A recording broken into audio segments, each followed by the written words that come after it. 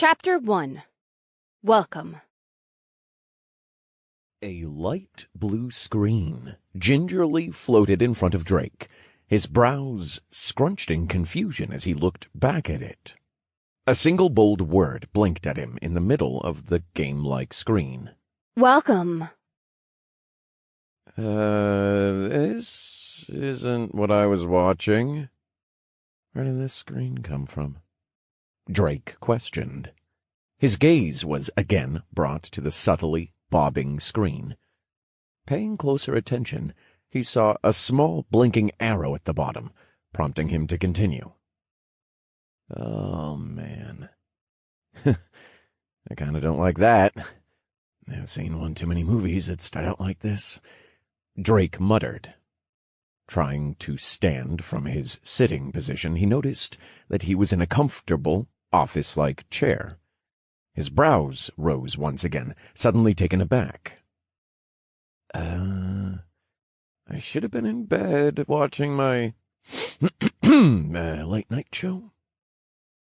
And why is it so chilly in here? He thought, looking down at his exposed feet upon the cold tile floor. Oh, that isn't a good sign. Ignoring the screen only made it blink more aggressively in Drake's peripheral, but quite frankly, it wasn't the weirdest thing here. And that said a lot. Drake patted himself down. He would have thought it impossible, but it looked like he had somehow been moved out of his apartment and into this white, nondescript room. His gaze moved down his body, passing over his plain t-shirt, to stop with some embarrassment at his pants, or his lack thereof. Oh, shit, I'm pantsless, too! Hey! Whoever you are, oh, you didn't even have the decency to clothe me when you kidnapped me? He shouted at nothing in particular, hoping someone would hear him and provide some answers.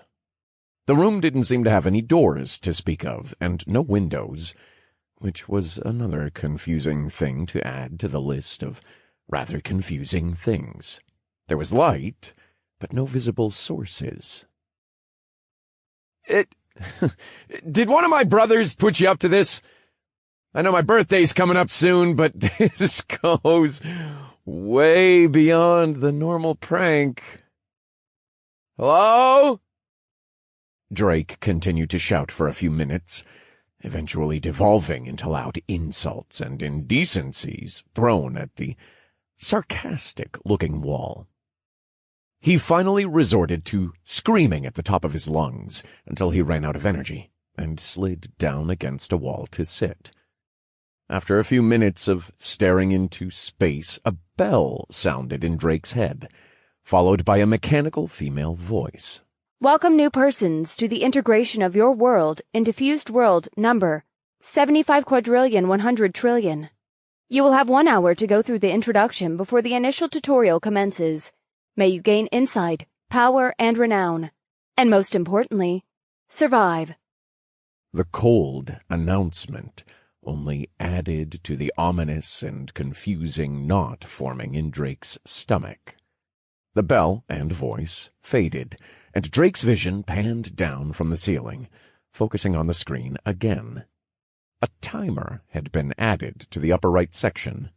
Time remaining until initiation. 59 minutes, 45 seconds. I've definitely seen this movie before, and I really don't want to see what happens when the timer runs out. He chuckled wearily as he reluctantly pressed the continue button. Chapter 2. A very shocking introduction. Welcome. A new and far more sardonic female voice said, startling Drake and causing him to sprawl on the ground. With the lack of doors, it shouldn't have been possible for someone to enter unnoticed. But the shock of a new voice brought Drake to his feet, assessing the person across from him.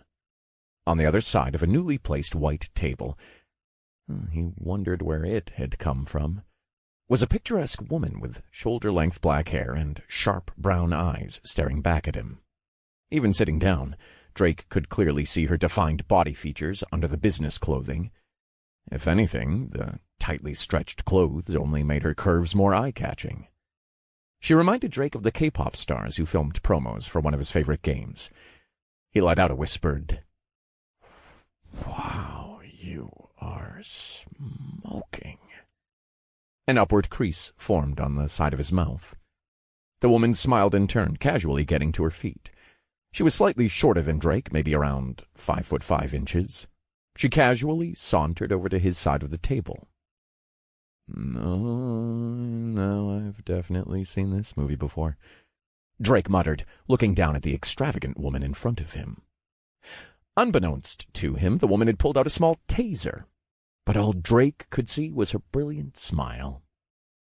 Before he could understand what happened, he went stiff as a board, an intense current surging through his body. He fell back to the ground with an unceremonious thud. "What the fuck, lady?" he choked out while spasming.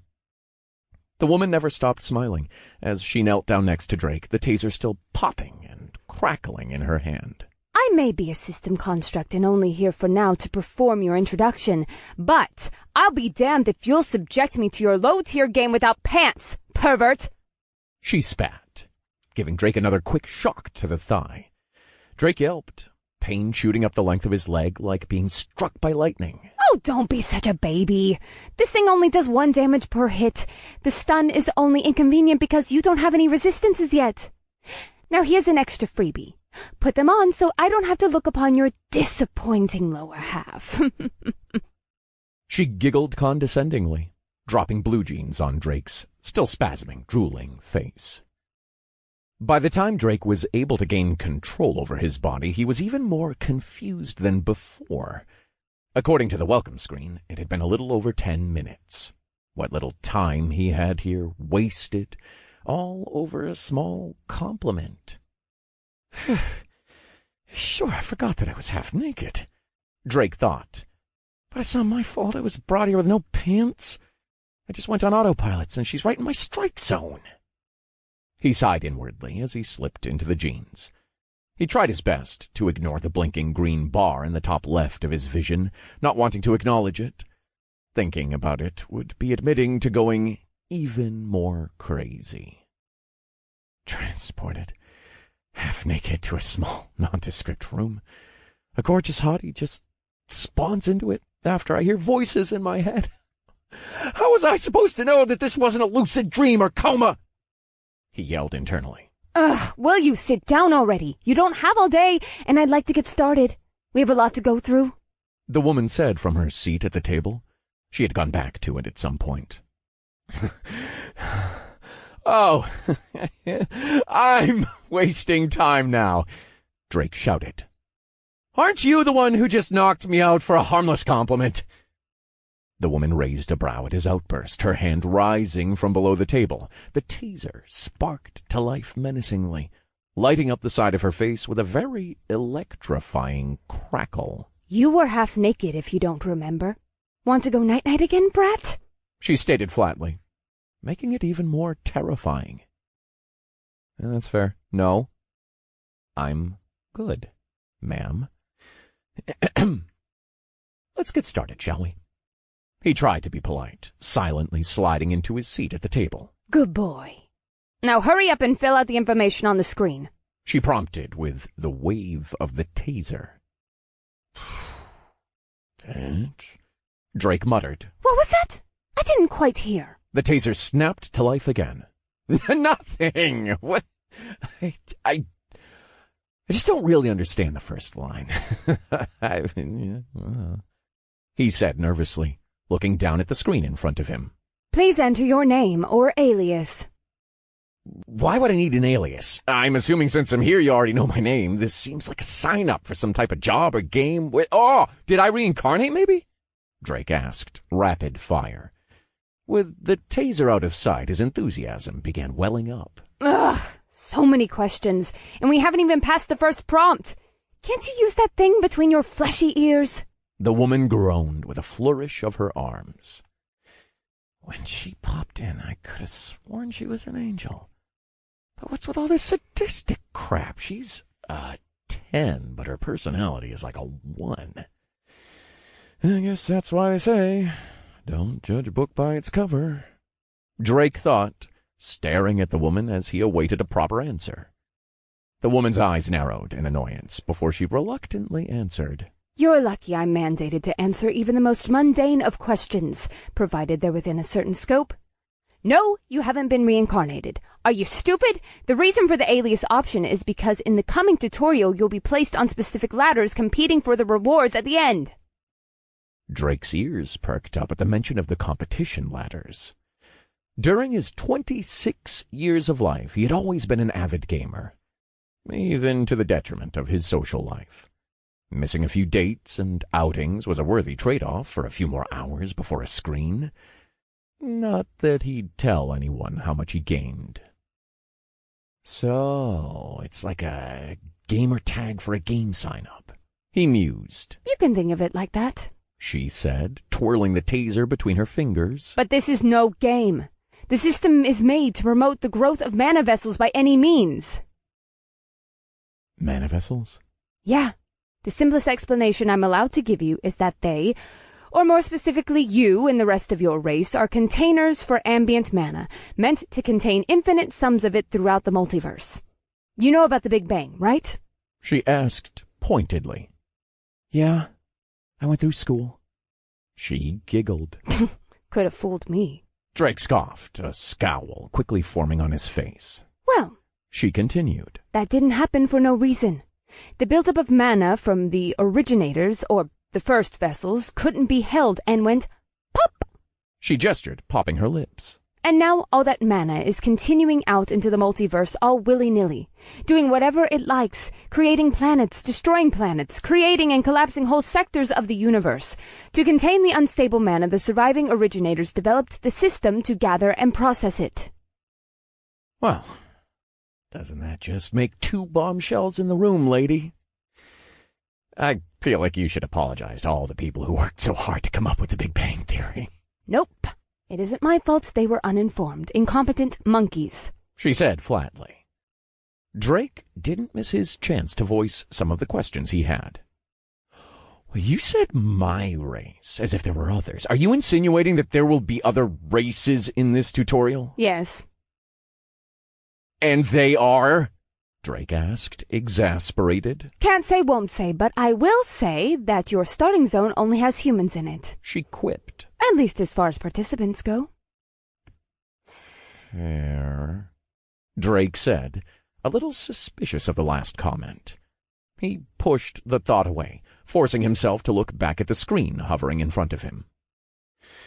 Well, I guess I'll just use my gamer tag for now. When he pressed the input box, a cursor began flashing there as a keyboard manifested into existence, and he typed his handle from some of his more recent RPG games. Please enter your name or alias. XXX, Demon Hunter Drake, XXX. Drake's hands practically teleported to cover his flushing face. He just realized he had typed the name he used for single-player RPG games, and it would now be seen by others.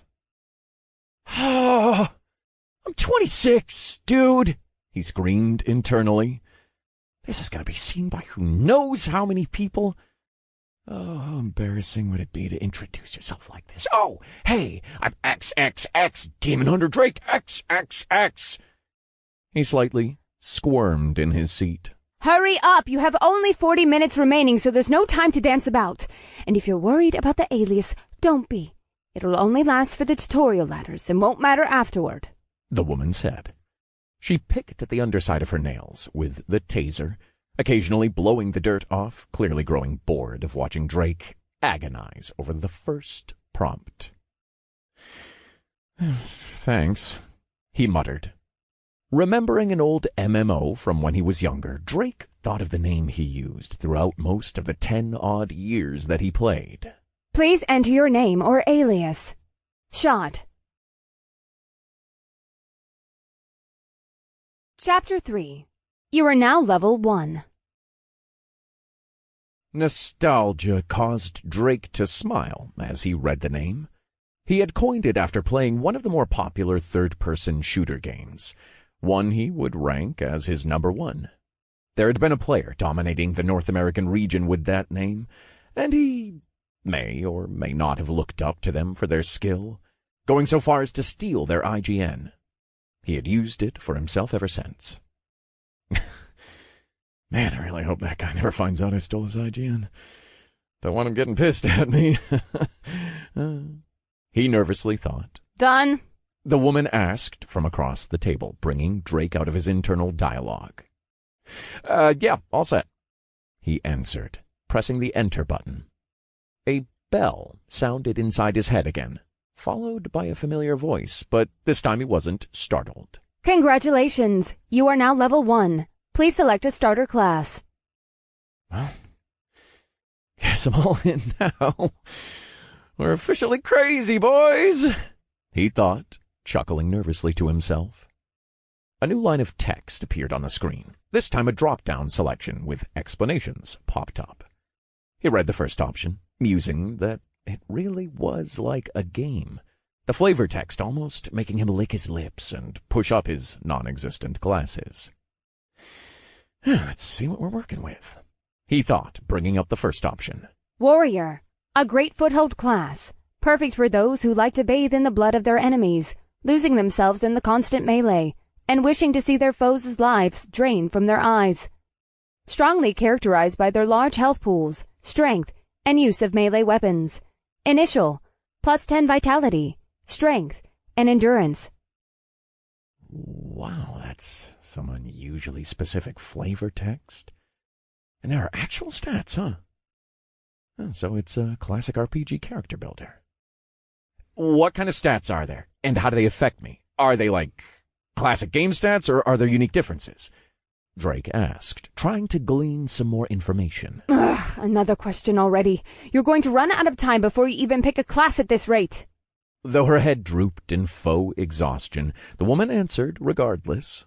They're what you would think of as typical statistics for games. Vitality affects your base health and health regeneration. Strength makes you physically stronger. Dexterity gives you more speed, faster reflexes, greater finesse, and the like. Intelligence increases base mana and makes your spells hit harder, and wisdom is mana regeneration. Endurance modifies your stamina and stamina regeneration. Now, based on certain classes and skills, it might create and affect a substat or be a multiplier of another stat. There are more skills in the multiverse than there are specks of debris in space. The woman explained. Drake touched his chin thoughtfully. It seemed basic, but better safe than sorry. He knew of some game systems that liked to have substats affected right off the bat. Are there any hidden stats that come from the main 6? Like defensive penetration with more dexterity, for example. Wow, a creep and a nerd. You're the whole package, aren't you? You must have had a wonderful childhood. Pretty cringe, if you ask me. You're cringe! The hell is your problem? Who hurt you? Drake said, his face souring. The woman rolled her eyes and continued. And no, there are technically no substats directly correlated with any of the main stats right now. Like I said, they can be used as multipliers for a skill's damage or a passive substat, but you have to get the passive skill to have the substat as well as grow the stat. So you won't have, say, magic penetration without a passive skill that uses it. She sneered. Drake hastily went back to the screen with the class explanations. Ranger. A class for those who wish to strike from the shadows or from afar. Often uses hit-and-run tactics to debilitate their foes and whittle them down while watching them suffer. There's nothing like watching an enemy bleed out and rot from poison. Characterized by their high dexterity and nimbleness. Often seen with ranged weapons. Initial +10 dexterity, strength, and endurance. Whoa. These explanations are getting a bit out there, Drake thought, selecting the next class. Cleric. A boon to any party. This is a class that wishes to help the wounded and the weak. For those who wish to seek power through prayer but don't mind crushing a skull with a large mace every once in a while. Characterized by their ability to heal and support others. Often seen with a cudgel and cross. Initial +10 intelligence, wisdom, and endurance. I think there's something wrong with these class descriptions, Drake finally said. No. The woman said, shaking her head. It says what it says. Seems, pretty biased towards bloodlust, doesn't it? It isn't just sending us into wholesale slaughter, is it? The woman was eerily silent, letting the question linger in the air like a joke that fell flat. In lieu of answering, she simply flashed a customer service smile at Drake. Okay. That isn't ominous in the slightest, Drake thought, focusing on the last option on the screen. Mage, a class fantasized for its world-leveling power which grants the ability to destroy swaths of enemies with a single spell. There's nothing like a fiery explosion that lights up the world. Characterized by their devastating magical attacks and high intellect, often seen with the staff and wizard hat. Initial +10 intelligence, wisdom, and dexterity. Drake's eyes widened. He had assumed there was magic, as the woman had mentioned, but he hadn't wanted to get ahead of himself. Now that he read about it, though, a bona fide mage class. Every game and anime with magic he had watched now flashed across his mind in a tornado of weeby excitement. He couldn't imagine selecting any other class. All caution was thrown to the wind. This was going to be his class. Nostalgia took him through his teen years, remembering the friends he had played with in past MMOs. Endless hours of grinding for gear, levels, money, and items, doing their best to organize people so they could challenge content first, all warmed his heart. He remembered when his guild leader created a custom class for a contest held by one game as a reward for reaching a designated level within a certain time limit. The basis of that class had been a mage, an incredibly versatile cross-class that only scaled into the late game, eventually garnering complaints about being broken. Again, a smirk crossed Drake's face. He was hoping there might be a possibility here as well. "I'm going with mage," he declared as he selected the class and pressed continue. Congratulations, you have selected Mage as your starting class. You are now a level 1 Mage. You have unlocked Mana Bolt. Bonus stats applied, +10 intelligence, wisdom, and dexterity. You've completed the introduction. Accept rewards. A sudden torrent of notifications flooded Drake's head as he completed the class selection, berating his inner ears with bells. Instinctively, he covered his ears to try to block out the noise. To no avail. I should have told you about the flood of notifications you would be getting. My bad, the woman said. Tilting her head back condescendingly, she sneered again at his pain. "Oh, why is it so loud?" Drake asked, gripping his ears as remnants of the ringing still haunted him. You get used to it, I'm sure. You can also mentally suppress the notifications and view them later. Would suck if that happened during a fight, so might want to do that. She snickered. "And how do I do that?" Drake questioned, raising his head and shaking it slightly in an attempt to clear the high-pitched ringing. You know those mute buttons on videos? Just think of it like that. It'll probably work. Drake did as the woman suggested and imagined clicking the button. "How do I know if it worked?" The rewards for the class change should still be there, since they haven't come out on the table. Go ahead and accept them mentally. The woman answered, not missing a beat. He brought up the notifications and saw one asking about the rewards. Mentally assenting to the notification, a wooden staff appeared on the table in front of him. Next to it was a black 20-sided die. Drake picked up the die between his fingers and rolled it around. "I've seen these. Isn't this for tabletops?" He wondered out loud. Among other things, it's for your class upgrade at level 10, and then second advancement at level 40. You should have gotten a class quest for it.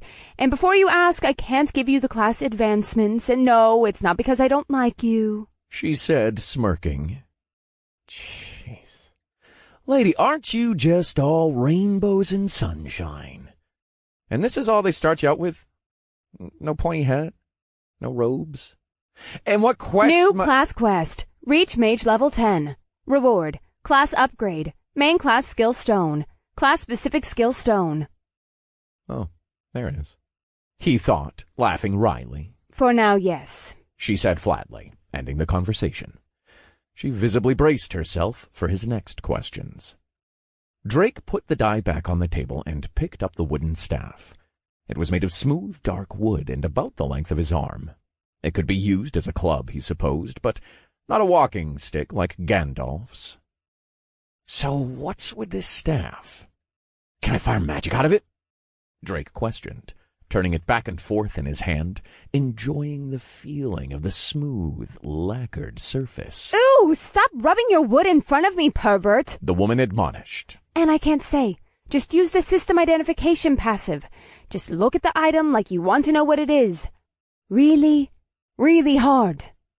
Again, Drake did as suggested, and a new window popped, surprising him. This system really was very like a video game. Novice wooden staff. Common. A starter wooden staff made of what it looks like. Wood. 1 to 12 physical damage. 40 to 44 magic damage. Attack speed, normal. Cast speed, normal. Reading the flavor text, Drake chuckled. He was starting to enjoy the system's quips. He looked up from the staff in his hand to the woman, noticing that the screen was now counting down from 10. Oh, looks like I'm out of here soon, so long as this isn't all just a coma, or a fever dream, I guess. You were slightly less than helpful, miss, but very degrading, which I might say isn't my kink, but no shaming here. You like what you like. Save spaces and all that, he said, standing up with staff in hand, leaning over with an outstretched hand. The woman stood up in a huff, a very familiar crackling sound at her side. Huh? Are you trying to kink-shame me for a kink I don't even have? I'm a construct made to handle this introduction, molded to put you at ease for the transition to the tutorial, and you have the audacity to try and— Midway through her sentence, she saw that Drake was wearing a shit-eating grin as he extended his arm for a handshake. Ugh, whatever, she groaned, reaching out to meet his hand. Well, thanks for the banter, and I hope the tutorial isn't like those ones in manga and movies, Drake said. The woman smiled as she continued to shake Drake's hand. The counter fell to the final seconds. 5, 4, 3. She placed her other hand on top of his, her smile bigger than ever before, her eyes shrinking to points as her expression became sadistic. A primal aura exuded from her as she gazed deep into Drake's eyes. Oh, it'll be much worse, she said as her voice crackled and glitched in a cacophony of broken octaves. Chapter 4. Recruiter. The room flashed in an array of bright colors. The feeling of the woman's hand slowly disintegrating out of Drake's was unnerving. Drake sweated, chuckling nervously at her words. They echoed in the back of his mind like a shout in an empty hallway. He clenched and unclenched the now empty hand. Looking around, the room was nowhere in sight. The space he was in was lit by a multitude of colors, fully encompassing him and the floor. It faded away in a similar display of beautiful, cascading light. But somehow, he was still able to stand upright. Drake assumed he was being transferred to the tutorial zone that the construct woman had mentioned.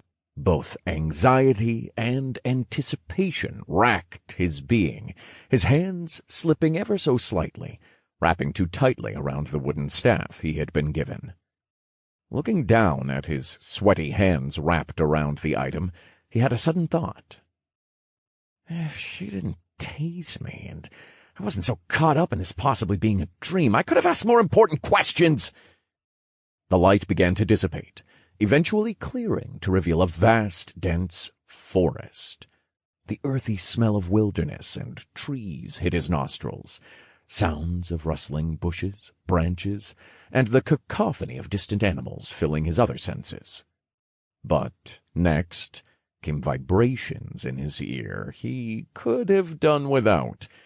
Sounds of weeping, shouts, and screams assaulted him. Drake spun around, surveying his surroundings. The motes of flickering lights left him disoriented. Soon the lights returned and faded, revealing more and more people. They were the source of the crying. What's going on? I'm supposed to be at my boyfriend's condo, one woman said, her face a mess of smeared makeup. He spotted a cudgel in her clutches as she desperately looked around, terror and confusion cemented on her face. "Tyler! Where are you? Tyler! This isn't funny, buddy. Come out. Daddy isn't playing around anymore." A man yelled, seemingly looking for his lost son. He held a long iron sword in one hand, a shield in the other. Drake looked around at the panic on people's faces. Some were walking around, shouting names in search of others. Some fell to the ground in despair, much like the cleric woman. But many instead held smiles and eagerly looked at the new weapons. There were swords, bows, and quivers, daggers sheathed upon hips, the cudgels of healers, and even some people holding the same style of staff as Drake. He panned over the large congregation that had appeared. The lights were flickering out, finally finishing the transportation. Towering over the crowd was a man who immediately drew the eye, his rough orange hair and husky build encouraging Drake to stay far, far away. Through the noise, Drake noticed that some of the people weren't speaking English. A few words within the hubbub were in Spanish, German, and even Korean. I guess it's true. The whole world got pulled into this. I'm just glad that there isn't someone speaking Tagalog. I'm already having flashbacks of my mother yelling and chasing me around with the chancla. Oh. And that I'm not going crazy. Dodged a bullet there for a few more years, Drake thought sarcastically, while he tried his best to cope with the sudden realization that he wasn't dreaming. A hand clasped onto his shoulder. "Hey, man, do you know what's going on here? Some really hot babe forced me to fill out some stuff and told me I was going to be sent to some tutorial. Are we in some kind of shared hallucination or something? Where the fuck is this?" the man asked rapid fire. Drake was forced to turn to face the man, surprised at his strength. Drake wasn't exactly a gym junkie, but even with all his sedentary hobbies and his day job, he still went to the gym at least 3 times a week and ate healthily. Okay, somewhat healthy. He may not have been Arnold Schwarzenegger, but Drake was no slouch. But this man, grasping onto his shoulder, was of a thinner build and slightly shorter than him, and yet the strength he displayed was clearly disproportionate to his appearance. Drake noticed the sword in the man's free hand. Panic pitted and knotted his stomach. "I only know as much as you do. Let go of me, will you?" Drake demanded. "You have the grip strength of a silverback, and it's starting to hurt." The man released Drake's shoulder apologetically. "Sorry, sir. Sheesh, I'm just trying to figure out what's going on and where that chick went." "I'm not a sir, kid. I'm 26. And didn't you ask the construct any questions at all? We had a whole hour," Drake asked, raising an eyebrow. The man clicked his tongue and muttered under his breath. "You fucking boomer. No, I wasn't really listening. I mean, I kept trying to get in the chick's pants after she forced me to pick some game class. I just chose the first one that came up so I could keep talking to her." Drake put his hand over his face. He looked no older than 18, and he was clearly more clueless than Drake was, not even listening to the construct. What was this guy thinking? Only focusing on chasing tail when he was obviously in a unique situation. His mind wandered. How did all these other people fare then during the introduction? I hope not everyone was like this kid, or we might be in big trouble. Looking over the crowd again, there must have been at least a couple thousand people present, most of them looking just as confused as the person next to them. However, he could see some milling around and talking to others, and some groups were starting to form despite the confusion. Drake nervously scratched the back of his head with the staff as he began to walk around. his only guide being the quest in the corner of his vision. This is telling me what to do in the short term, I guess, but I still don't know what's going on, Drake pondered, again regretting the time getting tased had wasted. Doing his best to survey this starting area, Drake continued to walk around, hearing suspicious rustling in the bushes now and then. As more and more groups began to gather, only a small few walked off into the dense, unknown forest surrounding them. He needed to get a better grasp of his stats and own situation before he even tried to leave. The sounds of the forest were getting concerning. Distant yells, grunts, and animal cries. Stats first. I was so excited I never figured out how my magic skill worked, he thought. Drake got the feeling that he should be quicker in his steps. While he walked, he mentally went through all the game commands he knew. Character sheet. Stats. Status? Ah, there we go. A familiar blue window popped up in front of him. Drake Wallen. Race. Human. Tutorial alias. Shot. Class. Mage level 1. Vitality. 17. Strength. 10. Dexterity. 26. Intelligence. 24. Wisdom. 25. Endurance. 9. Skills. Mana Bolt. Drake looked over his stats for a moment. His mage stats were his highest, he assumed from the class bonus, meaning he was starting around 13 on average for his stats. How do I quantify these stats? Was that guy from earlier a warrior? That must be why he was so strong even though I didn't look it. And why does my skill not have a rank? Drake wondered, but without warning another hand grabbed his shoulder. Drake faced the person who had stopped him. Inwardly, he was grumbling. He was getting tired of being touched. Hey there! I'm Chris. I'm forming a group so we can figure out what's going on and finish these quests together. I'd be happy if you'd join us, the man said, pointing a thumb over his own shoulder at the small group gathered behind him. He was taller than Drake, so Chris was at least 6 feet, with blonde hair, blue eyes, and an athletic build. Drake cocked an eyebrow and looked at the crowd. There were a little over 20 people following Chris around, like little chicks, all wielding different weapons. Most of them held swords, though. Had they all just picked the first class they could, or had they watched too much sword art online? Their apparent leader kept talking, drawing Drake's attention back to him. So, wanna join? I'll pass. I'm more of a solo player. Drake lied, turning to walk away. Figuring out his stats and skills here instead of during the introduction was already wasting too much time. What the construct said at the end still tugged at the back of his mind. He needed to hurry up and get to grinding. Before Drake could walk away, the man grabbed his arm again. You shouldn't go alone. It's safer if we stay together. We don't know what's out there. We should work together to finish the quests. Chris insisted. Drake waved off Chris's hand, rubbing his wrist from the strength of the man's grip. Where the hell are your manners? I don't have to do anything. Who raised you? Going around demanding people join you. Good luck, but no thanks. I'll be just fine alone, Drake retorted, prompting Chris to frown in response. Chris was right, Drake admitted.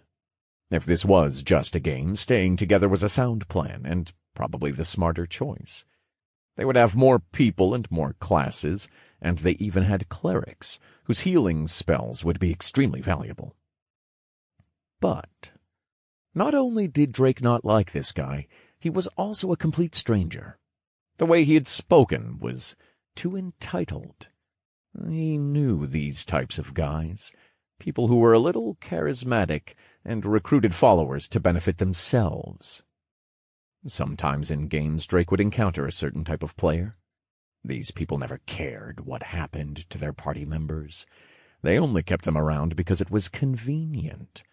They would kill, steal, and worse.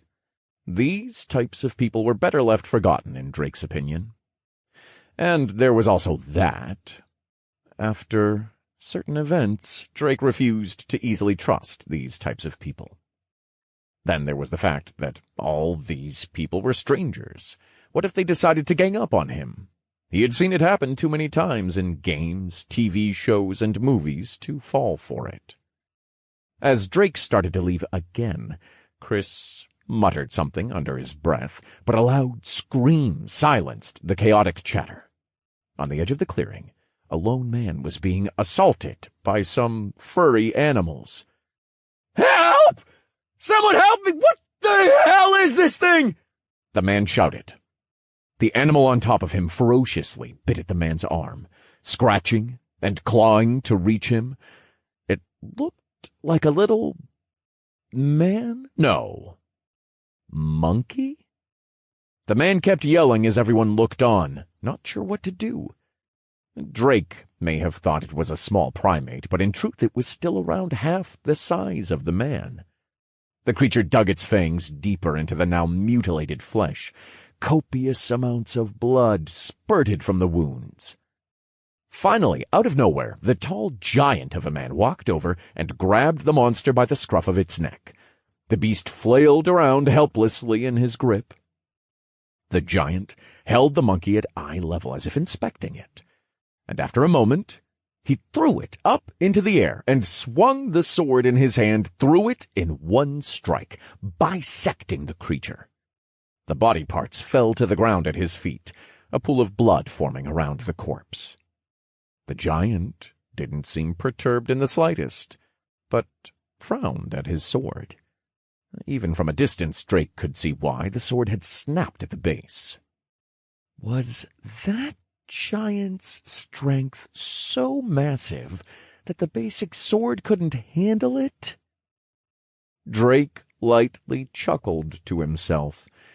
Watching the man throw the sword away and walk over to a small tree had him entranced. The giant gripped the trunk and pulled it straight out of the ground, roots and all. Shaking off the dirt and cleaning the branches, he made a makeshift club, then walked off into the forest. Yeah, that guy isn't human. Definitely staying as far away from him as I can. Is he a superhero or something? Maybe his name is Hercules. Drake thought to himself, still laughing wryly. Drake headed over to the monkey's corpse, walking past the bloodied man upon seeing that he was still kicking just fine. Plenty of others were already flocking to check on him anyway. Looking at the corpse up close, it was definitely some kind of primate, but it was one he had never seen on Earth before. It had gray fur with patches of black here and there, but its face was more that of a bat than a primate. Its nose was crushed and turned up, and its eyes beady and black. Most notable were the two large fangs coming from its mouth. Before Drake could inspect the creature more, a new notification came into his peripheral. New subjugation quest. Kill 20 vampiric apes. Reward.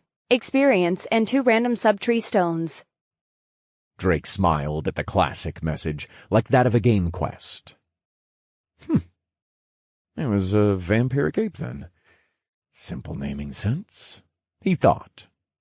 Drake noticed people starting to look over and gather around him now, their eyes lighting up as they got closer to the corpse. Oh, seeing the corpse was the trigger for the quest? Then I need to get going before all these things get hunted down. I don't want to fall behind. He ran off into the forest, away from the groups, guided by his eagerness. Danger was an afterthought when the siren song of being the first to complete the quest lured him. Suddenly a voice behind him yelled, "Hey, everyone, look at this weird ape! Looks like it triggers a quest. Why would someone just announce that? They could have had a head start. Shaking these thoughts from his mind, Drake ran until he was well away from the crowd. Huffing as he came to a stop, Drake leaned against a nearby tree, surprised he hadn't run into anyone else on the way. Not even any of the vampiric apes. Usually starter areas were dense with stuff to kill. Had that one ape just wandered off? A few moments after gathering his breath, Drake heard the rustling of leaves above his head. Looking up, he saw the figure of a vampiric ape drooling from its gaping mouth, a finger between its teeth, as if sizing up a tasty meal. Clever girl, Drake mumbled through his heavy breaths. Drake wasn't sure if the ape had waited for him or if he had run into the tree that it just happened to be in, but it didn't matter. The beast was here now. The ape launched itself off the branch, outstretched like some sort of feline seizing its prey. The moment after their eyes met, it fell onto Drake from above. It landed, pushing Drake to the ground, but not before Drake swung his staff upwards, barely meeting the creature's open maw. The beast struggled to bite through the staff, slowly chipping away at the lacquered wood, just inches from Drake's face. The stench of the animal's breath was filling his nose, forcing him to scrunch his face up in disgust. Unsurprisingly, the ape was slowly winning as they struggled. Both were grunting in a tug-of-war over the staff, rolling back and forth. Get your stinking paws off me, you damn dirty ape! He yelled through gritted teeth, swinging his leg into the back of the ape in a desperate attempt to push it off him. The kick connected and forced the brute off him, throwing it into the tree it had leapt from. The beast hit the tree with a loud, reverberating thud. He jumped to his feet as quickly as he could, gasping for breath and gripping the staff in both hands, ready to continue the fight. But it didn't get up. Somehow the ape had hit its head when it slammed into the nearby tree, knocking it unconscious, or at least stunning it momentarily. Drake didn't let the opportunity slip and ran to the unconscious animal, anxiously trying to get there before it recovered. "Always beat a mob when it's down or stunned," he shouted with a sneer, raising his staff over his head. Bringing it down with full force on the beast, there was a loud thwack, leaving the ape's skull dented. It suddenly started flailing from the impact, raising its hands in defense.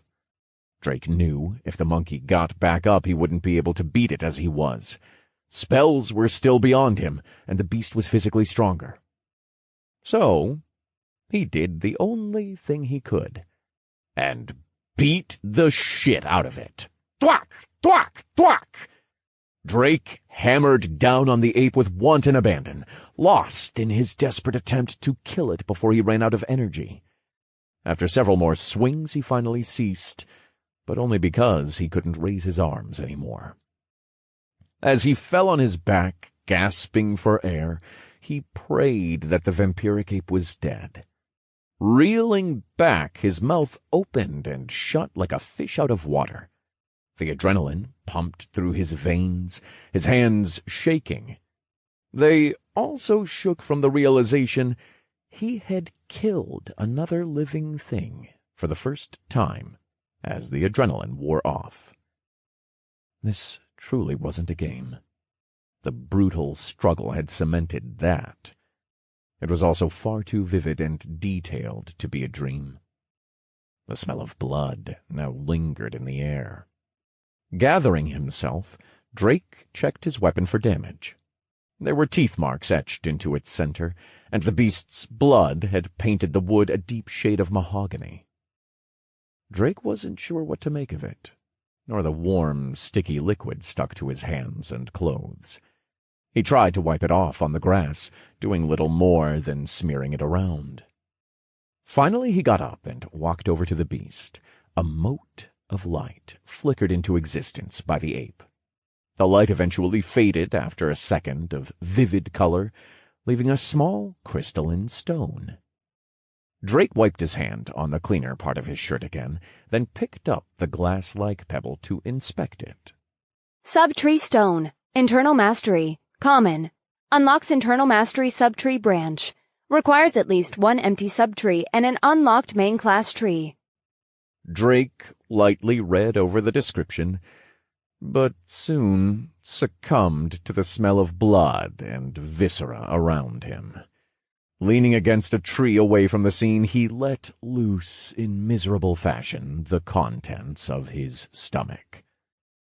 Why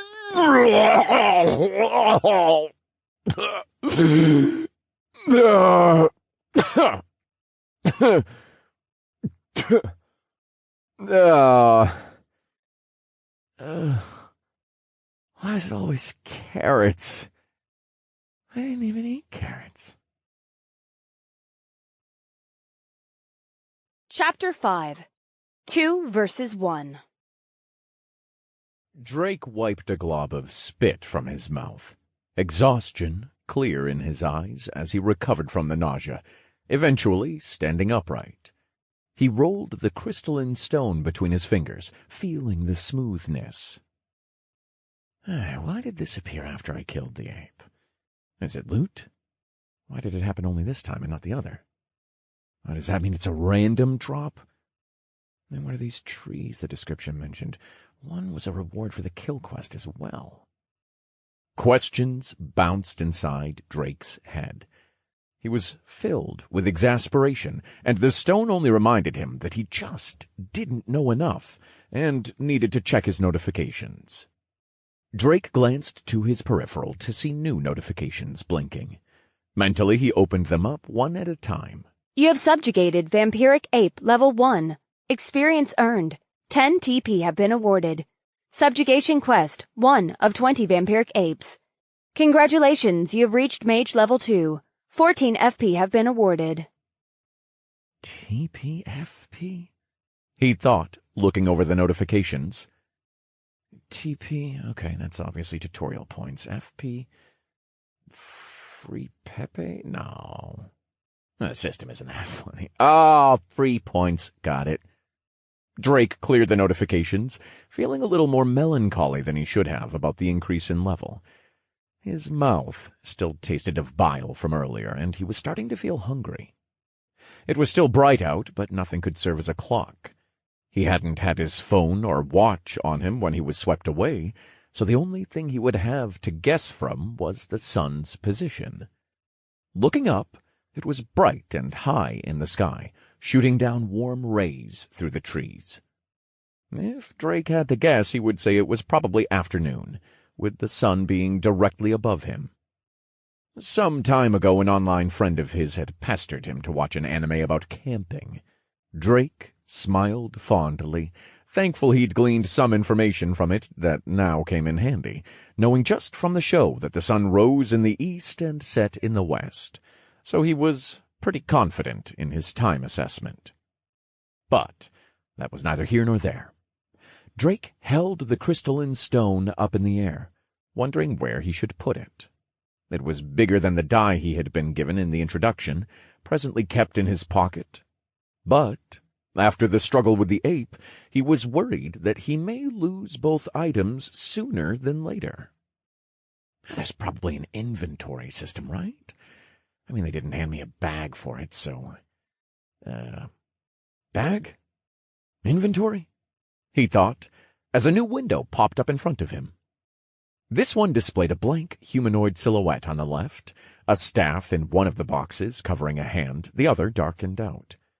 Other slots covering the silhouette's parts, one each for the head, shoulders, chest, legs, wrists, feet, and even extra slots, probably for accessories. 2 each for his ears and fingers, and finally one for a necklace. Drake placed his hand to his mouth to think, but then quickly ripped it away. Somehow he had forgotten the blood on it. He shook his head wearily and looked over the rest of the window. To the right of the silhouette was a 10x5 space with 5 boxes, underneath which were 4 separate boxes. But he wasn't sure what they were for. Okay. Inventory found, but how do I use it? I'm guessing it just works like this? Drake thought, imagining putting the stone and die into the slots. Amazement covered Drake's face as both the die and the crystalline stone vanished from his pocket and hand, suddenly occupying their own respective slots in the window. He was also pleasantly surprised that he could identify the items from his inventory. He wouldn't have to remove items to do so. Drake heard rustling in the trees as he closed his inventory. His hands gripped his staff once again. There was movement in the treetops, but no apes yet. Again he was surprised, this time by the strength with which he gripped the staff. Not long ago he had killed that vampiric ape, but Drake felt fine and ready to go. Physically. Was this a side effect of leveling up? He would have to worry about it later. Right now he didn't have time to check his increased stats, or even distribute his waiting free points. Drake pushed his back against another nearby tree, cursing that he hadn't moved further away from the fight. Going through his notifications had made it slip his mind, but now he was reminded that this wasn't a game. The scent of blood must have attracted the beasts. His eyes darted around the branches of the trees, looking for any more apes. From multiple directions the rustling drew nearer. Damn it! So it is more than one this time. If only he worked out how to use his magic before rushing off into the forest. He was a damned mage, but he was using his staff as a club. He racked his mind about Manibolt as the rustling drew closer and closer, but just drew blanks. In the next moment, Drake heard a rustle of leaves above him. From a tree branch above, an ape pounced on him. Drake hurled himself out of the way, falling into a roll. Drake got to his feet quickly. Then the second vampiric ape dropped from above onto his back. Drake yelped, only for the ape to seemingly snicker, as if it had caught a small animal in its grasp. The next second, the ape sunk its two large fangs into Drake's shoulder. Ow! Fuck! You little bastard! Get off of me! Drake howled in pain, swinging the staff in his hands at the ape. But the angle of his swings was awkward, and he only managed to flail about wildly. The ape responded by sinking its teeth again into his shoulder, more blood spurting all around in a steady stream. A pained shriek ripped from Drake's mouth. Drake was in serious danger now. He looked up to the top left of his vision as the health bar dropped to a little above 50%, changing from green to yellow. Fuck! Am I gonna die here because I can't use this stupid fucking spell? Oh, maybe I should have just gone with that Chris guy. Drake shouted internally, his mind racing with regrets. But the ape on his back wasn't even the worst of it. The ape from earlier wasn't sitting idly. It started charging toward Drake. The personification of a hungry man rushing to his dinner, its mouth nearly opened vertically. Its two large fangs were ready to invite themselves into Drake's throat. No! No! No! I refuse to die here, damn it! He shouted desperately, propping his staff up in the charging animal's path. It rammed right into the makeshift spear as the staff's haft protruded from its gaping maw. Oh, serves you right, you stupid little bastard! Shouted Drake at his small victory over one of the apes. But it hadn't killed the ape as it began chomping down and grabbing at the staff, trying to rip it from Drake's grasp. You've got to be kidding me. Again the ape on his back bit down into his shoulder, reminding him that it was still there. Bellowing in pain, his health dropped into the red. It looked like it was just above 10%. Come on, please just work anything, I'm begging. Oh, it shouldn't be that complicated, it's just a basic spell. Oh, why didn't that bitch tell me how it worked? Drake yelled. Anything, please! Manibolt! Manibolt! Come my power, Manibolt! Drake chanted like a chunibyo, just hoping to strike gold. Manifest my power, Mana Bolt! He finally rattled off. This time, he could feel something release from his whole body, as if energy had just been sucked from him. The staff, still jammed in the ape's mouth, glowed with a light blue radiance. Something that Drake could only call a magic circle rotated around the end of the staff, encompassing the head of the ape. The next second, a loud bang emanated from the end of the staff, blowing a huge hole through the back of the vampiric ape's head. It hung limp at the end of the staff, its mouth still around the tip. Drake's mouth opened wide in surprise. Somehow he found the right combination of words in time. And he wasn't the only one. The ape's grip on his shoulder loosened. Apparently, its mouth had fallen agape at the fate of its comrade. Drake's health was still dangerously low, and he wouldn't let the second ape go without punishment. He grabbed over his back, throwing the monster to the ground with a grunt. Pointing the end of his staff at the face of the surprised ape, it looked to its side at its limp companion with fright. Then it looked back at Drake, waving its hands as if to beg for its life. "Ha! Ooh, Monkey Man! Manifest my power! Mana Bolt!" Drake shouted as he smiled, only to grimace from the pain in his shoulder. The light and magic circle formed again around the staff's tip, temporarily illuminating the vampiric ape's confused bat-like face. Then a second later he shot the mana bolt right between the eyes of the ape, killing it instantly.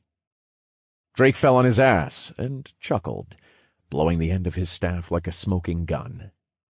But with health this low, he wasn't out of the woods yet, and he was still bleeding from his shoulder as he touched his hand to the bite. This was a pretty shitty situation, he thought. He needed to get away from here before more monsters showed up. Using the short staff as a crutch, he managed to get up to his feet, after which he was forced to slump over like an old man, as his staff was barely half his size. But there was nothing he could do about it. He looked down at the two apes in front of him, waiting momentarily. Two motes of light blinked into existence and winked out just as fast, leaving two small crystalline stones. Drake smiled as he scooped up the stones and placed them into his inventory. It's always nice to get loot after a fight. Chapter 6. Is it ha-ha funny or he-he funny? Drake weakly limped away from the scene of the fight, 2 items richer, and able to use his spell now. He looked up again at his health, still in the red and dropping as he bled out, and found what looked like a mana and stamina bar below it. Once the bleeding stopped, his health ceased falling as well. It was very close. Drake sighed in relief as it stopped at a mere 2%. Luckily, he hadn't blacked out from pain or blood loss. His mana bar looked like it was around 30%, and his stamina looked just as bad. He should use this reprieve to sort out his stats before the next ambush. His priorities right now were recovering and getting stronger. He quickly went to his stats through his notifications as he continued to limp forward, not able to rest for fear of more apes sniffing out the bloody mess that were his clothes and shoulder. You have subjugated Vampiric Ape Level 2. Experience earned. 15 TP have been awarded. You have subjugated Vampiric Ape Level 1. Experience earned. 10 TP have been awarded. Congratulations, you have reached Mage Level 3. 14 FP have been awarded. Subjugation Quest. 3 of 20 Vampiric Apes. Drake looked excitedly at the notifications. He had leveled up again. Looking at the necessary XP for Level 1 and Level 2, the amount needed seemed to double every level. He was also happy to find that his mana bolt was strong enough to one-shot a monster of his level. Looking back at his mana bar, he probably had one more mana bolt left in his reserves. That leveling up did not refill his health and other resources like in games was disappointing, further showing that this place may have game-like elements but wasn't a game. Finished with his notifications, he commanded his status to finally open. No shelter had been spotted yet, so he had no choice but to limp onwards. Drake Wallen. Race. Human. Tutorial alias. Shot. Class. Mage level 3. Vitality. 24. Strength. 12. Dexterity. 28. Intelligence. 42. Wisdom. 35. Endurance. 11. Free points. 28. Skills. Mana Bolt. Titles. First Blood. 2 versus 1. Living on the Edge. A new line of text showed his free points. It must have shown up now that he had leveled, and he now had 3 new titles. They hadn't been in the notifications. Why was that? For now, Drake pushed his question to the back of his mind, as he had more pressing troubles. He was dangerously close to kicking the good old bucket, and though it hurt him as a mage to do so, he had to put his free points into vitality. It was the clear choice, and he wanted to, live and all. It would be wise to only use as many free points as was necessary to get Drake out of danger to start. Presently, he could endure 2 bites from a low-level ape. He should use enough to endure that much. He placed 1 point into his vitality, observing his health for changes as he did.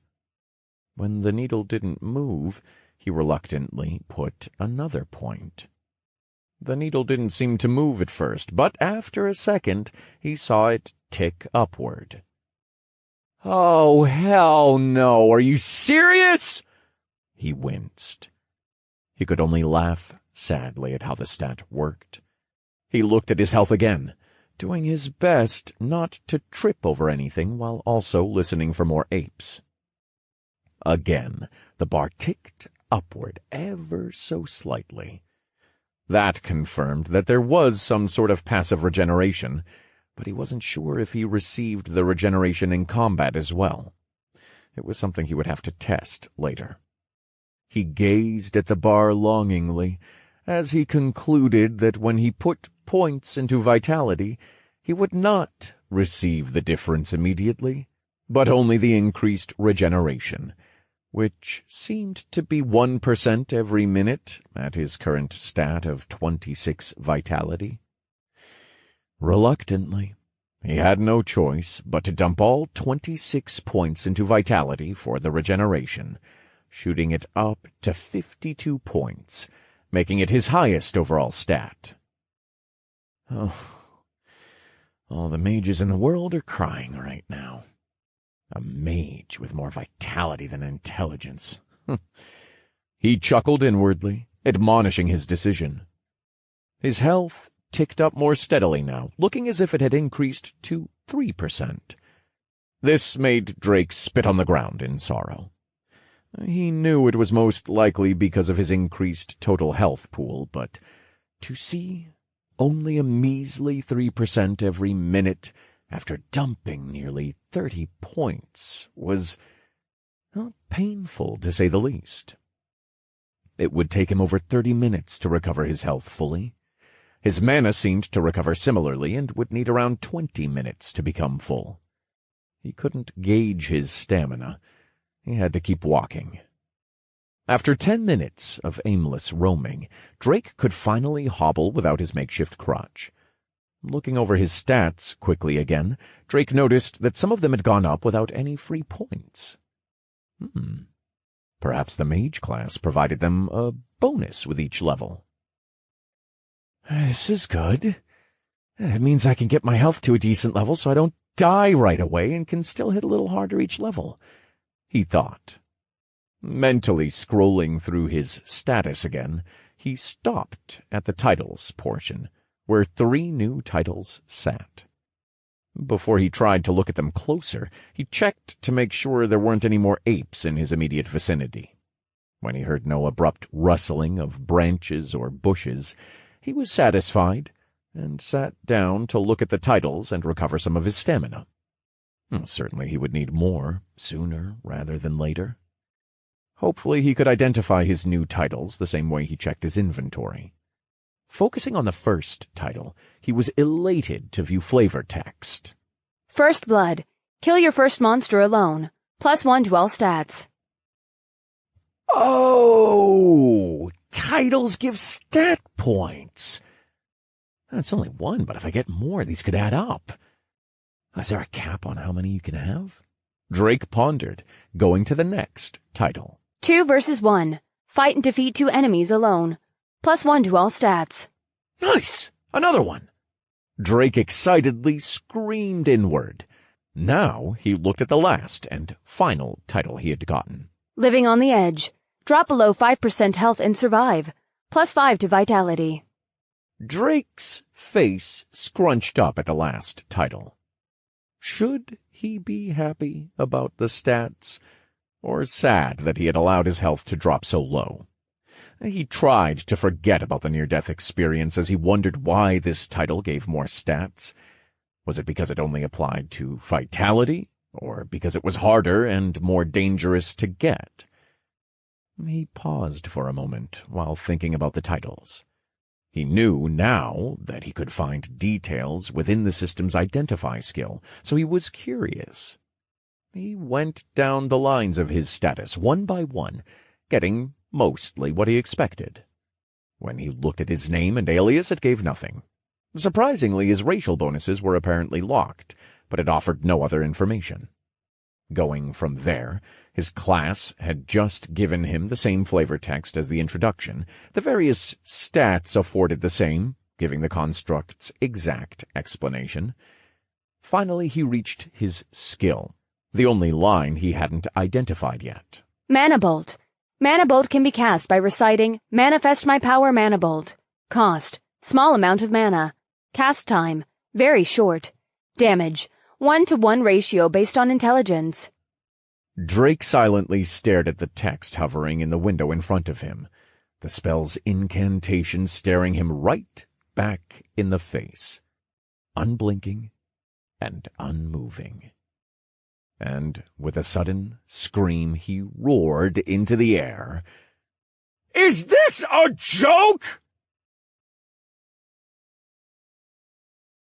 Chapter 7. Chris Springs, Bjorn Johnson. Chris walked behind the group he had expertly gathered, perusing his stats as they all ventured deeper into the forest. Chris Springs. Race. Human. Tutorial alias. Not available. Class. Warrior level 5. Vitality. 62. Strength. 94. Dexterity. 32. Intelligence. 26. Wisdom. 30. Endurance. 30. Free points. 0. Skills. Heavy strike. Titles. First Blood. Level-headed. Leader of sheep. Schemer. Murderer. Chris smiled to himself at what he saw. His group consisted of around 25 people. Well, it was closer to 20 now after some mishaps. There may have been a few accidents during fights, when people got too mouthy. Their last fight, which had raised Chris to level 5, had been void of casualties. Chris had been growing at a steady pace in this new world, all while safely protected. He would pretend to fight at the front with the other warriors, secretly dodging the vampiric apes, while the rest of the group did all the real fighting. But the final blow would be all his. It filled up his experience quite nicely. His stats had exploded with his fresh levels and newly obtained titles. He had more than enough strength to make sure anyone who noticed he wasn't fighting, or maybe got a little too strong, had a small little accident. And this was just the beginning. Chris, how are you feeling? Are you all right after that last fight?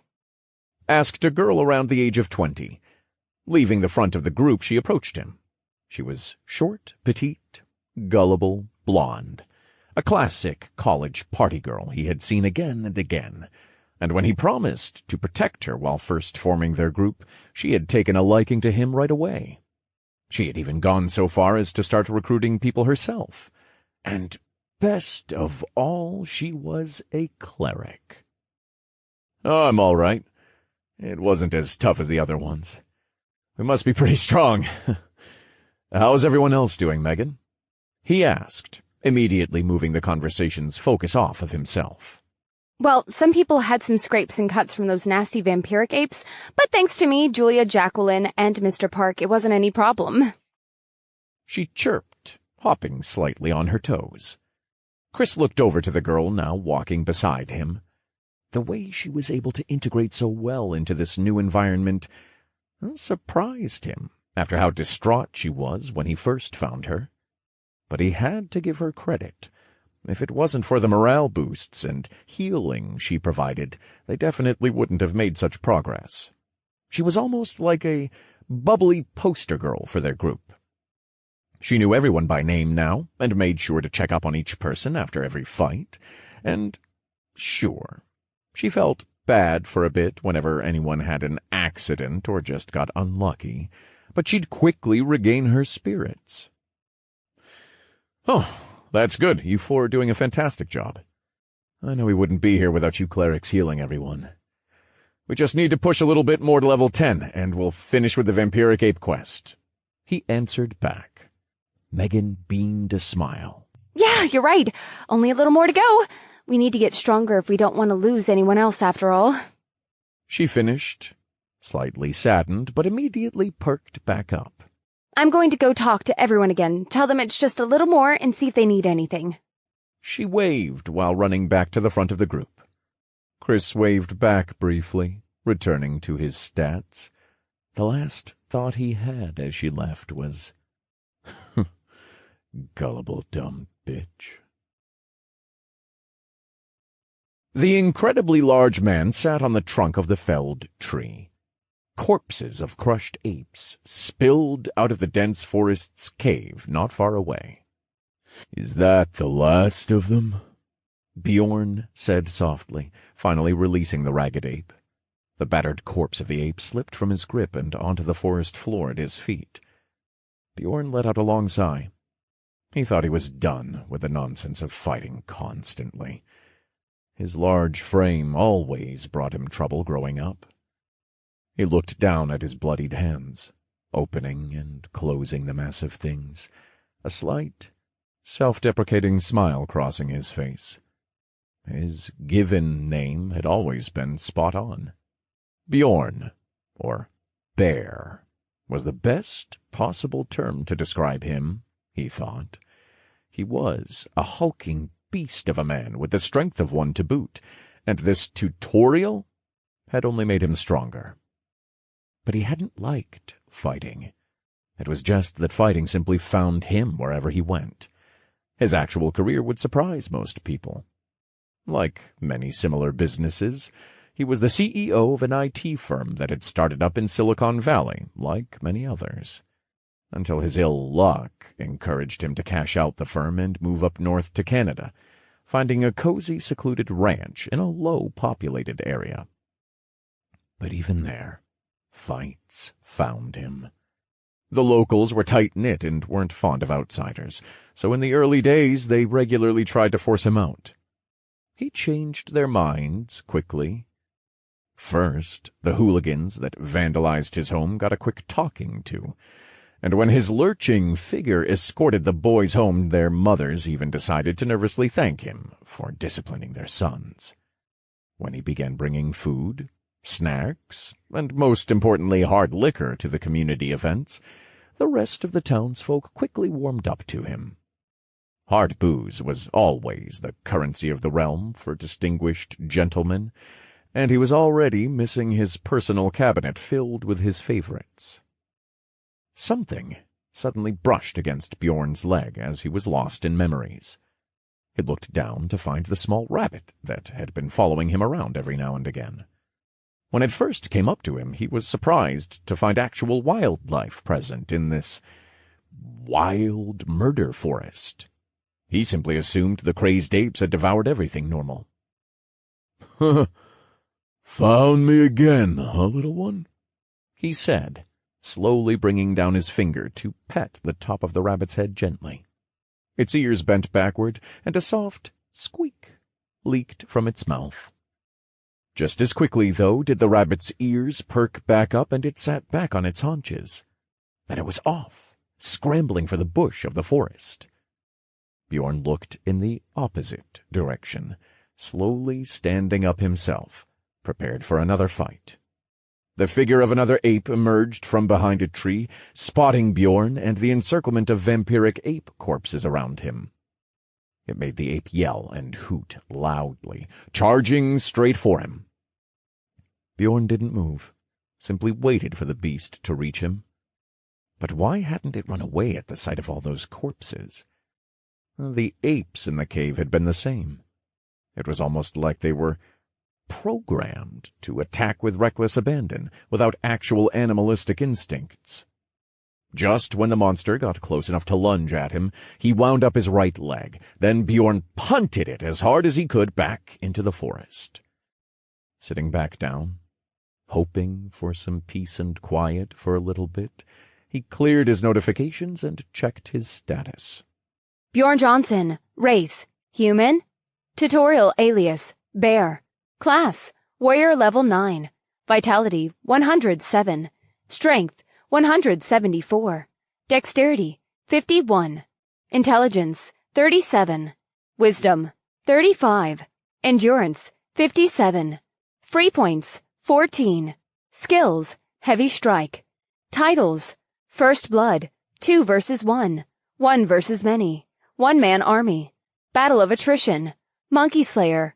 Hater of apes. Frontrunner. Big man on campus. Bjorn scoffed, looking at his status screen. The system really knew how to poke fun. What did it mean, putting a question mark by his race? Of course he was a human. And his titles had exploded after the ape cave. He couldn't help but laugh. The rustling of the branches brought him back to the present as he stood. "Oh, that didn't last long. Why can't they just let me rest a bit?" Bjorn sighed. Chapter 8. The Next Big Ape. And this is why I'm not a vegan! Drake huffed, bashing in the head of the final ape of the group. Drake leaned backward, his hands at his sides, and gasped for air in relief. He had thought he was going to nearly die again. His health bar was a little over 50%, which wasn't awful after having to fight 5 apes at once, but his mana had run out mid-fight, forcing him to kill the last 2 with just the sheer power of, and with, his low-damage staff. It was the morning of the second day of the tutorial, and Drake had sheltered in an empty cave. The mountain of dead ape corpses outside made him a bit worried, but it was this, or sleeping outside. So he chose to move the corpses elsewhere and pray that nothing found the cave in the night. Since Drake woke up, luckily nothing had. Yesterday he had killed a few more vampiric apes before sheltering in the cave, and now he'd subjugated 5 more before breakfast. Asshole monsters didn't even give me time to do my morning business. I thought I was going to piss myself running around in a full tank. He grumbled. I haven't eaten or had anything to drink since they dropped us off here in the tutorial. Like a bad parent dropping a kid off at the playground and saying they'll be back at 3. Drake continued to gripe, opening his inventory and checking his notifications. Longingly, he eyed 2 items in his inventory he wished he could make use of. Deer carcass. Dead body of a deer. Yesterday he had also found these on the way to the cave, but he had no way of cooking them. Lighting a fire with Manibolt had produced no heat, only shooting out a dense lump of energy. He had learned a couple of things over the last day, like items of the same type, being stackable. Looting more stones had taught him this. He even found other types called skill stones. He had picked up only 2 of those. Skill Stone, Warrior, Common. Unlocks 1 random skill from the Warrior tree. Requires 1 open skill slot and 1 unlocked Warrior-based main tree or sub-tree branch. Skill Stone, Body, Common. Unlocks 1 random skill from the Body tree. Requires 1 open skill slot. These skill stones seemed to be the only way to gain more skills, from what Drake could gather, but he had no way to use them yet. It was like the system was constantly dangling a teasing carrot in front of him, and it wasn't the only thing he wasn't able to use. After killing his 5th ape, a new line had appeared in his inventory beneath the slots. Tutorial points, 125. He had finally gained a line for his currency here, but had no idea how or where to spend it. Drake sighed as he went through his notifications and brought up his status. You have subjugated Vampiric Ape level 7. Experience earned. 45 TP have been awarded. You have subjugated Vampiric Ape level 7. Experience earned. 45 TP have been awarded. You have subjugated Vampiric Ape level 5. Experience earned. 35 TP have been awarded. You have subjugated Vampiric Ape level 5. Experience earned. 35 TP have been awarded. You have subjugated Vampiric Ape level 6. Experience earned. 40 TP have been awarded. Congratulations, you have reached Mage level 5. 14 FP have been awarded. Subjugation quest, 11 of 20 Vampiric Apes. Drake Wallen, race, human. Tutorial alias, shot. Class, Mage level 5. Vitality, 67. Strength, 13. Dexterity, 29. Intelligence, 59. Wisdom, 44. Endurance, 12. Free points, 14. Skills, Mana Bolt. Titles, First Blood, 2 versus 1, 1 versus many, Monkey Slayer, Living on the Edge.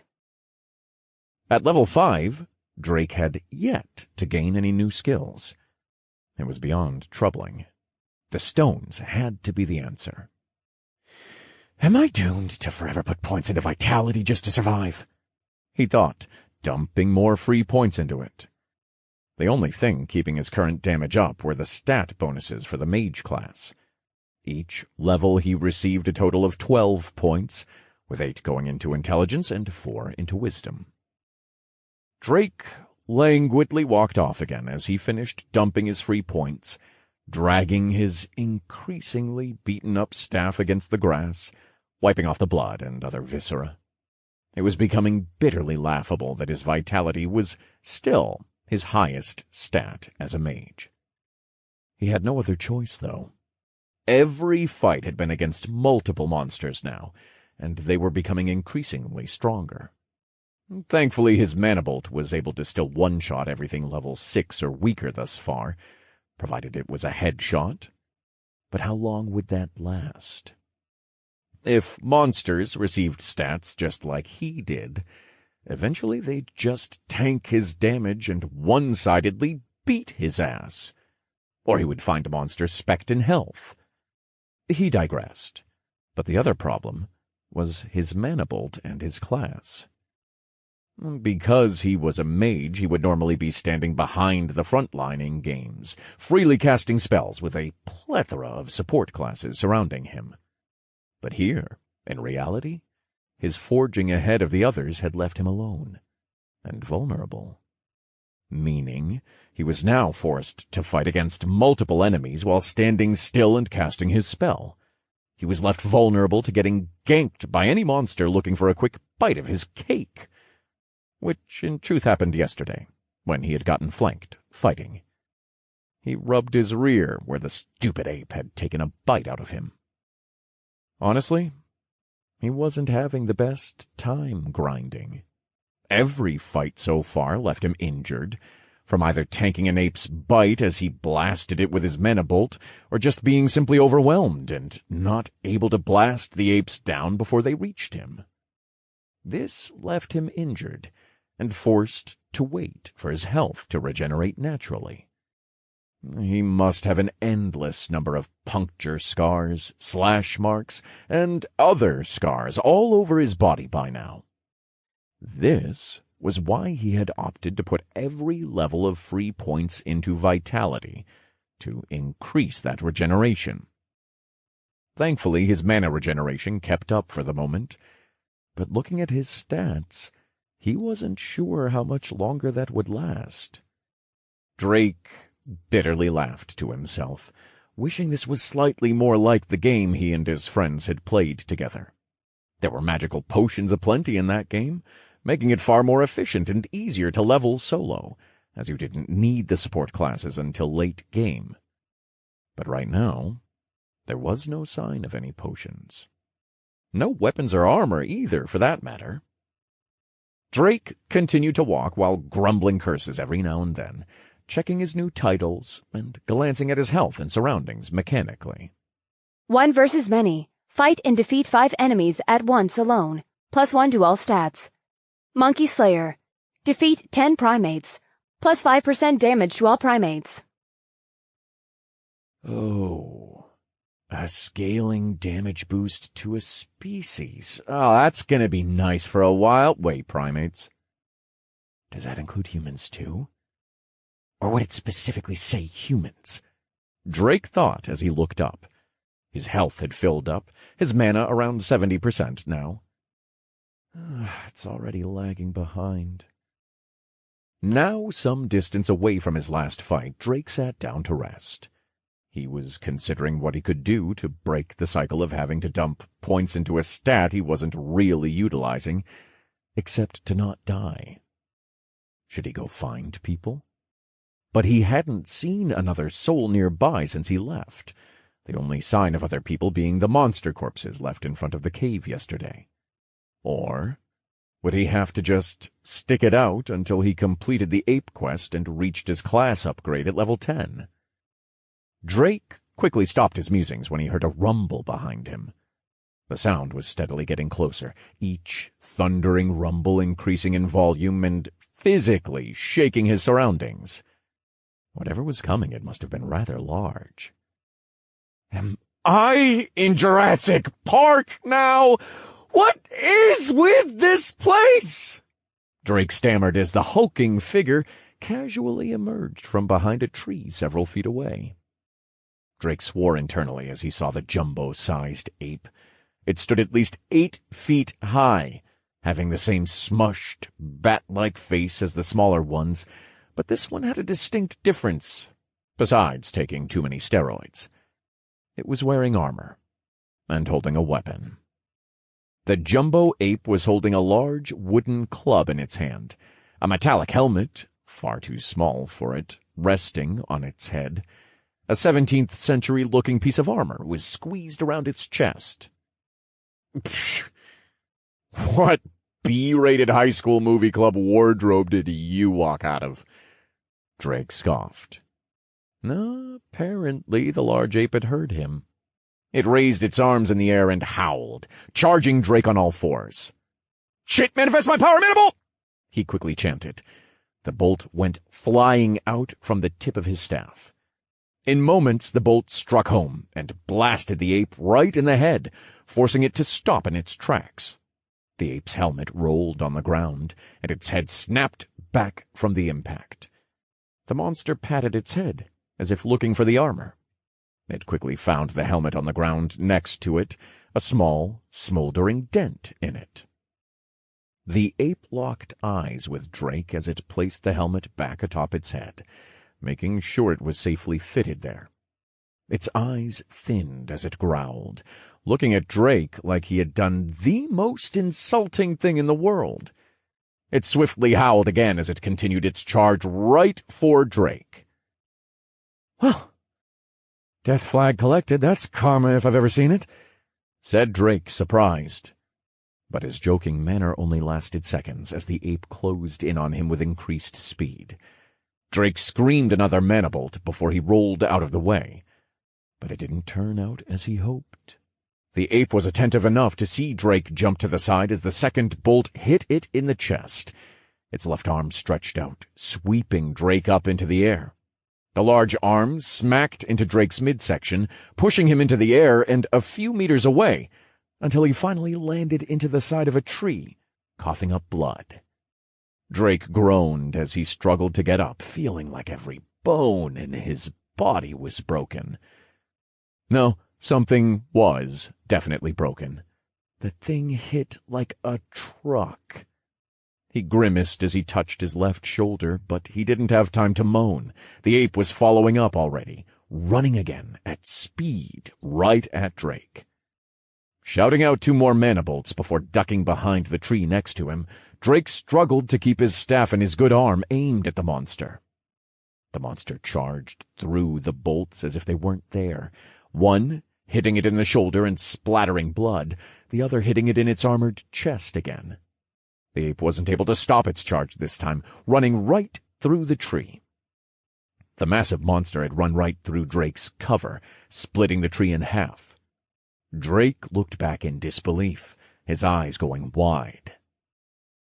"Oh, this thing is way above my pay grade," he thought incredulously.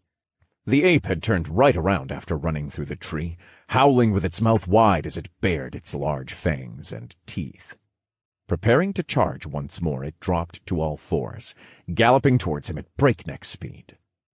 Drake was only able to fire off 1 mana bolt this time as the monster closed in. The bolt hit the ape in its shoulder a second time. Drake pushed off the stump of the tree he was against with as much force as his legs would allow, getting out of the path of the massive bulldozer of an ape. The monster swung its club this time in an underhand blow, completely scooping the stump out of the ground and hurling it into the forest. Drake gawked at the strength it displayed. Before the ape was able to turn around, Drake shot off 3 more mana bolts as quickly as his words would allow. The beast turned towards him and right into the stream of the 3 bolts, all of them hitting it square in the chest. The force of the bolts opened up a small hole in the monster's armor, a trickle of blood leaking out. But it wasn't going to take the damage lying down. Drake had nowhere else to run, and the ape was only a few feet from him. There was no way he could outrun it. He looked at his health. It was barely hovering above 50%, and his mana was faring much worse, barely filling up to the 20% mark. He looked at the hole in the ground where the tree had been as he gulped. Drake had no desire to get hit, but he steeled himself for what might happen. He only had enough mana for 3 or 4 more bolts, and that was only if he could chant them out in time. The ape touched the wound in its chest and grew furious, walking only a few steps and raising its club in the air, ready to strike down on Drake. But Drake wouldn't just sit there and be squashed. He managed to fire off a bolt as the monster walked forward, hitting it dead in the center of its chest where the others had landed. The ape bellowed in pain this time as it brought down its club on Drake, but he was already jumping away, just barely dodging the club as it passed him. He rolled and got to one knee on the ground, aiming his staff at the center of the monster's chest as it turned to strike him again. Drake finished the chant for the bolt, and it fired, point blank into the monster's chest, straight into its already grisly wound, a torrent of blood flying out from it. But the ape was not yet finished. Somehow it still had strength left as it hefted its club upwards, hitting Drake off the ground and into the air. He wouldn't be outdone. Drake had managed to survive the blow, the ape evidently on its last legs. Drake gritted his teeth, willing himself to stay conscious and aim at the beast, using the dredges of his mana for one last mana bolt. "Manifest my power, mana bolt!" he bellowed while flying towards the ground. The last thing in his vision was the cold, hard dirt, then darkness. Chapter 9. A Mile Behind.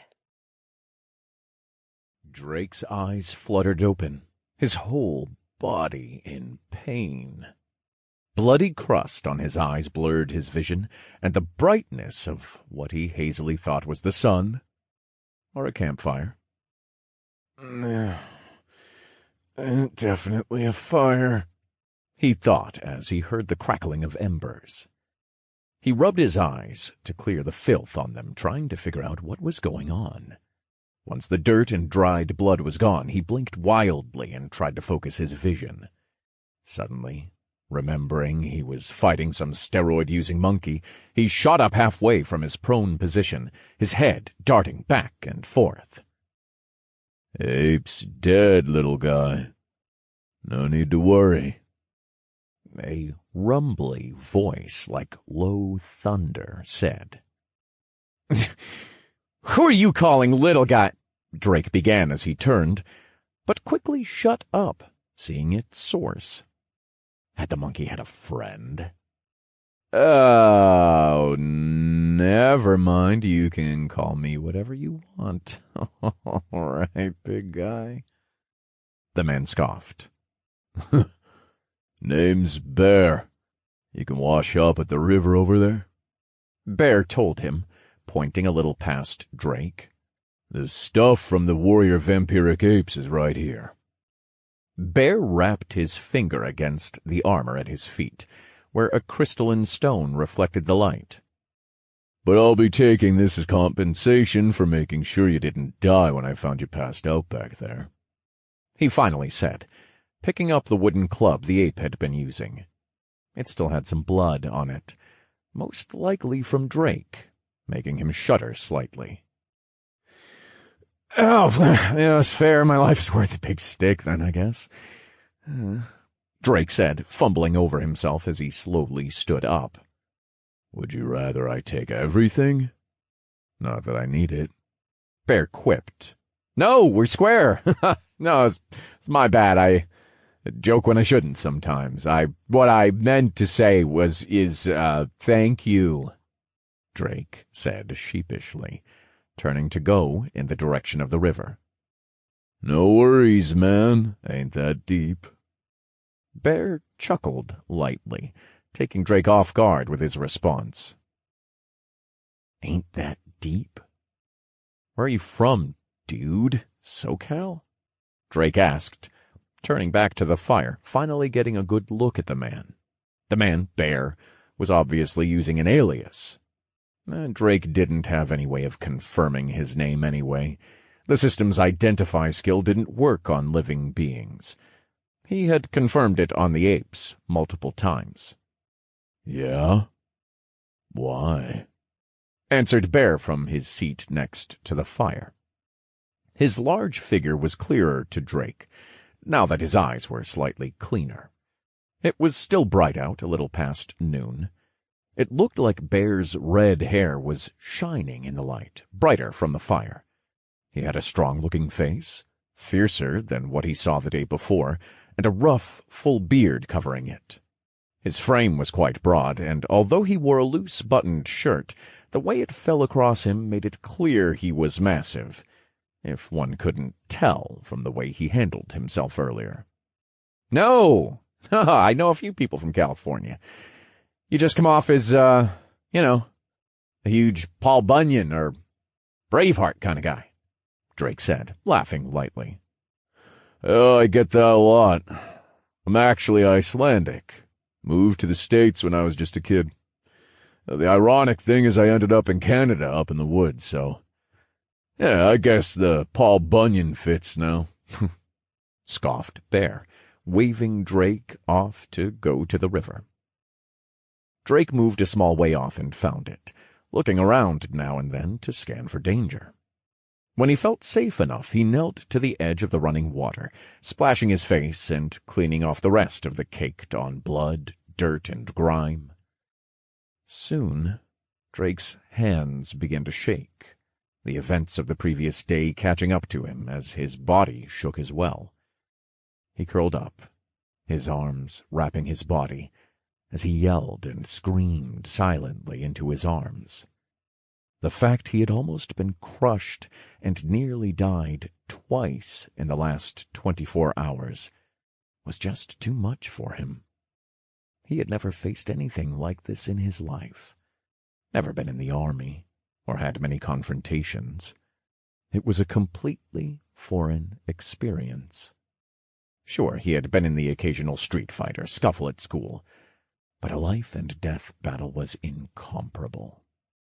The water on his face was indistinguishable from his tears as he sat there for a moment, shaken. I thought I was past this, he thought. The fear, depression, and anxiety from when he was fired from his job, kicked out without remorse or reason at the whim of someone who only saw him as a number on a sheet, a liability. The deep emotions he thought he had quelled years ago with the help of his friends began to surface, if only momentarily. Staring down at the muddled water, his frustration at the self-pity he felt was boiling over in lamenting rage. "Fuck!" Drake shouted finally, throwing both his hands into the water in frustration at his weakness. After a few moments he cupped them to drink, hoping to drown in the coolness quenching his thirst, coating his dry throat. This definitely wasn't what I pictured when I thought of the great mage I wanted to be. Finally get magic, and I can only cast one spell?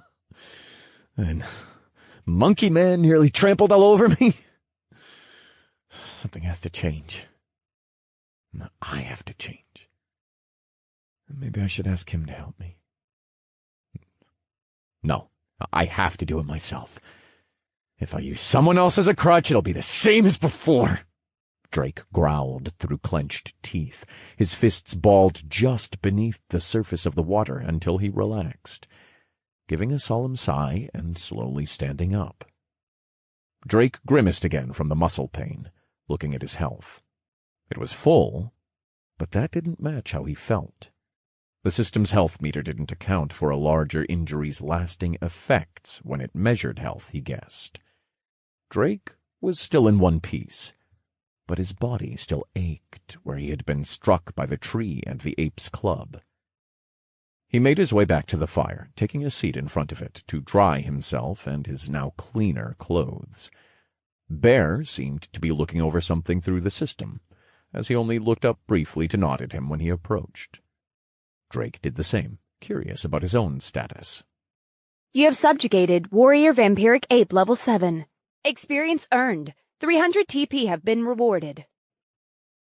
Holy shit, no wonder it almost two-shotted me, he thought. Congratulations, you've reached Mage Level 6. 14 FP have been awarded. Drake frowned slightly at only gaining 1 level from the ape. It had nearly killed him, after all.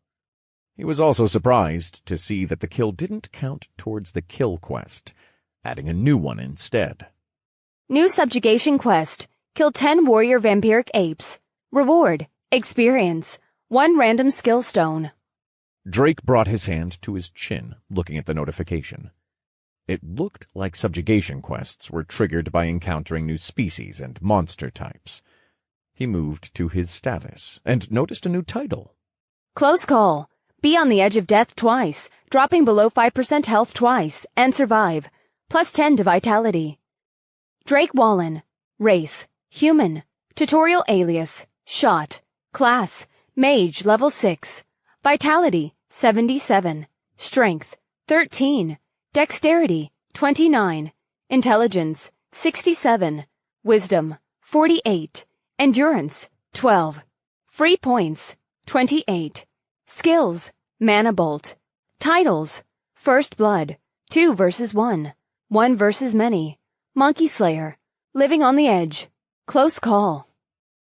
Before Drake could decide what to do with his free points, his stomach roared in hunger at him, reminding him that he hadn't eaten in 2 days.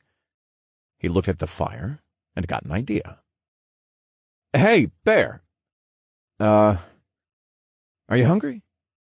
Drake suddenly asked the man across from him.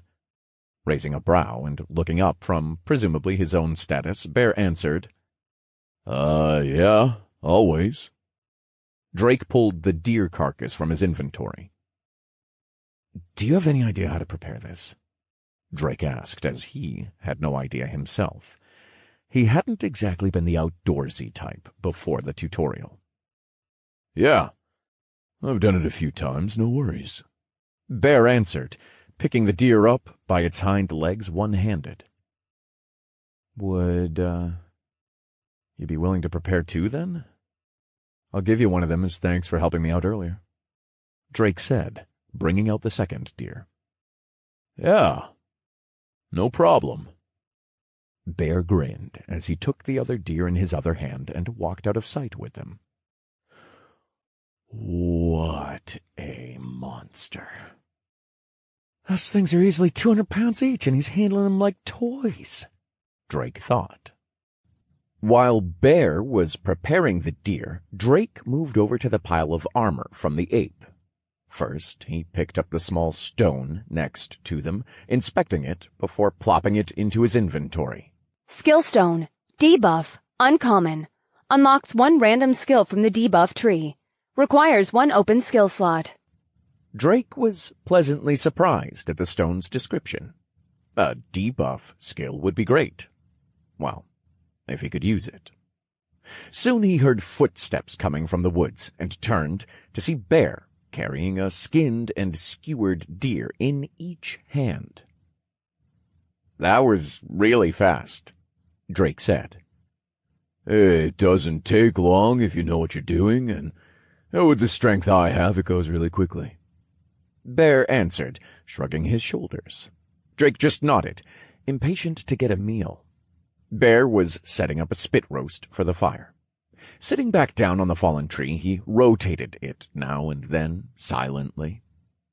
Drake wasn't much for conversation at the moment either, staring at the deer, drooling in anticipation for his first meal in so long. The smell of cooked meat filled the area. They mostly sat in silence, waiting for the food to cook for the next hour, with barely any chatter between them. Between fiddling with his status, Bear occasionally gave the spit a turn. Drake wasn't sure how much longer it would take, turning to his screens as well, going over the armor he had put off checking until now. Crude iron helmet. A crassly made helmet that offers a small amount of protection. Plus 2% defense proficiency. Crude iron cuirass. A crassly made armor that offers a small amount of protection. Plus 5% defense proficiency. Drake looked curiously at the armor, noting the previously unmentioned stats on them. He scrutinized the names of the pieces, trying to glean some more information if possible. Crude iron helmet. A non-graded piece of equipment. What is a non-graded item? Drake thought. Was it because it was too low of a level? Like how some games had white or normal armor. "Hey, what's a non—" Huh? Drake asked, glancing up from his screen, when another rumble from the forest vibrated through the ground. Drake subconsciously started to shiver as he remembered the last time he felt this. And Drake was right, as a familiar, daunting figure made its way out of the tree line. The ape's nose was up in the air, sniffing, apparently following the scent of the cooking deer. Drake got up in a scramble, fumbling for his staff, but it was gone. Had Bear taken it? But he looked like a warrior. Why would he need it? "Oh, don't worry. I'll grab this one," Bear said calmly from his sitting position. The next instant, he blurred in front of the ape. The man was almost a match in height for the massive monster, but more than a match for it in strength. Bear held the ape by the throat, raising it in the air with one hand. Its legs dangled off the ground as it scratched at his arm to no avail. Bear raised the beast even higher and threw it to the ground, shaking the surroundings and leaving it on dented earth.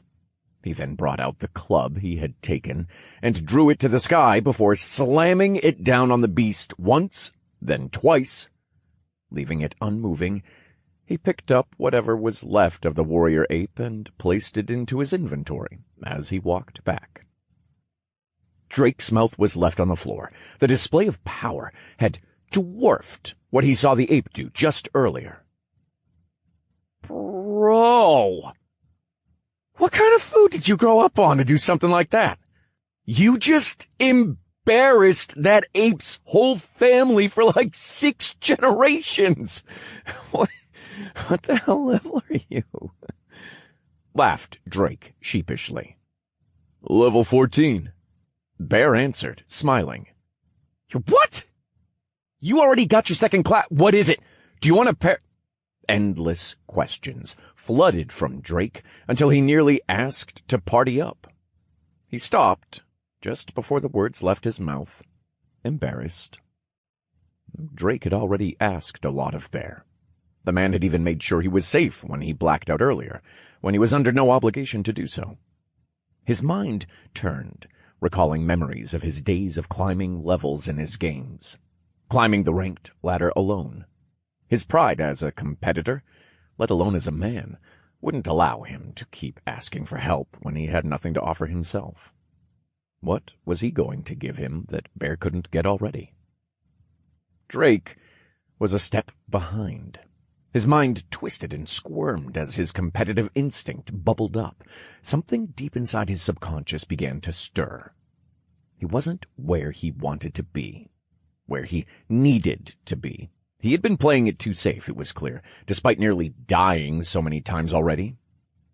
He wasn't sure what Bear's stats were, but he could tell that they significantly outdid his own.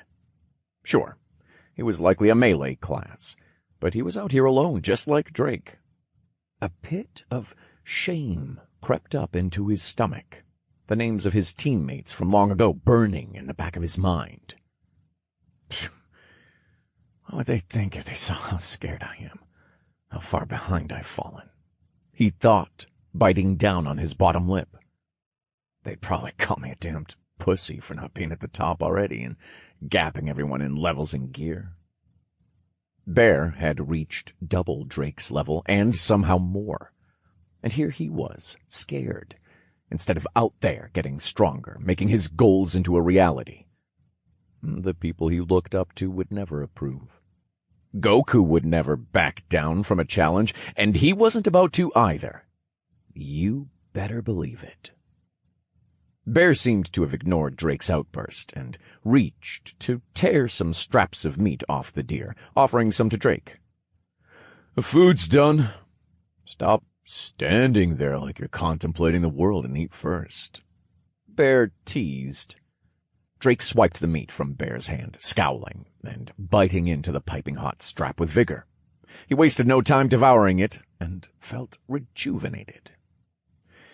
I'm going to take some of the cooked deer and leave, Drake said, ripping off some more pieces of the meat, thankful he could place the pieces into his inventory. Now he was ready to set off. Hey, you're going to need this then, Bear said, throwing a wooden staff at Drake. Drake grabbed the staff out of the air.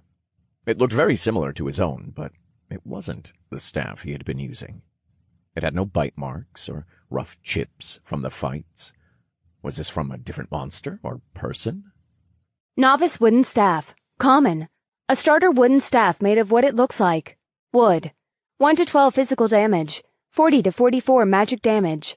Attack speed. Normal. Cast speed. Normal. Drake smiled slightly at the familiar description. Seems there are higher-level monsters roaming around every day. Like, this place is steadily increasing in difficulty. I found this off one that could use magic, and it isn't any use to me, so you take it, since yours broke. Bear said, ripping off another strap from the deer. Why didn't you give it to me before? What? Well, I might be nice, but I'm not going to give someone a weapon when I don't know him. But you're leaving now, and I can make out that you're not a lunatic, so take it. Bear said, pointing his deer strap at Drake. Thank you, again. I'm not sure how I can repay someone twice my level right now, but next time we meet I will. Drake vowed. He received a wave of deer meat in farewell from Bear. Drake walked past the fallen warrior ape with a look of determination in his eyes. He may be a step behind now, but he wouldn't be outdone forever. That's right. Next time we meet, I'll be stronger. I'll be strong enough to help you instead, and I'll prove it. Chapter 10. Determination.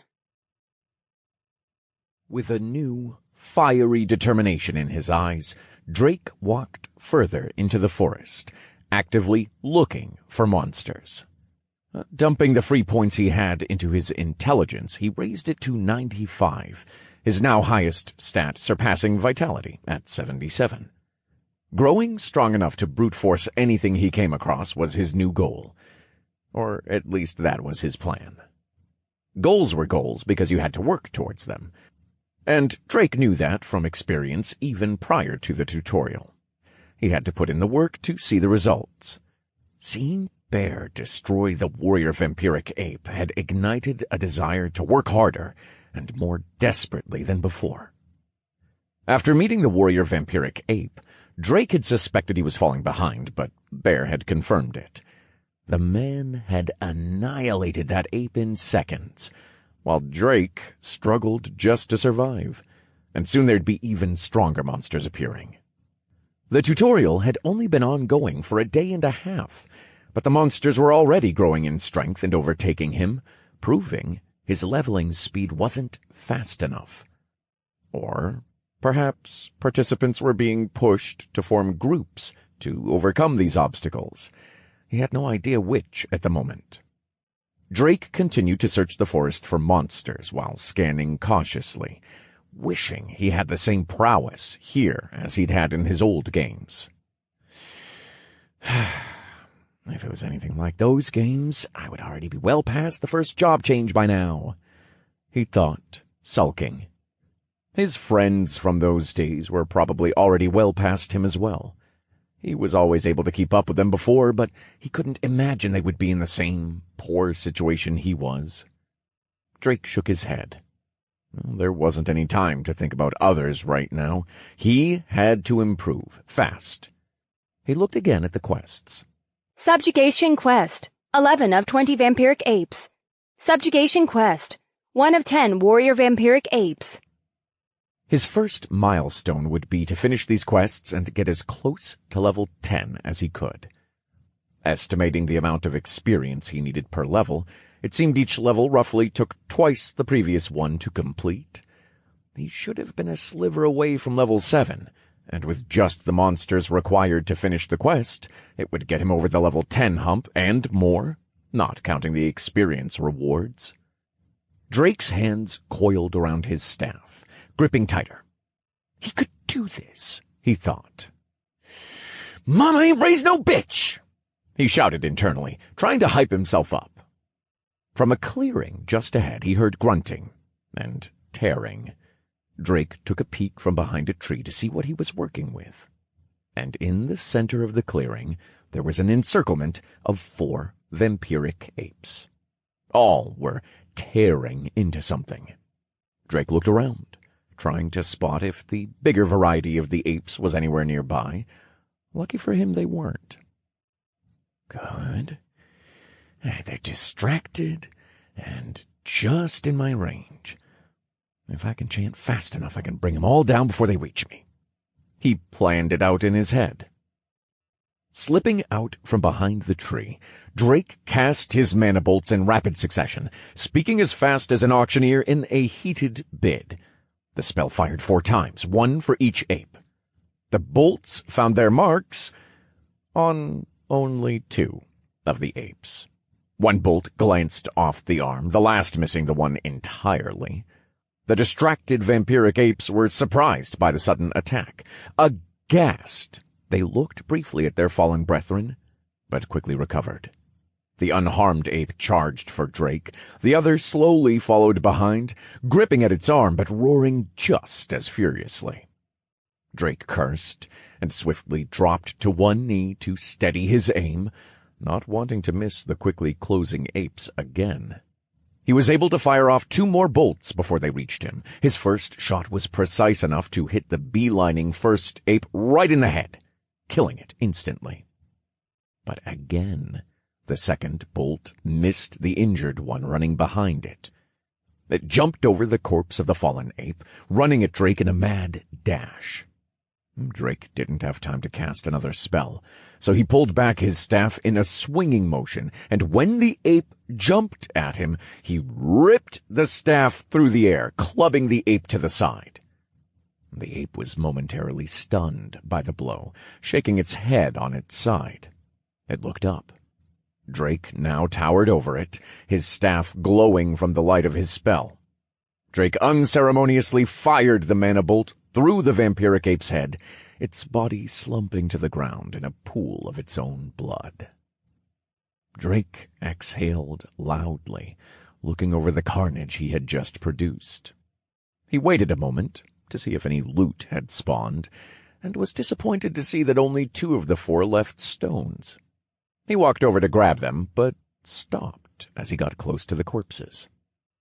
Drake was now close enough to see what the apes had been tearing at. The mangled body of a person lay on the ground in a pool of blood and viscera, their face still frozen in an expression of terror and pain. He could watch the face only long enough to witness the sunken, horrid features before he blinked. The face suddenly replaced with his own for a split second. Drake looked at the body with sympathy, but his mind slowly moved to other thoughts. That could have easily been him. So far, he'd survived only by the skin of his teeth by sheer dumb luck. Drake held back his nausea as best he could. This was the first dead human he had ever seen. He hadn't known this person, but he dug with the end of his staff into the ground. This person at least deserved this modicum of decency, not to be left to rot in the open. Drake was still slowly digging the hole when he heard a rumble come from outside the outcropping. He was already well acquainted with the approaching tremors, and hopped out of the makeshift hole, making a break for the opposite tree line. As he dived behind a tree, a warrior vampiric ape walked out from the brush with 2 vampiric apes in tow. The warrior casually approached the body, giving it a sniff, then picking it up. Drake shuddered in anger, his knuckles whitening as he gripped his staff. The warrior gave a wide, toothy grin at the body, the 2 vampiric apes jumping up and down in elation. The warrior then tossed it in front of the other apes, and they began to tear into the body like the apes from before. Something snapped inside Drake as he watched. He didn't know the person, but he somehow identified with the corpse, seeing his face on the body flash to his own a second time. That this might be his fate seemed inevitable, should he not work harder and grow stronger like he had decided before, if he didn't quickly achieve his goals. Drake's mouth clenched as his teeth grounded against each other, seeing what was happening as an injustice. Why should these filthy animals get away with desecrating that body? No. With doing that to him. He wouldn't allow it. He wouldn't allow these things, these monsters, to do it. In his mind, he recalled being escorted out of his place of work, his so-called friends berating him for things he hadn't done, and those same people crawling back to him later only to ask for money and status. Drake began to breathe heavily, seething with fury. Then he felt cold, the anger abruptly leaving him. The ferocity inside of him burned hot for a moment, only to freeze over with cold reality. This world wasn't actually that different from his old one. The strong and powerful got to make the rules, and the privileged got to get away with whatever they wished. The law of the jungle. It had always been present, just under a different veil. And that was true here as well. The person the vampiric apes were eating was just weak. Drake was just weak, and he had to get stronger, become the dominator.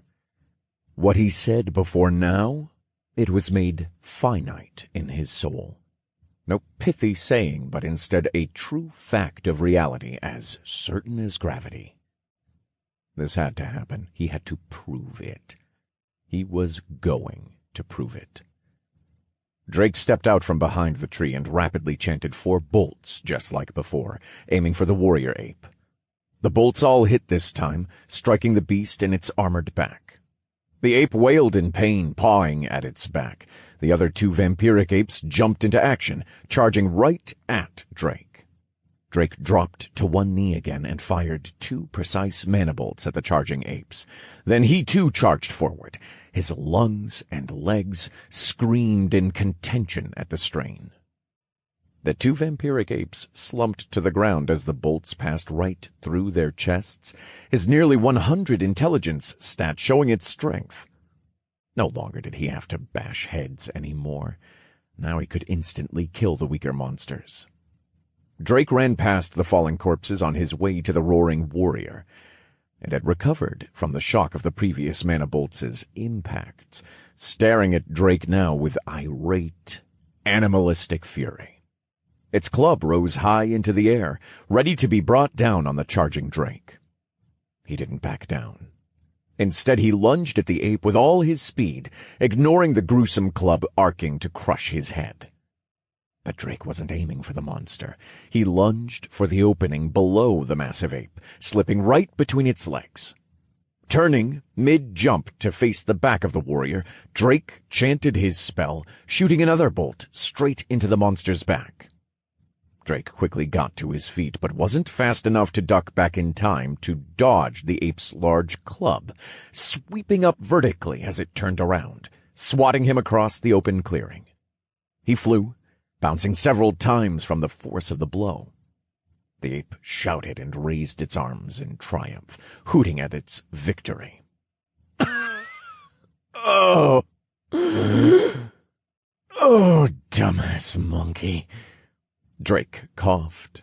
He got up wearily, blood dripping from his head and mouth. One of his arms dangled limply. You gave me just enough distance to cast, enough to kill you. Congratulations. You played yourself.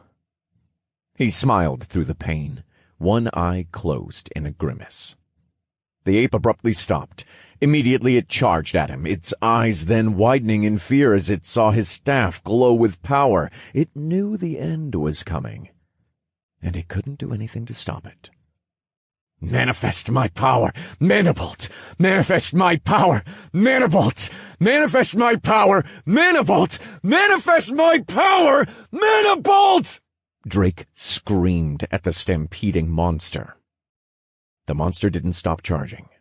It had no other choice but to get to Drake as fast as possible if it wanted to survive. It ran forward, each step met with a Manibolt. One struck it in its open shoulder, another took a chunk out of its neck, but it was still determined to reach Drake. Another step, another bolt tearing into its large frame. By the time the warrior had reached Drake, it slowed to a limp and slumped to the ground in front of him, riddled with holes from the barrage of bolts. Drake placed his foot on the head of the warrior, throwing his working arm into the air. Striking a victory pose, he let out a guttural roar of triumph. His eyes scanned the clearing, looking for anything else that might have heard the battle, but stopped as they fell on the mangled corpse of the fallen, nameless warrior. He put his hand down, his mood melancholy. He didn't have a line to say this time. No jokes. Nothing.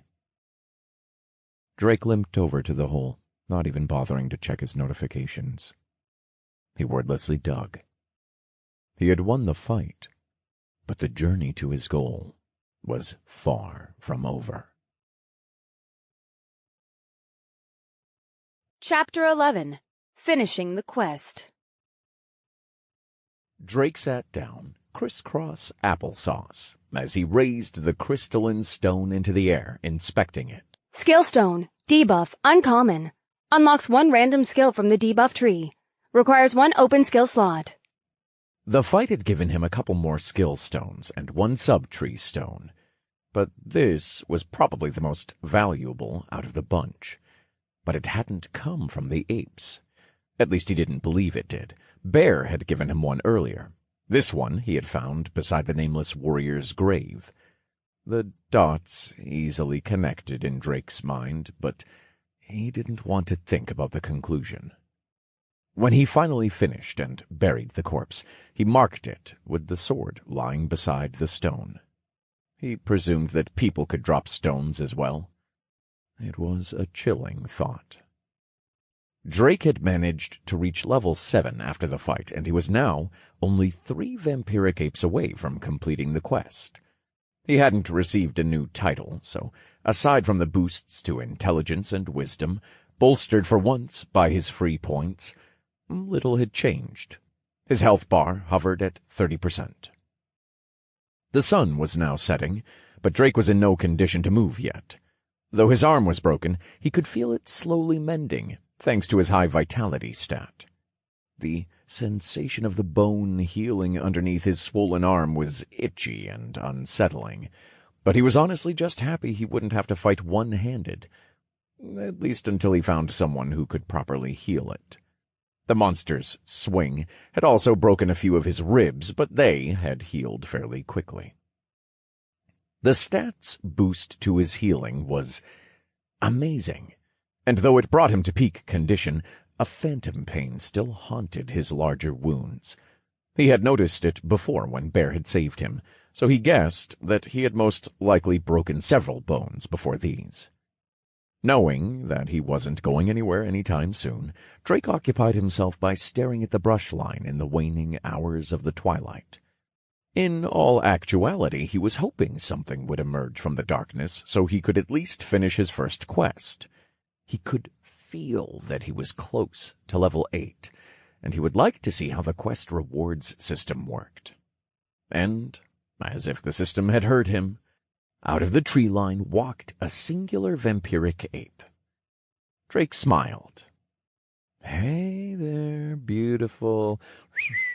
He whistled at the monster to get its attention, chanting out a mana bolt quickly from where he sat, not bothering to rise. Piercing the monster right through the chest was easy. You have subjugated Vampiric Ape, level 7. Experience earned. 45 TP have been awarded. Subjugation quest. 18 of 20 Vampiric Apes. Drake breathed a sigh of relief. Whew, 2 to go. Hopefully they all just come one by one like that. But a rustling of the bushes on the tree line dashed his hopes away as 2 more vampiric apes walked out from the foliage. Man! I really hope making flags for myself doesn't become a habit. Drake scoffed, a cold sweat forming on his face. He glanced at his status, then back at the pair of apes. The apes soon noticed Drake, one nudging the other, then pointing with its finger, a hungry smile creasing its thin lips as its long fangs gleamed in the twilight of the day. Drake was in trouble. He had no stamina and was stuck in a sitting position. The apes gave no quarter and dashed forward, quickly closing the distance to their fresh meal waiting on a silver platter. "Oh, fuck! No way in hell am I dying after all that!" Drake snapped, propping up his usable arm as best he could with the weight of his staff, taking aim and waiting for the faster of the two to get into range. He quickly chanted his spell, but held the activation word until the monster was almost upon him. Manifest my power. The first ape was only a few steps ahead of the other, barely a foot away from Drake. Maniple! The ape collided into him a second later. The bolt shot out, piercing right through the ape's chest as they both tumbled across the ground, then finally came to an abrupt stop. The dead, bleeding ape pinned down Drake, his staff stuck in the small hole his spell had created, sticking right through its body. Drake shook his head to rid himself of the disorientation, just in time for the second ape to rush to him, clawing and scraping to pull its dead comrade off of its meal. "Don't you have any respect for the dead?" Drake screamed, fighting to aim his staff at the beast. But the ape's weight locked it into place underneath the dead monster. Drake grit his teeth and tried his best to maneuver the staff, even if only a bit. Suddenly the staff gave way underneath the monster as the remaining ape raised the body slightly. Drake's staff smacked it on the side of the head. The ape gave an irate growl as it grabbed the staff in its hands, pulling it down enough to aim at its own chest for a moment. Drake grinned, noticing the movement, and took advantage as he chanted as fast as he could. "Manifest my power, Manifold!" he shouted. The staff glowed for only a second before the blast of mana shot forward, piercing the monster's chest just like it had the previous ape. It went slipping down lifelessly on the staff, like a shish kebab, on top of Drake. Drake let out an oof as the monster fell on top of him. Fucking filthy animals! Drake struggled to roll the dead monsters off of him. Thankfully, his vitality was paying dividends as he finally recovered enough to do the task, but not without a significant amount of pain. You have subjugated Vampiric Ape Level 6. Experience earned. 35 TP have been awarded. You have subjugated Vampiric Ape Level 7. Experience earned. 45 TP have been awarded. Quest complete. 20 of 20 Vampiric Apes. You have been awarded experience. Congratulations! You have reached Mage Level 8. 14 FP have been awarded. Drake's eyes widened as he sat upright, bugging out at the experience he was just handed. He quickly put the points into intelligence again, ignoring the blinking message for the moment. His intelligence rose to a whopping 139, now comfortably outpacing his vitality. Finishing up his stats, Drake brought up the flashing prompt window in anticipation. Vampiric Ape Subjugation Quest complete. Accept reward? Yes or no? Drake mentally selected yes, and another prompt appeared. Reward accepted. Please roll twice for item rarity. Roll for rarity? Roll what? Drake thought. Then suddenly he remembered the black die he was given at the start of the introduction. He willed it into his hand from his inventory and rolled it out in front of him without preamble. He wasn't willing to wait any longer for his sweet, sweet loot. The die jumped and bobbled until it stopped. A 3, facing upwards. "Fuck!" Drake cursed, picking up the die for his second roll. Dropping the die again in front of him, he began to sweat as it rolled. His head crept downward as he prayed for a high roll. Finally, the die stopped. A 7, glaring back at Drake. "No!" Drake wailed as if something had struck him in the chest, dropping onto his back. 2 stones materialized above his head, dropping right onto his face. Drake rubbed his nose incredulously, picking the crystalline stones off the ground next to him. Subtree Stone. Soul Mastery. Uncommon. Unlocked Soul Mastery Subtree Branch. Requires 1 or more empty subtrees. Unlocked a Mage Class Tree. Subtree Stone. Weapon Mastery. Common. Unlocks Weapon Mastery Subtree Branch. Requires 1 or more empty subtrees. Unlocked Main Class Tree. He lay still for a moment while going over the descriptions. He was really starting to get impatient. When would he be able to use these stones and gain some other skills? Mana Bolt had done right by him, but he was ready for some new toys. Drake glanced at the top left of his vision, at his health. It was now hovering above 60%, which Drake thought was good enough for him to get going. It would be dark soon, and he needed to find a place to hole up. He put the stones and die into his inventory with the rest of his spoils. Cautiously, he tried rolling his previously broken arm. Unfortunately, a sharp pain shot up it as he did. It wasn't broken anymore, but it was still very tender, the swelling and blue coloration slowly going down. Drake grunted a bit, not entirely surprised by the pain. After all, he had nearly died. Again. And he was sure it wouldn't be the last time. He just had to get used to the pain, he thought. As I say, no pain, no gain. Looking to the grave marked with the sword, he placed his hand on the hilt. "Thank you for the lesson. Person I don't know. I'll be sure to live for the both of us," Drake said solemnly. Walking towards the tree line of the clearing, he looked over his shoulder one more time. "Goodbye, my weak old self. I hope to never see your stupid face again," Drake thought, returning to the sea of trees. Drake aimlessly walked through the forest for around an hour before a resounding thought shook him bone deep. "I'm so lost," he cried internally. Chapter 12. Testing Some Things. Drake woke with a start, his face slathered in drool and his neck aching from a poor sleeping position. He looked bleary-eyed at the sky, sporadic rays of light just barely penetrating the treetops. He blinked a few times to focus his eyes on the ruckus below him. That was because he had in fact decided to sleep up in a tree, clinging like a sloth to a branch all night.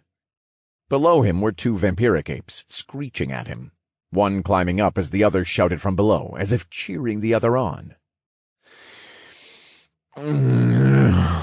"This is no way to wake a lady," grumbled Drake, swinging himself to sit upright on the branch against the tree. He languidly pointed his staff at the climbing ape and chanted a mana bolt with a yawn, blowing the ape's head clean off. Drake recoiled in disgust as the body splattered to the ground on top of the other vampiric ape, pinning it to the ground for a short moment. "Ooh! That's over 100 or no joke. I haven't hit something in the head for a while, but I didn't think it had that strong of an impact. It's like I turned into Magic Gallagher. My mana bolts are just monstrous," Drake said as he winced, squeamish from the bloody pulp now all over the ground. Drake slid off the tree and deftly landed beside the remaining ape. It struggled even more to move its headless companion off itself as Drake suddenly appeared next to it. "Ahem. Next time, be more courteous when you wake a sleeping maiden?" Drake smiled at the monster jokingly, pointing his staff at the beast and firing another mana bolt. Drake quickly ran from the scene, wanting to get away from the blood and gore that he had created, but also to get an early start on the day. His new goals were in sight as he looked at the two remaining quests. Subjugation Quest, 2 of 10 Warrior Vampiric Apes. Class Quest. Reach base class level 10 for advancement. Drake was aiming to complete these two quests today, and he needed to test some things that he had been curious about. When Drake cast his magic spell, he felt the mana leave him and focus within the staff. The way he perceived it was that the staff served as a conduit or amplifier. The idea was supported by his dedicated research into TV shows, anime, and manga, where the concept was common. What he wanted to test was if he actually needed the staff to cast his mana bolt. But first, he would need to find some monsters. He traversed the forest for a few minutes, searching, until he happened upon a warrior vampiric ape, 2 vampiric apes accompanying it. Did they not travel alone anymore? He would need to look into that later. The monsters were a few meters away from where Drake hid behind a tree. This section of the forest was especially dense, making it hard to line up the slow-roaming pack in his sights. He would have to play this fight differently. Drake looked around for a spot with a good line of sight and cover. He moved as quietly as he could, finally finding a good spot on the pack of monsters' trajectory. Then he waited. There were too many enemies at the moment, so Drake lined up his staff this time, doing his best to place it where he predicted the warrior would appear. Drake didn't want to play with death any more than necessary when a warrior was involved. Soon, just like he hoped, The warrior ape rounded the tree and entered his line of sight. Drake fired off 2 mana bolts, trained right at the ape's head. Quickly, he repositioned behind another tree, not waiting to see if the bolts landed. Once he settled in his new position, Drake looked back at the pack of monsters. They were now at the spot Drake had just been, looking around, confused. The warrior ape looked the most frantic, blood dripping from its closed eye on its now unarmored head. Drake smiled, satisfied. Both his bolts had hit their mark, and he was finally getting used to fighting, using the sea of trees to his advantage. Again, Drake trained his staff to aim at the large and confused warrior ape, firing off another 2 mana bolts at its head, and again Drake repositioned. When he ducked behind another tree and checked his previous position, he was pleasantly surprised to see only the vampiric apes, looking even more confused and frantic. In his notifications, Drake quickly found the kill confirmation for the warrior. He inwardly fist-pumped. With only 4 mana bolts, he could now fell the monster that had plagued him so. Now that he had whittled the pack down, it was time for him to do some testing. First, Drake fired off a mana bolt and repositioned again, confirming from his notifications that he killed 1 vampiric ape. And with that, Drake slipped his staff into his inventory and aimed his open palm at the remaining ape. Drake mumbled the spell this time and saw a familiar magic circle rotate in front of his hand, but it quickly fizzled out before launching the bolt. Drake clicked his tongue, wondering what went wrong. He kept his eyes on the ape. It was still searching for him as he replayed casting the spell in his head. The spell had been properly activated when he said the words, so why hadn't it worked? He tried again, aiming at the ape and chanting the spell. This time he made sure to watch his mana bar and pay attention to how it felt when the spell activated. The circle appeared, and then fizzled out of existence again. But Drake had gleaned some insight this time. His mana hadn't been consumed. There had been no siphon drawing the mana from his body into the circle like the staff had, so he was correct in his assessment that the staff was acting as a focal point for the spell, and helped as a conduit for his mana. Drake guessed this meant that if he wanted to cast without the staff, he would have to direct the mana himself.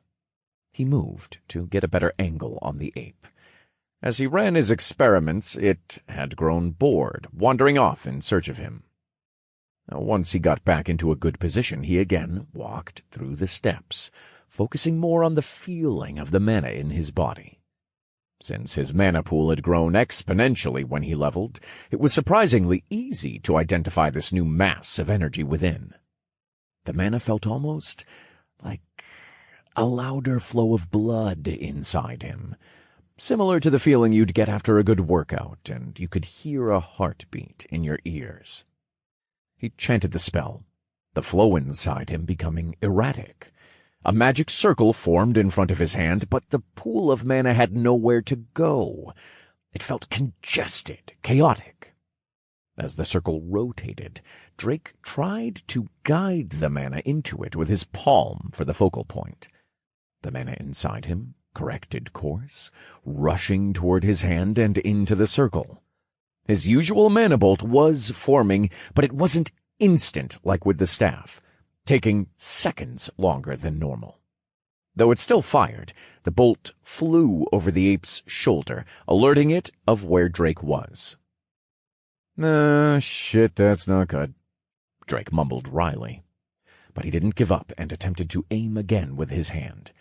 Going through the same process, he repeated the process, firing another bolt at the charging ape. This time it hit the beast square in the chest. But it didn't fall. Instead, the force of the impact only stopped it momentarily.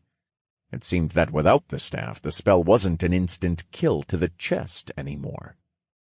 Drake quickly cast Mana Bolt, becoming more accustomed to the feeling and process with each cast. The bolt hit the vampiric ape in the chest once again, this time piercing through and creating a hole as it skidded to a stop, suddenly falling limp during its charge. Drake pumped his fist into the air. He had done it. His first theory he wanted to test worked out. Ho, ho, ho! Nothing can stop me! I have the power of God and anime on my side. He shouted, pointing down at the ape's corpse, laughing the entire time. Basking in the glory for a moment, he thanked many of the magical fantasy figures from the shows he watched for their guidance. Afterwards, he searched the forest for the other corpses until he found one. He picked up a warrior skill stone from the warrior vampiric ape, as well as its armor and weapon. Unfortunately, the others gave no loot. Now, it was time for Phase 2 of Drake's testing. Casting while moving. In most fantasy scenarios, he knew the magic circle would only form beneath a stationary caster. But did that still apply here? Drake had thought about it before, but never had the leeway to test it out. It was something he needed to master, and his reasoning was simple. An idle target was a dead target. The monsters were getting unironically more monstrous, and being forced to stand still. Even though he could one-shot most of them, standing still would make him a sitting duck in group fights. And now that he knew he could free up his hands while casting, he wondered what else was possible. With his new find, his mana control had gone up, and he could feel the constant ebb and flow of the energy inside him more clearly. Now, his next step was to attempt to move while doing so, and eventually casting while mobile. Not wanting to waste time, Drake got to work, beginning with just his hands, as it was easier to feel the mana. First was a brisk walk, circling a nearby tree, trying to keep his mind on the flow of mana inside him. Doing so at this speed wasn't difficult, so he upped his pace to a light jog. Now it was harder to discern the energy. His brain was becoming jumbled slightly, almost like a screen or haze had lightly covered his mind. But he could still feel the distinct mana pool inside him enough that he could direct it. The final step up. He sprinted around the tree, zigzagging and making abrupt directional changes, almost as if he was running suicides again in school. But as he tried to feel the mana, nausea overwhelmed him, and the haze from earlier solidified, making him stop and kneel as he retched. Drake coughed, spitting up bile, wishing he had something to rinse out his foul-tasting mouth.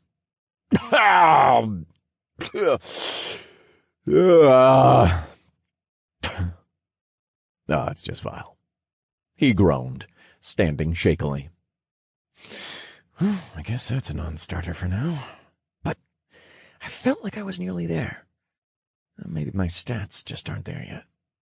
I have some pretty high intelligence, but my wisdom is lacking. I'll have to start distributing some stats into it since my mana regen is slowing down. Drake thought. He may have failed, but he felt like he learned a very important lesson, and he would have to try again when he leveled up. Practice makes perfect, after all. Drake brought out his staff and a strap of venison, making a dash back into the forest while he ate and searched with renewed vigor. He was determined to level up and gain more stats so that he could try again. He was coming into his own, little by little. Breaking free from being the follower, the doormat, now he could firmly see his path forward. He used to be the one who always followed the guides for games, and took skills and builds just at face value. This also extended to his real life as well, and it had gotten him into trouble more than once. But now he was cooking with gas, he thought. Not long after venturing into the forest, Drake found another small group of monsters, a pair of warrior vampiric apes and a handful of vampiric apes. But they weren't the only things he found. A group of 5 people fought the group of monsters in a front-to-back formation. The 3 men in the front were actually wearing armor and sporting different weapons. One even had a shield. Where had they gotten the shield and weapons from? Drake looked at the 2 in the back, a woman and a man. The man was holding a shield and a cudgel and standing in front of the woman, ready to intercept anything that got past the 3 front-liners, all while throwing out glowing light, which Drake assumed was a healing spell. The woman was actually donning a wizard hat and chanting a spell that Drake didn't know. It certainly wasn't the Manibolt spell, as the chant was far too long. He was too far away to hear what she was chanting, but soon a crimson-red magic circle extended, rotating from under her feet as a massive fireball formed above her. Drake's eyes bulged at the impressive lump of mana. The woman motioned and lobbed it into the group of monsters. An ocean of fire exploded across the battlefield. The smaller apes were turned to ash instantly by the impact, while the warrior apes had to suffer the sustained flames. The men in front jumped in to finish off the apes with more skills he had never seen. Did all of these people have upgraded classes? Was there that much of a power jump at level 10? More importantly, was he further behind than he had assumed? How many people had already reached level 10 and changed classes? Drake considered asking them to party up, but quickly felt guilty that it even crossed his mind. He couldn't be so shameless as to ask for their help, especially not after refusing to ask Bear the same thing. That would make him a damned hypocrite. This wasn't even to mention they were strangers. Who was to say they wouldn't turn on him immediately after learning he was a lower level and still had a base class? He gritted his teeth, turning in another direction in search of monsters. He refused to keep letting himself fall behind. He was determined to work harder. After a short while, he ran into another group of monsters, warrior vampiric apes and vampiric apes, a pair each. It was close enough to the group he had fought this morning, so he was confident he could win. As this was the 3rd group he had seen, this also confirmed that monsters were grouping up. Drake began the fight by aiming for one of the warrior apes like before, repositioning after he shot his mana bolts without staying to see if they hit. When he reached his new cover, he repeated the same. He looked at his notifications and confirmed the kill for one of the warriors. But in that split second, he heard something cut through the air, a loud crunch coming from the tree he hid behind. The other warrior had found him, and it was not happy. It snapped his cover in 2 with its club and made a dash for Drake, its smaller groupies following close behind. Drake dashed as well to a nearby pine, jumping and rolling behind it. Then he fired off 2 mana bolts, darting behind another tree and repeating. His aim was off, his stamina slowly draining as his hands grew shakier.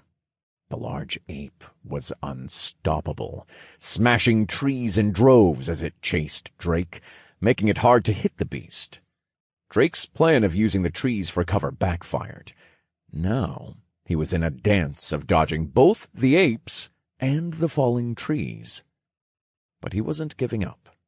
Although his stamina ticked down at a rapid pace, his mana was still at a healthy level.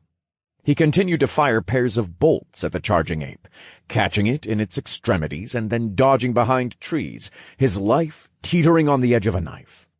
One wrong move, one screw-up, would mean certain death for him. The constant hit and run continued until he could finally take it down. Drake wheezed, his stamina hitting rock bottom. He dropped to his knees, sweat dripping from his every pore. But the fight wasn't over, and the pair of vampiric apes were quickly upon him. He tried his best to aim his staff with both hands at the charging pair, but only managed to get 1 mana bolt off. It hit the oncoming ape in the side, not enough to kill it. The beast slammed into Drake, knocking his staff from his hands and latching its teeth into his abdomen. They quickly rolled, entangled in a melee, the remaining ape swiftly closing in on them. Drake panicked, throwing fists into the beast gnawing on his side, grunting in pain with each blow as the ape continued to take bite-sized pieces out of him. But it was useless. He had no strength left to speak of, his stamina expended completely. His blows were doing little but tickling the ape. Drake began to chant, channeling his mana into a spell with his hand. But before it could fire, the second ape crashed into them, knocking them both again into a tumble. But this time, Drake had managed to maneuver himself on top of one of the apes, and somehow brought one arm down to distract it with what little strength he had left. Using the moment it gave him, he cast Mana Bolt with his other hand. "Manifest my power! Mana Bolt!" he yelled in between huffs and grunts.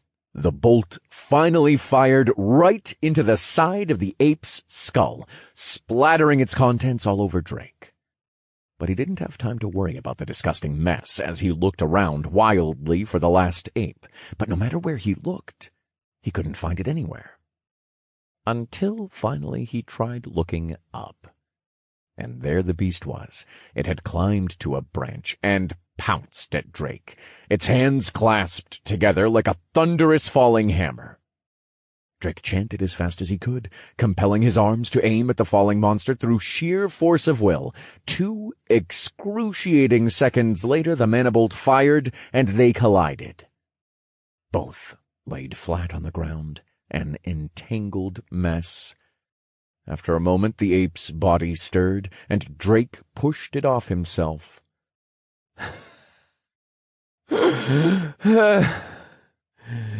It gets easier, right?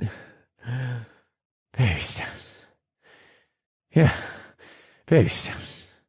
Drake huffed, gasping in between words. His body lay on the ground, refusing to move. Blood and viscera coated him. Drake was beaten, bleeding, and exhausted. Smiling. He was alive. Drake was spent, but he was making progress.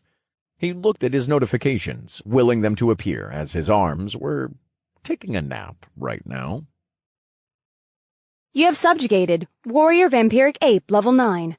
Experience earned. 500 TP have been awarded. You have subjugated Warrior Vampiric Ape Level 9. Experience earned. 500 TP have been awarded.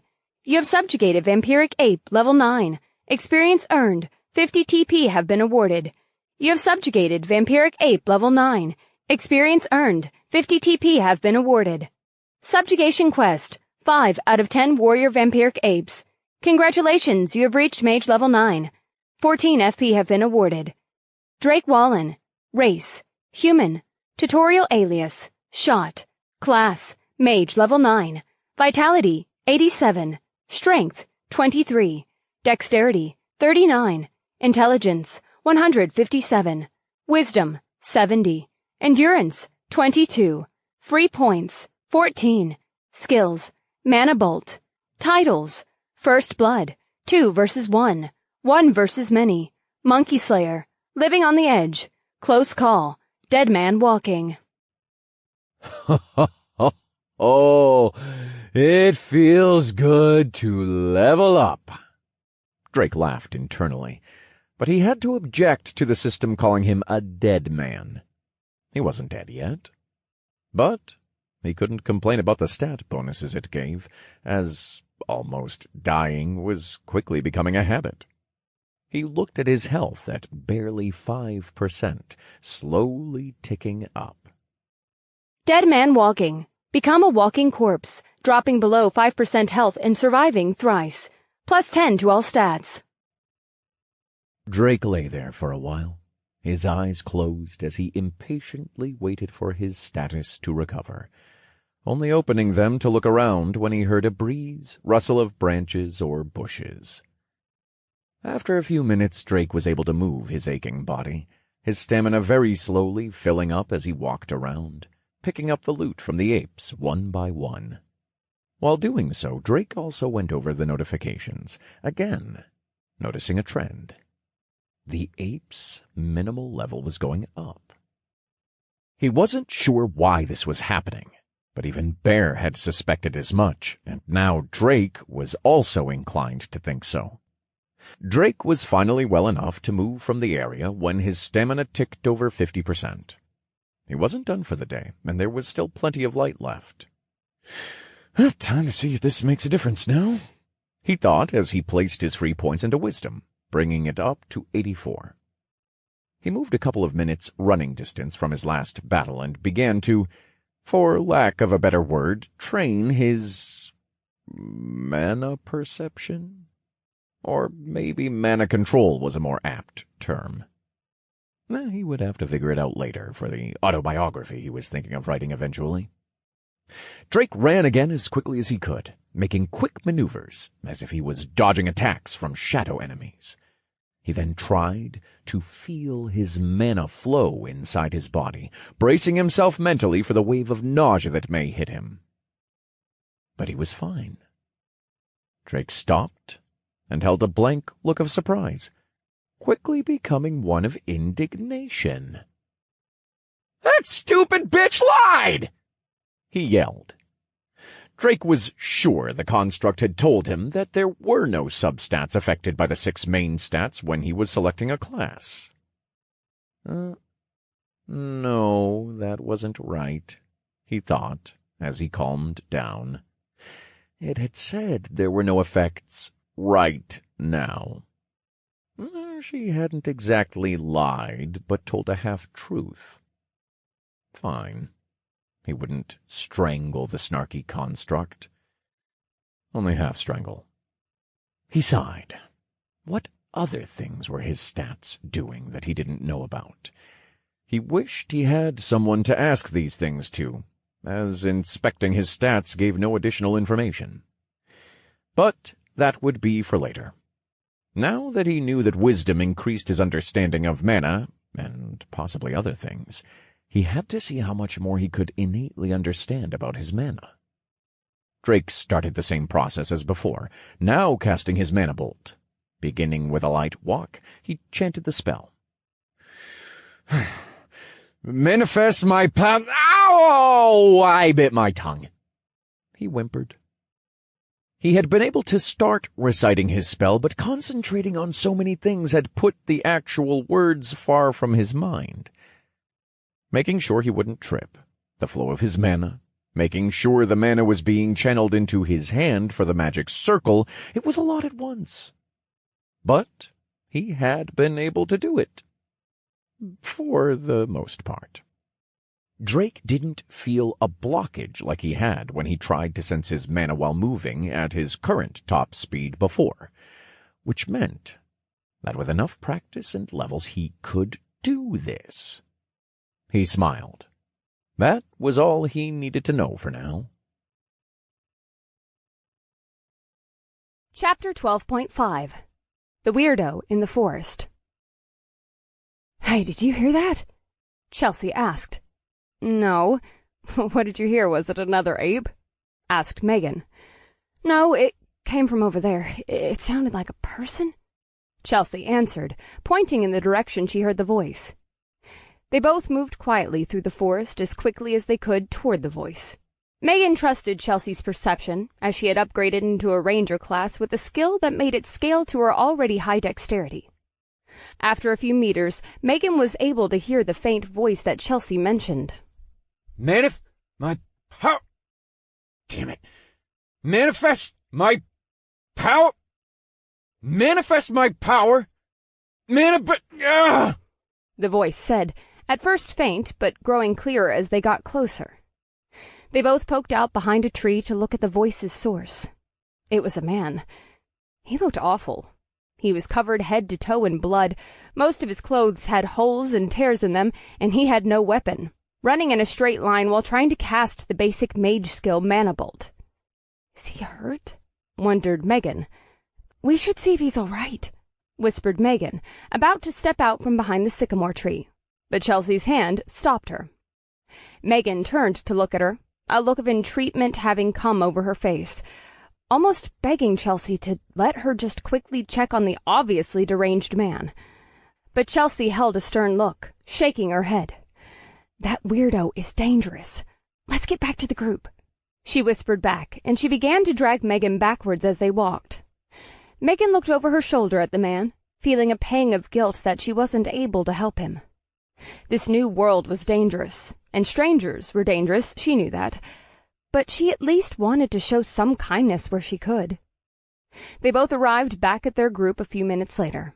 A glowering Chris with crossed arms was waiting to greet them. "Where did you two go off to?" he asked, irritation obviously bubbling beneath his scowl. "Foraging and looking for wild game. The animals that aren't monsters are getting scarce," answered Chelsea. "And why? Did you not bring more people?" You know what's out there, and what people will do if they find Megan. It's dangerous," Chris said, voice slowly raising to a shout as the rest of the group noticed the commotion. "Sorry, it was my fault. I wanted to gather some food for everyone and asked Chelsea, since she's quick and resourceful." Megan piped up, coming to her friend's defense. Chris sighed but turned his scowl back at Chelsea. "You should know better by now. Mr. Park has already been kidnapped. We don't need another mess like that," he chided. "Did you find anything at least?" "No, but we—" Chelsea started, but was interrupted by Megan. "Nope, sorry, we didn't find anything," Megan said, giving Chelsea another entreating look. "All right, then. We're packing up and going deeper into the forest. We need to get class upgrades for everyone else." Chris finally finished, turning towards the rest of the group and repeating his statement. Chelsea looked back at Megan as Chris left. "Why did you do that? We should have just told him about that bloody weirdo. You know how Chris can be, Chels. He would go and find him to remove the danger, and he would bring everyone," Megan said, thinking back on the fights that had broken out when their group had met others. When people had begun receiving their upgraded classes and specializing, Chris had gotten possessive toward the group, especially Megan. There was also what had happened the last time they met another group in the woods. Chris had gone to negotiate with them and returned in a mess of cuts, saying that they had tried to force him to give up the group's healers. After that, he adopted a policy of ensuring no danger got close to the group, especially people that might be dangerous. Megan was now an upgraded cleric class called an Acolyte of Light, and her skills allowed her to buff groups of allies, heal, and cleanse debuffs. This made her a target for groups needing a healer. It was the reason Mr. Park, another of the group's healers, had been snatched up and taken. He had been at the river with his cudgel out. The weapon had marked him as a healer, becoming his downfall. Now everyone kept their classes hidden as much as possible, keeping their weapons in their inventories until they needed them, along with any identifying armor, as long as it wasn't life-threatening not to wear. That may give them away. But despite that, Megan still looked into Chelsea's eyes with an expression of pleading. She still desired to do something kind and keep the secret of that man alone in the forest, not wanting to cause a manhunt. And after a few moments of their staring contest, Chelsea sighed and gave up, bringing Megan into a light hug. "Fine. But it's on you then, Miss Teacher's pet. I don't want to get chewed out again," Chelsea said softly, and they both smiled at each other, joining the rest of the group. "What was that all about?" someone asked the approaching pair. "Oh, Tom, it was nothing that serious. Chris was just worried, like always. We went out to find everyone some more food but came up empty," Megan said, her eyes slightly downcast. "It's not that big a deal, Megan, huh? We have plenty of food left, so keep your head up. Both of you. You both contributed more than anyone could ask for," Tom said, waving his hands, trying to comfort the pair. "Thanks, Tom, but getting chewed out like that by our fierce leader is starting to get old," Chelsea rebutted. "That's not fair, Chels. You know he's only doing it because he's worried," Megan chided. "Yeah, about you." Chelsea smirked.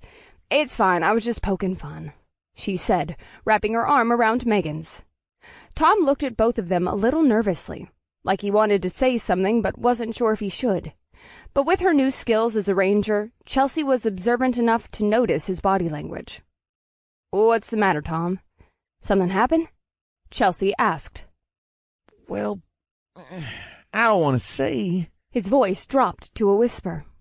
"But some of the people have been talking, about Chris and how things are going." "Ah, That. Well, just keep your head down and don't talk to anyone about it again. Now, shoo, Chelsea said, motioning her hands to push him away. Tom just nodded and walked back to the group, a look of resignation across his face. What did he mean, Chels? Megan said, looking at her friend.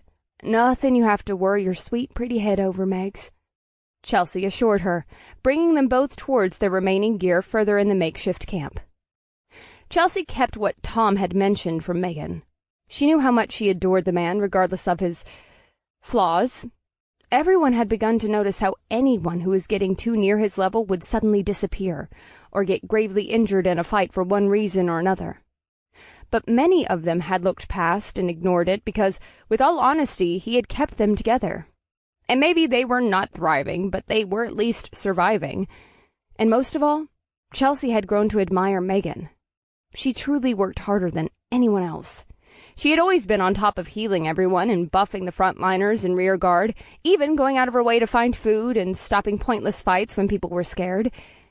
And Chelsea wouldn't let that insidious bastard sink his teeth into Megan, no matter how much Megan liked the creep. Chapter 13. I Invoke the Name of Kenny Foon. It was the 4th day of the tutorial, and Drake looked like he had gone completely mad. In his journey to master casting while moving, Drake had begun to talk more than he ever had in his entire life. While he walked, while he ate, while he scanned the surroundings for monsters, while he fought monsters, while he was looting, even while he did his business, he talked. To anyone else, he must have looked like a deranged lunatic, constantly mumbling. But it was something he needed to do, so he couldn't be bothered to care. Drake constantly kept his mouth moving to train his speech enough that he could easily speak while he fought and ran around. That he could always be ready to cast his spell at a moment's notice, no matter the situation. He had actually taken the practice so far that his voice went hoarse, and his throat became so dry it cracked and damaged him. It forced him to stop for a short time as he ran around, trying to find the river, cursing that he still hadn't found anything to put the water into. It was difficult for him, since he hadn't really been an extrovert most of his life. The most he spoke was during online games, when he would curse at his teammates through voice chat or hang out with some friends in online apps. And those experiences couldn't compare to his constant exhaustion, his mind hazy with overexertion, overdosing on the consistent stream of adrenaline from fighting fantastically hairy monsters. He had forced himself to talk as fast as he could. At first he had constantly bitten his tongue and cheeks while jogging. Then he had trouble enunciating the words. Having to learn to breathe in between words correctly was harder than anything he had done before, surprisingly. It was almost like he was learning to sing or recite a long speech, all without becoming winded or incoherent. And that was just while running. When he tried it while fighting, he wanted to cry tears of blood. The amount he had to split his attention already while fighting was hellish. Add in controlling his mana and casting his spell, and he fell apart every time, having to resort to stationary casting. But he could guess what would help him as he looked at his wisdom stat. Wisdom, 70. He needed to gain his last level to hit the 100 stat threshold. Presumably, getting his upgraded class would help too. When his other stats passed 100, Drake noticed something had changed. With his intelligence, he began to hit slightly harder, and with his vitality, he had seen a bigger percentage increase with his regeneration. He was hoping that doing the same to his wisdom would improve his concentration and perception of mana, not to mention finally allowing him to confidently move while casting in battle. Drake glanced at his almost completed quest. Subjugation quest. 8 out of 10 warrior vampiric apes. Just 2 more to go. And I know that I'm on the cusp of reaching level 10, Drake thought. Well, finally he felt like he was catching up. He hoped that with his class upgrade, he would be able to finally hit his stride. Now, he just had to find the last 2 warriors. Drake had again slept in a tree during the night, but thankfully didn't have another rude awakening, allowing him to do his business in peace and clean up a little in the river. Stretching his cramped neck, he set out, ready to go find the last 2 monsters for his quest. He started traveling back into the forest, still practicing speaking as he ran. My name is Drake. I like to eat cake, but I wish I had stick. My lord, my body does ache. He rhymed, doing his best to keep his breath even while he ran at a steady pace. 2 more to go, and I'm gonna show. Even that one didn't make sense. The construct wasn't even a real person. She can't be promiscuous. Or can she? Hey-yo! He rambled, then shouted as he finally spotted a pair of warrior vampiric apes walking in tandem ahead. The apes, of course, heard him rambling and turned at the noise, a look of animalistic ferocity in their eyes. They charged at Drake just like all monsters here, but not before Drake rapidly fired off 5 mana bolts at the first charging beast, showing the results of his full day of practice. The barrage of mana bolts pelted the ape, 2 finding their way to its head, stopping it dead in its tracks and forcing the second one to jump over the corpse. Drake sent another 3 mana bolts right at the flying warrior ape. It jumped, becoming an easy target, which Drake swiftly took down in quick succession. And that's a wrap, everyone. Thank you. Thank you. Wow. Now, these life and death struggles really do cut your learning curve. Drake cheered as he bowed to an imaginary audience for a standing ovation. As Drake jokingly held an Oscar and thanked countless people who may or may not have just been anime characters, he opened his notifications, already expecting what would be there. You have subjugated Warrior Vampiric Ape Level 8. Experience earned. 400 TP have been awarded. You have subjugated Warrior Vampiric Ape Level 9. Experience earned. 500 TP have been awarded. Quest complete. 10 out of 10 Warrior Vampiric Apes. You have been awarded experience. Congratulations, you have reached Mage Level 10. 14 FP have been awarded. Quest complete. Congratulations, you have reached Mage Level 11. 14 FP have been awarded. Congratulations, you have reached Mage Level 12. 14 FP have been awarded. Quest complete. Would you like to accept rewards? Drake pumped his arms up and down, happy he had finally reached his milestone. And thanks to the absurdly generous quest reward, he jumped right to level 12. The jubilation of seeing his hard work pay off rose like a flood inside him. The quest reward prompts hovered in front of him, and it was hard to decide which one to choose first. Drake kept going back and forth between the 2, really trying to work out which of them he really wanted to see the most. He was like a kid on Chrysler's Day trying to figure out which present to open first, as if it was the most momentous event in their lives. Finally, Drake decided he would accept the Warrior Ape quest reward first. With that, Drake walked away from the fight, mumbling to himself, as his training had quickly transformed constant talking into a habit. He picked the direction of the river, as he had met his goals for today and wanted to clean himself off before night fell. He stopped briefly once he was far enough away from the previous fight and sat down with a thump, accepting the prompt for the quest. Warrior Vampiric Ape Subjugation Quest complete. Would you like to accept rewards? Yes or no? Drake accepted the prompt, excited to see what would be in his gift from the big, fat system Santa. Reward accepted. Please roll for item rarity. He was prompted again to roll once he accepted, just like it had done with the Vampiric Ape quest. This again, huh?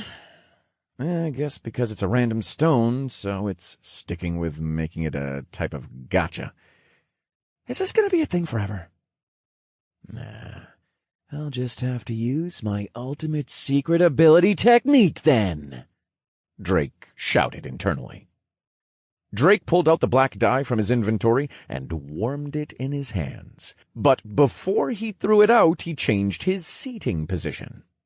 Sweeping his legs under himself so he was in a bowing pose, he dramatically heaved forward into an overdone bow, slamming his head into the ground hard enough to break the skin on his forehead.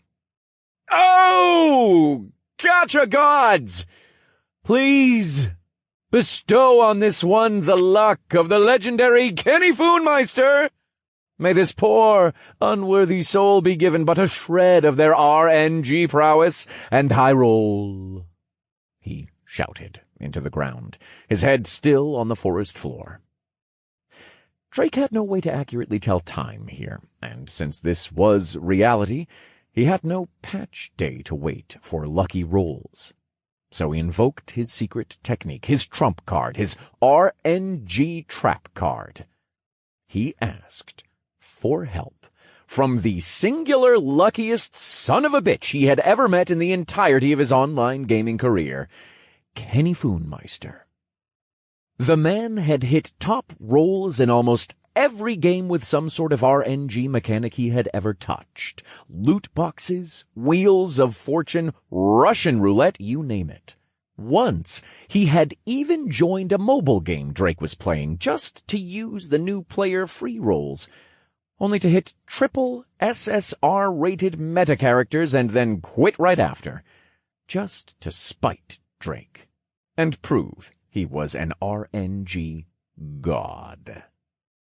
If anything was going to work, this would, and Drake knew he would hit a nat 20 as he threw the die across. The die rolled and tumbled, finally coming to a stop. 17. "It's a lie! It's all a lie!" Drake cried, slamming his fists into the ground. A moment later, a small stone hit the back of his head, falling to the ground in front of him. Still wailing in pain from his missed high roll, Drake reached out his hand to retrieve the stone, identifying it. Skill Stone, Transcendence, Rare. Unlocks a random skill from the Transcendence tree. Requires one open skill slot and one mage main tree or sub-tree branch unlocked. Drake sat up, straight as a pole, his tears suddenly dry. "Huh. It isn't a max roll, but it's our first rare skill," he said. "It's all right. We were just saving the big one for the grand finale," he shouted, looking at the final reward prompt. You have reached Mage Level 10. You may now upgrade your class. Quest complete. Would you like to accept rewards? Yes or no? Drake again mentally accepted. Another familiar prompt replaced the acceptance screen, but there was something different in the rollout of text. Please roll twice for item rarity. Primary roll for main class tree skill stone. Secondary roll for class-specific skill stone. Please roll thrice for class advancement selection. Once you have rolled, you will be presented with a list of classes based on each individual roll. Wow. So I have to roll a total of 5 times. That means I have some pretty good odds of getting a decent class and items then. Drake picked up the die to roll for the items. Dropping it to the ground from in his sitting position, it bounced and tumbled until it finally came to a stop. A 20, staring back at him. "Hell yeah!" he shouted, immediately jumping up and throwing his fist into the air. A stone winked into existence in front of him, dropping next to the die. This stone was different from the others. It wasn't clear, but held an almost tan porcelain color, much like the color of bones. He bent down and picked it up. Main class tree stone. Necromancer of the End. Legendary. Unlocks the Necromancer of the End main class tree. Requires one open main class tree slot and mage base class level of 10 or more. Legendary side effect may cause personality and race changes. Holy mother of RNG! We struck gold! I think. Race changes? What? Does that mean it turns you into a lich or something? Drake mused excitedly, his voice dropping to a hushed tone as he finished reading the description. I'm happy I finally got a legendary stone, but can I even use it? And I'm not exactly sure I want to change into something associated with necromancy. Pretty sure those would all be like undead things? Drake wondered, turning the stone over in his hand. After a few seconds of thinking it over, he decided to wait on the stone until after he was done rolling. No use in rushing it when he had more rolls still. Drake picked up the die again and tossed it to the ground with trepidation, still slightly shaking from the adrenaline from receiving a legendary. The die bounced and finally turned slowly, from 2 to 4, then 14, and finally came to a stop on 20. He coughed up blood, but quickly recovered when the stone materialized next to the die. His hand shakily moved to pick up both the stone and die. Skill Stone, Necromancy, Legendary. Unlocks 1 random skill from the Necromancy tree. Requires 1 open skill slot. Unlocked Mage main tree or subtree branch. Drake was speechless. He had rolled 2 nat 20s in a row, netting him 2 legendary stones, making his choice obvious as to what to do with them. He began trying to, through trial and error, use the stone. Eventually he was able to trigger it by focusing on the stone and mentally willing it to be consumed. But a piercing headache struck when he did. A new notification popped up. Unable to consume main class tree stone. You are already on a main class quest within the tutorial. Well, isn't that just a bitch? Drake squinted, disappointed. He had finally gotten something really good from this godforsaken system, and he wasn't even allowed to use it. What a scam! An injustice to the highest degree! He fumed. After a few minutes of cursing into the air, as there was nowhere to direct his complaints to, he eventually calmed down and tried to look on the bright side. He still had 3 chances to score a good class upgrade. Pocketing the stones, he dropped the die with dead eyes, void of emotion. The die clattered on the ground, rolling around. A 13 then turned to 19. Drake's eyes filled back with life, but then it shifted with a twang, bouncing off the ground 15. Drake's eyes were now nervously shaking, sweat beginning to bead on his face, and it finally ceased moving. A 1 facing the sky. Drake's eyes turned to hazy glass spheres once again, as he mechanically lifted the die and dropped it again. He had to look on the bright side. He still had 2 chances to score a good class upgrade, he thought. The die again sang with the sound of it hitting the ground, dancing along the bare dirt, teasing Drake. 18, then turning to 15, and back to 18, finally rolling to a stop. Another 1 stared back at Drake. Drake moved like a broken doll for the die, a creaking almost audible when he shifted his body to pick the cursed thing up. Dropping it to the ground 1 final time, Drake looked ahead, not having the heart to look down at the result. He spotted a new notification in his vision and opened it up. You have rolled 1, 1, and 1. Generating class list. Chapter 14. Dual Class. Drake laughed, but it wasn't joyful. It wasn't happy, and it wasn't excited. It was a broken laugh that sounded almost like a sob. If anyone had seen him at that moment, they would have seen him crying tears of red liquid. He felt betrayed. Being this unlucky was almost an impossibility. What were the chances? Like 1 in 8,000?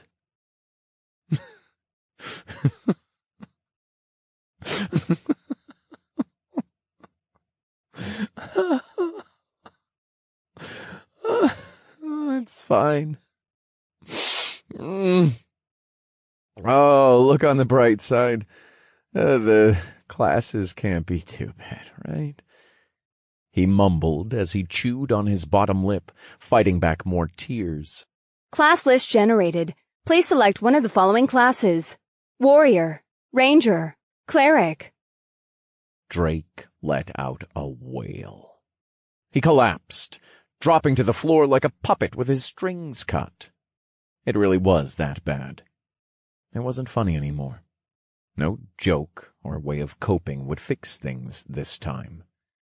He couldn't understand why his luck was so abysmal that his randomly generated upgrades weren't even true upgrades.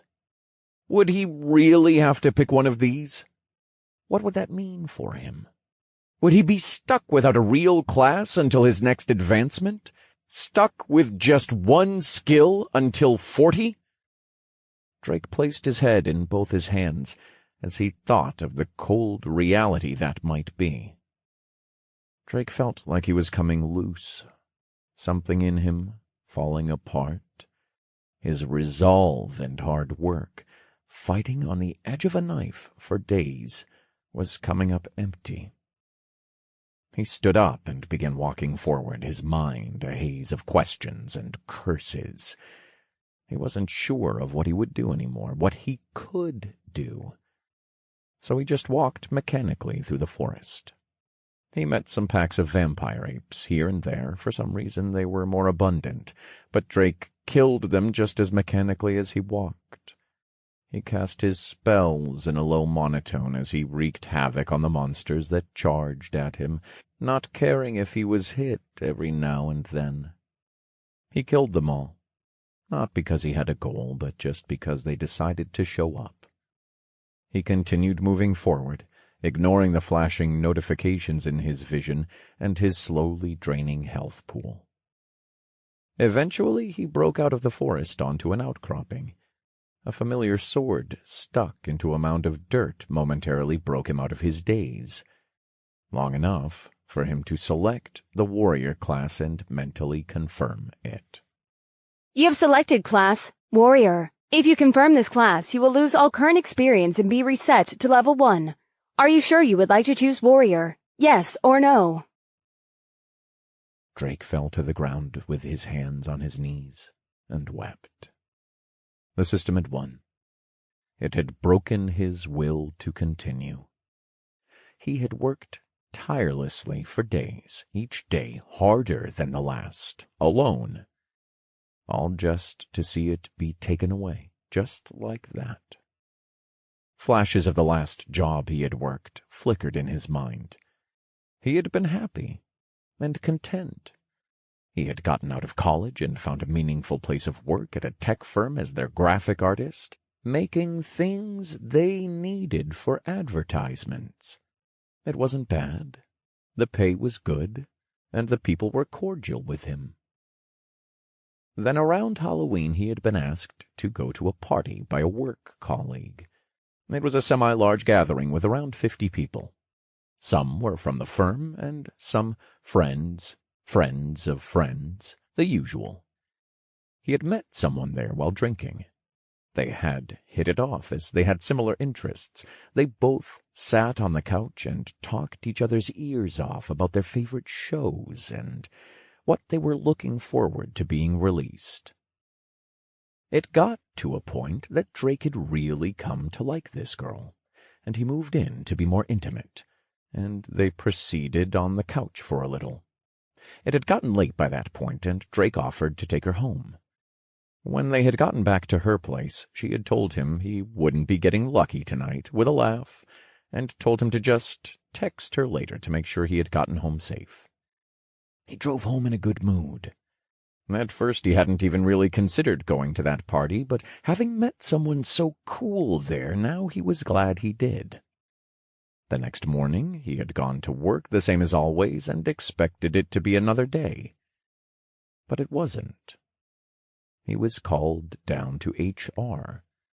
They told him that he had sexually harassed someone but wouldn't say who, and that he would be terminated immediately as they did not tolerate such an offense. Drake tried to reason with them, and asked Who exactly was accusing him? Shocked that someone could even consider he would do such a thing, and that such a one-sided decision could even be possible. He was losing his job, his livelihood. It wasn't something that could be decided just like that, no questions asked. But they didn't listen. The decision had already been made. A man came into the room with his things, and he was told he would be escorted off the premises. He could only comply, nodding to their every word listlessly, as he was too shocked to do much else. His 2 full years of working hard for that company had been thrown into the trash, with no concern for his effort or well-being. What the system was doing felt just like that, putting his effort into the trash. No remorse, no concern, nothing. Drake felt cold, as if all the energy in his body suddenly left him. He languidly got to his feet and walked over to the grave, falling in a heap once there. Hey, it's me again. Looks like this is where the line ends for me. I said I wasn't going to see your stupid face again, but here I am, Drake said through his sniffling. Yeah, I thought I moved past copping out and giving up, but I just don't know if I can do it all again. What if it just gets taken again? Ripped out from under me, you know? You can always just get back up and do it again. You've done it before. A familiar voice whispered in the back of his head. What the fuck do you know? Drake shouted. Do it again? That's easy to say, but how many times am I going to work so hard just to never see the fruits of my labor? If all it takes is one person saying I did something, or some godforsaken overlord of a system giving me a shit hand, what's the point? He screamed, venting his anger out in front of him with a flourish of his arm. Drake sunk back down, his head dipping into his crossed arms on his knees, feeling empty. He didn't know how long he sat there. Eventually, that same voice from the start of the introduction spoke in his head. Attention! Sufficient participants within the tutorial have reached level 10. The tutorial will now begin in earnest. Monsters will be raised to the minimum of F rank over the next 24 hours. Ladders will be generated based on participant level and TP. Participants will be rewarded at the end of the tutorial, 120 days, based on their rank. Rewards will be given for removing other participants from the tutorial, and their TP and inventory contents will be given to the victor. Additional rewards will be given for the top 10 positions. May you gain insight, power, and renown, and most importantly, may you survive. The voice finished, and Drake couldn't stop himself from taking a peek at the new notification for the ladder. Still sitting down in front of the mound of dirt and sword, he listlessly browsed the top spots. The board showed the top 100 with the top 10 in bold. His own rank was at the very bottom of the screen, making it easy to find. He knew this was throwing salt on the wound, but he wanted to at least know where he stood, even if he had given up. Top level leaderboard. Rank 1, level 18, Bear. Rank 2, level 15, Shigure Kenzo. Rank 3, level 15, Your Savior. Rank 4, level 15, Joker. Rank 5, level 15, Chris Springs. Rank 6, level 14, Super Megan. Rank 7, level 14, Kristen Howell. Rank 8, level 14, Kahoo. Rank 9, level 14, Vitamin D. Rank 10, level 14, Jason A. Rank 20, level 12, Shot. A pang of anger rose in him as Drake looked at the ladder. He wasn't surprised to see Bear in first. The man was just a moving tank, after all. But it was surprising that he had caught up and made rank 20 completely alone. while some of these people were obviously in groups. That such progress would be reset, dropping him down to last place, only enraged him further.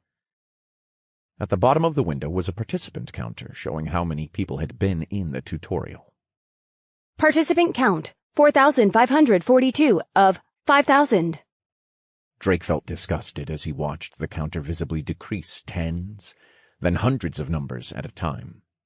Monsters were not doing this. It was people killing people. The system had turned this fight for survival into a literal bloodbath battle royale. He couldn't stomach the feeling on top of everything else to check the tutorial point ladder again, and promptly closed the window. He returned to hopelessly sulking, the window asking to confirm his decision still hovering in front of him. Eventually he was forced to cover his eyes as the glare from the rays of the twilight sun hit him. The reflection of the blade had caught him in the face. As if jerking on strings, his body moved automatically. Standing up to get out of the way of the bright glare, looking down at the mound and the blade, placing his hand on the hilt of it. Slowly, images of his fight here meandered through his head, his upset at the injustice done to this unknown person. How he had fought so hard to establish his goal in his heart.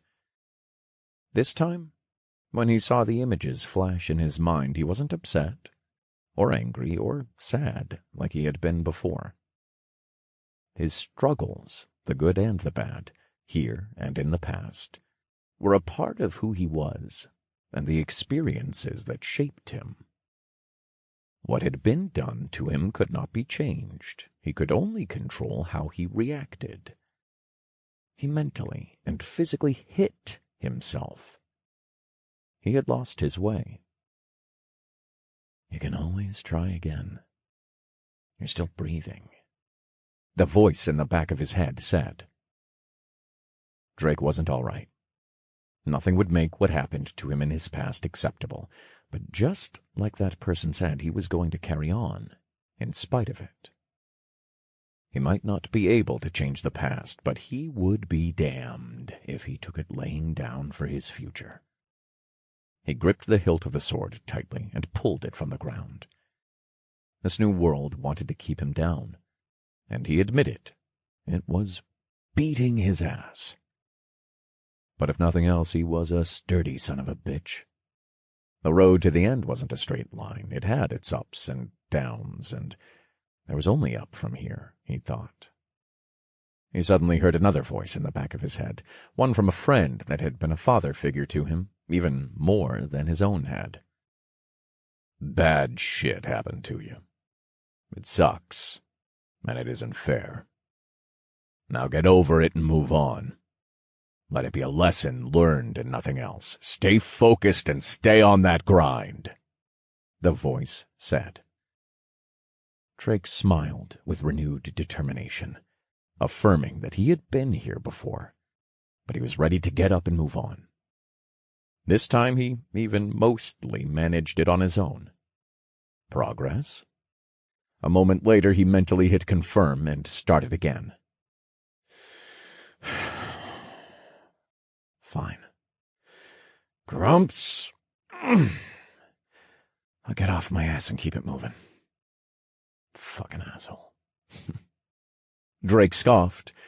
Still, he was smiling. You have reached level 1. You have selected warrior. You already possess a starter class. The classes will be merged. You've merged the classes to unique, mage, and warrior, level 1. New skill learned, heavy blow. Heavy blow. Heavy blow can be cast by chanting. Power through force, heavy blow. Cost, small amount of stamina. Cast time, instant. Damage, 1-to-1 ratio based on strength. You have gained the title, dual class. Dual class. You've gone back to the start, but all is not lost. The trail is long and hard but rewarding. Plus 20 to all stats. Extensive increased requirement to experience for level gain. New class quest. Reach mage level 10. Reward. Class upgrade. Main class skill stone. Class specific skill stone. New class quest. Reach warrior level 10. Reward. Class upgrade. Main class skill stone. Class-specific skill stone. Oh, this is just like that game. What the fuck? Drake started to scream, but never got the chance, as he was tackled by a vampiric ape mid-sentence. Chapter 15. A Promise. Shit! Drake howled as the ape hit him like a runaway train. Tumbling to the ground, Drake managed to get up quickly, scanning the surroundings for the ape. When he saw the ape, it looked different. The vampiric ape was slightly bigger than normal, and was clearly wilder, its mouth foaming as it glared at Drake. Drake took no time to point his staff in his left hand and aim at the beast, quickly chanting his mana bolt spell. But the ape surprisingly dodged the bolt with deft accuracy, charging again at Drake. He shuddered at the increased speed the beast was showing, but chanted bolts at the charging beast nonetheless. The ape continued to dodge the bolts as it closed in on him, forcing Drake to go into a melee. "Ha! Joke's on you! I'm also a warrior now!" Drake shouted as the ape collided with him once again. Drake shoved his sword and staff in front of him with trembling hands, bracing for the impact. Surprisingly, he didn't budge, and was actually holding the ape back. What's going on? I should only be level 1. He shouldn't have the strength to stop a vampiric ape with level 1 stats. The ape wasn't about to wait for him to figure it out, as it pulled and clawed at the weapons barring it to get to Drake. Drake refocused and pushed back with all the force he could muster, and with astonishment Drake did, even slashing the ape across the chest with his sword. The ape howled in pain, grabbing at its now bleeding chest, allowing Drake the moment he needed to chant a point-blank mana bolt right into the ape's chest, blowing a hole through it. What in the world is going on? That ape was obviously stronger than normal ones, but I still killed it in essentially one bolt. And what was up with my bloody strength there? Drake asked aloud. Drake looked at the kill notification for the vampiric ape. You have subjugated Vampiric Ape, F rank, level 11. Experience earned. 550 TP have been awarded. F rank? Did the monsters get an upgrade already and it's level 11? What tomfoolery is going on here, Mr. Nook? Drake said, bringing up the next notifications. Congratulations, you have reached Mage and Warrior level 2. 28 FP have been awarded. Congratulations, you have reached Mage and Warrior level 3. 28 FP have been awarded.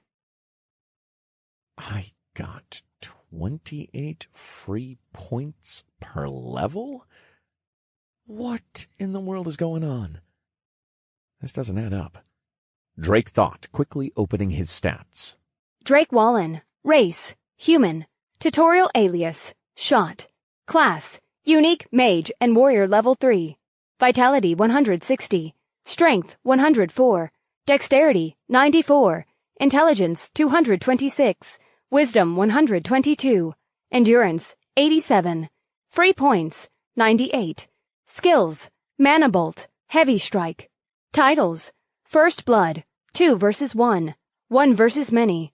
Monkey Slayer. Living on the Edge. Close Call. Dead Man Walking. Dual Class. Punching Up. Improbability. Again Drake dropped to his knees.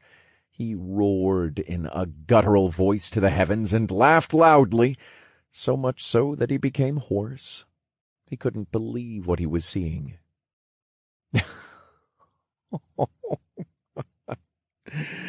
Does the system love me, or hate me?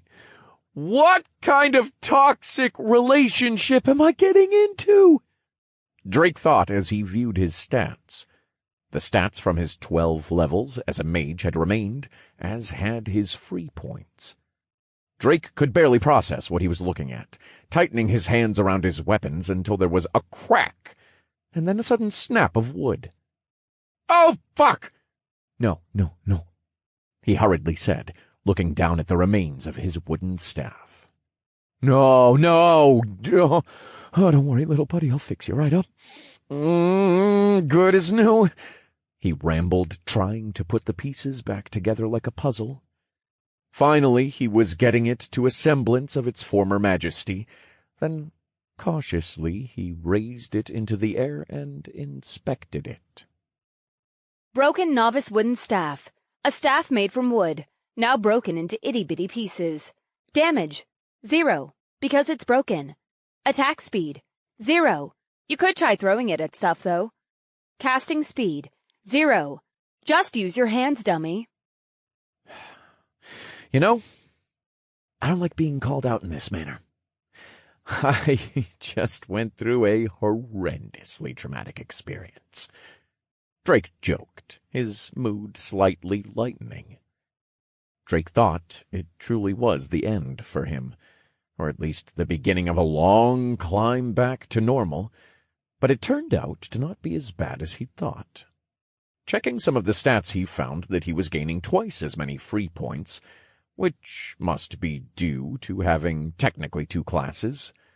He must have also been gaining the warrior base stat bonus with each level as well, which would explain how his strength had jumped to a whopping 104. His other stats were no slouches either.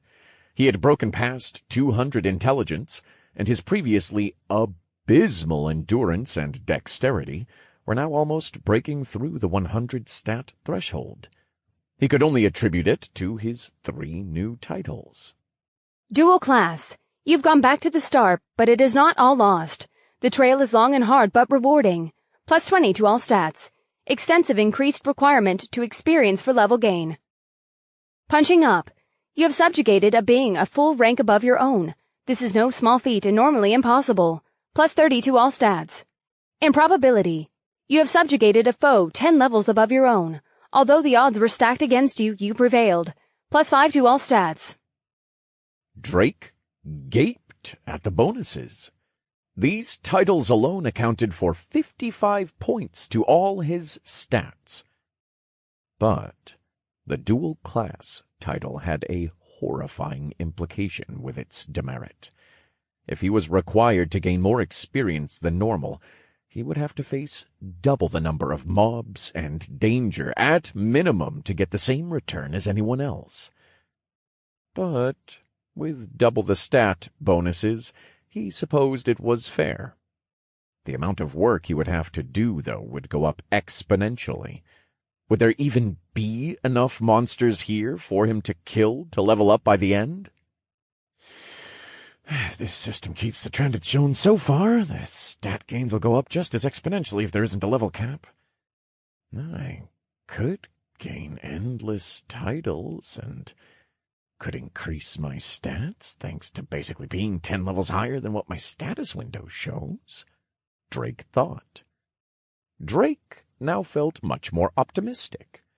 He was still bitter that he was forced to level again, but he had inadvertently gained a huge boon in terms of future value. It might be slow going, but he would be getting the stats of 2 levels for every 1 he obtained, and because of his stats carrying over, he was able to kill a monster 10 levels above him. It was a welcomed compensation. Finally done going over his new stats, and grieving for his lost comrade, for whom he would seek vengeance for in the coming battles. Those damn dirty apes. How dare they do that to Frank? He walked over to the stone dropped by the vampiric ape. Skill stone. Strength. Uncommon. Unlocks 1 random skill from the strength tree. Requires 1 open skill slot. Unlocked warrior class tree or sub-tree branch. This was something new, Drake thought curiously. He hadn't seen a skill stone like this from any of the previous apes. Was it because it had evolved to F rank? He would have to pay attention to his future drops. He looked at the fading sun over the horizon, then back at the newly acquired blade in his hand. Normally he'd be tired around now, but he wasn't. Was it his endurance? It had made an incredible jump along with his dexterity, and he still had free points to spend, now that he thought about it. But those would have to wait until he got used to his new physical stats. He wanted to make sure he was distributing the large sum in a practical way to match his new goals. And if he was being honest, after what he had just done to that ape, even before he gained his titles for killing it, he wasn't feeling in a rush to use them just yet. Drake wanted to go test out his new stats and new warrior skill immediately, but looking again at the waning sun, he would have to stop for now and find a place to rest and hole up for the night. He really hoped he would gain some source of lighting soon. Resting at night instead of hunting felt like a waste of time, especially since he wasn't tired. He turned to the mound of dirt, now marked by Frank the Broken Staff, and said, "Looks like I'm going again. Don't miss me too much. I'll be back soon enough this time, though. I'm going to come back when the tutorial's over. Next time, when I've turned into someone stronger and unrecognizable, when I can say goodbye to my weak and indecisive self for good." He smiled and began to turn towards the tree line. No takesies backsies this time. Chapter 16. New Stats. Night fell before Drake could encounter any monsters, forcing him to shelter in a tree. He was stronger, but he didn't believe he was ready to go wandering around in the dark just yet. All night he stayed wide awake, perched in the tree with nothing to do but watch the sky. He hadn't noticed it before, as he had always passed right out when his head hit the pillow, or branch in this case, being exhausted day in and out. He still felt the mental fatigue and a sliver of the physical, but he was certainly leagues above his limits from before. But when Drake gazed at the sky, he noticed a lack of, everything. There were no stars, no moon. Everything was pitch black. He could hear things flying above him every now and then, but without anything to reflect light, he couldn't see shit. Well, that wasn't true. He could see subtle flickers of red and orange, which he assumed were eyes, as they came in pairs. But Drake wasn't exactly good with scary stuff, so those he chose to ignore. After a few hours of staring into nothingness, wondering if he was actually still on Earth, or if the lack of celestial bodies meant this was somewhere else, he got bored and went over his stats a bit more. Well, at least people won't be asking what sign I am here. He chuckled. He looked at his two sub-100 stats, dexterity and endurance, and decided to, at the very least, round them out. 19 points each got them past their thresholds, bringing his free points down to 79. Now Drake was certain he wouldn't need any sleep tonight, a sure side effect of hitting the endurance threshold. As for dexterity, he felt no immediate difference, making him uncertain of what it affected. Maybe it increased his reaction time or processing speed. Since he was unable to test it at the moment, he moved on. His strength had also gone past the threshold, but he hadn't noticed a change until fighting the apes. That he could now stop a charging silverback gorilla was fairly hard to miss, but at first the change had eluded him. What also struck him as odd was that his physical stature hadn't changed much, as he poked his slightly protruding belly. "I'm not fat, I'm just big boned," he muttered to no one in particular. But outside of a lack of food making him slightly slimmer, he was surprised at how little the stats affected him cosmetically. A few more hours into the night, Drake had gotten very bored, and started theory-crafting what his focus should be now that he had 2 classes. His anime fanaticism flared for the rest of the night. He imagined a grand wizard, decimating swaths of enemies with a single spell, a warrior that crushed anything and everything under their grip. And, funny enough, He'd thought of a particular double-ponytailed schoolgirl wielding an overly large talking scythe, with a finishing move he wanted to try in particular. In his imagination, the possibilities were endless.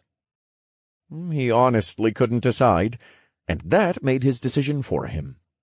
He was now a cross-class, just like in the good old days of that game, which had some eerie similarities to this system. And that class had been an all-rounder, or a jack-of-all-trades type, that focused on the fundamentals and used stat, bonuses, items, and the like to increase those basics to an absurd level. He wanted to feel that again, and he had an inkling that he would be able to. So his next goal was to make his class and stats into the perfect all-rounder. A final sweep of his status showed that he had gotten a new title. Rounded. You are well-rounded. Reach 100 in all stats. +1 to all stats. Am I a joke to you? Drake asked incredulously, looking up into the void. But he dismissed the system's jab, just happy for more stats and a new milestone. He just needed skills to work from now, and for that, he needed to hit level 10 again and reach his class upgrades as quickly as possible. Around 6 hours into the night, daylight was soon coming. Drake racked his brain, trying to think of things he needed and wanted to do during the coming days. After a few more minutes of ironing out his checklist, he suddenly remembered the other leaderboard for tutorial points. Willing the leaderboard open, he changed the window from the leveling board to the one for TP, not missing that while some of the names in the leveling board had changed and some had even just disappeared, Bear was still head and shoulders ahead of the pack. Going through the ladder, he had noticed that most of the standings were similar to the level ladder, which made sense, as everyone else most likely had the same experience threshold. They would all need to kill a similar number of monsters for experience, resulting in a similar TP reward. Drake looked at the bottom of the window and saw his rank and TP. Rank 27. Shot 10,700 TP. To see he had dropped a few places in the standing left him downtrodden, but he was also curious at the discrepancies he saw in some places. Rank 1. Bear 23,803 TP. Rank 2.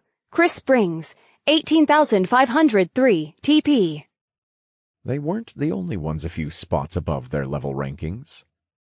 Perhaps some quests were starting to give TP as a reward, or these people were actively killing other participants and taking their TP. I wonder why some of the standings end in a 3. You can't get half points, right? He thought in passing. Drake had been an avid PvPer in many games. Even the one he had modeled his dual class after had been centered around it, revolving around 3 races fighting for supremacy of limited resources. But this was something else entirely. He couldn't understand why people would murder others for a spot on a leaderboard and rewards. He wasn't necessarily opposed to self-defense and protecting you and yours, but this was on an entirely different scale. But he conceded that perhaps he remained stuck in the old ways of his previous world's sensibilities.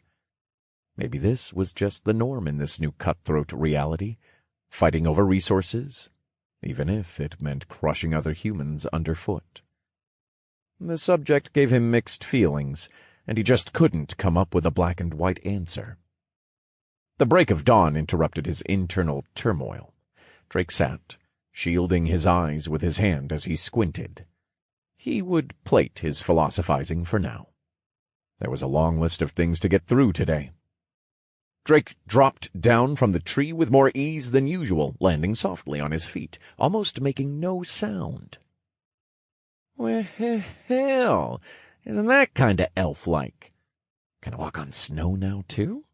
He said aloud, a small crease spreading across his face. First, I should get a handle on how these new inflated stats feel. he thought. Drake looked around for a tree a few meters from him. Yeah, that should be about right. He had singled out a tree that would have taken him around 30 seconds normally to sprint to. He got into a starting sprinter's stance and took off for the tree. The world around him blurred as he took long, swift strides, reaching his destination in less than 10 seconds. He just stared blankly at his starting location, amazed with himself. He had reduced his travel time by more than 70%, and he was still breathing evenly. Oh, I'm a goddamn superhero!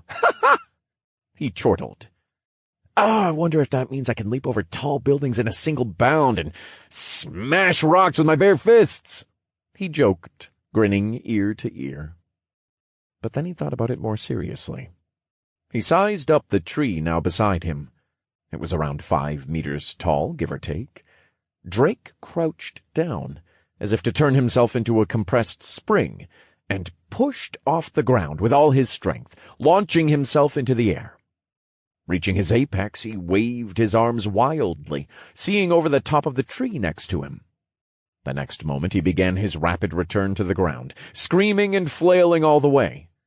He somehow managed to keep himself upright enough that he landed on his feet. Drake huffed as he released his held breath, and soon checked his body to see if anything was broken. But, surprisingly, he was fine, his body fully pain-free. He then looked towards the trunk of the tree and placed his fist against it, squaring up to it.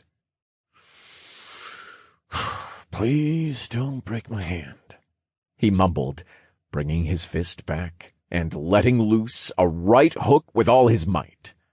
There was a loud crash and the splintering of wood as a cloud of dust kicked up below the tree. The dirt settled, revealing his fist sunken into the trunk halfway up his forearm.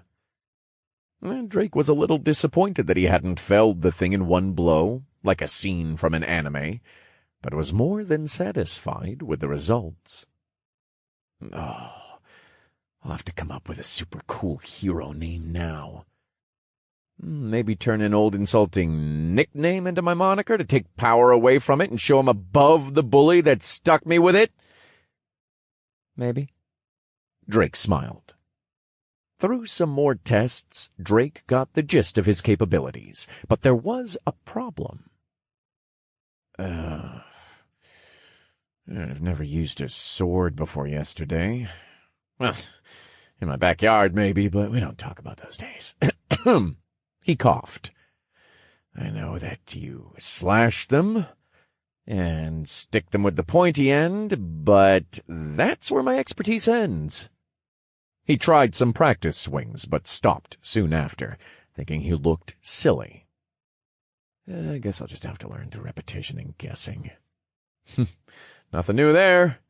This whole place has just been one big learning experience anyway. Deciding to put more time into learning how to properly swing a sword later, he moved on to the next thing he wanted to know. Could he cast while holding the sword? He certainly couldn't use poor Frank anymore. Novice iron sword. Common. A starter iron sword made from what looks like iron. 35 to 37 physical damage. 5 to 13 magic damage. Attack speed. Normal. Cast speed. Slightly slow. Oh, system, you're so funny, he said flatly. Magic damage and cast speed were listed in the description, so it must be viable as a casting tool. He pointed the tip of the sword towards the same unfortunate tree, reciting his spell. Manifest my power, Mana Bolt. A blue magic circle formed at the end of the blade, but the mana flowing into the weapon felt hobbled and rough, like he was squeezing it through a too tight straw.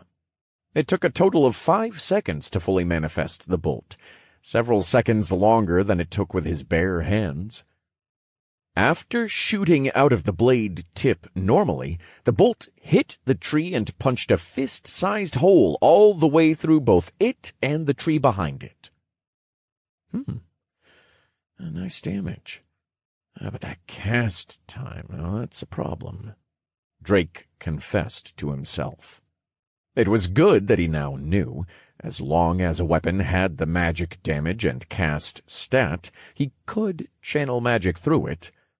But obviously some weapons were better suited to the task than others, and this one just wouldn't do. He ended up deciding to stick with casting through his free hand. The quicker cast time was ultimately more valuable than the sword's small damage increase. And now for the last and final test. Drake went off in a mad dash, circling the tree. Placing his hand in front of him, trained on the tree, he felt the mana inside him, then began to cast. Manifest my power! Mana Bolt! After the 2-second delay, a mana bolt flew from his hand, but missed the tree, flying past it and punching a fist-sized hole through another tree, burning a second hole halfway through the trunk of the one behind it. Drake shouted with glee and stopped as he curled his hands into fists. He was finally able to finish casting while running, and now he could run. Then he looked back at the tree he had failed to hit. We'll just ignore that I still can't aim, he thought sheepishly. All right, time to go find some monsties to hunt. No more slacking off, he yelled, pointing his sword in a random direction as he ran off at full speed. Then he quickly tripped over an extended tree root, falling flat on his face. Okay. Maybe not at full speed just yet. He said, raising his beet-red face from the dirt and spitting some out of his mouth.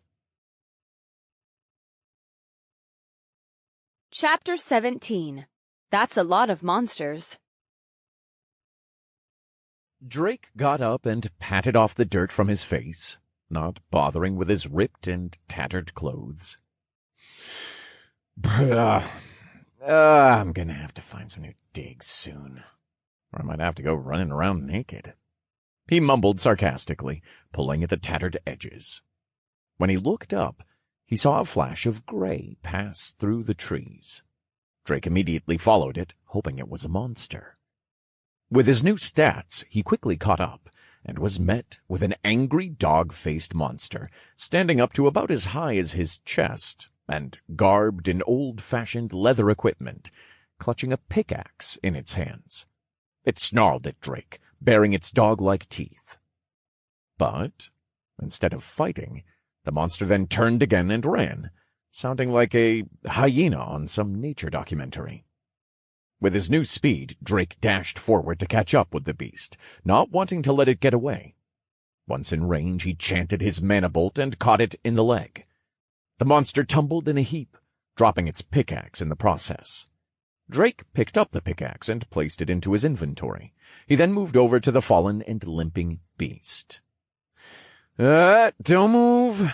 I don't want to get too much blood on my new wardrobe, he said, driving his sword into the head of the dog beast. Drake looted the monster's armor right off its corpse and dropped it into his inventory, not wanting to get it any dirtier. He brought the cuirass out again, holding it with both hands to look at it. Leather cuirass, F-grade common. A passable leather cuirass that offers a small amount of protection, plus 6% defense proficiency.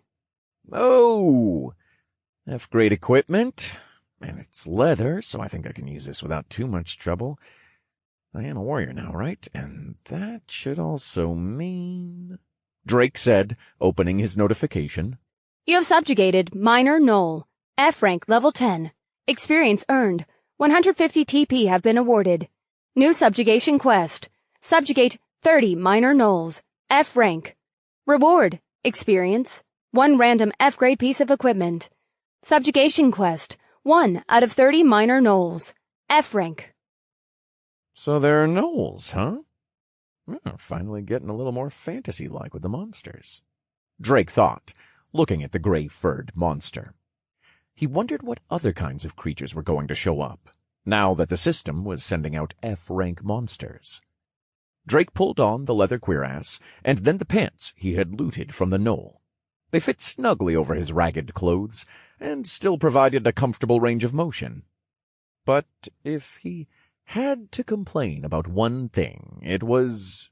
God, these pants are kind of tight around the family jewels.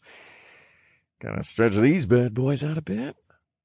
He began doing just that with stretches and squats. He was quickly interrupted by a howl similar to the knoll from earlier. He hopped into a nearby tree for a better vantage point and to possibly get a drop on whatever was coming. What eventually came into Drake's line of sight was something he wasn't expecting. A group of gnolls moved through the forest in his direction. Some were holding familiar pickaxes, and others were holding swords and shields. A pair were even holding crossbows. But what caught Drake's attention was the hooded one in a cloak, sitting safely behind the others. That was a mage. He was sure of it. No monster or man wore stuff like that without being one, he thought. Drake counted 11 gnolls in this group as they drew nearer. He wasn't sure if he would be able to take on a group that large, but he didn't get to make that decision, as an arrow embedded itself into his tree, forcing him to turn. A second arrow flew, hitting him in his right shoulder. Drake fell from the tree, gripping the arrow now lodged in his shoulder. A moment later he landed on his back with a grunt, but quickly got to his feet to take cover. New arrows were already sinking into the ground where he had just been. Ah! What the hell was that? How did they see me? They have some kind of long sight or detection skill? Drake thought, grimacing from the pain of the arrow. But he didn't get very long to think as he heard footsteps quickly surround him. Drake tried to peek out from behind his tree to see the gnolls' positions, only getting a momentary glimpse of the two crossbowmen. They sniffed at the trail of blood from the hit he'd taken. Looking in his direction, they quickly fired. He gasped in surprise and rolled out of the way to the side, right into a waiting miner gnoll. The miner brought its pickaxe down, aiming right for Drake's head.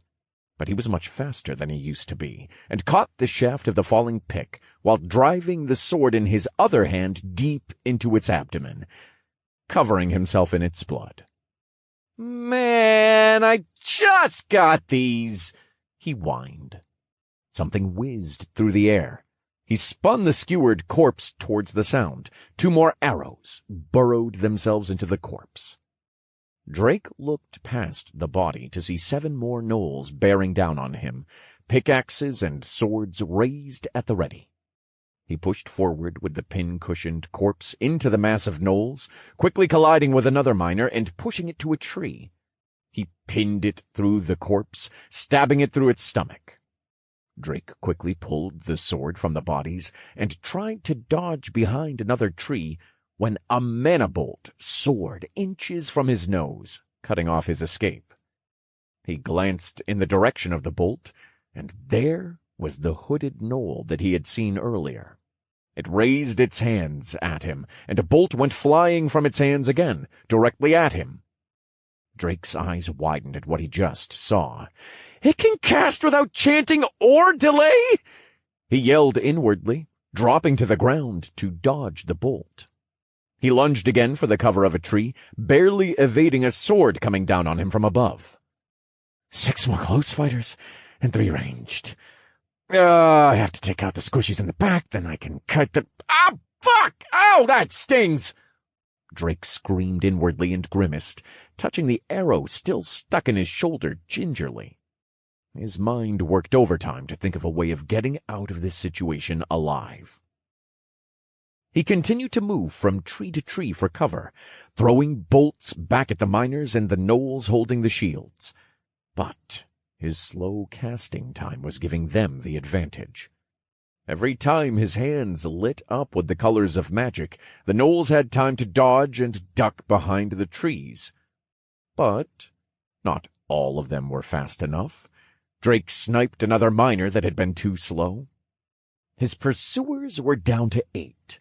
The 3 remaining that still bore shields covered the last 2 miners as they charged forward towards Drake, slowly catching up. He fired 2 more bolts behind him, but the shields easily turned them away. Drake clicked his tongue at that. Those shields were a problem. If only he had a fire spell so he could just burn right through the things. The gnolls were catching up to him now that they knew his mana bolts couldn't penetrate their shields, forcing Drake to choose whether he was going to fight the 5-on-1 or the 2 crossbowmen and the mage that had been besieging him with arrows and mana bolts. Running didn't even cross his mind as an option. He still wasn't confident that he could win in a melee. He had just become a melee cross-class after all, but he wasn't about to back down here. So he resolved himself and gritted his teeth as he dashed madly at the crossbowman, his stance low to the ground. As he ran at a new breakneck speed, he chanted his spell. Halfway to the group of 3, he released it. More arrows flew, one landing in front of him, one clipping his cheek. He then zagged to his right, a mana bolt passing right over his shoulder.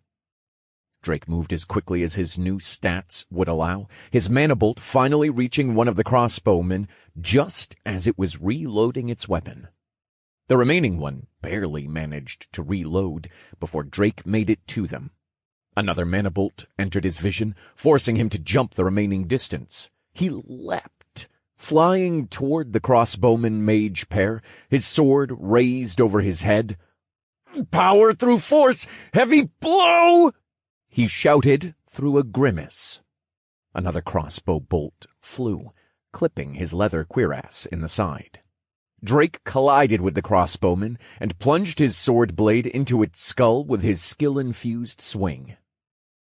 The mage wasn't perturbed in the slightest, and its hand glowed with power as a mana bolt flew out and caught Drake in the shoulder, pushing him back and off the body but ripping the arrow free.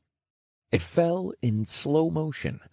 Drake grabbed the arrow out of the air with swiftness and agility he didn't know he had, throwing it back at the mage in recompense.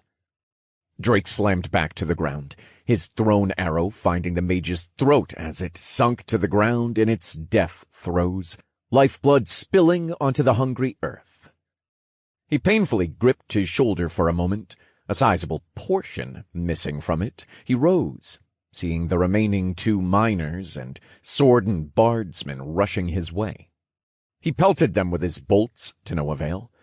Unfortunately, he only hit the raised shields, dealing no damage. The group of 5 was getting uncomfortably close now. Drake pointed downward in front of the group as he chanted 3 bolts in succession, kicking up dirt in front of him. Drake jumped backwards and fumbled with the dead bowman's crossbow, plucking the arrow from the dead mage's throat and loading it. As the dust quickly dissipated, Drake kneeled and took aim at the small cloud. The next moment, a sword boarder pushed emerged, confused only long enough to take an arrow to the face. It fell backwards as the rest of the gnolls came stumbling out of the dissipating cloud of dust. Drake pounced, landing atop a sword boarder, and knocked them both to the ground. The gnoll managed to hold on to its weapons and struggled to strike Drake as he knelt atop it. Drake pulled at the monster's shield, pulling it away from its chest enough for him to slit the gnoll's neck, killing it in a spat of bloody gurgling. The 2 gnolls next to Drake didn't miss a beat and brought their weapons down on him in an attempt to skewer him, but Drake rolled backwards just in time to dodge the pickaxe and sword. They only jabbed into their comrade's corpse. The remaining 3 gnolls roared in anger, but Drake did the same as he charged the last gnoll holding a shield. "Power through force! Heavy blow!" he screamed, charging at the beast, his sword coming down on the monster's raised shield, but only sinking into the side of it. Stuck. Drake yanked and pulled at his stuck weapon, struggling against the gnoll. The 2 minor gnolls were hesitant to interfere, apparently afraid they may hit the other gnoll in the scuffle. Eventually, Drake managed to pull his sword away from the knoll, the shield ripping away with it. The extra weight threw him off balance, and he lost his grip on his weapon. It went flying over his shoulder. Desperately, Drake rammed his body into the monster and wrestled it to the ground, placing it in a chokehold on top of himself. He gazed wild-eyed at the other two gnolls to see if they would intervene, but they remained indecisive. Drake chanted his mana bolt, pressing his hand against the gnoll's head, never looking away from the eyes of the minor gnolls. The warrior gnoll flailed and bucked when it saw the magic circle appear next to its face, but was unable to break away from Drake's iron grip. After 2 seconds, the bolt manifested, taking the gnoll's head clean off. Drake hurriedly threw the body at the miners, casting another bolt as he got to his feet, and picking up the gnoll's dropped sword. The gnolls panicked as one caught the body, falling to the ground with it on top. The other caught the mana bolt to the chest and coughed blood as it fell to the side. Drake quickly scrambled forward, crawling atop the last gnoll. His foot pushed down on the corpse it had caught, preventing it from moving. He decisively brought his sword down to kill the struggling monster.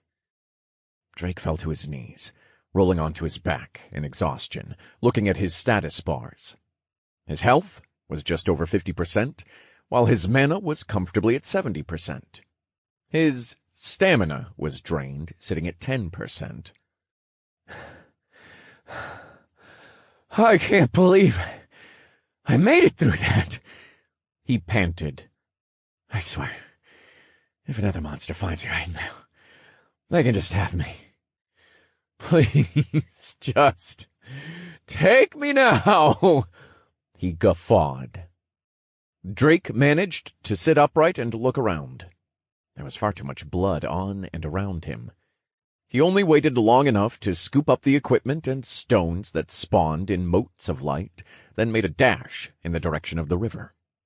He wasn't able to move at top speed, but he made excellent headway as he looked through the plethora of notifications with a grin. You have subjugated Minor Gnoll, F rank, level 11. Experience earned. 150 TP have been awarded. You've subjugated Minor Gnoll, F rank, level 11. Experience earned. 150 TP have been awarded. Congratulations! You have reached Mage and Warrior level 4. 28 FP have been awarded. You have subjugated Minor Gnoll, F rank, level 10. Experience earned. 150 TP have been awarded. You have subjugated Ranger Gnoll, F rank, level 13. Experience earned. 350 TP have been awarded. New subjugation quest. Subjugate 20 Ranger Gnolls, F rank. Reward. Experience. 1 random F grade piece of equipment. You have subjugated Ranger Gnoll, F rank, level 13. Experience earned. 350 TP have been awarded. You have subjugated Mage Gnoll, F rank, level 15. Experience earned. 750 TP have been awarded. Congratulations! You have reached Mage and Warrior level 5. 28 FP have been awarded. New subjugation quest. Subjugate 20 Mage Gnolls, F rank. Reward. Experience. 1 random F grade piece of equipment. You have subjugated Warrior Gnoll, F rank, level 13. Experience earned. 650 TP have been awarded. New subjugation quest. Subjugate 20 Warrior Gnolls, F rank. Reward. Experience. 1 random F grade piece of equipment. You have subjugated Warrior Gnoll, F rank, level 13. Experience earned. 650 TP have been awarded. You have subjugated Warrior Gnoll, F rank, level 13. Experience earned. 650 TP have been awarded. You have subjugated Minor Gnoll, F rank, level 10. Experience earned. 150 TP have been awarded. Subjugation quest. 6 out of 30 Minor Gnolls, F rank. Subjugation quest. 2 out of 20 Ranger Gnolls, F rank. Subjugation quest. 1 out of 20 Mage Gnolls, F rank. Subjugation quest. 3 out of 20 Warrior Gnolls, F rank. Chapter 18. The Outpost. The notifications crowded Drake's vision, and he had to sweep them away. It was an amazing haul, and he hadn't even looked at his stat gains or the items yet. The knolls had been a treasure trove of experience and equipment for him. As he approached the river, Drake looked around for monsters. Finding none, he looked over at his now itching shoulder. Surprisingly, it was slowly but visibly healing, the small bits of fiber blown off now being replaced. It was welcomed that he was healing, but seeing the process was objectively grotesque. Finally arriving at the riverbed, Drake watched the pristine, flowing water. Drake sighed in relief, touching his shoulder again to see the progress. Seeing that it had stopped bleeding and a scar was forming, he jumped into the river and began scrubbing himself down. He drank some water to refresh himself, and then moved to the shoreline to dry off in the sun. Drake sat on a nearby rock and pulled up his status, ready to distribute his free stats, now that he'd gotten an idea of what he was lacking. Drake Wallen. Tutorial alias. Shot. Race. Human. Class. Unique Mage and Warrior level 5. Vitality. 168. Strength. 121. Dexterity. 101. Intelligence. 243. Wisdom. 131. Endurance. 101. Free points. 127. Skills: Mana Bolt, Heavy Strike. Titles: First Blood, 2 vs 1, 1 vs Many. Monkey Slayer, Living on the Edge, Close Call. Dead Man Walking, Dual Class, Punching Up, Improbability. Dog Hater, Rounded. Drake scoffed at his pooled free points. They were higher than some of his stats. He looked at the new title with displeasure. What? I'm not a dog hater. Those things are just dog-like. Drake shouted into the air. Dog Hater, slay 10 harmless dog-like gnolls, plus 5% damage to gnolls. Drake sighed, completely worn out. He didn't want to waste any more time complaining. Looking back over his stats, he knew which he wanted to improve. His magic wasn't strong enough to pierce the gnolls' shields without a staff to amplify his damage, and he was only barely nimble enough to make it through those close combat fights. So, he decided to increase his intelligence and dexterity by a large margin. Then he evened out his strength and wisdom to keep his melee damage and mana regeneration. Drake Wallen. Tutorial alias. Shot. Race. Human.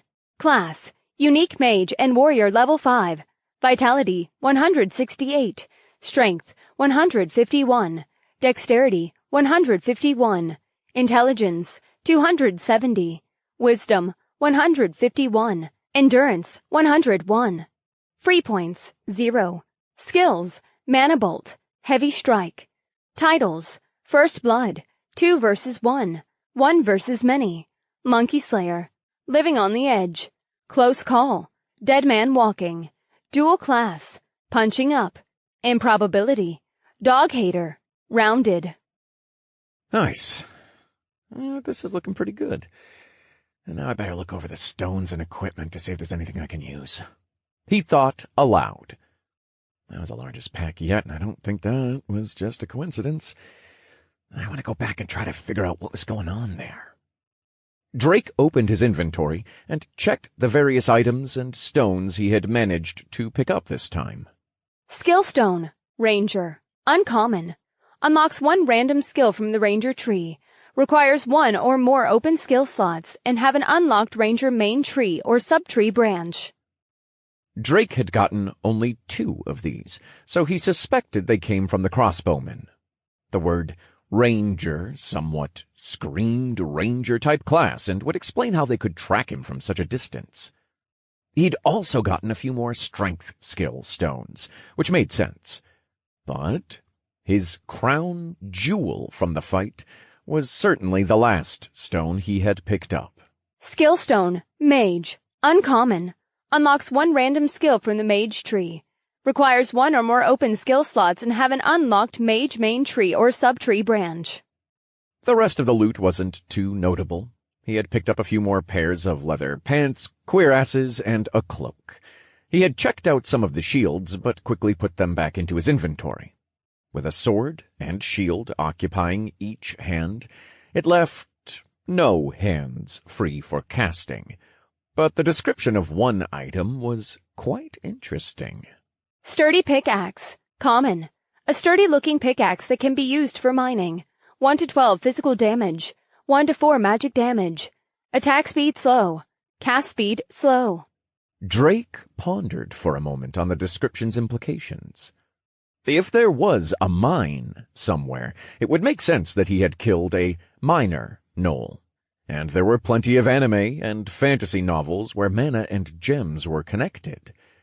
Drake's eyes turned to $signs at the possibility of an undiscovered mine. While he waited for his clothes to dry, he practiced casting his mana bolts, firing them into the river. He had seen the mage gnoll shorten the cast time and wanted to do the same, but every time he tried to omit a word from the cast, it wouldn't activate. He could feel the uninterrupted mana flow to his hand, but he wasn't sure why the spell failed. Finally stopping after several attempts of failure, Drake sat, pulling out the mage skill stone and rolling it around in his hand. Maybe the skills it gave would be the answer. If so, he may be stuck just having to wait. When his clothes were adequately dried, he returned the stone to his inventory, running back in the direction he had come from. When he arrived at the scene of his last fight, he slowed to a crawl as he saw a lone miner gnoll. Drake waited a moment to see if it was a part of a group, but the gnoll remained alone. It roamed from body to body, apparently looking for dropped gear or stones, as when it didn't find anything, it turned away and left. Perfect. Now take me to your leader. Small dog-type thing, Drake thought. He began to follow the miner gnoll from a moderate distance, moving at a brisk pace through the forest. The gnoll moved with purpose to what Drake hoped would be a treasure trove of both loot and experience. After what felt like forever, the bluish-gray peaks of a mountain rose from between the tree leaves. Drake smiled as he kept pace with the monster, making sure to stay far enough away that it hopefully wouldn't notice him. Eventually the tree line broke, and Drake halted. The gnoll ran past the tree line and made a break for what looked like an old wooden outpost. Drake was amazed at the sight as he followed the gnoll's trajectory. A small fortress, built of wood, was covering the side of the mountain base. Small guard towers stood, filled with rangers and mages. The miner gnoll ran to a large gate guarded by a pair of warrior gnolls. Drake watched as they seemed to converse, the miner gnoll pointing back into the forest. Oh, did it notice me and leave me here on purpose? Drake wondered. Better safe than sorry. I've got a few tricks up my sleeve. Drake began taking out the extra pairs of leather and iron armor and weapons he had laying around. Quickly, he set them out around him. He then rubbed dirt all over his person and finally took out the last item. Battered cloak. Common. Just a normal cloak that may help obscure your features. Drake rubbed dirt over the cloak, then put it on as well, hoping to mask his smell, and quickly got into a tree to scope out the gate. The miner gnoll and the warriors were no longer there, and the gate was closed. But soon the gate reopened, revealing a large group of 20 gnolls streaming out. They began lining up in wait for something. Drake's body shivered as a gnoll with black spots marking its gray body walked out of the gate. It was twice the size of the other gnolls, wearing metal armor of obviously better quality than the crude iron the apes had worn. It had a colonial, conquistador-esque hat on its head and spiked metal gauntlets covering both its hands. A palpable aura of power exuded from the monster, even from here. He looked on as the commander gnoll began barking and pointing at the others, then suddenly looked into the forest, meeting Drake's gaze. Drake shuddered again. He wasn't sure if the monster was actually looking at him, but still held the monster's gaze. After a few seconds, the gnoll's mouth creased back and showed its large white canines. It had seen him. It pointed again to the tree line this time, and the gnolls formed a straight line with the shield users in front, with the rangers and mages behind them. The commander gnoll brought up the rear. Drake smiled in nervous anticipation. Huh? Come and get me then, mutt. Chapter 19. The First Commander. Drake moved back to where he had set his trap and waited patiently for his quarry's arrival. He settled in a tree above 2 pairs of dummies set up in the bushes. They even had some of the extra swords and shields he wasn't using. Soon, Drake heard the rustle of branches and leaves, followed by rumbles and thumps, along with the slight shaking of trees. So far, so good. They haven't seemed to have noticed me this time. A good thing I cleaned the blood off and rubbed myself in dirt for good measure. I hope it stays that way, he thought, as the gnolls marched below him. Drake watched from above as they poked and prodded some of the dummies he had set up. Some of the dummies received a mana bolt and arrows, but Drake continued to wait.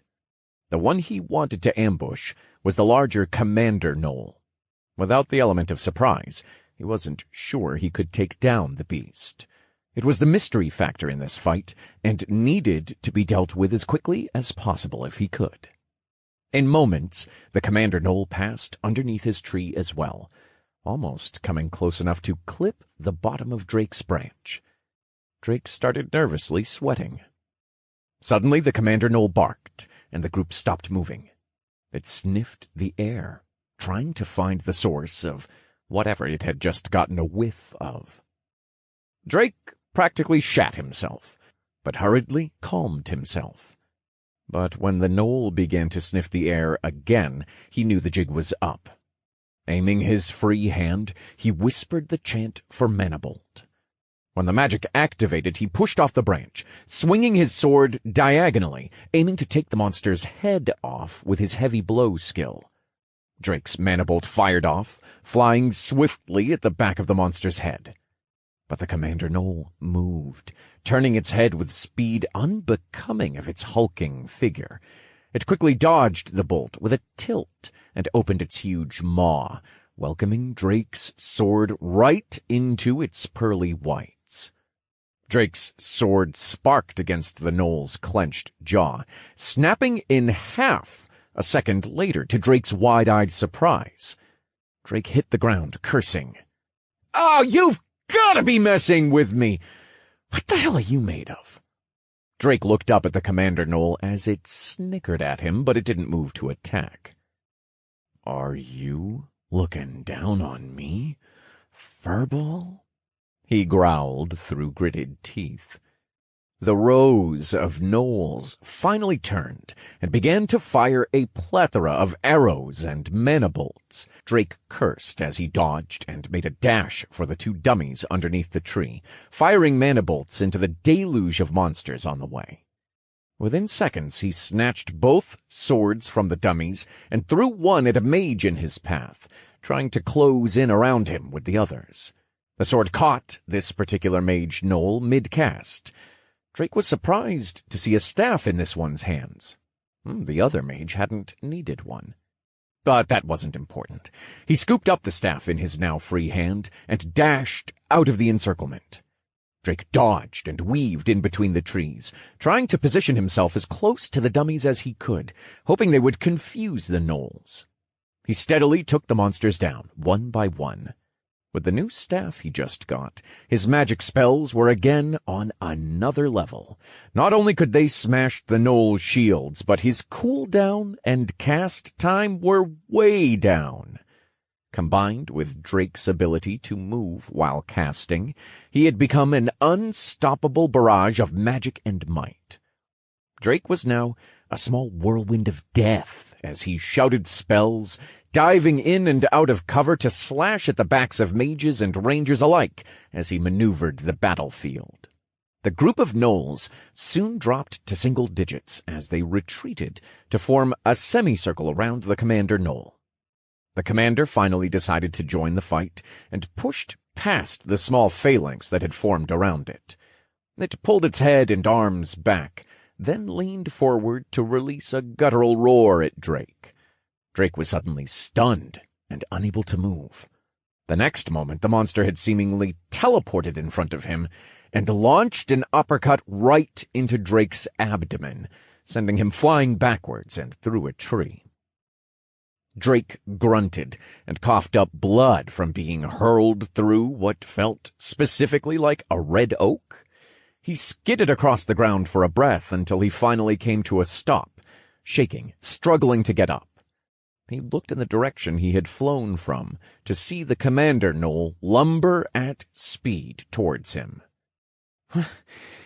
Oh, it's not going to teleport again. Was it a skill? What about that? How are they skills? How long are they down for? He tried to process, coughing as he rose. He began quickly chanting his manibolt to the incoming monster, trying to maintain his distance. But the monster was just shrugging off the manibolts, its armor doing a frustratingly good job of protecting it. Drake didn't want to get in close, but it looked like he may not have a choice. There just weren't any good angles from this distance. Before he was able to get in close to the gnoll, it teleported again, right in front of him. But there was no shout this time to stun Drake, and he turned to dodge the subsequent straight hook from the monster. Drake then brought his sword down on the monster's exposed elbow with his heavy blow, but the gnoll's other gauntlet blocked it before it could connect. The two were then locked in a back-and-forth scuffle of dodging and striking at each other. He had more dexterity than the monster, which allowed him to keep up with it, but he was still just a person who hadn't had much experience in fighting. His amateurish evasions of the blows were only enough to keep him from being hit directly. Soon the little cuts from those spiked gauntlets were adding up. But Drake wasn't just becoming a punching bag. He was slowly outlasting the monster. At every chance, he shot close-range manibolts into his foe, slashing at its uncovered joints when possible. Small dents and holes were starting to accrue on the beast's armor as the battle wore on. The tide of the battle abruptly changed as the gnoll jumped backwards, rearing its head back again. When Drake saw the motion, he knew what was coming, but he was too close and couldn't get out of the range of the shout.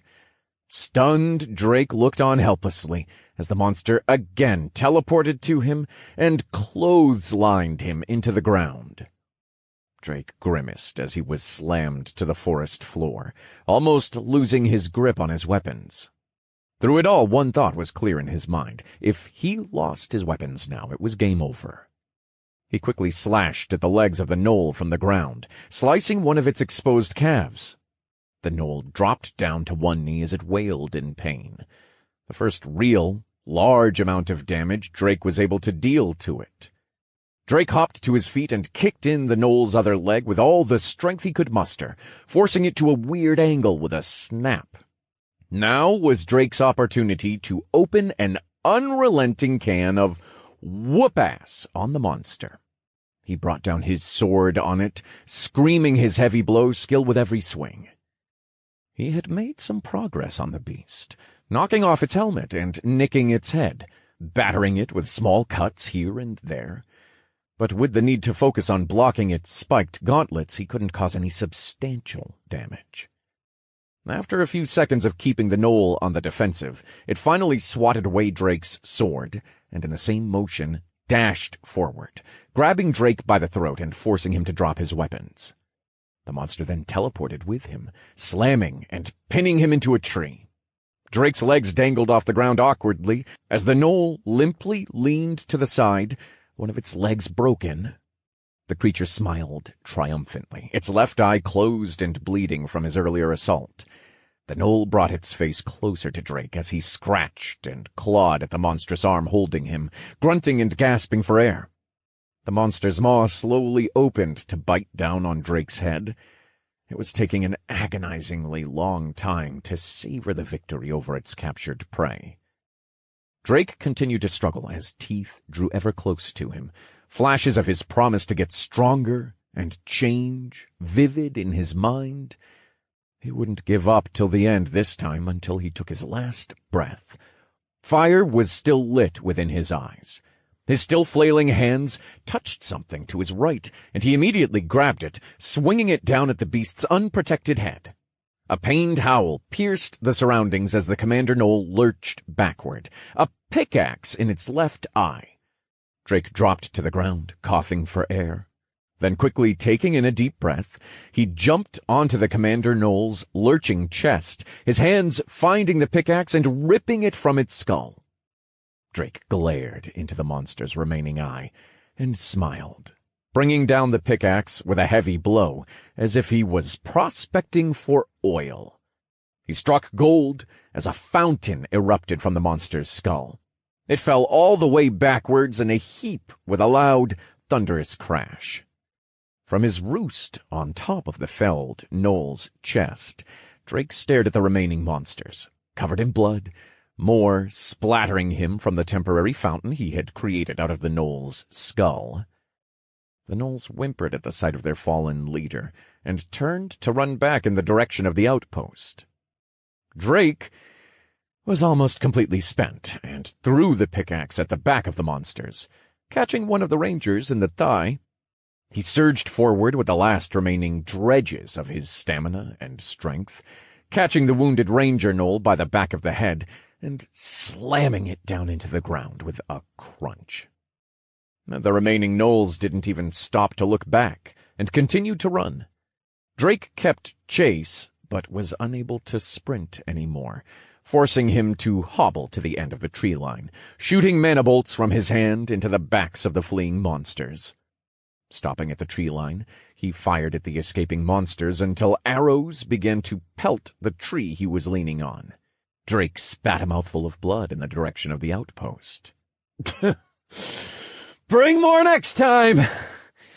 I'll be here all day," he guffawed, smiling with a red-tinted grin.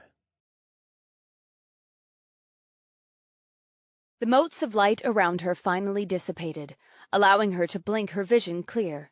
After a few seconds, the sight of a lush forest spread out in front of her. All was quiet at first as she glanced between the surrounding greenery and people.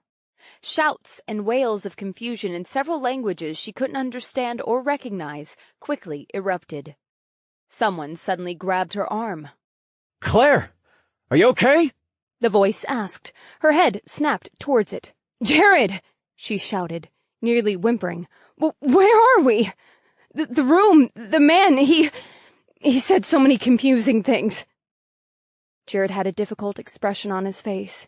Clearly her brother wanted to say something, but remained silent. I know, don't worry, I'll take care of it. First, we need to find a safe place," he said firmly, his eyes darting around the area. A moment later, another scream rang out, different from the others. Not a shout of confusion or despair, but a real, guttural scream of pain and desperation. Both of their heads turned to it, their faces paling at what they saw. A man? No, an animal. An ape was digging into a still, living body. The screams had cut off, replaced with wet gurgling as the victim reached out, their eyes begging for help, but it was too late. Claire gasped, covering her mouth as she shook in fear. Jared gritted his teeth as his hand quickly went to the sword at his waist. He stood in front of Claire. "Stay behind me and back up slowly," he whispered. "Claire, get up, we need to go." But having seen the grotesque display, Claire's legs wouldn't listen. She began crying and whimpering, tightly gripping the back of her brother's shirt. Jared tried his best to calm her while closely watching the strange, wild animal. He prayed it would do no more, but luck was not on their side today. The ape snapped its head to the pair, its beastly, bloodied grin exposing its long fangs and smushed face. With a howl ripped from some ghastly horror movie, the ape rushed forward on all fours. Jared cursed, holding his sword in a shaky grip as he yelled, "Bring it on, damn it!" "Jared!" Claire shouted, willing her jello-like legs to move, but she couldn't muster any strength. In a cacophony of grunts and screams, the animal collided with her brother, the tangled mess tumbling past her. Claire looked on in horror, uncertain which of the two was making those dreadful, pained noises. Then, gripping her new staff with white knuckles, she rushed to them. Reaching the unmoving animal and her brother, she raised the staff above her head, ready to swing it down with all her strength. Wait! Jared gasped, pushing the monster off himself. "I'm okay. I got lucky and it just ran into the sword." Jared looked at his shaking hands, strange elation bubbling through him. For a few moments his eyes went distant, then returned as a huge smile crept across his face. "Jared?" Claire asked, voice trembling with confusion and concern. The lady, she didn't lie.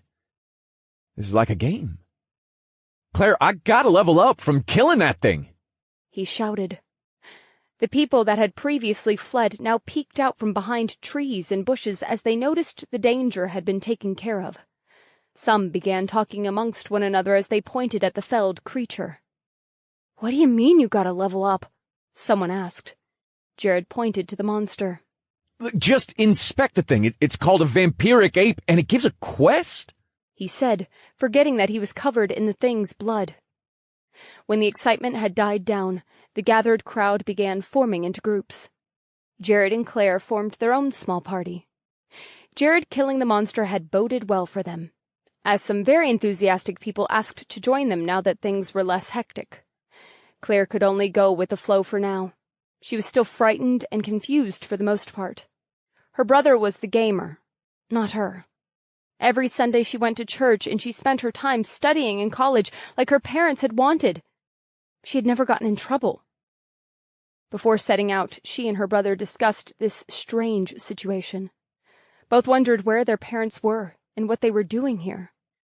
They shared what had happened in their respective introductions, eventually asking the others in their newly formed group. But it seemed that no one had a clear idea of what was happening, and their experiences varied wildly from one person to the next. Some recalled detailed explanations of certain aspects, while others had been stonewalled by their helper. Unable to glean anything, they had no choice but to follow their assigned quests, the class advancement quest and vampiric ape subjugation quest. Claire gripped her staff as she walked in the back part of the group, unsure of their future. At the sight of her older brother's confident stride, she relaxed. Maybe it won't be so scary, as long as I have Jared here, she thought warily. Chapter 20. They're Learning. Compared to his usual recovery rate, Drake was healing quite swiftly after the fight. But he was still forced to wait. He found all the dropped loot, but kept the dummy mannequins as they were, only fixing them up a bit, especially the one that held the pickaxe that had saved his life just now, giving it a pat on its leather armor. "Thanks for the assist, buddy. There shall be drinks and women at the celebration tonight in your honor." Drake moved to loot the commander knoll last, as he went through his notifications. He had killed a total of 14 gnolls, excluding the commander, for a whopping amount of experience and 5,000 TP. He had been able to snag 2 mage gnolls, 3 ranger gnolls, and 9 warrior gnolls in the exchange. Only 6 of the group of 20 had managed to retreat. Drake had managed to level up once during the fight, but hadn't noticed. He would have to pay more attention to his notifications during the fights. The free point boosts could be monumental in the coming fights, he thought. He was now level 6, and was beginning to feel his dual class's impact of the double experience demerit. As a single class, he would have already been close to, if not at, level 10, just from the past couple fights. He wasn't exactly mad, but certainly had mixed feelings at times. Drake went over the highlights. You have subjugated Squad Commander Null, F rank, level 16. Experience earned, 5,000 TP have been awarded. New subjugation quest. Subjugate 5 squad commander nulls, F rank. Reward, 1 random one-time use F grade item. Skill stone, leader, uncommon. Unlocks a random skill from the leader tree. Requires 1 open skill slot in unlocked warrior main class tree. He had also bagged 2 more mage skill stones. Luckily, each mage had dropped 1. Last, he had gotten 1 more ranger skill stone and a handful of strength and warrior skill stones. He was very interested in what this one-time use item was. But that wasn't the only acquisition which interested him. Skill stone, insight, uncommon. Unlocks a random skill from the insight tree. Requires 1 open skill slot in unlocked main class tree. Insight wasn't much to go on, but Drake suspected it might buff his identification skill. But without using it, he couldn't know for sure. When Drake was done going over most of the loot and had recovered most of his status, he returned to the tree line to see if there were any more gnolls coming for him. But the gate remained closed for now, no guards on the outside. More rangers or mages seemed to be perched in the guard towers. Looks like they're on high alert. That should give me some breathing room for at least a little, he thought. And I want to go over the coup de grace of the fight. Drake looked at the small bag in his hands.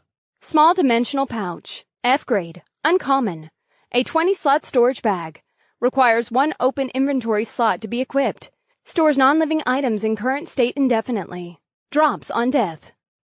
Obeying the description, he placed it into his inventory, then willed it into one of the boxes at the bottom of the screen. It locked in place with a mental click, and suddenly 2 more rows of 10 appeared, along with 2 rows filled with items from the bag.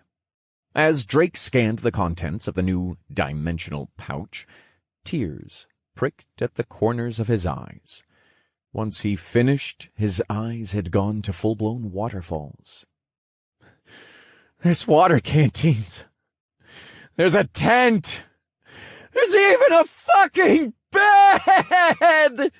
He roared into the air. These were items Drake had been desperately wanting the entire time he was here. And now, he had them. There were water canteens, food rations, uncooked meat, spices, and a large wooden tub, big enough to fit the large frame of the commander gnoll. There were even roasted nuts, and everyone loves nuts. There was also camping equipment, torches, flint, and steel. It was a dream come true for Drake.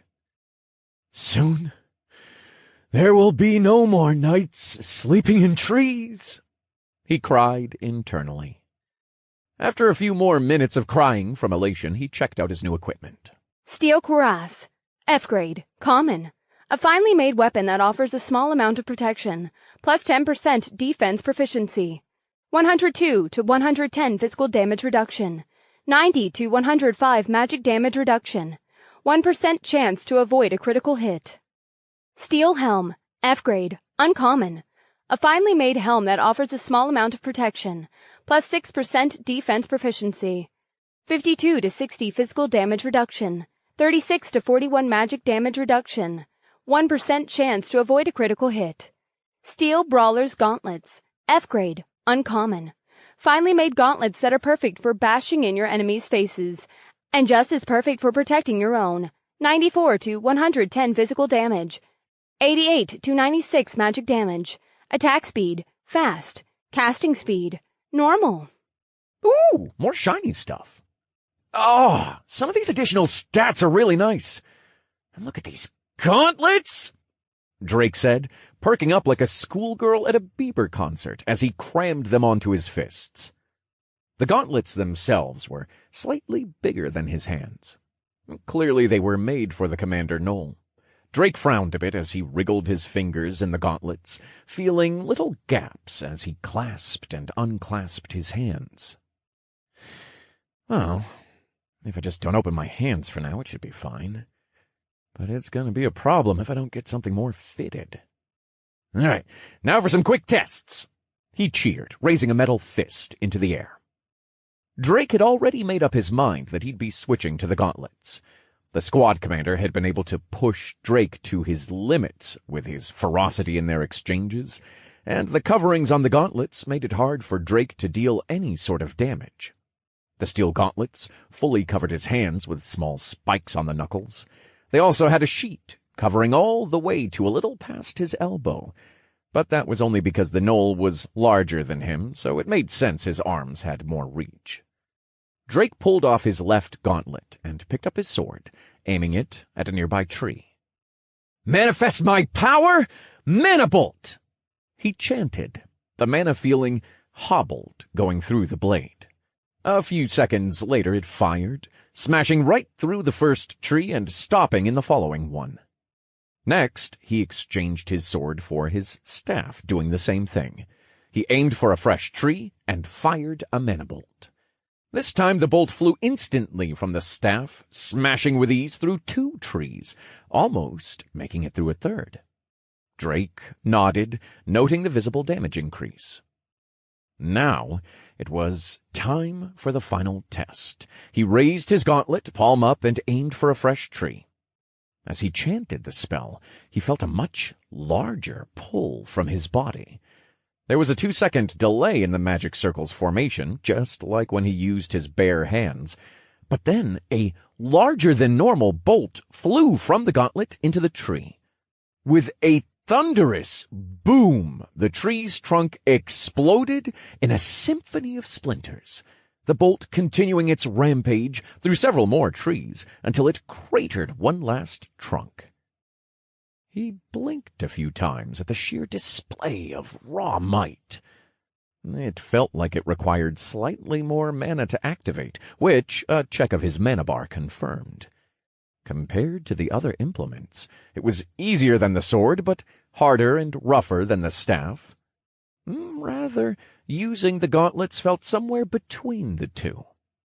When he finished his assessment, Drake rubbed his palms together in a menacing gesture.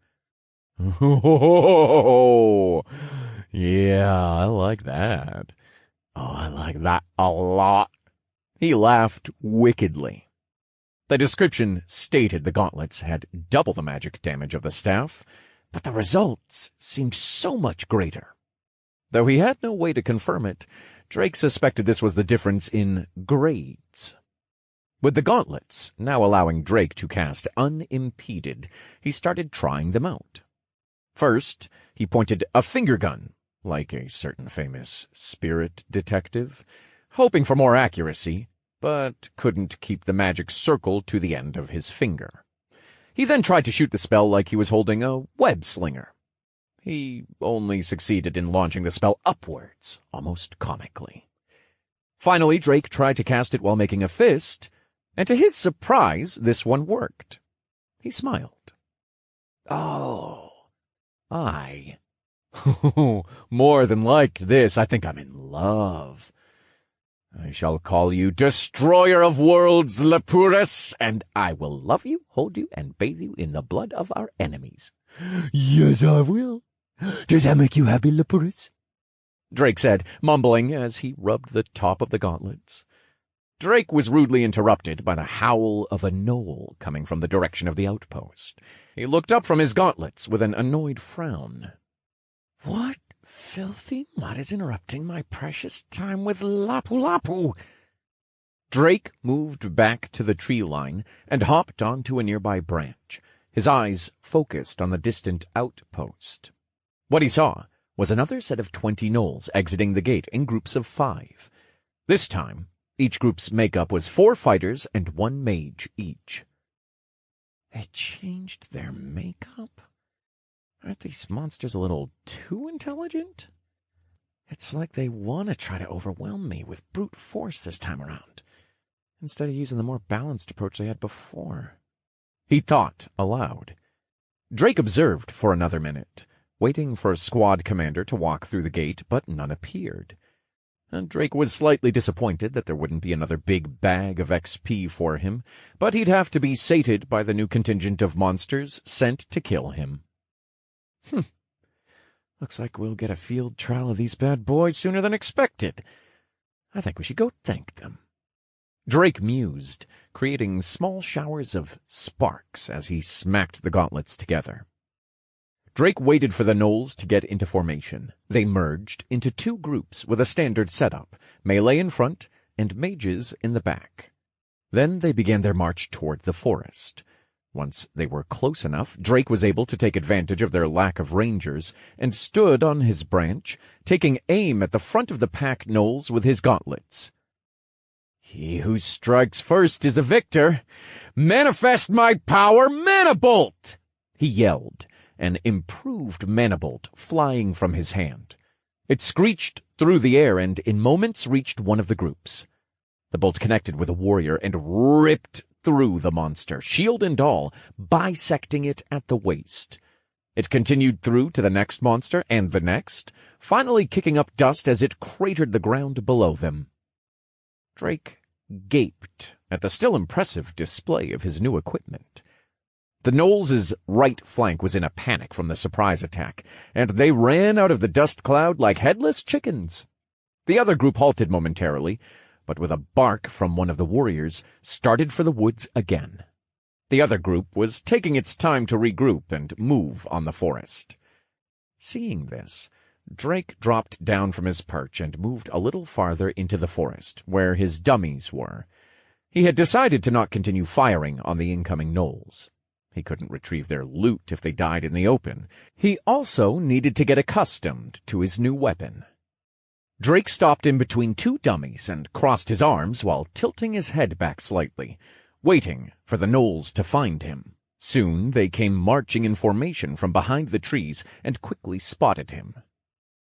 "Ho!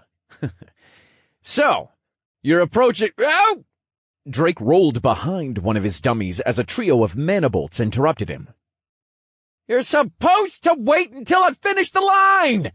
That's how it always works!" he screamed back from behind the dummy. But Drake quickly changed gears and snapped to action. Dashing from behind the dummy, he surged forward, one of his gauntlets covering his head and body, the other pointed forward as he chanted a bolt. He was bombarded with mana bolts, but most of them missed as he continued to sprint forward. The rest deflected off his raised gauntlet. From his other hand, a mana bolt shrieked out with force, bisecting two warrior gnolls in the front and slamming into a third's shield, sending it backwards. Drake followed up the charge, making his way into melee range. The gnolls moved to circle around him, but Drake wasn't going to stand still, and rushed forward to the closest warrior. The warrior raised its sword and attempted to bring it down on him, but Drake moved with speed and sidestepped the swing with room to spare. Drake then wound his arm back and unleashed a basic right hook at the gnoll's chest. It raised its shield to block, but Drake screened his heavy blow skill with the strike, powering his fist enough to smash right through the shield, sending the beast tumbling backward. Drake moved out of the encirclement and made a dash for cover within the trees and his dummies. The gnolls quickly chased after him, mana bolts trailing him as they slammed into the trees he was taking cover under. He traced the direction the bolts came from and made a break for it, chanting a mana bolt as he ran. Right before the bolt released, a mage came into sight, a look of surprise and horror on its face at the sudden appearance of Drake, a mana bolt manifesting from his hand. The surprise only lasted long enough for it to attempt to cast a bolt itself, in vain, as Drake's tore its head clean off. Drake didn't relent as he continued running, finding another mage. He quickly cast another bolt, bisecting it. Between finding the other mages, Drake took cover, using their attacks' trajectories to get a general sense of where they were. But after a few more kills, the gnolls had changed tactics. The last 10 warriors had formed a phalanx, with the remaining mages in the center. He peeked out from behind a tree a few meters away and checked his mana bar. It was surprisingly low, hovering at around 10%. He took a few moments to wait and see if his mana would tick up as he eyed the furry ball of gnolls. After a minute, it still hadn't moved. I'm stuck in combat even after waiting? That fucking sucks, but makes sense. I think I have enough for 2 more bolts, and the rest I'll have to muddle through in a brawl," Drake concluded. He chanted a mana bolt behind the tree, and just before it fired, swung out from cover, aiming at a warrior. The bolt cut through the air, blasting right through the warrior and its shield, slamming into the mage behind it. After the bolt had fired, Drake dashed forward, chanting another and eliminating another warrior and a mage. The last mage, Noel, barked and fired a bolt back at Drake. He dodged to the right, stopping him long enough for the warriors to close the openings in their circle he had just made.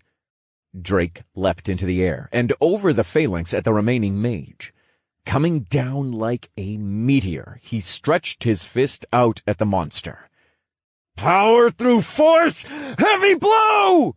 Drake screamed as he slammed his fist right into the mage's maw, bringing its head down to the ground with such force it left a small crater, decimating the mage's skull with an audible crunch. The encirclement of warriors all tried to bring down their blades on top of Drake's head, but he raised his gauntlets in a crossguard, blocking the iron blades. Drake was pushed down by the force of the 8 gnolls, and he struggled to maintain upright, but he was able to stay off his knees long enough, his metal gauntlets screeching in protest to the weight, to place his recent level-up's free points into strength, giving him a surge of power. Drake's muscles bulged, and he roared, pushing back against the lump of iron blades above his head, throwing the warriors off balance. Drake followed up by throwing a strike into the gnoll in front of him, sending it flying a meter backwards. He then rushed another gnoll, deflecting its overhead swing with his arm, slamming a heavy blow-endowed fist into its chest with the other. Drake's hand went right through its leather armor and embedded itself in its chest cavity. Drake grunted in pain as 2 blades slashed at his back in retaliation. He pulled his fist from the gnoll's chest and swatted in a large arc as he jumped backwards.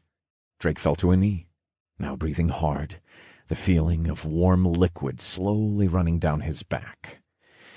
The gnolls didn't give Drake a chance to recover as they charged him. He knew he wouldn't be able to dodge them all in his condition, and flew forward to meet them, singling out the gnoll in the middle. Grappling his arms around the monster, he pushed it past the others and down into the ground, his gauntlet quickly finding its head. The gnolls spun around, rushing again for Drake. When they were close enough, they swung down with their weapons. 2 of them were met with Drake's right gauntlet. Another found its way to embed itself into Drake's side. Drake mumbled a curse in pain as he threw an uppercut at the last gnoll, smashing his fist through the still swinging sword and crushing its jaw as it flew backwards. The 2 gnolls he had deflected pulled their weapons back to swing again, but before they could reach him, Drake held the sword in his side in place, pulling the struggling warrior to use as a meat shield. The gnolls' swords lodged into its defenseless back. Drake then threw the corpse at the last 2, toppling one and pinning it to the ground. The other fell as well, disoriented. Quickly, Drake brought his fist down on the disoriented gnoll's chest without remorse, his fist impaling the creature. Before the last gnoll could recover, Drake lifted the impaled monster with his fist and pinned the last to the ground with his foot under its deceased comrade. "And now, I'm gonna beat a motherfucker with a motherfucker!" Drake cackled, bringing down the dead gnoll atop its last surviving comrade like a repeating hammer. Chapter 21. In the Middle of the Night. After looting and moving the bodies of the gnolls to the tree line, Drake's body had finally finished healing, and the adrenaline from the battle had finally subsided. He checked first to see if there were any more gnolls approaching, and was relieved to see that there weren't. Now, that was a workout. I really need to get better, though. My speed and strength are there, but my technique is so awful it's leaving me open. Drake mused, raising his arm and touching the cut in his leather armor where the knoll had slashed him, the flesh underneath now healed and scarred. Drake looked up and saw the orange hue of the last hours of sunlight, and decided it was time to make some food and wash some of the blood off from the fight. He was both a mess and starving. He began taking out the supplies he needed: canteens of water, a pot, firewood, spices, some veggies, flint and steel, and, finally... Deer meat, F grade. Meat of a magically enhanced deer. Gains beneficial properties when cooked. Time to cook some good old food like the glory days! He cheered. Drake moved the firewood into a small pile for the fire, shaving off some of the logs for tinder and for a spit to hold the pot. After a bit of difficulty lighting the fire, he poured some water into the pot and placed the venison inside. While waiting for the water to boil and meat to cook, he took a swig of water to refresh himself, then poured the rest over his head. He gasped. "Ha ha ha! Whew! I'm alive again!" He walked back to the fire, still wet, getting close so that he could dry off and watch the food. Taking a spoon from his inventory, he began skimming the scum off the top of the pot. Once the meat browned, he put some cut veggies into the pot, along with some dashes of salt, pepper, and something he couldn't identify, but which smelled nice. He then stirred the pot and left it to simmer. Running back to the tree line to check on the outpost, he was surprised to see more gnolls gathering. A lot more. But they weren't exiting the outpost, they were entering. Two commander gnolls corralled the nearly endless stream of gnolls into the outpost, taking several moments to shepherd them all in. After that, torches were lit on the top of the guard towers. He assumed to prepare for the night. Guess they're holding up for the night. But those torches might help me out later. Drake smiled, a plan forming in his head. Drake moved back to his makeshift camp, feeling comfortable knowing that he would most likely be safe from the gnolls until tomorrow, based on what he had witnessed. The stew still needed some time to tender, so Drake pulled up his notifications. Quest complete. Subjugate 20 of 20 gnolls. Accept rewards. Experience earned. Congratulations! You have reached Unique Mage and Warrior Level 7. 28 free points have been awarded. Please roll for item rarity. Drake accepted the rewards and pulled a black die from his inventory, casting it to the ground without preamble, as he had learned better than to get his hopes up. It landed on 15. Not the worst and not the best, Drake thought. The next moment, a pair of steel boots sprung into existence in front of him from a flash of colorful light clattering on the ground. Drake picked them up and inspected them. Steel-toed boots. F grade. Uncommon. A finely made pair of steel boots that offers a small amount of protection, plus 6% defense proficiency. 35 to 42 physical damage reduction. 33 to 37 magic damage reduction. 1% chance to avoid a critical hit. Drake gave a bright smile as he read the description. He had been needing a new pair of boots, as he had actually not come to the tutorial with any. He had been dragged from his bed, and the bitch construct hadn't included any shoes in the freebie she had given him. He was also happy because this pair of steel boots he could actually use. They were lighter than the cuirass he had picked up, so it wouldn't affect his movement, and it didn't block his vision like the helmets would. Drake slipped the boots on and was happy to feel the cushion inside as he fixed the straps around his legs. Drake then took a look at his other quests. 9 of 20 Ranger Gnolls, F-rank subjugated. 11 of 20 Mage Gnolls, F-rank subjugated. 12 of 30 Minor Gnolls, F-rank subjugated. 1 of 5 Squad Commander Gnolls, F-rank subjugated. Still a bit to go, huh? Drake thought. But knowing exactly where to find them all was a relief. Drake had his eyes set on the outpost now. He wanted it as a base, and to collect his sweet experience that was just waiting patiently inside. Moving on from his future plans for the outpost, he opened up the ladder. He had been avoiding it because of his level reset, but he had to stay informed on who was doing what. Information was king, after all. Top level leaderboard. Rank 1, level 21, Bear. Rank 2, level 18, Shigure Kenzo. Rank 3, level 18, Illuminated One. Rank 4, level 17, Flagrant. Rank 5, level 17, Chris Springs. Rank 6, level 17, Kahoo. Rank 7, level 16, Joker. Rank 8, level 16, Check Him PC. Rank 9, level 16, The Legend 27. Rank 10, level 15, Super Megan. Rank 2160, level 7, Shot. Drake bit his cheek in slight frustration as he looked at his placement, but he was happy that Bear had kept his lead, though it looked like not everything was smooth sailing, as their leveling speed seemed to have slowed down. If he found anyone, he would have to ask why. He then checked on the TP ladders. Tutorial Points Leaderboard. Rank 1, Bear. TP, 273,800. Rank 2, Chris Springs. TP, 188,550. Rank 3, Joker. TP, 173,650. Rank 4, Kahoo. TP, 170,250. Rank 5, Shigure Kenzo. TP, 150,700. Rank 6, Shot. TP, 97,600. Rank 7, The Enlightened One. TP, 95,300. Rank 8, Flagrant. TP, 90,500. Rank 9, Super Megan. TP, 86,900. Rank 10, Check Him PC. TP, 85,650.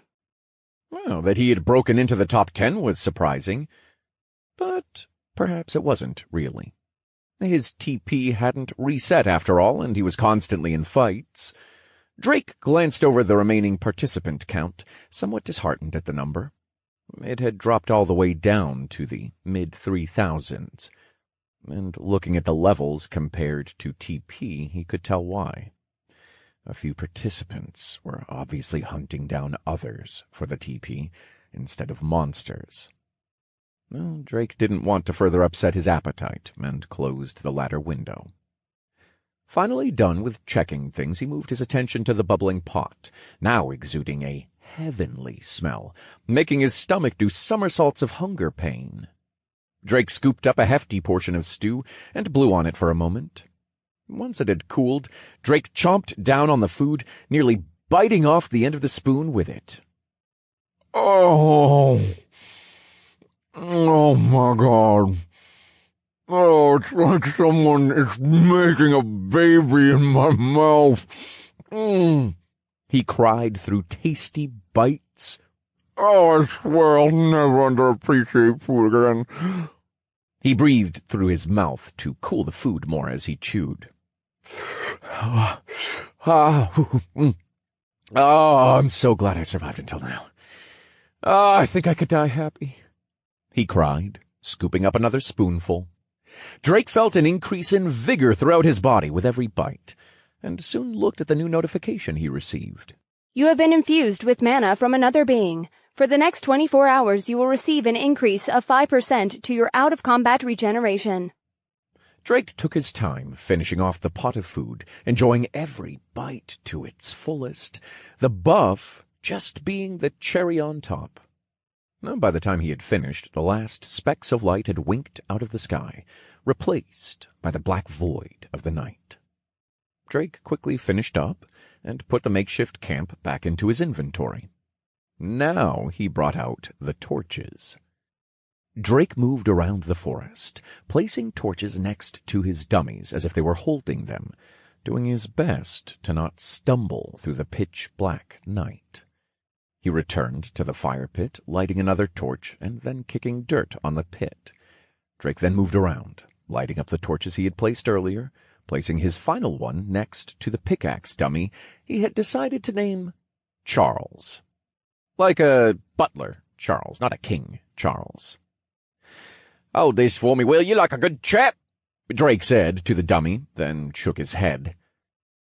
I have to find some people. I'm starting to lose it, I think. But Drake pushed the thought to the back of his mind. He had a plan that he didn't want to lose any nighttime on. Drake maneuvered his way through the night until he saw motes of orange and yellow light through the trees. He was at the tree line, and the outpost was lit up like a beacon in the night with torches. Drake looked towards the guard towers, only to see one ranger in each. He pulled a crossbow and crossbow bolts from his inventory. Loading the bolts as quietly as he could, he then breathed deep, taking aim at the towers. Drake released his first bolt and saw a ranger fall from the tower with a yelp. The second tower's ranger looked confused, aiming its crossbow towards the forest, but clearly uncertain where the shooter was. The lack of moon and stars left Drake near invisible, and the only light source were the torches from the outpost. So he loaded and took aim again at the ranger, a bolt slamming into it, pushing it from the tower. The first stage of Drake's plan was now in motion. He would stay at the edge of the tree line for cover and keep picking off the gnolls in the towers, until either they stopped sending monsters to the towers and completely holed up in the outpost, or until they sent out another force to deal with him. Drake let loose another arrow at a monster nestled in the tower, smiling as more began to climb up, making them easier to hit. For an hour, Drake released arrow after arrow into the towers, racking up massive amounts of TP and experience, and eventually completing a quest. 20 of 20 Ranger Gnolls F rank have been subjugated. Quest complete. Accept rewards. Experience earned. Please roll for F grade item rarity. Drake accepted the reward, pulling the die from his inventory and rolling it in front of him. He couldn't see the result until a mote of light illuminated Drake for a split second, and he cursed, scrambling to pick up the new item and die before he dashed to a new location, as the sound of crossbow bolts peppered where he had just been. He looked at the outpost as more monsters continued to fill the tower, the gate still closed and unmanned. Seeing this, he took a moment to open his inventory to see what he had just gotten.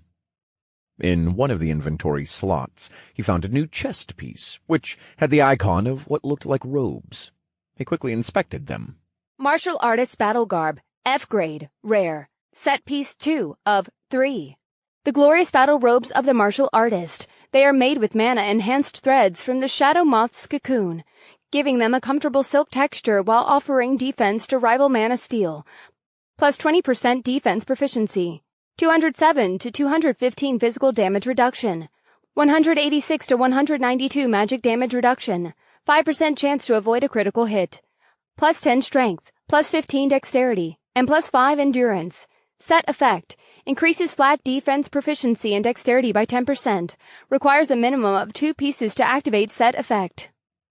Drake's mouth watered at the sight of the word rare, and then even more as he read over the effects. Even without the set bonuses, the flat stats alone were a welcome sight. He pulled them from his inventory and tried to put them on, but couldn't get his way around some of the ties and a piece of metal in the dark, so he placed it back into his inventory and tried mentally moving it to the silhouette's chest slot. A small click sounded in his head as he felt something cover him. He couldn't get a look at himself right now, but he felt another layer of armor atop his clothes. After a few more minutes of firing bolts into the guard towers, the gates swung open, and more than 50 gnolls hurriedly ran out and formed up. Another squad commander pretentiously walked out with a curled rope, no, a whip, in its hands. This one lacked the powerful aura, and Drake soon found out why when the squad commander barked and cracked the whip on another gnoll. A tinge of disgust rose up in Drake's throat. He had killed the gnolls in swaths by now, but that had been in self-defense. But what Drake saw here wasn't hardened warriors ready to lay down their lives.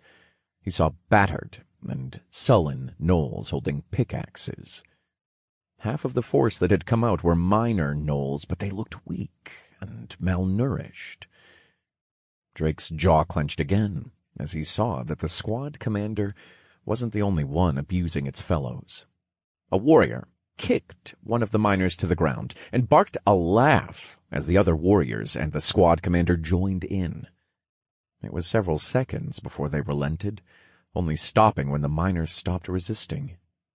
The gnolls returned to their original formation, moving away to reveal a bloodied corpse. They really just killed one of their own for the hell of it? Drake fumed internally. Another crack of the commander's whip sounded the march into the forest. The miners in front, the warriors behind, as the commander brought up the rear, safely flanked by a handful of miners and warriors. Drake was still disgusted, and tried to get a drop on the massive force, aiming his palm out towards the squad commander, quickly chanting a mana bolt. His magic flared and lit up the area around him. The entirety of the force noticed and started charging towards him, the commander only cracking his whip and barking. Drake's mana bolt ripped through the air and crashed into a warrior in front of the commander. Just before the bolt hit its mark, it pulled a miner from its makeshift guard to block the bolt. The miner exploded in two, its lower half falling to the ground, revealing the toothy grin of the commander from behind. Drake grimaced, disgusted by the display, and felt nothing but remorse for the poor creature he had just killed. There was no way to die, essentially as a slave and a meat shield. He resolved to make sure the commander suffered in the coming fight. Even monsters deserved penance. He turned and ran back into the dark forest, the force of gnolls hot on his heels. It wasn't long before Drake made it back to where he had set up his dummies, the entire area lit by torches. He hid, standing just outside of the light. The thunderous procession of the massive force entered the light of the torches, filling the area with more light from their own torches. The commander stood at the center, making them perfect targets. Drake let loose on the inundated number of gnolls, shooting mana bolts as quickly as he could while moving in the darkness after each shot.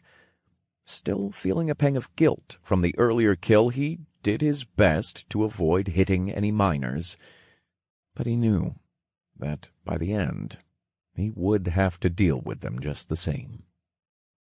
Despite his efforts, the warriors behind the miners pushed them into the way of the bolts, leading to more casualties among them. And once that began, the miners ran into the darkness willingly, trying to find Drake rather than wait to be used as a shield. Drake steeled his mind as he reminded himself that they were monsters, and that if he hesitated they would kill him without question. So he had no choice but to strike first. Numerous miners stormed the darkness with the warriors not far behind, holding torches to light their way. But that was their biggest mistake. The light only made it easier for Drake to snuff out both the lights and the lives of stragglers. Drake moved with swiftness as he struck at warriors with his gauntlets, crushing the monsters' skulls and bones under their weight, slamming countless monsters down to the ground and into the sides of trees with his punches and kicks, courtesy of his new steel-toed footwear.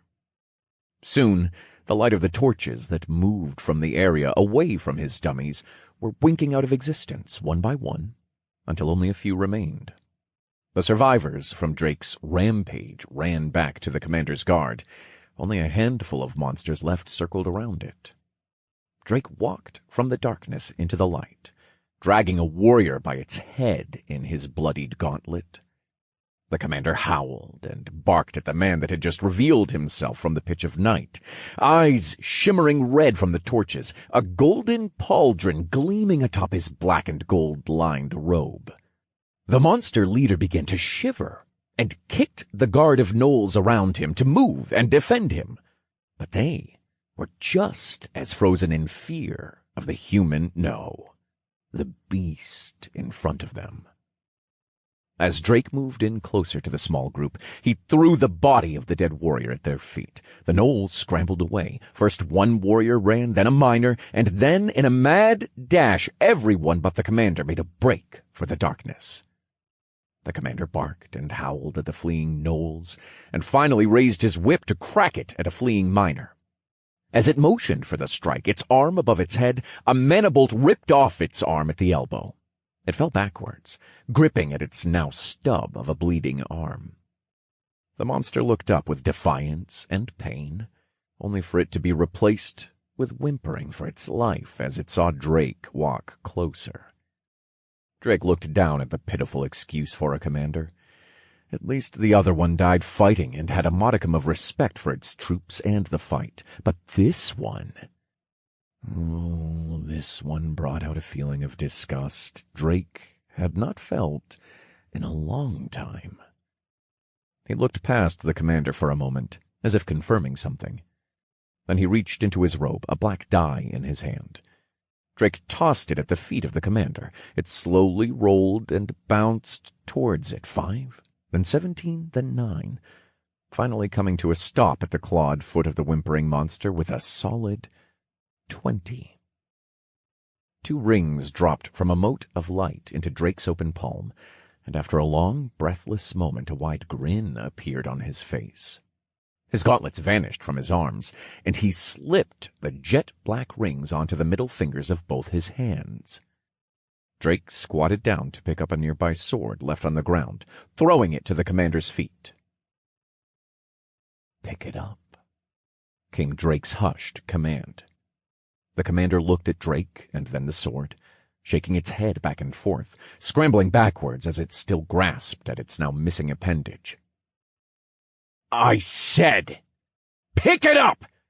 You worthless, disgusting dog!" Drake said with a guttural roar. Suddenly black tattoos grew from the rings, completely covering his hands and painting his arms up to his shoulders in illustrations of jet-black fire. A faint blue glow started to form around his arms. The commander recoiled, then shakily grabbed the sword with its still usable arm. Drake smiled. "You're going to help me with a little practice session. We won't be getting any sleep tonight." He pounded his fists together as throngs of blue mana exploded like lightning from the impact. His eyes flashed an ethereal blue. The commander howled, lunging at him with desperation clear in its eyes. Chapter 22. Outpost B. A pitiful heap of fur lay crumpled on the ground, its back heaving with every labored breath it dragged into its battered and bloodied body. Sparse rays of sunlight shone through the treetops, illuminating the area. A singular ray landing across Drake's face, revealing his scowl. "Looks like your time's up. It's been educational," Drake said. The now bloodied commander looked up at Drake with one unswollen eye, burning with hate and fury.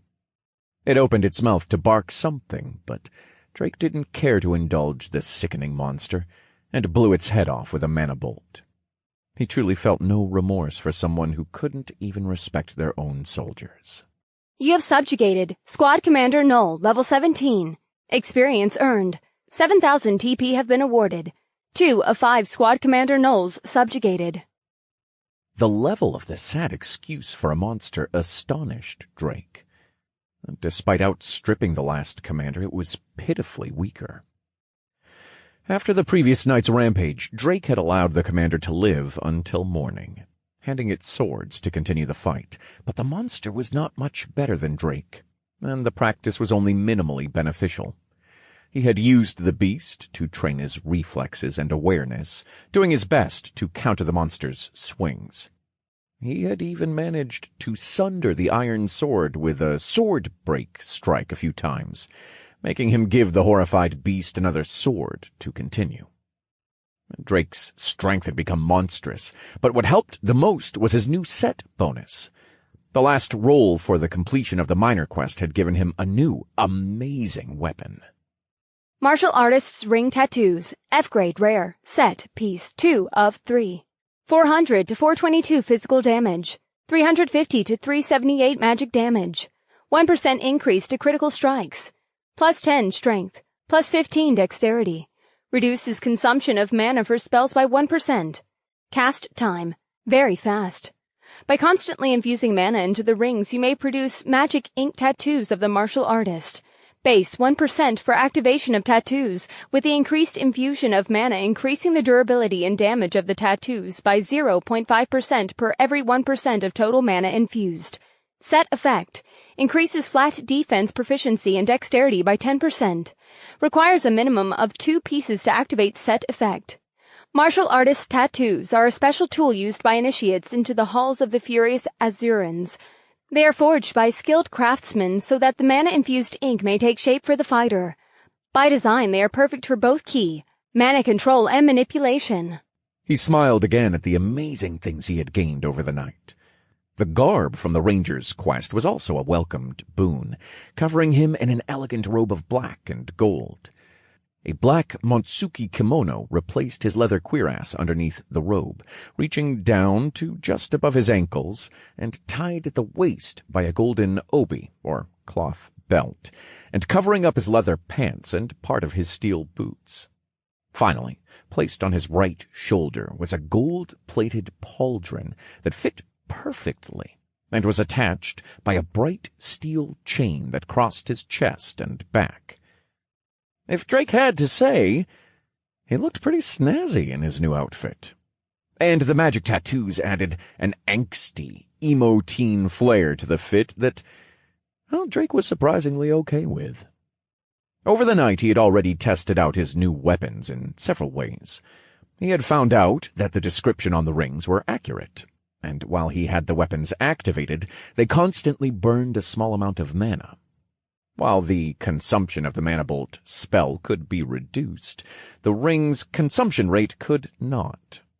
He had also played around with the increased infusion of the rings. When he had put around 50% of his remaining mana, about 20% of his overall pool, he instantly noticed the density of the blue light around his arms grow. And, while fighting the monster, the tattoos were able to deflect its swings with no problem, even with the minimal amount of consumed mana. But with the increase, the sparks of flashing blue mana no longer merely deflected blades. Instead, they were stopped by a metaphorical rock and snapped in half. While he had continued to practice with the commander, Drake had allowed it to hit him a few times to test the defensibility of his new garb. And Drake would be lying if he said he hadn't flinched as he deliberately took a blow from the commander to his side. Well, fortunately, the blow was completely painless, as though he'd been merely tapped on the shoulder. It looked like Drake wouldn't have to worry about most of the small attacks for now, but he wasn't sure about any commander that wasn't, looking down at the headless commander, this thing. Regardless, Drake had made strides in ways that felt surreal to him after all that had happened. But he wasn't complaining. In fact, he was so excited he didn't even feel tired. Or was that a side effect of his increasing endurance? He digressed. Drake began picking up the loot from the fight and going through his notifications.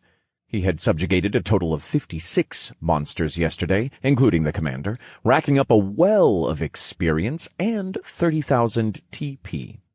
Including the 2 quests he had finished, and the monsters he had picked off in the towers, it all brought him up to level 8.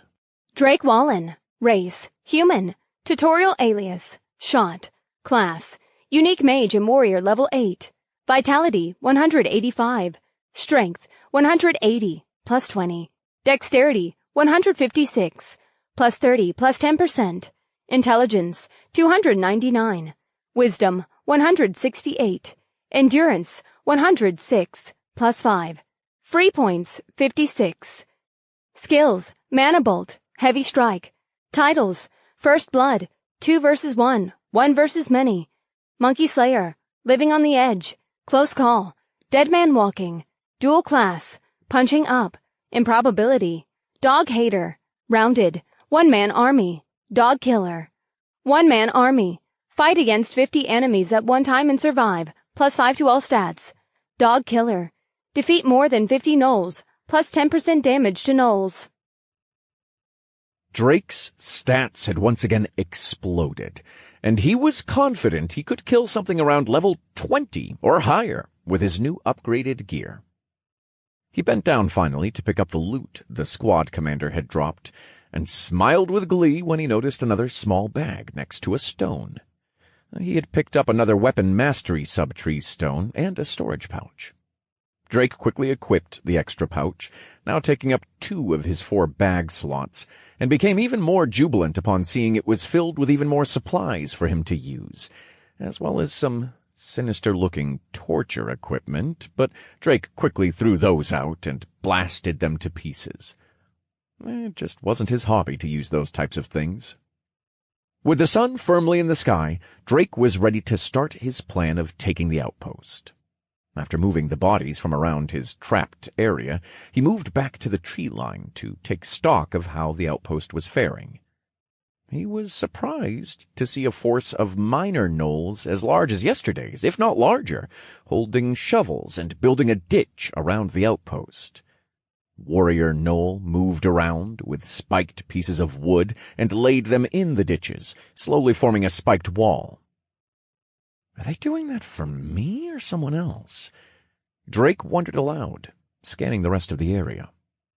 After getting a good look at the outpost, he had been spotted several times, and rangers had fired arrows at him, with small companies of 10 going out to fight him, but the groups of gnolls stood no chance in taking him down without larger numbers or a competent squad commander. But in any event, Drake thanked them for the meal of experience. Upon observing the outpost for a few hours, he saw that the progress on the gnolls' ditch was steady, and would possibly take a couple days to complete.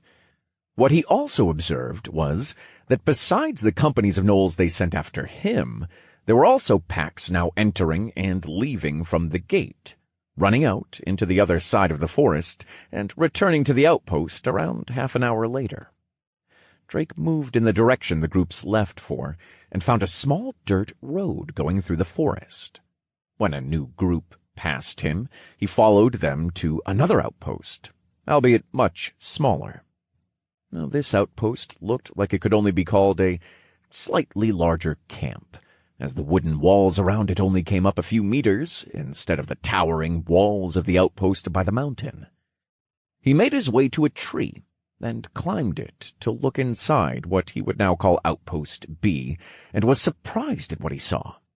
A large expanse of tents, fires, and hundreds of gnolls. Drake stared in awe at the sheer number. Looking again to the swinging gate, it let the new arrivals inside, and a few groups left. It looked to be a staging area, but Drake ran the entirety of the encampment just to make sure. After a few minutes of running and snuffing out some wandering gnolls in the forest, Drake had seen the entire camp, and a plan formulated in his mind. Once Drake had scouted out the camp, he found out that there were 2 entrances to Outpost B, one east and one west. He paid attention to how many groups came and left for an hour, finding that it was usually groups of 2 both ways, but sometimes an unexpected group would enter, looking wounded and with fewer members. Drake was glad to see only 2 groups, or 40 gnolls in total, leave every few hours. Now that he knew where they were going, and that squad commanders were not amongst those going to and fro, he had a unique opportunity to farm some experience and items. He licked his lips. This was just the kind of power-leveling scenario he needed, with massive amounts of experience required to level up. It would be a battle of attrition, and Drake wondered if he would be worn down and hunted, or if the gnolls would run out of soldiers first. Chapter 23. Outpost B, Part 2. Drake quickly went to work and followed the next group of 40 gnolls toward the east, in the direction of the mountain outpost. He continued to follow them until around the halfway mark, and sprung into action. He cast devastating mana bolts from the trees with his new rings. They were a godsend, exercising the 2-second delay that came with any focus other than a staff, allowing him to increase his casting speed dramatically. And with the reduction of mana, it was a sealed deal. Drake's mana bolts collided with the large group of unsuspecting gnolls with unabated brutality. The damage output of his new weapons a marvel to behold, taking swaths of their ranks out with each bolt. The gnolls may have been above him in level, but his stats and new equipment more than compensated for it. He continued to rain down mana bolts until he consumed 50% of his overall mana, then exploded forward in a kick-up of dust from the forest into the remaining ranks of the gnolls. He slammed into the nearest confused warrior with his empowered fists, ripping through its shield and its armor with one swing. Moving from gnoll to gnoll with newly gained accuracy and swiftness after his night with the helpful commander, now he was able to better keep a view of the overall battlefield. He was able to position himself where he could fight and dodge any attacks from his peripheral. Drake moved like a wolf in a henhouse, an absolute torrent of carnage and destruction, throwing, punching, stomping, and kicking his foe. After several minutes, the fight finally ended, and Drake was once again covered in blood. He looked around at the mess he had created with a slightly forlorn look in his eyes, but quickly removed it from his mind. This was the reality in this new world. He would fight to get stronger, as the system wouldn't let him stop if he wished to protect his loved ones and prove that he would get stronger. Well, outside the fact I just proved one of my titles correct and maybe turning into a true psychopath, I am definitely a whole-ass monster of a problem. He chuckled wryly. Drake picked up the spawning loot from the group and moved back to his position in the forest. After the last fight, he had finally finished one of his remaining 2 quests and wanted to quickly receive his reward. 20 of 20 mage gnolls, F rank subjugated. Quest complete. Accept rewards. Experience earned. Please roll for F grade item rarity. Drake quickly brought out his black die and gently tossed it on the ground with trepidation. He knew it was unlikely, but he hoped he could get the last piece for his set. Ideally, it would have similar stats, making him even stronger. But reality hurt, as the die landed on 10. A pair of black pants dropped out of a bead of light. Black silk pants. F grade. Uncommon. Simple pants made from mana-infused silk that offer a small amount of protection. Plus 5% defense proficiency. 26 to 30 physical damage reduction. 22 to 27 magic damage reduction. 1% critical hit damage reduction. Drake wasn't too disappointed to receive the silk pants, since he knew it was unlikely to always get rare and above equipment. But he was still a bit sour. He bit his cheek and replaced the leather pants he had been wearing with the black silk ones. With the constriction released, he felt far more liberated, in more ways than one. Then, pulling a canteen from his inventory, he began scrubbing himself down from the blood as he waited for the next group. This was Drake's life for the next 5 days. He would pounce on the traveling groups of gnolls, decimating their ranks with mana bolts, then finishing them with a melee. Then looting began, before returning to the forest to clean himself off and check his gains. During these 5 days, the gnolls had tried to catch him in the act. They tried sending larger parties of gnolls to traverse the path, or staggering the groups to exhaust him. But, unfortunately for them, Drake was such a powerhouse that he didn't even need to spend his saved free points, or his magic, if he was honest, to defeat them. The highest Gnoll's level clocked in at 18 and the lowest at 12, and with that sort of range, they stood no chance. On the 5th day of Drake's onslaught, he noticed a significant decrease in numbers, and eventually decided to check out Outpost B. When he arrived, he saw the usual at the gate, some gnolls above the wooden wall lit with torches, but when he moved to get a look at the inside from the tree, what awaited his eyes was a notable change. Less than a fourth of the encampment was still erect. Most of the inside was now left bare, only a few campfires strewn about. Wow. Have I really killed that many? Drake said, slightly in disbelief. Oh, he had, without a doubt, killed hundreds upon hundreds of gnolls by this point, and had grown jaded by the routine of it. But this was what Drake was aiming for. He had wanted to thin out their enormous numbers so that he could take this outpost B first, and use it to do the same for the mountain outpost. And now that he had, he was just surprised that it had happened. Drake hopped down and looked over his stats a bit, wondering if he needed to use his free points or not, but decided against it. After all, he had gotten a new title that helped a bit already. Battle of Attrition. Fight against 100 or more enemies at once and survive. +10 to all stats. It's like a mini level up, Drake thought, smiling. Before Drake stormed the keep, he made sure he had everything set.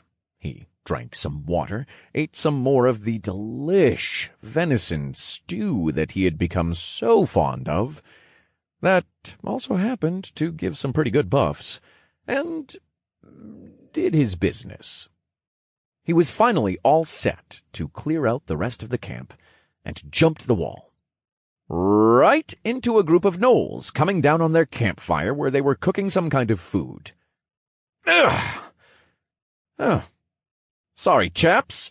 Kitchen just closed, but I can offer some nice knuckle sandwiches. Ha ha ha! He laughed, kissing the back of his knuckle. The group barked and growled, alerting the rest of the camp as they drew their scattered weapons and charged in rage at Drake. He took no time in dispatching the small group, grabbing one gnoll and slamming it into another. He kicked another through the chest and sent another flying through the air with an uppercut. Soon the rest of the camp was on him, and he was back to the extended melee that he was so used to.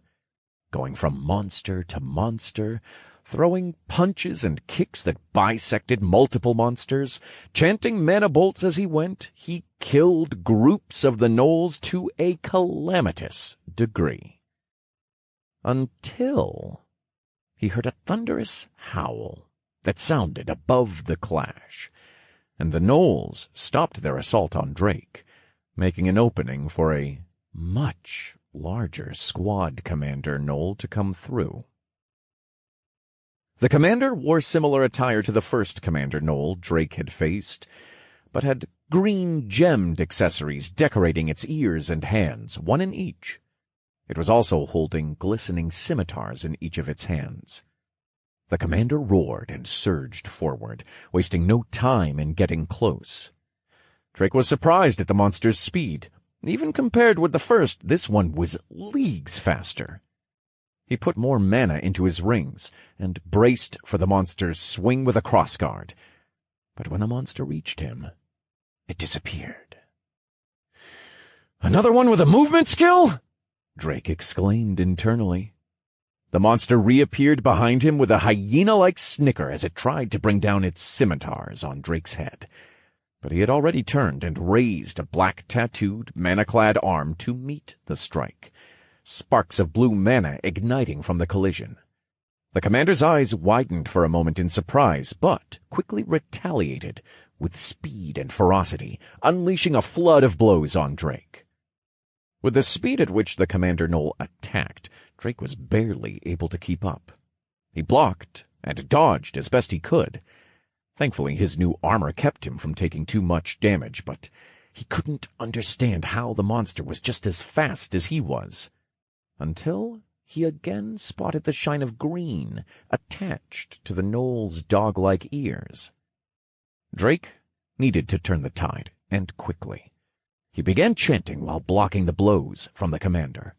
When he finished, he threw his fist into the Knoll's abdomen, but hit nothing. Again the Knoll disappeared from view and reappeared behind Drake as his mana bolt blew a hole through several other monsters, previously standing behind the Commander Knoll. "Stand still!" Drake yelled, swinging his arm in an arc behind him, only to be met by two scimitars. Again the two were held in a lock momentarily, each pushing back on the other.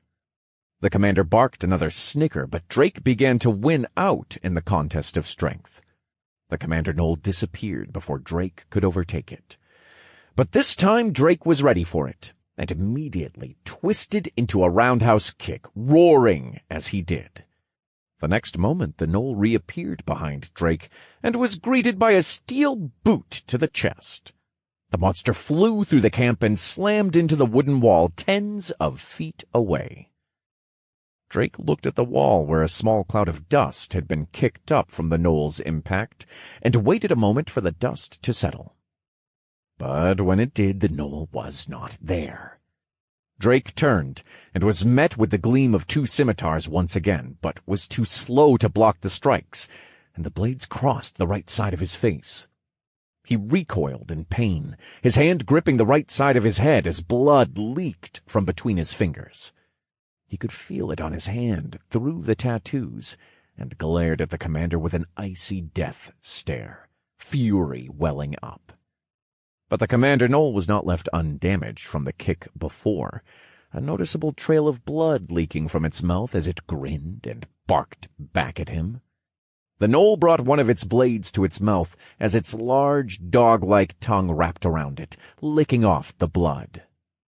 "Oh, bro, that's so cliché." Drake cringed, still holding his face. "Just for that," he said, bringing his right hand in front of him, seeing the fresh red liquid on it from his wound. "I'm going to turn that ugly excuse for a face you have into one that even a mother wouldn't love." Drake burst forward like a bullet shot from a gun, closing the distance between him and the monster in an instant, bringing his fist down with his skill like a bomb was being dropped. "Power through force, heavy blow!" he chanted as he slammed his fist down. But the Knoll had disappeared again, leaving Drake's blow just a crater in the ground. Fortunately, Drake knew exactly where it was going to be, and quickly brought down his other fist in an overhead backhanded slam, right where the squad commander's head reappeared.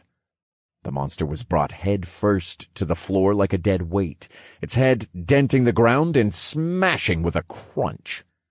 Drake followed up with a kick to its exposed head, breaking its jaw and forcing it to fly back a meter as small bits of teeth flew out of its maw while it grunted in pain.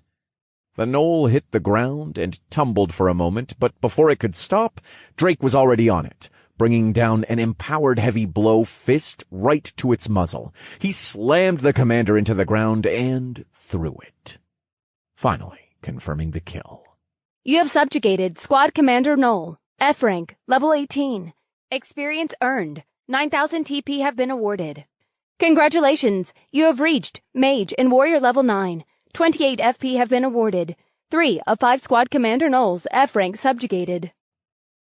Drake was elated to finally level up again after so long, But the fight wasn't over. There were still well over 50 gnolls surrounding him. Although his health was at 70%, his mana was getting dangerously low at 10% from empowering his tattoos so much during the fight. I guess infusing the gauntlets really took a toll on my mana. I'll have to find a way to regulate it or compensate. But this leaves me with 10 minutes of use with my gauntlets on the lowest cost. The gnolls were hesitant to attack him, but soon many of them lunged and charged forward at him, arrows and mana bolts not far behind. 10 minutes until the end. Looks like it's the final countdown! Drake chuckled to himself. Drake dashed forward, slamming and throwing the charging warriors every which way, grabbing them and using them as shields as he began to wreak unrelenting havoc on their back line. He played with them like a dog seeing snow for the first time in their melee. Hopping from one monster to the next, a small, excited upward curve of his lips creased his face. He jumped and hopped from gnoll to gnoll, every kick, punch, and throw, resulting in a new notification from his devastation. Soon the gnolls were approaching the single digits and attempted to flee through the gates, but Drake didn't give chase, only allowing less than 5 of them to escape. He needed them to go back to the mountain outpost and hopefully bring back the rest of the monsters. Chapter 24. The Remaining 2. Drake stretched as he heaved a long sigh of relief, touching the quickly healing wound on the side of his face. This is definitely going to leave a scar. I wonder if it'll make me look cooler. Oh, damn, maybe I should have gotten hit a little more to the left. Oh, I could have looked like a budget Final Fantasy character just without the gunblade. Drake rambled.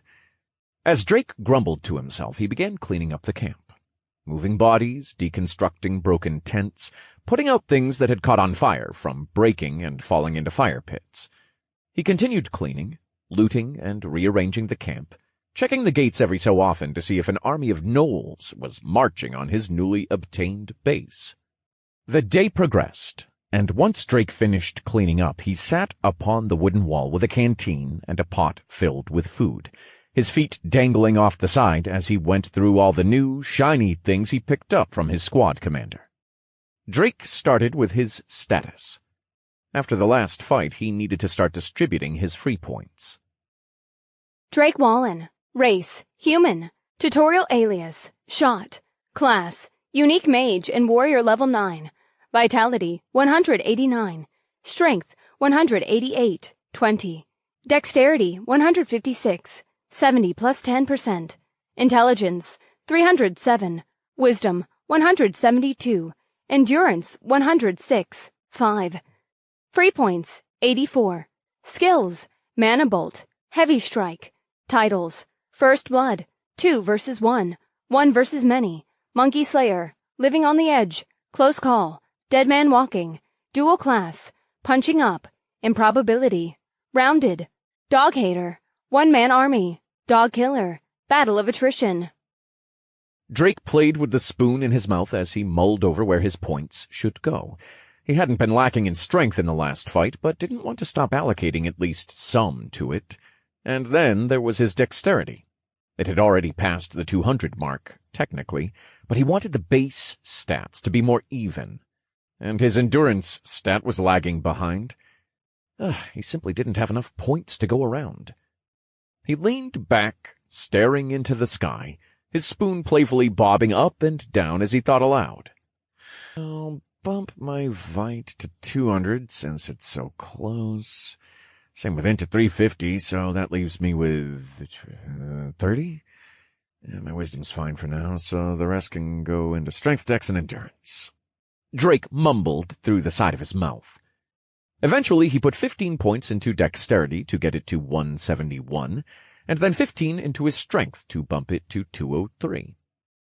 Not receiving another title had dampened Drake's mood, but he quickly bounced back upon reviewing his new. Peridot Earring, F grade, uncommon. A magically infused earring with the power to increase dexterity by a small amount. +10 to dexterity. Limited 2 per ear.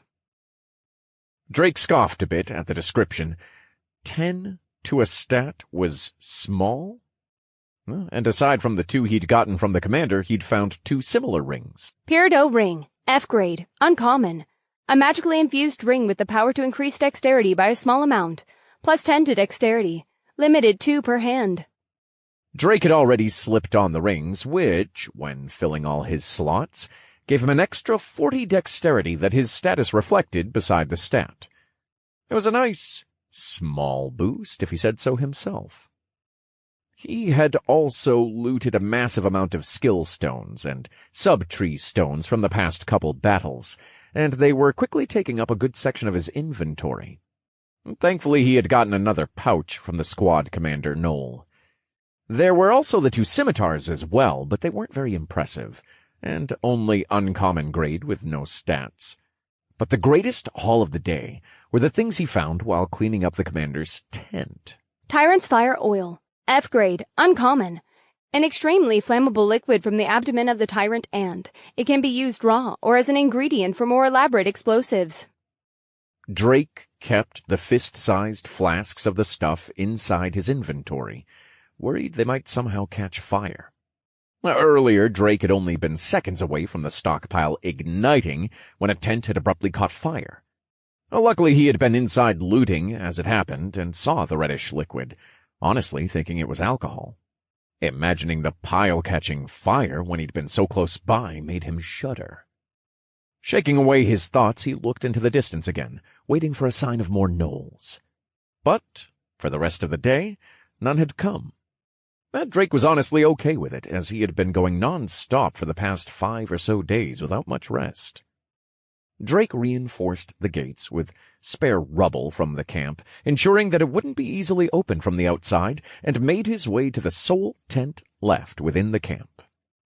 Going through the draped entrance, Drake walked onto a red carpet, leading to 4 glorious beds, all pushed together to make a magnificent super bed. I must be more tired than I thought. I could swear I heard a heavenly choir, Drake said, as he stared off into the distance past the group of beds, a single tear rolling down his newly scarred cheek. That night, Drake slept like a glorious king returning from the victory of war. And by that, he passed out right as his head hit the pillow, snoring and sprawled out, still in his martial artist's garb, a small pool of drool slowly forming below his head. The next morning, Drake groaned awake as he was woken by the sound of loud thumping. He rose from the beds, touching the back of his neck. "Oh, God! Who splashed water on me when I was sleeping?" he said, his hand jerking away from his damp neck. Now what is this sound that woke me up? It's coming from the eastern gate, he thought. He sprinted towards the gate, arriving right as the thumping morphed into loud crashes. Small amounts of dust kicked up from the rubble blocking the entrance. Hopping up to the wall, Drake looked over to see 50 or more gnolls surrounding the gate. As his head poked out, he noticed what the sound was. 2 lines of gnolls held a makeshift battering ram made from a tree, slamming it into the gate with a steady rhythm. In the next second, he saw a hail of arrows and mana bolts fly into his direction, forcing him to drop back down behind the wall. Drake stretched a bit to loosen up. Well, looks like they're back to it, just like I hoped. Back to the grind as well, then, he said, jumping back up to the wall on the other side of the gate, putting mana into his rings and quickly casting a mana bolt aimed right at a group of mages in hooded cloaks. The crack of his mana bolt hitting them sounded like the starting bell of the fight. He dropped down and broke into a sprint as soon as he hit the ground, aiming right for the gnolls holding the 2-meter-long ram. He dispatched the quickly panicking gnolls around it in record time. Once the crashing ram had been silenced, he turned his attention to the rest of the gnolls. Soon, Drake was running through the ranks of the gnolls, smashing and throwing them almost in a farcical way, dashing from knoll to knoll, a small cloud of dust trailing him. When Drake had all but finished off the group assailing his newly acquired base, he allowed some of them to flee again to the mountain outpost. Well, as long as nothing unexpected happens, I think we can actually cruise to level 10. And then sweet, sweet RNG revenge, Drake said, looking at the backs of the fleeing gnolls. He hopped back over the wall again and sat back down on the ledge, bringing out a canteen of water and the leftovers of food from yesterday, still piping hot. Oh, I love this pouch. Never gonna have to eat day-olds ever again. Oh, but wait, that means I'll never have day-old Sinagag. Oh, no. This might be a problem. Drake mused about the pros and cons of his spatial pouch concerning food for a few more minutes, then sighed. It's so surreal. Being here, doing some of the things I can do. I've already adapted to this non-stop mindless killing, and, don't get me wrong, I have no qualms with killing things that are trying to kill and eat me, but it's so jarring. I hope Mom and everyone are doing all right. Drake began to ramble, thoughts swirling in his mind. While he stared off into the distance, he wondered how his mother and his family were doing. They were a normal family. Well, everyone besides their mother. She was a small Filipino lady that could lift twice her own weight somehow, and was someone who you could never win an argument against. She would forget what she was doing while doing it, but as soon as you made her angry, she would remember your entire life's dark history to use against you in full force. It comforted him a bit to think of her and of his headstrong little brothers. He was surprised it did, as they were probably put into similar situations. But if they were with their mother, he had no reason to worry. No, in fact, he was frightened for the monsters. Nothing spelled disaster like an angry old Filipino lady with a chancla. He made a mental note to find them as fast as possible when this was over. Drake thought and rambled on several things as he waited for more gnolls to show up. But, unexpectedly, none had. It had been over several hours since the last group, and Drake was starting to worry if something was going on. Were they plotting something? Or had they given up? He wasn't sure. He decided to go with the wait-and-see approach. It wasn't good to go in more blind than he already was, so he resigned himself to just taking solace in the break from fighting for now, the spoon in his mouth bobbing up and down as his feet lightly bounced off the wall. The day slowly descended into night. Ah! How long are they going to make me wait? Drake yelled. It had been 2 days since the gnolls had come to Outpost B, and his relaxation had become impatience, which turned to frustration and the fear that he was falling behind again. Drake hopped off the wall and dashed down the dirt road to the mountain outpost, traveling the distance in record time thanks to his newly acquired items. Once he saw the dirt road open up, he turned into the forest to scout out the outpost. The outside defenses had been completed, and a spiked ditch now surrounded the mountain outpost.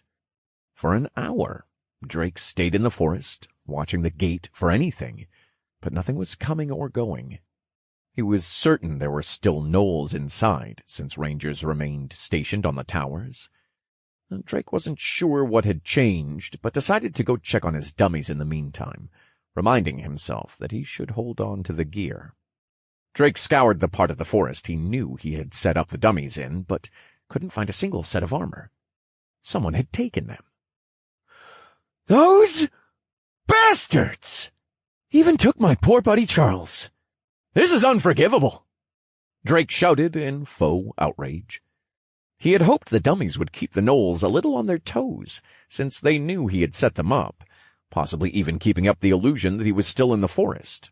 But they must have moved in when he started attacking the other outpost. Or, hopefully, more participants were nearby and had taken them to make good use of them. Drake wasn't going to bend over backwards for people he didn't know at the moment, but he was fine giving away items he wasn't using, if it meant helping them survive this horrid tutorial. After a few minutes more of searching and finding nothing, Drake was content with stopping and going back to the tree line. Once there, he found nothing had changed about the outpost, and after another hour, nothing had changed. There haven't been any groups coming and going. Are they really holed up in there? Or, maybe they're running out of forces. Drake whispered to himself. He didn't have any way of knowing which was true, but he did know that he needed to get inside of the outpost if he wanted to finish his quests quickly. Drake then brought out one of his looted crossbows and many arrows, preparing for another assault on the outpost. He trained his aim on the rangers on the guard towers, placing an arrow into both of them. What surprised Drake was that after he had felled the lookouts, they weren't replaced. Instead, he heard a roar so loud that it reverberated in his chest. An instinctual fear was rising up in his stomach, telling him to run. A few moments later, the gate swung upward, and a mass of gnolls began to flow out. By the time it had stopped, he estimated there were well over 200 in the enormous clump of furballs that had exited the gate. Following them was not one, but 2 squad commander gnolls, each very different from the 3 he had faced previously. The leftmost member of the pair was sporting a cowboyish-like hat and leather armor. On its waist were 2 oddly made pistols that reminded him of a wasteland aesthetic. Completing the gunman feel, it raised the tip of its hat with its thumb. The second commander gnoll on the right was far more stoic-looking, wearing a chainmail-like cuirass that was more akin to linked scales than multiple ringlets. Its shoulders were adorned with armor not unlike the pauldron Drake had on, with chained pants of similar fashion. Dwarfing its form was the massive halberd it held at its side. Great. Are the monsters going to start asking me if I feel lucky, or that I leave a bad taste in their mouth? Drake scoffed, looking over the commander gnolls, which he decided to name Spear Guy and Cowboy. Jokes aside, Drake was still wary. Not of the 2 commander gnolls, as with his current stats he was sure that he could still win the fight regardless of numbers. No, he still felt the fear in the pit of his stomach, but it was coming from inside the outpost, behind the large wooden walls. Drake didn't enjoy feeling like this after more than a week of grueling fights for his life. But even with the uneasy feeling, he couldn't deny the meal in front of him. They were the last 2 commanders he needed for his quest, and with how much experience the squad commanders gave, Drake could only imagine the amount he would receive from the quest reward. After some deliberation, he decided it was within his means to fight the massive monsters outside the gate. He opened his inventory to put the crossbow and arrows away, then eyed the stack of Tyrant's fire oil. Drake could defeat the horde without the use of the items, but with the unknown behind the wall, he wanted to use as little of his mana and stamina as possible. But there was a problem. The problem is I can't take things out of my inventory when in combat. I can place things inside, but the only thing I'm able to bring out is the black dye, Drake said, slightly frustrated. He assumed the reason he could only bring out the dye was that it was most likely recognized as a system item, so the combat restriction didn't apply to it. He had confirmed as much from his fight with the second commander gnoll when he was able to bring it out, but nothing else. This became a problem now that Drake wanted to use some of the consumables he had picked up. He brought out the items he was planning on using, a few flasks, and a pair of flint and steel. Drake tried to find places to stash the flasks so that they wouldn't get damaged or jiggle around too much, ending up with them placed inside his robe, expanding his midsection noticeably. I'll have to get a utility belt or something, 'cause this definitely isn't the play," he said wearily. Drake decided on placing the flint and steel inside his pants pocket, the only pockets he had. Once he finished, he looked back at the massive gnolls outside that had now formed into neat groups, the squad commanders barking orders every so often. The gnolls had sent out a few miners to scout out the area, and Drake watched as they ran every which way, into the forest and down the dirt road. Drake waited until the one sent his way had passed him, then quietly snapped the miner's neck, placing it into a bush nearby. He was still trying to go over his plan in his head, and didn't want to announce where he was exactly just yet. The thing inside the outpost still worried him, and he wanted to draw the gnolls away from it. And he also wanted to use the tyrant's fire oil, but not knowing how potent it was, he needed them away from both the forest and outpost so that they wouldn't catch fire. Ooh, I only have a few options available to me then, he thought. There's a dirt road, but it isn't wide enough to fight that many gnolls in. And then there's the opening in front of the outpost. It looks about a football field wide, so a little over 300 feet, give or take. That's enough if I can fight them in the opening of the dirt road. That gives me enough space to stay clear of the forest and the outpost. Yeah, and it gives me enough cushion to see if or when that thing decides to come out of the outpost. Drake finished finalizing his plan, then sprang into action. Ignoring the rest of the scouts, he dashed out of the tree line, firing mana bolts into the legion of gnolls as he dashed across the wide-open area in the direction of the dirt road's opening. Each impact killed tens of gnolls, tearing deep into their ranks as he blasted through the front lines and the subsequent monsters behind them. Once the bolts started hitting, retaliation struck. Arrows, mana bolts, and now bullets all trailed him as he kept pace, sprinting for the opening.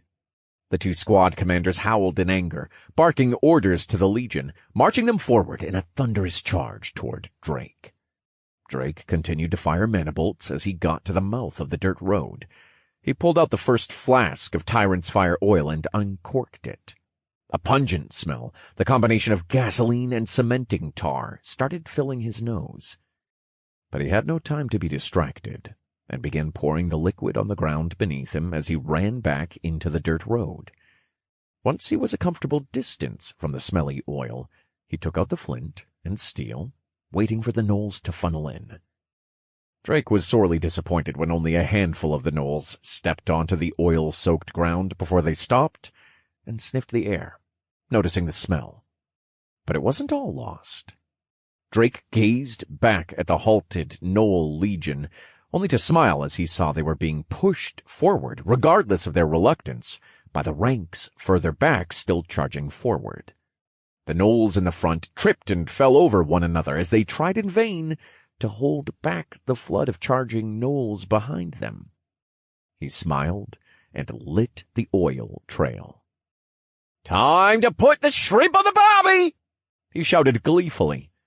The moment the sparks from the flint touched the oil, it ignited in a roar of unimaginable heat and golden-orange flames as the trail burst in flames, snaking toward the gnolls. The trail of fire met the legion in a fraction of a second. Wails of pains and barks of anger filled the surroundings as half of the legion burned away in a blaze of heat. Many of the gnolls scattered as patches of flames burned on their bodies, some rolling on the ground to put them out, to no avail. Drake looked on in amazement of the oil. Oh, when it said highly flammable, it wasn't kidding. The fire's almost as hot as that construct was in the introduction. No! Drake shook his head. We must stay focused, brothers, we must stay focused. He shouted into the air, his fists raised. He was quickly brought back from his distraction when he heard another piercing howl from the other side of the wall of flames. Barely able to see through it, Drake could still make out the visage of two large silhouettes on the other side. Both Drake and the commanders waited for the flames to die down, and after a few long minutes the fire began to recede, revealing the squad commander pair on one side, the remnants of their army of gnolls behind them. On the other was Drake, black tattoos forming in a flash of ethereal blue on his arms, his black gold-trimmed robes fluttering behind him. Is it hot in here? Or is it just me? Drake chortled. Chapter 25. Quest complete. As soon as the flames died enough for the commander gnolls to get through, they both disappeared, leaving their force of gnolls behind. They appeared again on opposite sides of Drake. Does everyone have a movement skill but me? After appearing, Cowboy fired off 2 bullets in rapid succession from its wasteland guns. Drake was barely able to respond in time, even with his increased dexterity. Pouring more mana into his tattoos and raising them to cover his head, the sounds of metal hitting the mana-infused weapons rang in his ears. Without missing a beat, the spearman gnoll moved in closer behind Drake, heaving its halberd back with both hands in a thrusting motion. It shined with a red glow, the spearman barking as it did. Drake was unable to turn in time to fully dodge the thrust, and placed a black-clad arm in between him and the spear point of the halberd. The 2 weapons clashed in a shower of sparking red and blue before Drake was flung to the side and pushed down the dirt road. He tumbled against the ground for a moment, then landed on his feet, gripping his hand. Looking down, a stream of blood trickled from a small hole. The spearman gnoll's skill had just gotten through his mana-infused tattoo. Having infused a good amount of mana into the magic tattoos, it didn't bode well for Drake. He had made a mistake in assuming the gnolls only had movement skills. Upon getting up, he was assailed with more sounds of gunshots, forcing Drake to sprint to the side to dodge, running back and forth towards the cowboy in wide lines, his speed kicking up dust with each turn. Just as Drake was beginning to wonder if the gunman had an endless pit of bullets, it stopped firing to reload. In that moment, Drake seized the opportunity and sprinted forward at top speed, straight for the gunman. Chanting his mana bolt as he charged the cowboy, he fired it off with one hand and wound up his other, immediately chanting his heavy blow skill in succession. Moments before the mana bolt was about to land, the spearman gnoll appeared in front of the gunman, taking the mana bolt to its shoulder as it raised its halberd above its head, glowing red again. Drake was only feet away when the spearman brought down its halberd on him. But with Drake's increased speed, he quickly pivoted on his left foot as it hit the ground, and went a step further, pushing off it to dodge the swing, the red halberd finding nothing but the scorched ground below it. He continued his pivot to the right, and brought his swing into the side of the unguarded spearman. "Power through force! Heavy blow!" he roared, his fist connecting with the spearman's side, sending it crashing through several trees. The gunman had reloaded by this time, and brought a glowing green gun to Drake's face, firing point blank at his head. Drake infused more mana into his tattoos to stave off the gunfire, turning with his hand pressed against his head. He both felt and saw the bullet scrape across his tattoos, the sparks of blue and green flashing in his vision for a split second, trailing a small splotch of blood. He survived the close-range bullet barrage, but he was quickly running through his reserves and was down to 60% mana after just a few exchanges with the commander pair. With no option of retreating, Drake surged forward, closing the distance with the gunman. Chanting, he used his heavy blow skill with one arm and kept the other raised to keep him from taking a shot to one of his vitals. Drake took hits to his slightly exposed shoulder and body, but thanks to his rare quality gear, the bullets only left shallow scrapes. In a single breath, Drake was close enough to hit the gunman, his heavy blow chant complete. He threw his fist forward with all his might, only to be stopped by the flat edge of a red-hued halberd. Drake cursed as he looked from the halberd over to the spearman Noel, its face dirtied as blood ran from the corner of its grinning maw. He looked back at the gunman, a smile creeping up its face, half hidden by the head of the halberd as it disappeared. Drake quickly took hold of the shaft of the halberd and roared as he spun it around, spearman in tow. As it crested his shoulder, reflected in the blade, he saw the cowboy holding its pistol up to his head, again glinting green. But Drake's split-second decision saved his life, as he was barely able to raise his shoulder with his swing of the halberd, slamming the spearman Noel into the cowboy right as it barked. The gunshot went off, the bullet ricocheting off his pauldron and cutting his right eyebrow. The gunman and spearman collided with force, attesting to Drake's strength, as they flew back into the bulk of the remaining legion of gnolls, still scrambling to escape the fire. The two forces collided as the squad commander pair was pushed deep within the gnolls' ranks. Drake didn't wait for a repeat of before, and sprinted forward as quickly as he could, chanting a manibolt. He arrived at the spearman and gunman pair, fumbling over each other to get up, only to spot Drake as he moved in front of them so quickly it looked as if he used a skill himself. But they couldn't get up quick enough, as Drake leapt forward, feet first, catching the spearman in the chest with his steel boots and sending them both flying a few meters until they collided with the ground. Drake ended up standing atop the unconscious spearman. Drake finished his manibolt spell in the same moment and fired a watermelon-sized hole into its chest. You have subjugated Squad Commander Noel, F rank, level 19. Experience earned. 9,500 TP have been awarded. He couldn't relax yet as he looked back to where the gunman had been, only to see it disappear again. Drake turned around with his guard up in anticipation for the gunman, but nothing came. He blinked and looked around for the remaining Commander Noel, but saw nothing, until he heard a gunshot and turned. For a split second he glimpsed the green glowing pistol peeking out from behind a tree. Then pain shot up his left arm. Drake winced and tumbled backward from the force of the impact, but quickly got to his feet and rushed to the gunman's hiding place. But when he arrived, the Gnoll was nowhere to be found. Damn it! It's using the trees for cover. Drake hissed. Another sound of a bullet firing, and Drake ducked behind the tree, a bullet hole appearing in the trunk of the tree right next to his head.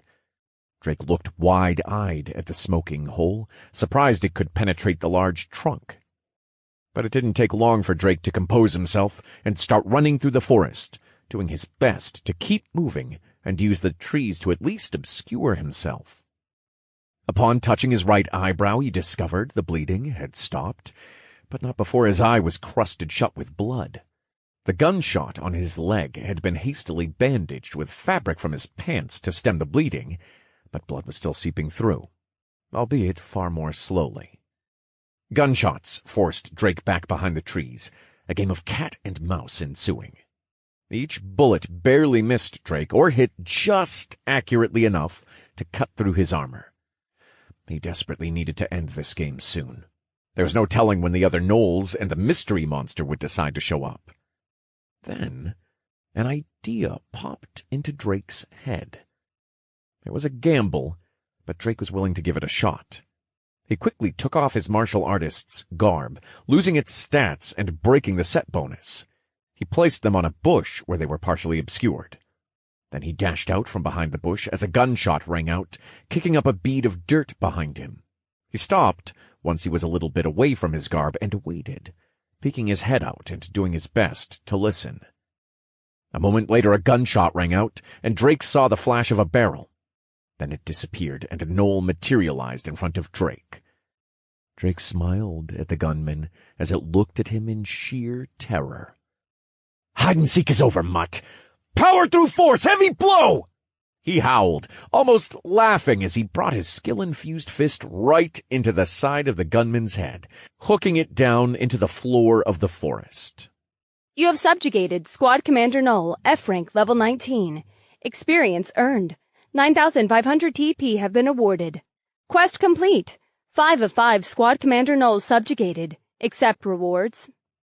Drake huffed from exhaustion, bent over in a crouching position over the now crushed monster, even as he looked at the new notifications, but quickly put them on hold. While he took a moment to breathe, he spotted some familiar green glints on the monster's corpse.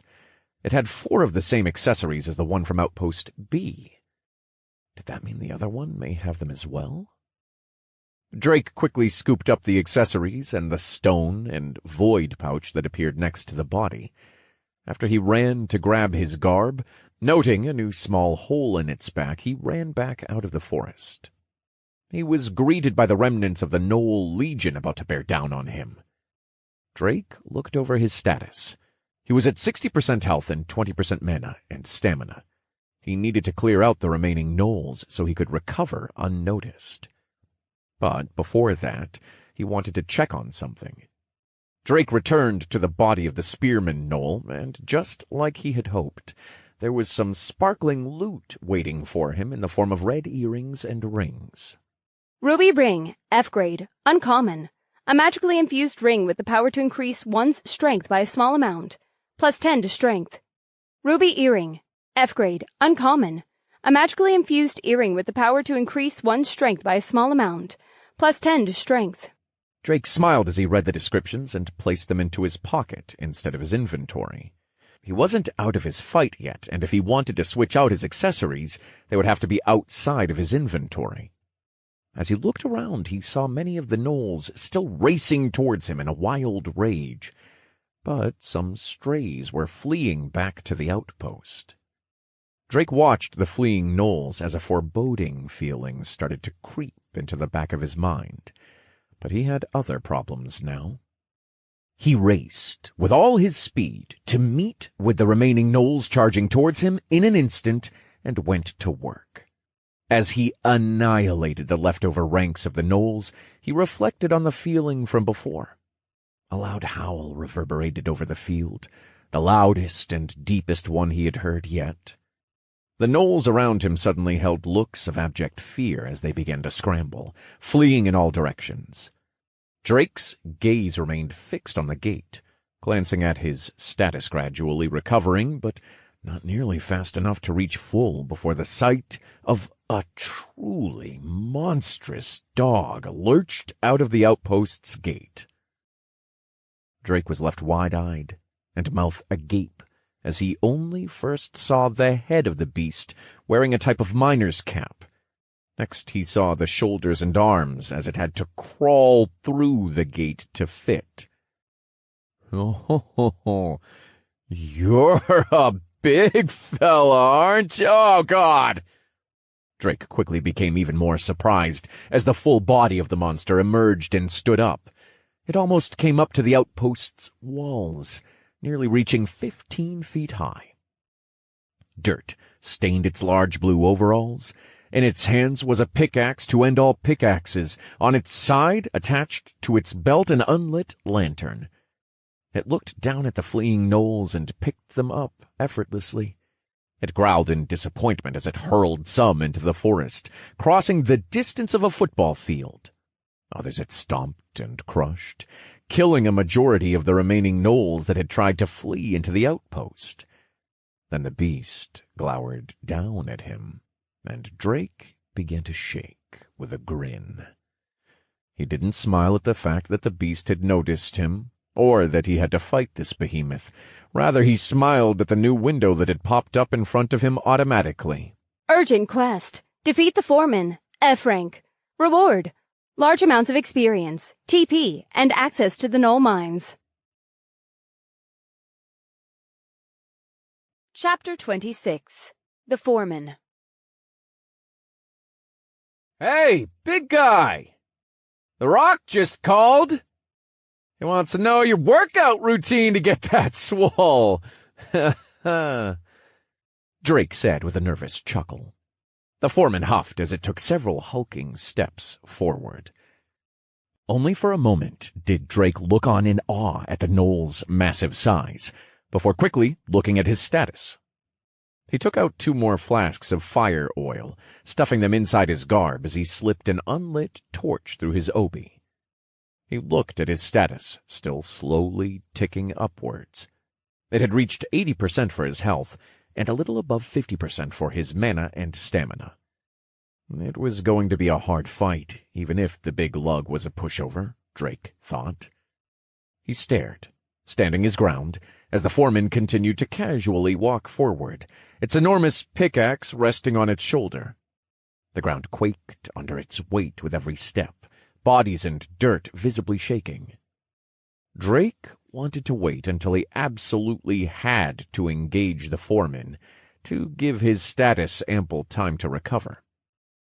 After a few seconds, the foreman had made its way over to Drake, looming over him with a grin. The monster cackled like a hyena as it threw its head back and pointed down with one furred hand, its belly undulating as it did. Drake raised a brow, his face flushing slightly with indignance. Oh? You think you're tough for an oversized prairie dog plushie? Well, I have news for you. Toucan Sam says don't bother showing up to work on Monday. Said he needed someone meaner and scarier. Drake sneered as he looked up, displaying a particular digit on his raised hand. The foreman quickly stopped laughing and looked down over its slightly protruding belly with a screw face, as if it had understood the insult. The beast raised its pickaxe, the wind kicking up when it pulled the massive tool back. Oh, shit. Guy can't take a joke, Drake said sardonically. Drake took it as a cue and exploded forward toward the beast's legs, quickly beating the large figure out in speed. Ah, this must be what it felt like for that chick under that elephant while carrying the halfling in that one fight, he mused as he closed in on the monster's right leg. Drake wound up his right arm with his skill, ready to put all his force into the blow. Power through force! Heavy blow! He roared, putting more mana into the tattoos for extra oomph. The blow landed and reverberated through Drake's body, but did minimal damage to the foreman. Barely a bruise had appeared on its less hairy hindquarters. Ah! Damn! Oh, that's hard. Ah, it looks like I just gave the dude a hickey on the leg. Drake grunted with a wave of his right hand.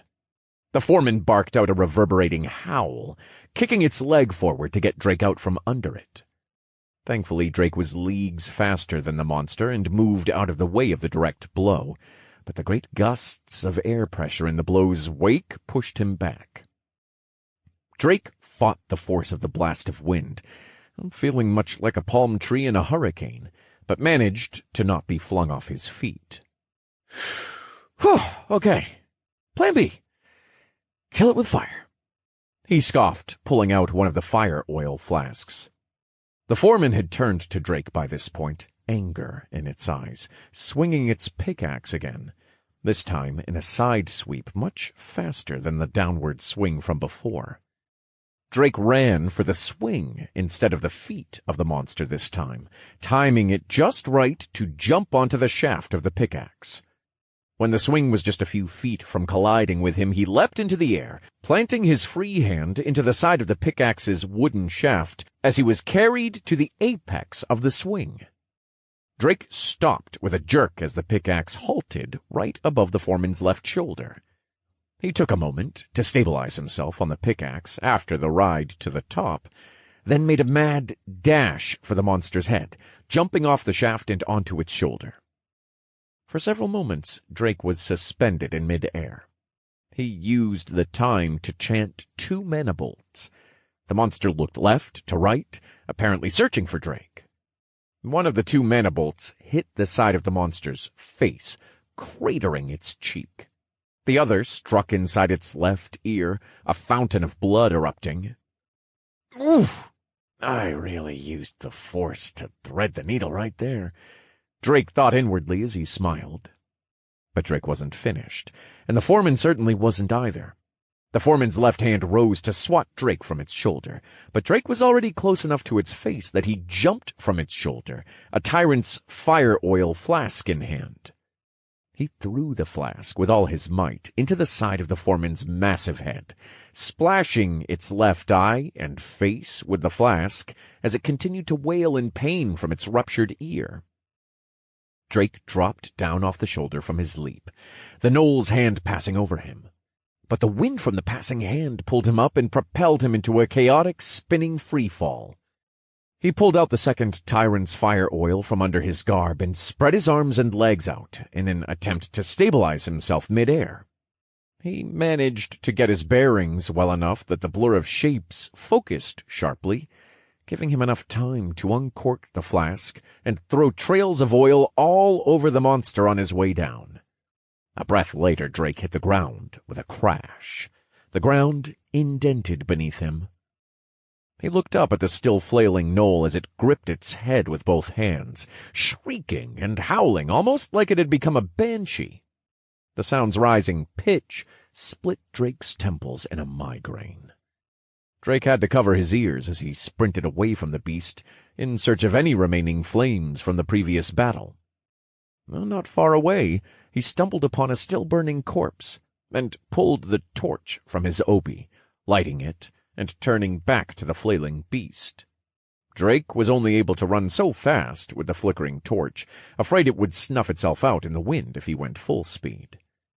By the time Drake had made it halfway there, the foreman had recovered, unbridled fury in its eyes now as it looked down at the small human giving it such a hard time. It reared back its enormous right leg, ready to punt Drake like a ball for a field goal kick. But he didn't have the luxury of dodging, unwilling to risk extinguishing his torch. Instead, he continued to run forward, chanting mana bolts at the monster's head, aiming for its exposed right eye. The foreman's leg gained momentum as it swung forward, but Drake was unrelenting with his spells as they crashed into the foreman's face like a torrential downpour, bombarding it to no end. Right as the foreman's leg passed its other foot, one of Drake's mana bolts struck gold. The monster shuddered backwards in pain, falling on its ass, its kick now missing by a large margin. Drake fist pumped inwardly as he continued toward the now reeling giant. Dust clouds rose as it rolled back and forth, its hands covering its right eye. Drake maneuvered himself onto the gnoll's chest. He grinned as mischievously as the boy from Home Alone as he lightly tossed the torch in the air. Then he hurriedly jumped off the beast as it ignited in a blaze of golden-orange flames. Another scream was added to the cacophony of wails. Drake looked on, satisfied with his inevitable victory. Suddenly the fire began to recede and formed a vortex centered into the foreman's lantern situated on the side of its belt. The foreman staggered back to its feet as it grabbed the lantern with its left hand. Drake gawked at the fine control the beast displayed over the fire, pulling every lick of flame into the lantern. The monster returned to its feet alive, but not without damage. The gnoll's fur was singed all over its body, the left side of its face a hideous charred mess from the whole flask that had been poured there. Its left eye was beet red, and its lid was charred off. Its right eye was swollen shut, blood dripping from it. The foreman looked down with a single blazing red eye at Drake, inflamed with rage. Damn. So it has a second stage, huh? Drake mumbled hesitantly. The gnoll raised the lantern in front of itself and pointed it in Drake's direction. A low rumble escaped its maw as the fire within the lantern blazed to life. The licks and whips of fire surged out like tentacles looking for prey to seize. Drake burst into action as well, sprinting to dodge the lashes of the fire as they rained down in an ardent barrage of red and orange. But that wasn't the only thing Drake had to worry about. Beyond the flames, the foreman lifted its pickaxe with its other arm, ready to strike with another horizontal swing. Drake dashed toward the mouth of the dirt road, firing mana bolts behind him to strike the monster in the head again. But his accuracy was nothing if not a travesty. The mana bolts merely weakly peppered the foreman. Drake glanced over his shoulder to see the swing coming from his side. He wouldn't be able to dodge this one completely. He decided to make a last-ditch effort and stopped. He fully turned and fired 2 mana bolts for the monster's eye. The bolts fired consecutively after each respective chant, just as the pickaxe was about to collide with Drake. He pushed backwards with all his strength to dodge a direct blow, dumping the remainder of his mana into the tattoos to hopefully stave off the damage. The pickaxe was just close enough to clip the edge of his arms as he held them in front of himself. The pickaxe and mana-infused tattoos screeched as they ground across one another, a cascade of blue mana sparking from the onslaught. After a few grueling moments, Drake heard something akin to the shattering of glass as his tattoos winked out of existence. His mana had emptied out. The pickaxe passed him just then, and he was flung into a pile of gnoll corpses with a deafening crash. But not before he saw his last 2 mana bolts crashing into the foreman's lantern raised in defense, shattering it. Drake grunted in pain and struggled to get up, a small cloud of dust around him. He looked around at the pile of gnolls that he had auspiciously landed in. But Drake was out of options. His mana had bottomed out, and without it, his only weapon was out of commission. He scrambled to look for any leftover weapons near the bodies of the gnolls, but unfortunately there were only cracked and battered swords, shields, and crossbows. Then, through the dust, he spotted a pristine gleam of steel. He bolted to the object, seeing what it was, looking up through the dissipating cloud of dust once he had it in his hands. The foreman was there, looking at its now broken lantern with renewed anger in its bloodshot eye. Noticing Drake, it motioned to bring down its pickaxe on him once more. Drake furiously searched his pockets for the earrings and rings he had looted earlier. Placing his martial artist's tattoo rings and his peridot jewelry into his inventory, he switched them out for their ruby counterparts, spiking his strength past 300. In his hands, Drake tightly gripped the spearman Noel's halberd. The foreman's swing was now in motion, coming down on Drake like a world-ending meteor from the heavens. But he only surged forward at his highest possible speed, getting a running start as he heaved back the halberd, ready to throw it like a javelin. "Resign yourself and receive my blow! Power through force! Heavy blow!" he roared as he threw the halberd with all his might. And a ruby-red streak of incandescent light streamed across the field. It shrieked past the oncoming pickaxe, right into the foreman's widening eye and out the other end of its skull. But the motion of the swing from the foreman was already past the summit, and bore down on Drake. It slammed into the ground behind him with an earth-shattering roar, as the air pressure from the aftermath ripped him completely from the ground and into the air. Drake was chaotically hurled through the air and into the forest, crashing through branches and trees, finally landing in the treetop of one that had been sturdy enough not to break. Somehow Drake had survived, a bleeding grin painted across his face as he looked at the notification that he had just opened.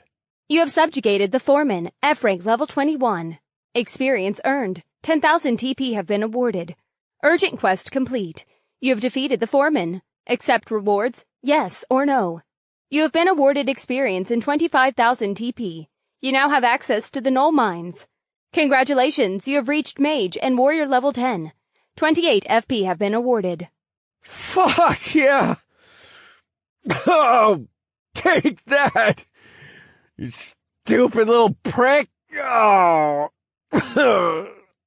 Drake coughed, spitting up blood.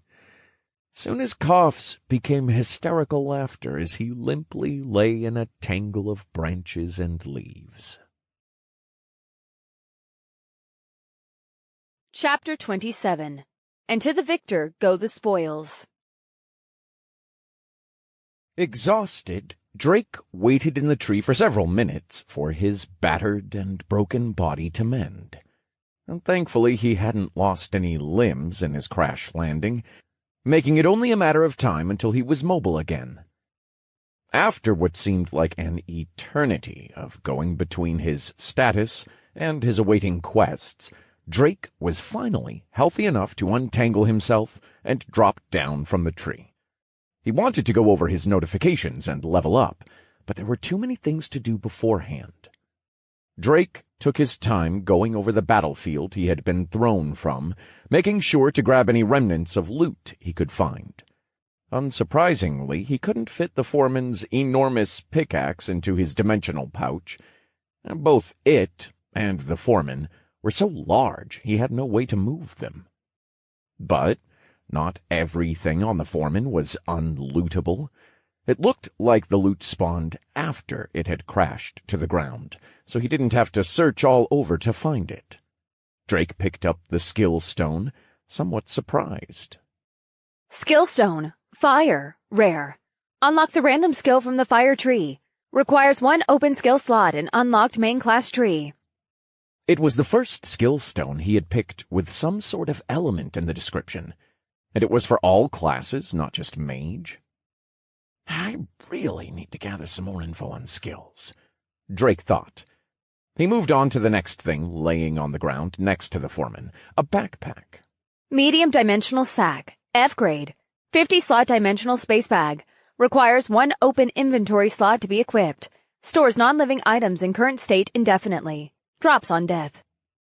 So, the boss always has the good stuff in this reality too, huh? Drake smirked. He quickly placed it into his inventory and equipped it to his bag slots, and what appeared in his inventory was incredible. Almost countless jewels and precious stones were lined up in the sack. Rows of icons in blues, reds, greens, a nearly full palette of color now covered his screen. Drake inspected one of the slots. Sapphire gemstone. F grade. Uncommon. A magically infused gemstone that can be used in crafting to create accessories that increase intelligence by a small amount. Drake's eyes began to sparkle. This was just what he needed for his all-round build. The description basically told him everything.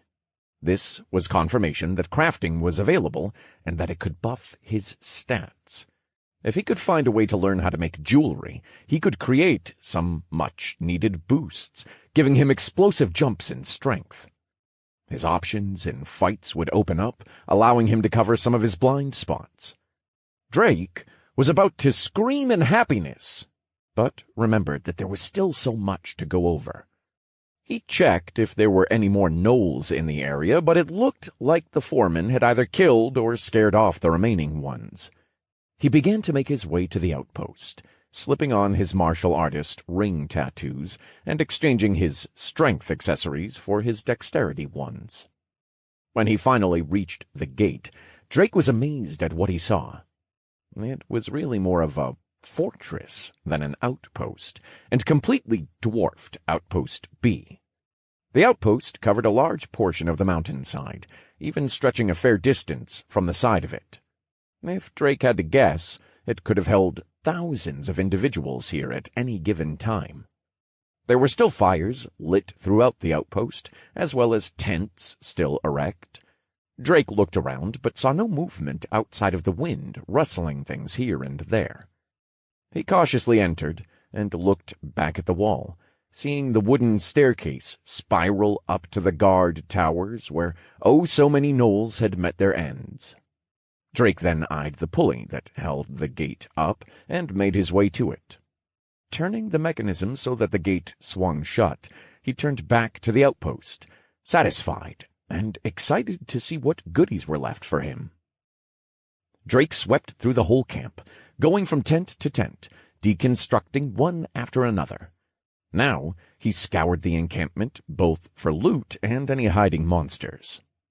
What he found in each tent varied, but it was obvious which ones were for the regular gnolls and which were for the squad commanders, or supply tents. In various tents he would find beds and single tables, or chests with things in or on top of them. In others he would find nothing but racks of weapons and chests of metal armor. And in the squad commander's tents he found them. Drake gazed at the mythical structure before him as he entered the first commander's tent. A king-sized luxury bed with all the amenities. Pillows, silk sheets, coverings, the works. He wasn't sure where the commanders had gotten them, but he didn't care. He stared at the bed with longing eyes as he reluctantly searched the rest of the tent. He couldn't very well jump into the bed as the mess he was now, he thought.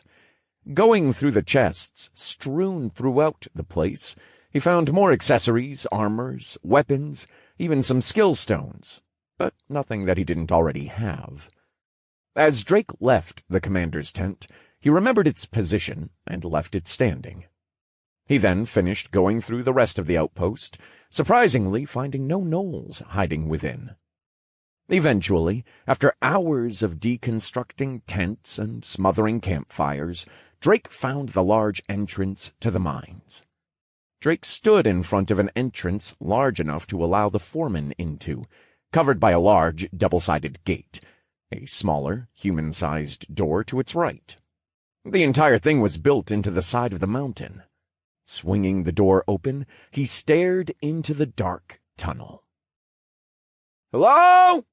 He shouted into the tunnel, his voice echoing and carrying down the dark shaft. Oh, that's fun. It's been a hot minute since I've been to a cave that can do this.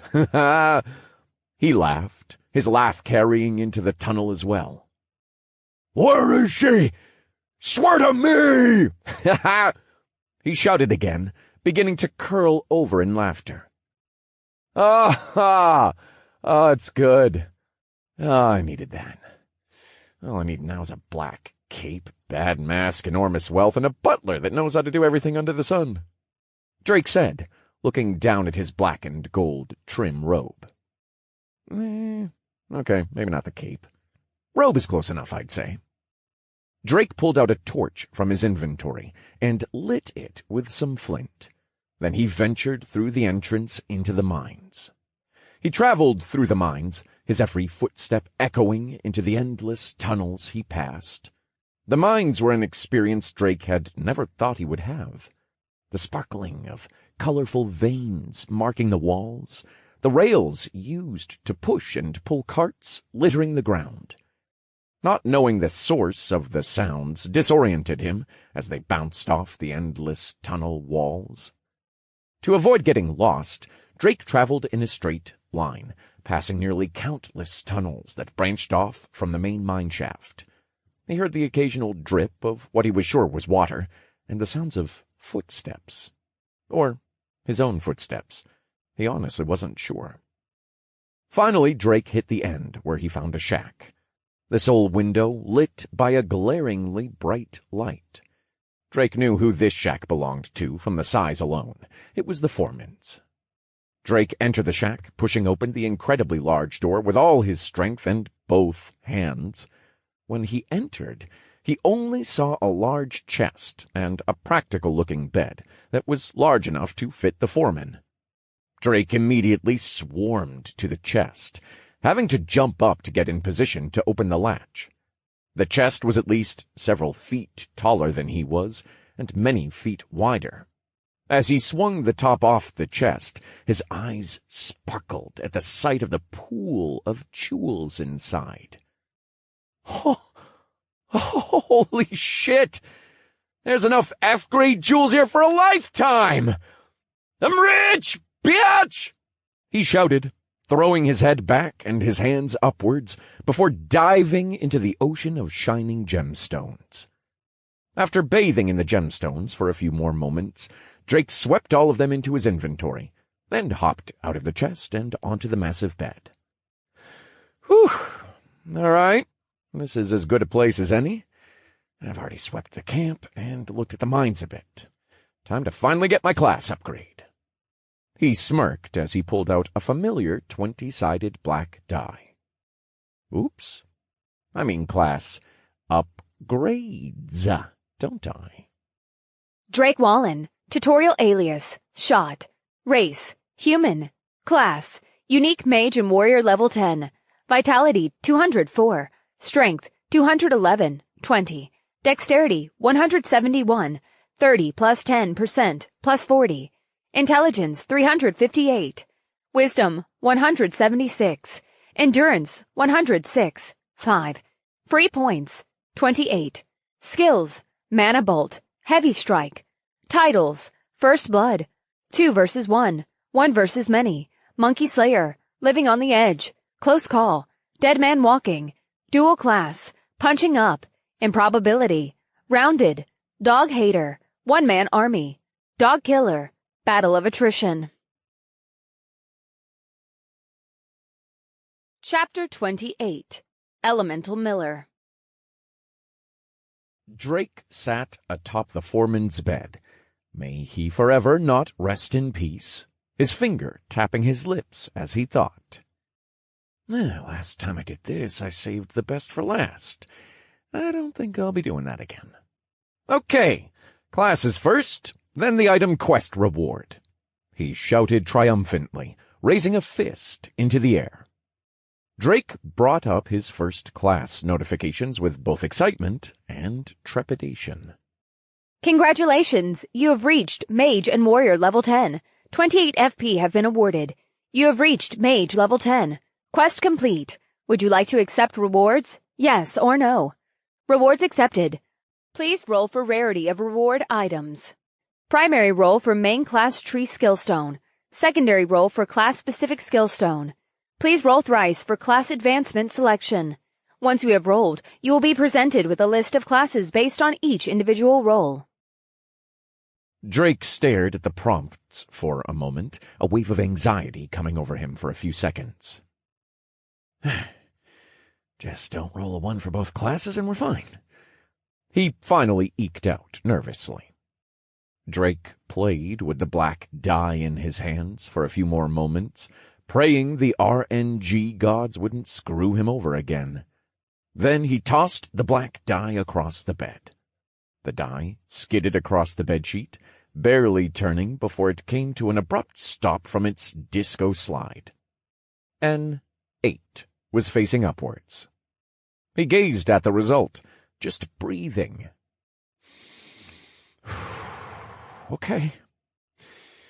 Maybe I should do this on a harder surface. I could probably try to game the system with my dex where it is and force a 20 if I throw right, but I don't want to think about what might happen if the system doesn't like it.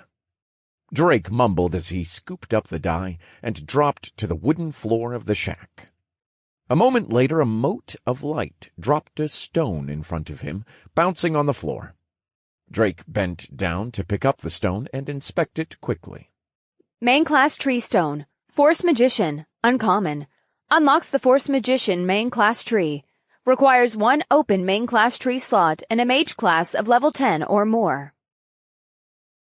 Oh, that's a cool-sounding class. And it's only uncommon? If it's like last time, that means the next stone will be specifically for this class, right? Drake said. Well, no use in mulling over this part too much. Hup! Drake cast the die once again, not bothering to let his mind dwell upon the details just yet. The die bounced off the hardwood floor several times, delivering a 5, a 17, then finally tumbling a few centimeters away from him and stopping on 14. A brief pause later, another mote of light flashed, and a stone thudded on the floor. Drake quickly bent over to get a look at it. Skill stone. Depth. Rare. Unlocks a random skill from the depth tree. Requires 1 open skill slot and unlocked mage main class tree or subtree. Drake looked at the description again, a light dawning on him. He quickly brought out the other skill stone from his first class quest. Skill stone. Necromancy. Legendary. Unlocks a random skill from the necromancy tree. Requires 1 open skill slot and unlocked mage main class tree or subtree. Reading the requirements, he realized something. It just says mage main class.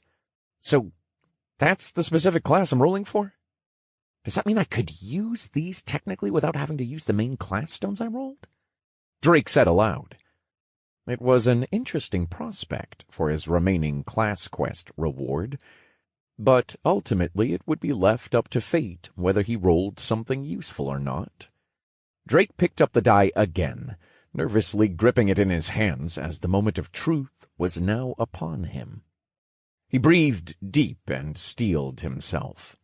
If the worst outcome came to pass, he would have to just get back up and do it again, as many times as it took until he succeeded. Bracing himself, he let the first roll for his class selection fall from his hands. The die fell to the floor in slow motion, taking long, muted moments to finally hit the floor. Bouncing, it showed a 17, then a 4, 13. Finally, it rolled to a stop. 18. Drake breathed a sigh of relief as he saw the number. He was saved from having to go back to level 1 through sheer dumb luck, and felt a weight lift off his shoulders as he grabbed the die once more. He quickly rolled the 2 remaining rolls, a 13 and a 15. Nothing great and nothing awful. You have rolled 18, 13, and 15, generating class list. Drake waited for the list to show up before him on the screen with nervous tension. Taut enough, he felt himself slowly tearing apart. But he didn't have to wait long before the screen flashed again. Epic, Apprentice of the Sun Mage. Uncommon, Heretic Mage. Rare, Elementalist. Drake yelled with glee. Hell yeah! An epic class! And this naming sense, so cool! He didn't even wait 1 second to begin looking through his options. Epic, Apprentice of the Sun Mage. A class dedicated to the study of the mighty Sun Mage. Apprentices specialize in the use of fire magic in all of its facets in an attempt to hold the power of the very sun in their hands. Any mage would be honored to be indoctrinated into the ways of fire magic by the Sun Mage, the pinnacle of anything within the Fire School of Magic. Be warned, anyone who chooses this path will be unable to wield any other forms of elemental magic. Initial, +20 to intelligence and wisdom. Increased free points gain of 25 from 14. Well, that is kinda awesome sounding, but I'm not sure about not using other forms of magic. But 25 free points from just one class, and a +20 to 2 stats just from the upgrade? Drake contemplated. Still, he should go over the other 2 classes before he made a rash decision. Uncommon, Heretic Mage. A class dedicated to the research and use of unconventional magic. The heretical mage specializes in the use of various ingredients to cast a variety of sacrificial-type magic. Any young mage who chooses the path of the heretic is looked down upon by the other schools of magic, as they work with materials and ingredients disapproved of.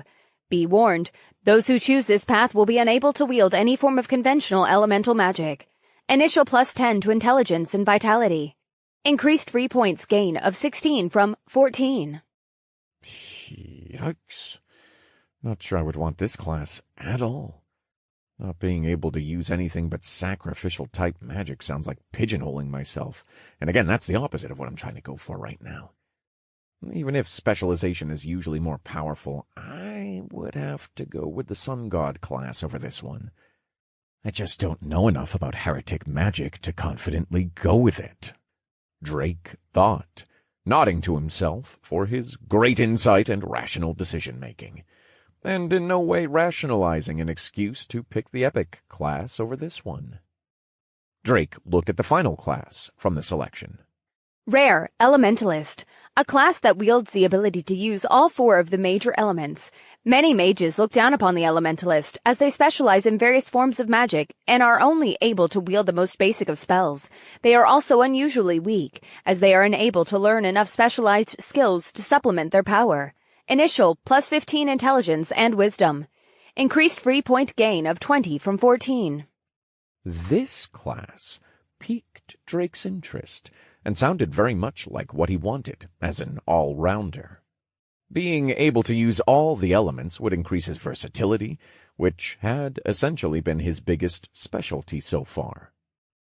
The stat bonuses aren't bad for Elementalist. But the Sun Mage obviously sounds like it wins out in power and overall stat gains. He considered aloud.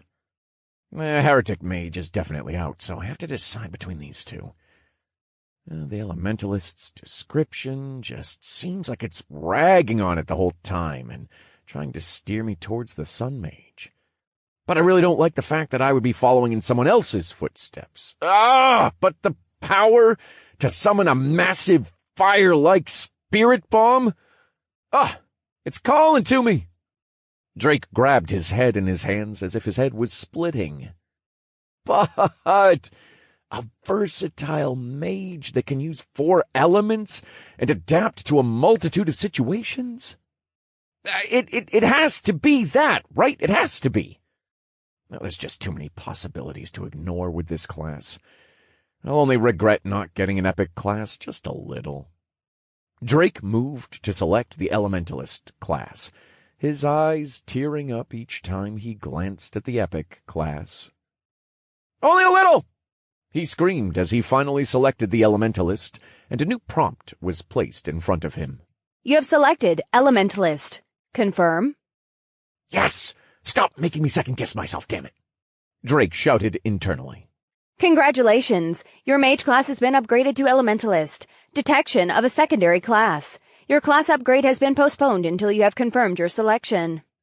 Drake twitched with a bit of surprise, as he had totally forgotten that he had another class to select. He had been so caught up with this choice it had completely slipped his mind. He flipped through his notifications and found the second class quest. You have reached Warrior Level 10. Quest complete. Would you like to accept rewards? Rewards accepted. Please roll for rarity of reward items. Primary roll for main class tree skill stone. Secondary roll for class-specific skill stone. Please roll thrice for class advancement selection. Once you have rolled, you will be presented with a list of classes based on each individual roll. Oh, shit. Here we go again, thought Drake, picking up the die from the floor. All of Drake's hesitation and anxiety had already been eaten up by his first go-round, and he threw the die rapid-fire to get his classes. Tossing it to the ground for the main class tree stone, the die skipped and tumbled off the floor, eventually situating itself. A 15 was showing. The stone shone into existence from the bead of light and thudded on the floor a moment later, Drake bending down to pick it up and inspect it. Main class tree stone. Shield Miller. Rare. Unlocks the Shield Miller main class tree. Requires 1 open main class tree slot. Warrior class level of 10 or more.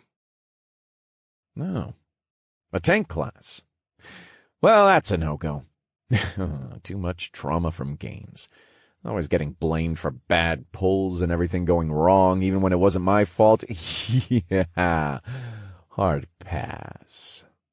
Drake chuckled wearily at the class name. He quickly pocketed the stone and rolled again. The die slipped from his hand, bounced against the floor, and rolled to a stop, this time stopping at 17. Drake fist-pumped as he leaned over to grab the stone and die that had rolled on the floor. His luck was on a roll today. Skill stone. Guardian. Epic. Unlocks a random skill from the Guardian tree. Requires 1 open skill slot and unlocked warrior main class tree or subtree. Drake's eyes bulged slightly when he saw that it was an epic skill stone. His luck really was doing well today. He would have to really consider using this one, just because it was epic, even though it sounded like it belonged to a tank-type class. How could anyone pass on an epic rarity skill? Drake again placed the stone into his inventory for later, looking at the die in his hand for a moment. It was again the moment of truth. Just what type of class would he get? He didn't want to psych himself up, and quickly dropped the die to the ground for his class generation. But on this roll his luck had run out as it slowly bounced and tumbled, revealing a 2, as it finally ceased to sway back and forth. Well, can't always strike gold, right? He consoled himself, a nervous lump starting to form in the pit of his stomach. Drake quickly picked the die up and tossed it again to the floor, not wanting to let the moment linger for too long. As the die skidded across the floorboards, he felt himself begin to sweat with apprehension. It bounced further than he wanted it to, as he had put a bit too much power into the cast. Drake swiftly ran to look at the result with a breath of relief. A 17. He gave a silent prayer of gratitude to his god, Kenny Foon. Drake, for the second to last time, cast his die to the floor, making sure not to throw it with too much strength this time. The die bounced in place. 2, then 16. Finally, it hit a crack in the floor and veered off underneath the bed out of view. Drake cursed as he practically leapt to the die, concerned about the roll, only to see it had again landed on 17. You have rolled 2, 17, and 17. Generating class list. Drake steadied himself from falling down as he read the notification. At last he had reached this point. His hard work had actually paid off, and he had met one of his goals. Now he just had to pick a second class, and he'd be on his way to getting through this hellish tutorial. He looked at the generated class list. Common, Farmer. Rare, Bloodbane Berserker. Rare, Shield Miller. Oh, there's a familiar face. And 2 rares to boot. But maybe the Farmer class has some sort of hidden power. Drake thought, jovially. Common, Farmer. The Farmer is an essential non-combat class that gains experience from tending to fields in arable land.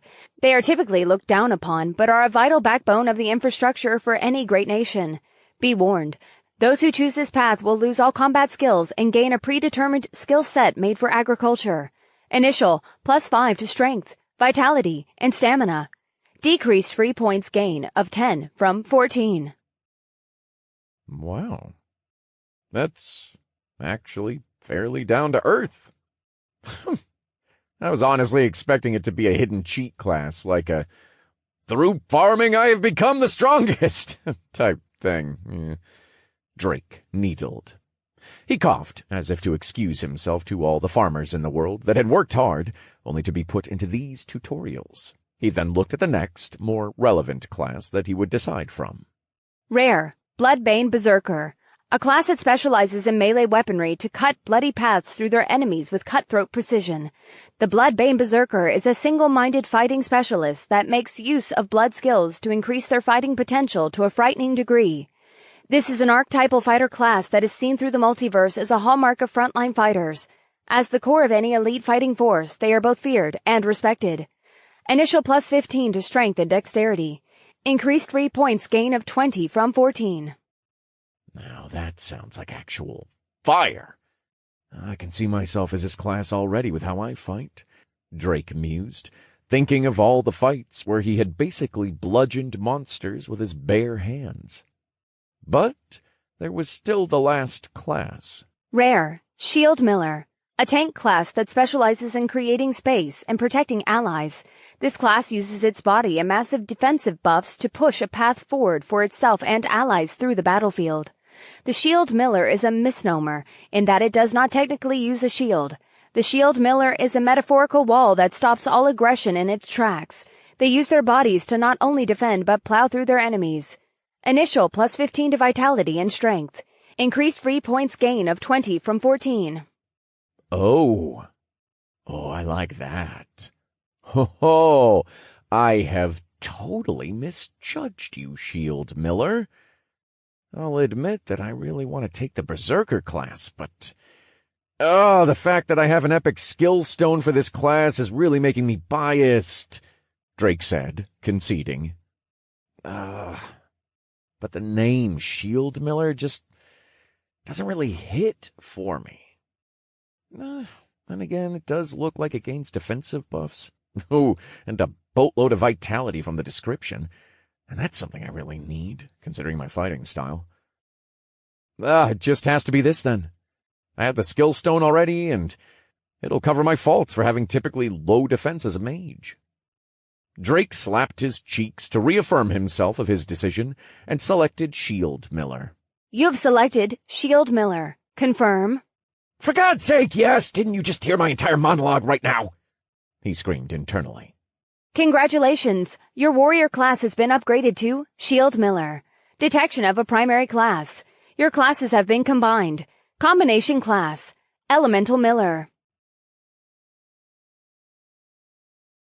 Chapter 29. Assistant. Drake shook with euphoria as his new class name hovered before him.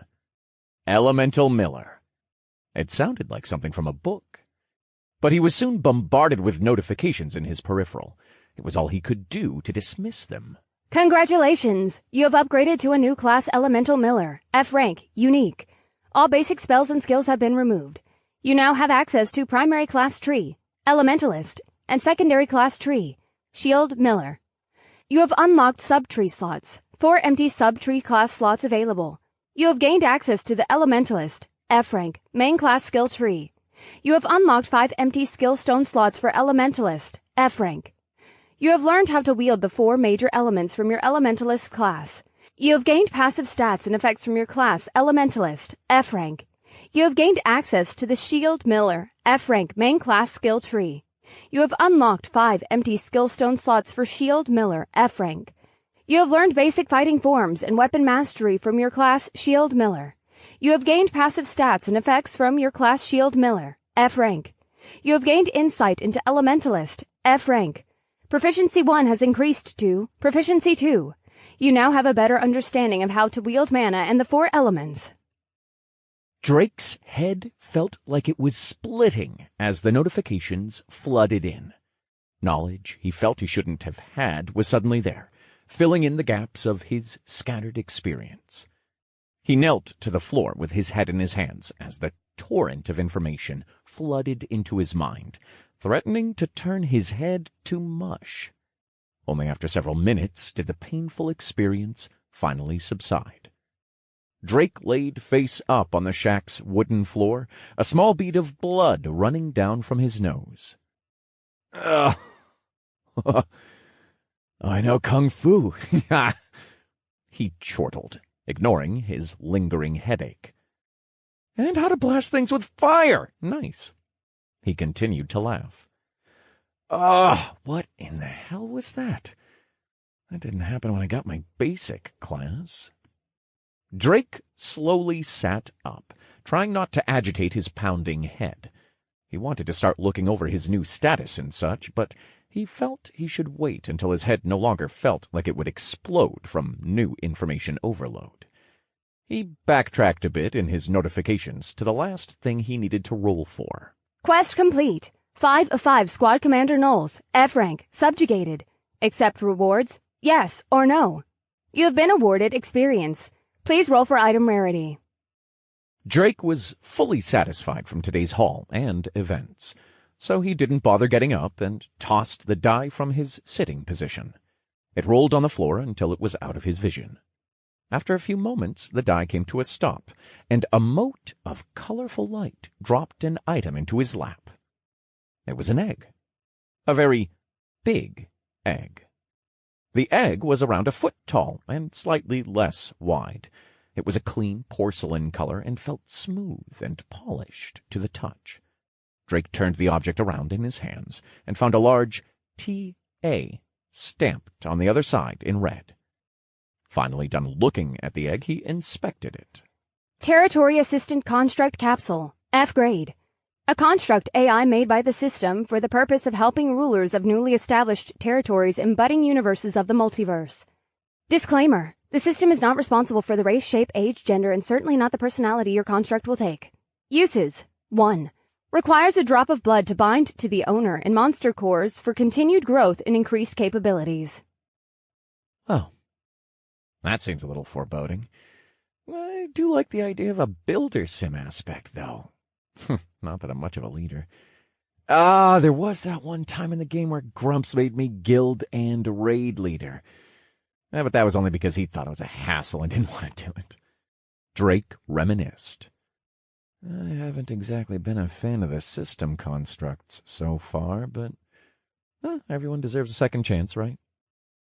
Drake hesitantly looked at the egg for a moment, wondering if just using it was the best decision. But it was an F-grade item, and an assistant did sound like something that could help him right now.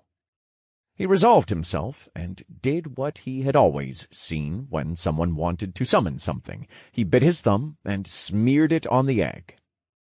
Ow! Man! It's way harder to do than the ninjas make it look.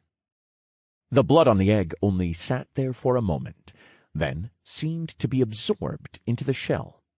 The shell of the egg rippled, the color turning in a wave from porcelain to a dark shade of red. Trembling slightly, Drake set it on the floor in front of him and got to his feet, backing up slowly.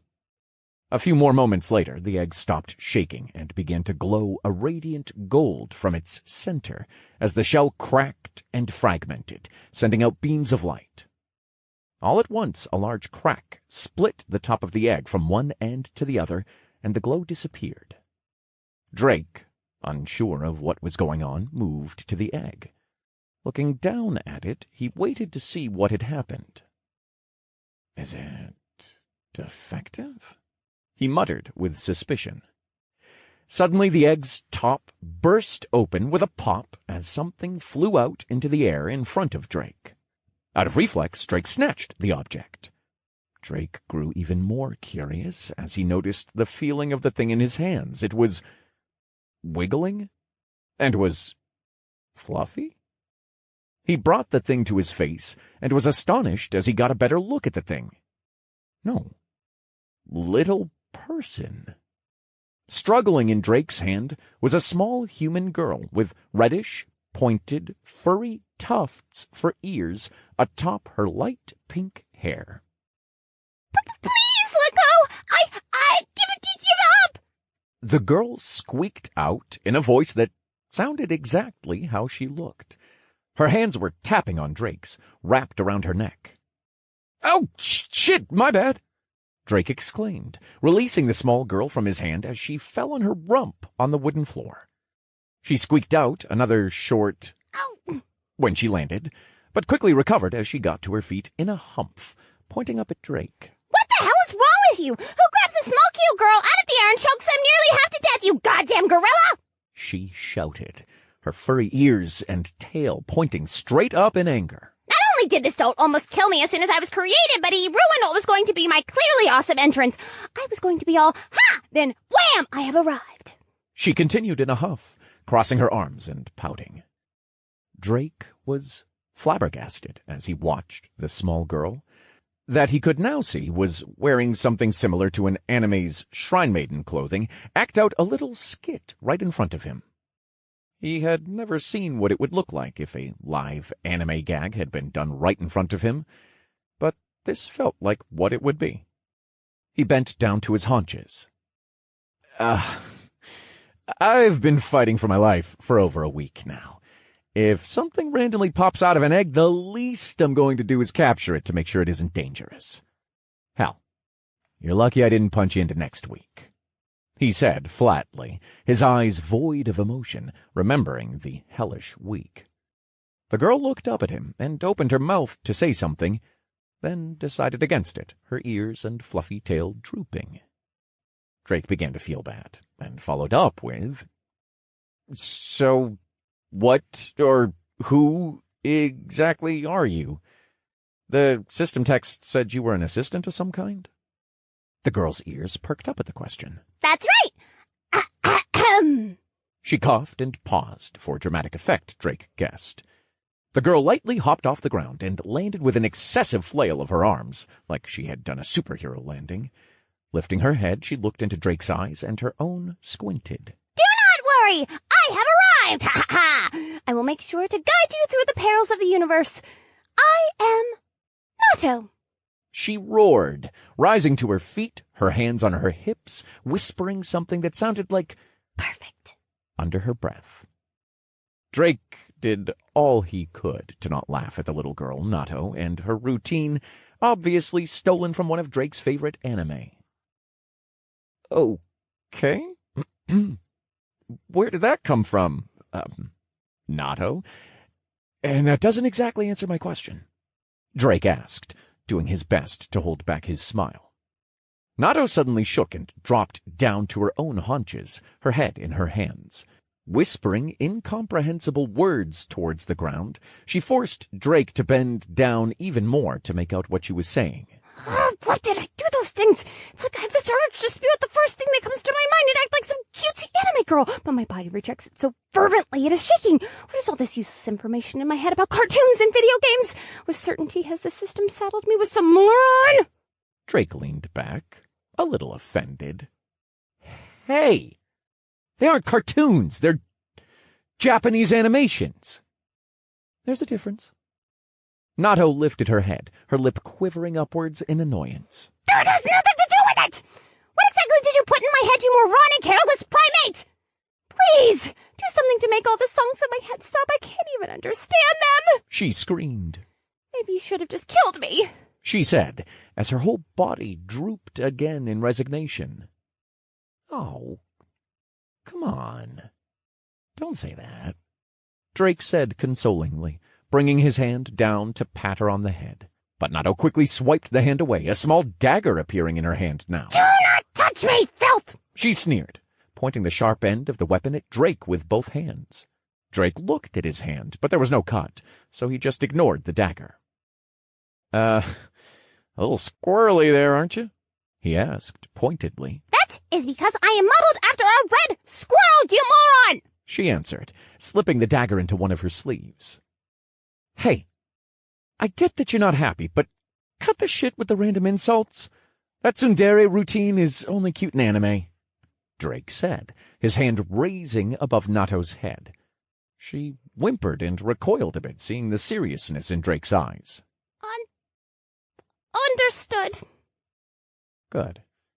Now, banter's all fair and fun, just don't get carried away just yet. We literally just met a couple minutes ago, and you've already had a mood swing, tried to stab me, and insulted my hobbies. Not a great first impression. Drake scoffed. You tried to strangle me to death before you even knew my name. Okay, you got me there. Water under the bridge?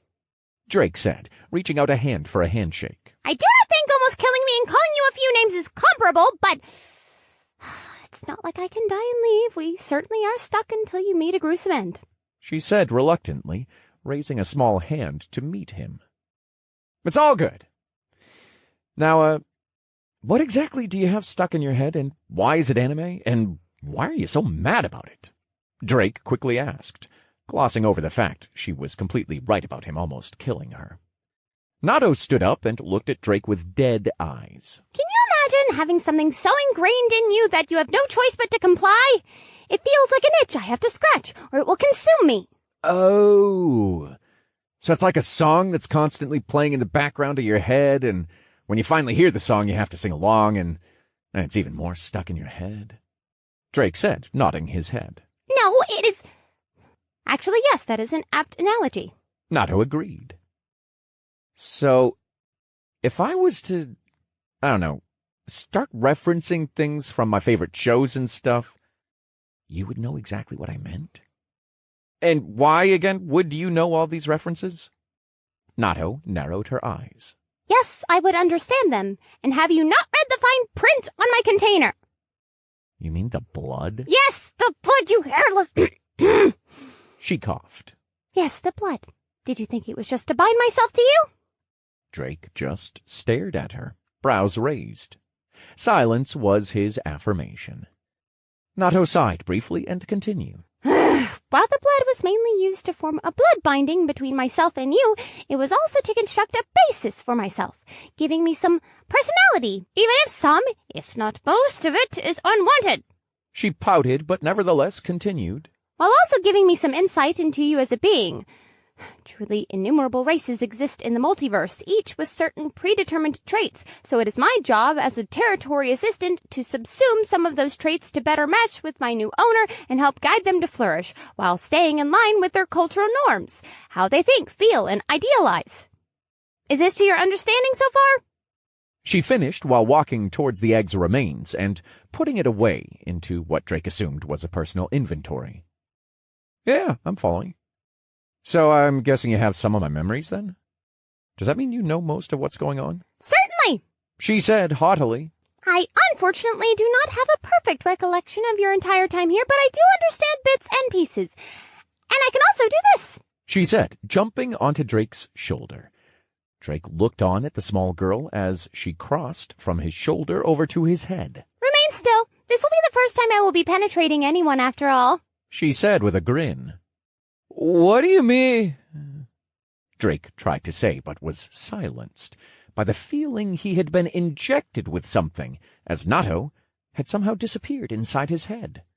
It was almost the same feeling as first getting water in one's ear after jumping into a pool or bath. Can you hear me?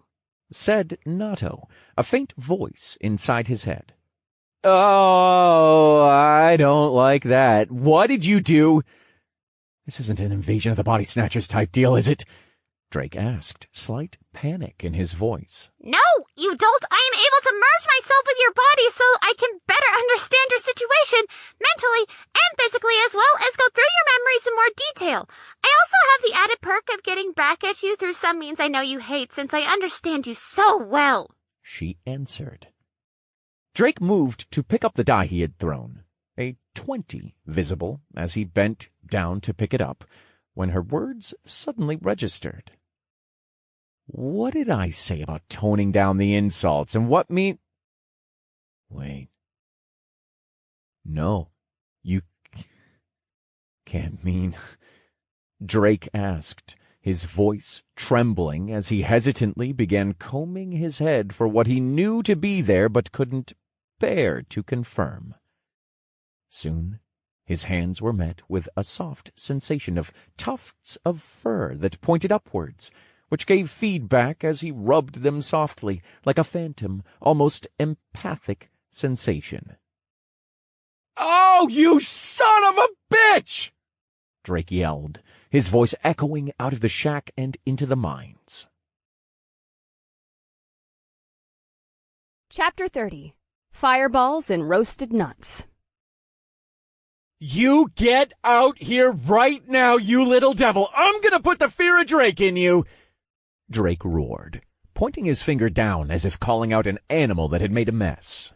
Unfortunately, I'm unable to acquiesce to your request, my dear gorilla. You could always try to punish me by hitting yourself. I do not recommend it, though. Looking through the past couple of days, it seems your head has taken a few too many blows already. So many that I'm beginning to worry for you. She teased, a sharp giggle filling Drake's ears. Drake scowled. Oh, don't you dare use that reference against me. We aren't on a ship, I'm not in a corset, and this isn't a negotiation. Get out of my head, damn it! He demanded. As I said, I cannot. Although it is fun teasing you. I do have to peruse your memory and take stock of our situation. You have just made a class change, no? And you are a... Oh, that is interesting. You decided to go with the dual-class combination, quite rare for a newly indoctrinated planet. Even more so, one still in the tutorial, where such things are determined by random chance, said Nato. Drake could practically hear her smiling.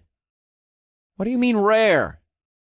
People actually choose this obnoxious bad luck of their own accord? Hush! I will explain it later. It will take me a few minutes to make a proper skill plan and go over your memories, so just go over your stats or something for a minute, like a good mana vessel. What? Whatever. You're lucky I can't just pull you out of my head like Dumbledore pulling memories from his mind. Damn parasite. Drake grumbled. There was just a mental nod from Nato as she went silent to do whatever she was doing inside Drake's head. He shrugged, but this allowed him to go over his newly acquired stats and skill trees. He had been waiting for his headache to go away, and after his back and forth with the little snippy construct, his head felt much better. He pulled up his newly adjusted status screen, seeing some new categories and texts. Drake Wallen. Tutorial alias. Shot. Race. Human. Class. Unique Elemental Miller level 10. Vitality 219. Strength 226. 20. Dexterity 171. 30 plus 10% plus 40. Intelligence 373. Wisdom 191. Endurance 106. 5. Free points 28. Skill branches. Primary class tree. Elementalist. F rank 0 of 5. Secondary class tree. Shield Miller, F rank, 0 out of 5. Primary subtree, empty. Secondary subtree, empty. Tertiary subtree, empty. Quaternary subtree, empty. Titles, First Blood, 2 versus 1, 1 versus many, Monkey Slayer, Living on the Edge, Close Call, Dead Man Walking, Dual Class, Punching Up, Improbability, Rounded, Dog Hater, One Man Army, Dog Killer, Battle of Attrition. Drake looked in wonder at the new parts of the window. He had gained some more percentage bonuses, but had not gained a new title. It had to have been from his new classes.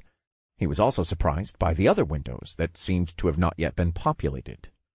He pulled out some skill stones, rolling them over in his hands while thinking of what to do.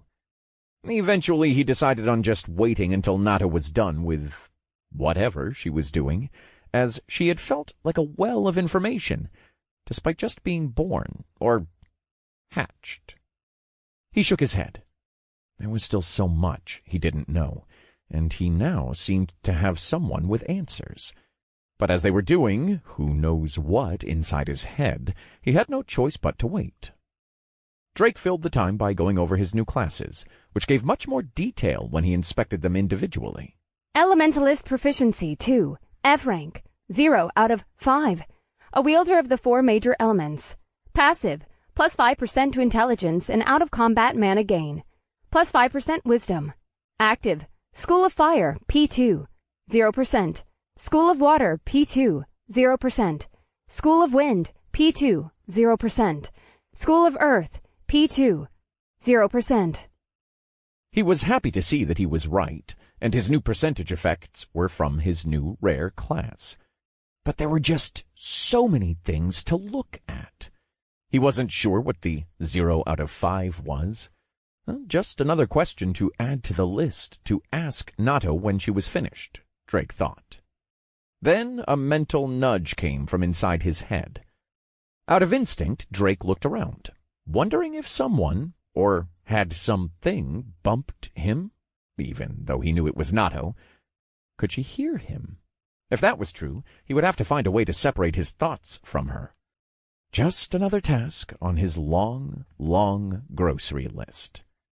He began looking more in-depth at his skills from the main tree. School of Fire Proficiency 2, 0%.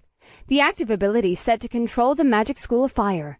Your proficiency over fire is still early at this juncture, giving you only the basics of spells. Fireball. The fire of my heart, take form and sear my enemy's fireball. Basic single target spell. Deals fire damage and a 4 to 1 of intelligence. Small mana cost. Fire Cloud. The fire of my heart, disperse and set flame to the world, Fire Cloud. Basic area of effect spell. Deals fire damage and a 2 to 1 of intelligence. Moderate mana cost.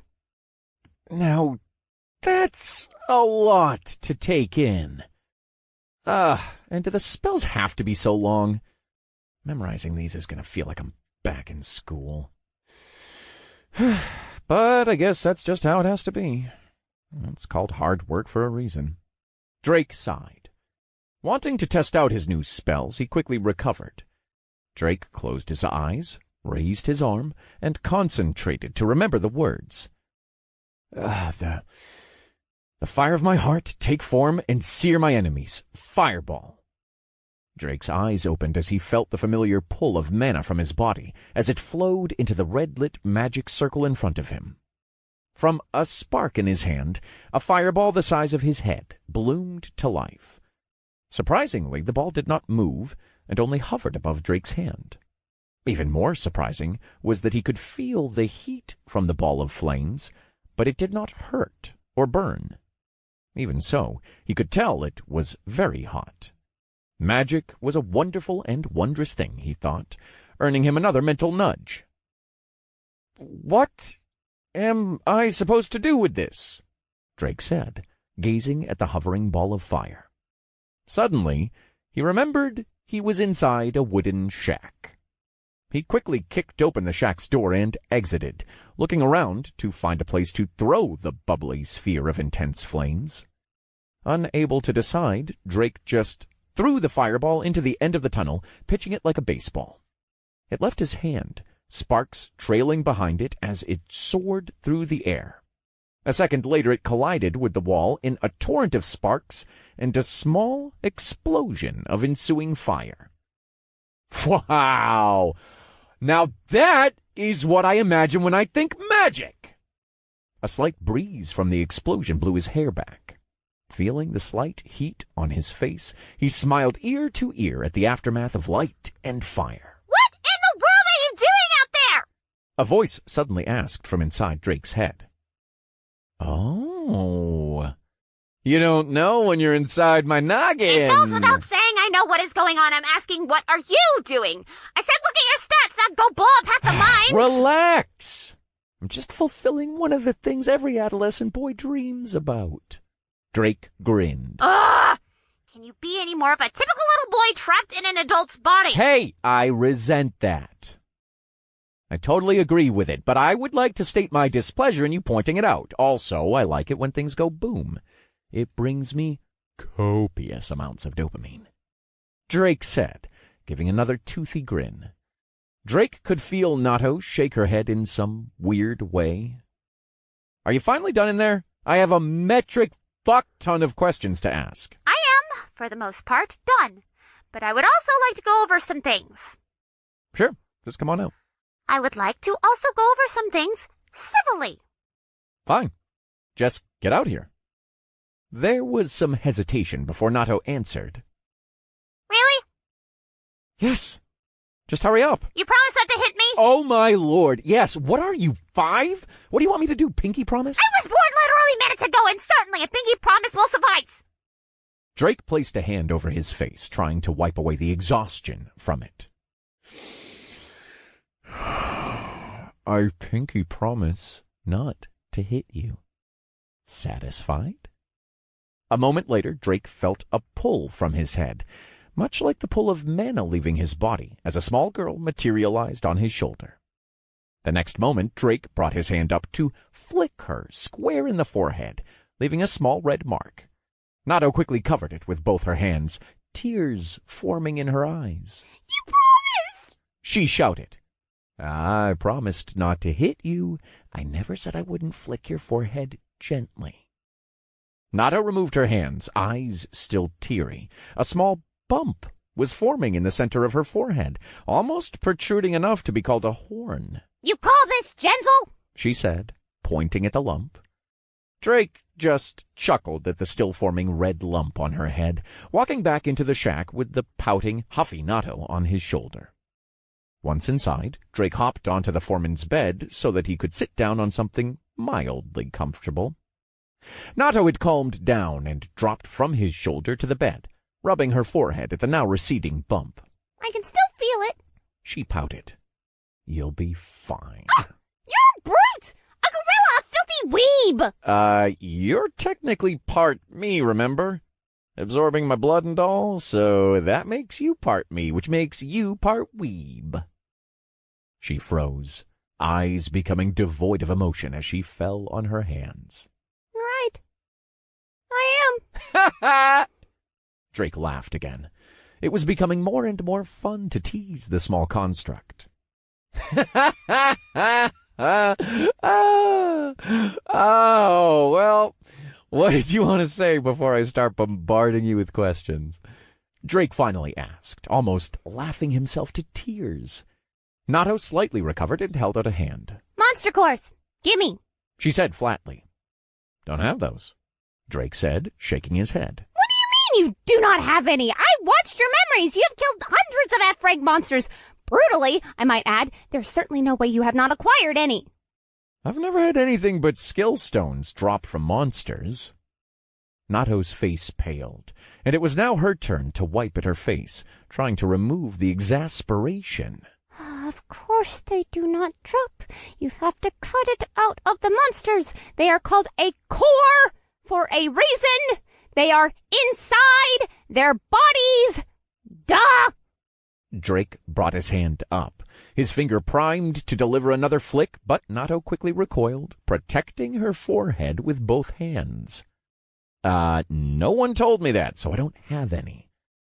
There's plenty of bodies outside. We can get 'em later. What do you need them for? A small rumble came from Nato. Her face flushed a bit. I am hungry, and I need them to grow. I am still not F grade, so I can only offer very limited assistance and information. Basic skills suggestions, race information, bits about the tutorial. Oh, it'll be a bit till we get outside, so you have enough information available to get me started on my skills right now? Nato nodded, but looked down to rub her belly. It was rumbling slightly louder this time. Good, then you'll just have to wait. In the meantime, Drake looked through his inventory. Here. Drake pulled out a bag of roasted nuts, still slightly steaming hot, from his inventory. She was, after all, modeled after a red squirrel. Nato's eyes sparkled. Her hands immediately formed in a begging motion for the steaming food. Drake took a single nut from the bag and placed it into her hand, and because of her size, it was nearly half the width of her head. Despite being a squirrel, she wolfed down the food, devouring it in a flash, her hand shooting back up as if to ask for more. Drake smiled as he held up another one, but didn't give it to her right away. "What do we say when we want something?" he said with a malicious sneer. Her eyes thinned to small slits as she turned her head away. I will not demean myself to the level of begging for a mere morsel of such insignificant value, she said. But her still shimmying hands and fingers told another story as they moved closer to Drake. Drake couldn't hold back a deep belly laugh as he dropped the piece into her hands and placed the bag next to her. "Oh, man, that's good sauce," Drake managed to say through gasps of air as he laughed. Chapter 31. Becoming F-Rank. After several minutes of rolling around on the bed and laughing, Drake finally calmed down, eventually sitting up and wiping away the tears with a finger. So, you, need the monster cores to level up, is what you're saying? Drake stated. Yes, I got to level up with killing monsters. She said through a food-filled mouth. Slowly gulping down what remained, she continued. But it's not nearly as efficient that way. It is similar to how you can use skill stones to level up your proficiency with skills. Drake straightened up at that. Wait, can I do that? I don't even have any skills outside my main classes yet, though. I know. I was simply mentioning it, but I will also state that I would not recommend it. She grabbed another roasted nut from the bag. Why? It sounds like a great way to speed up the process. For one, she started, chewing a bit into the roasted nut. faster is not always better. You will not get the same amount of practical experience doing it that way. It would be very similar to reading a book on something and suddenly having all the necessary knowledge, but none of the practical experience to actually perform said tasks, she explained, then ripped into the rest of the roasted nut with vigor. That's unfortunate. It's like being almost pseudo-knowledgeable on a subject and then preaching what you know from the rooftops without having any real experience, huh? Drake said, slightly deflated that his shortcut had such a cost. I definitely wouldn't want to be maxed out on a proficiency only to fall flat on my face from lack of practical use. Certainly. On the other side of that coin it is quite expensive, Nato said, pointing a new roasted nut at Drake with a tilt of her head. Expensive? With certainty, she piped up. I suppose it makes sense you do not understand because the tutorial has no currency outside TP and monster cores at the moment, but even at the rate you kill monsters, and I do mean you kill a lot, you would run out of skill stones to absorb before you reached the end of F-rank proficiency in any skill, so what would you have to do to get more?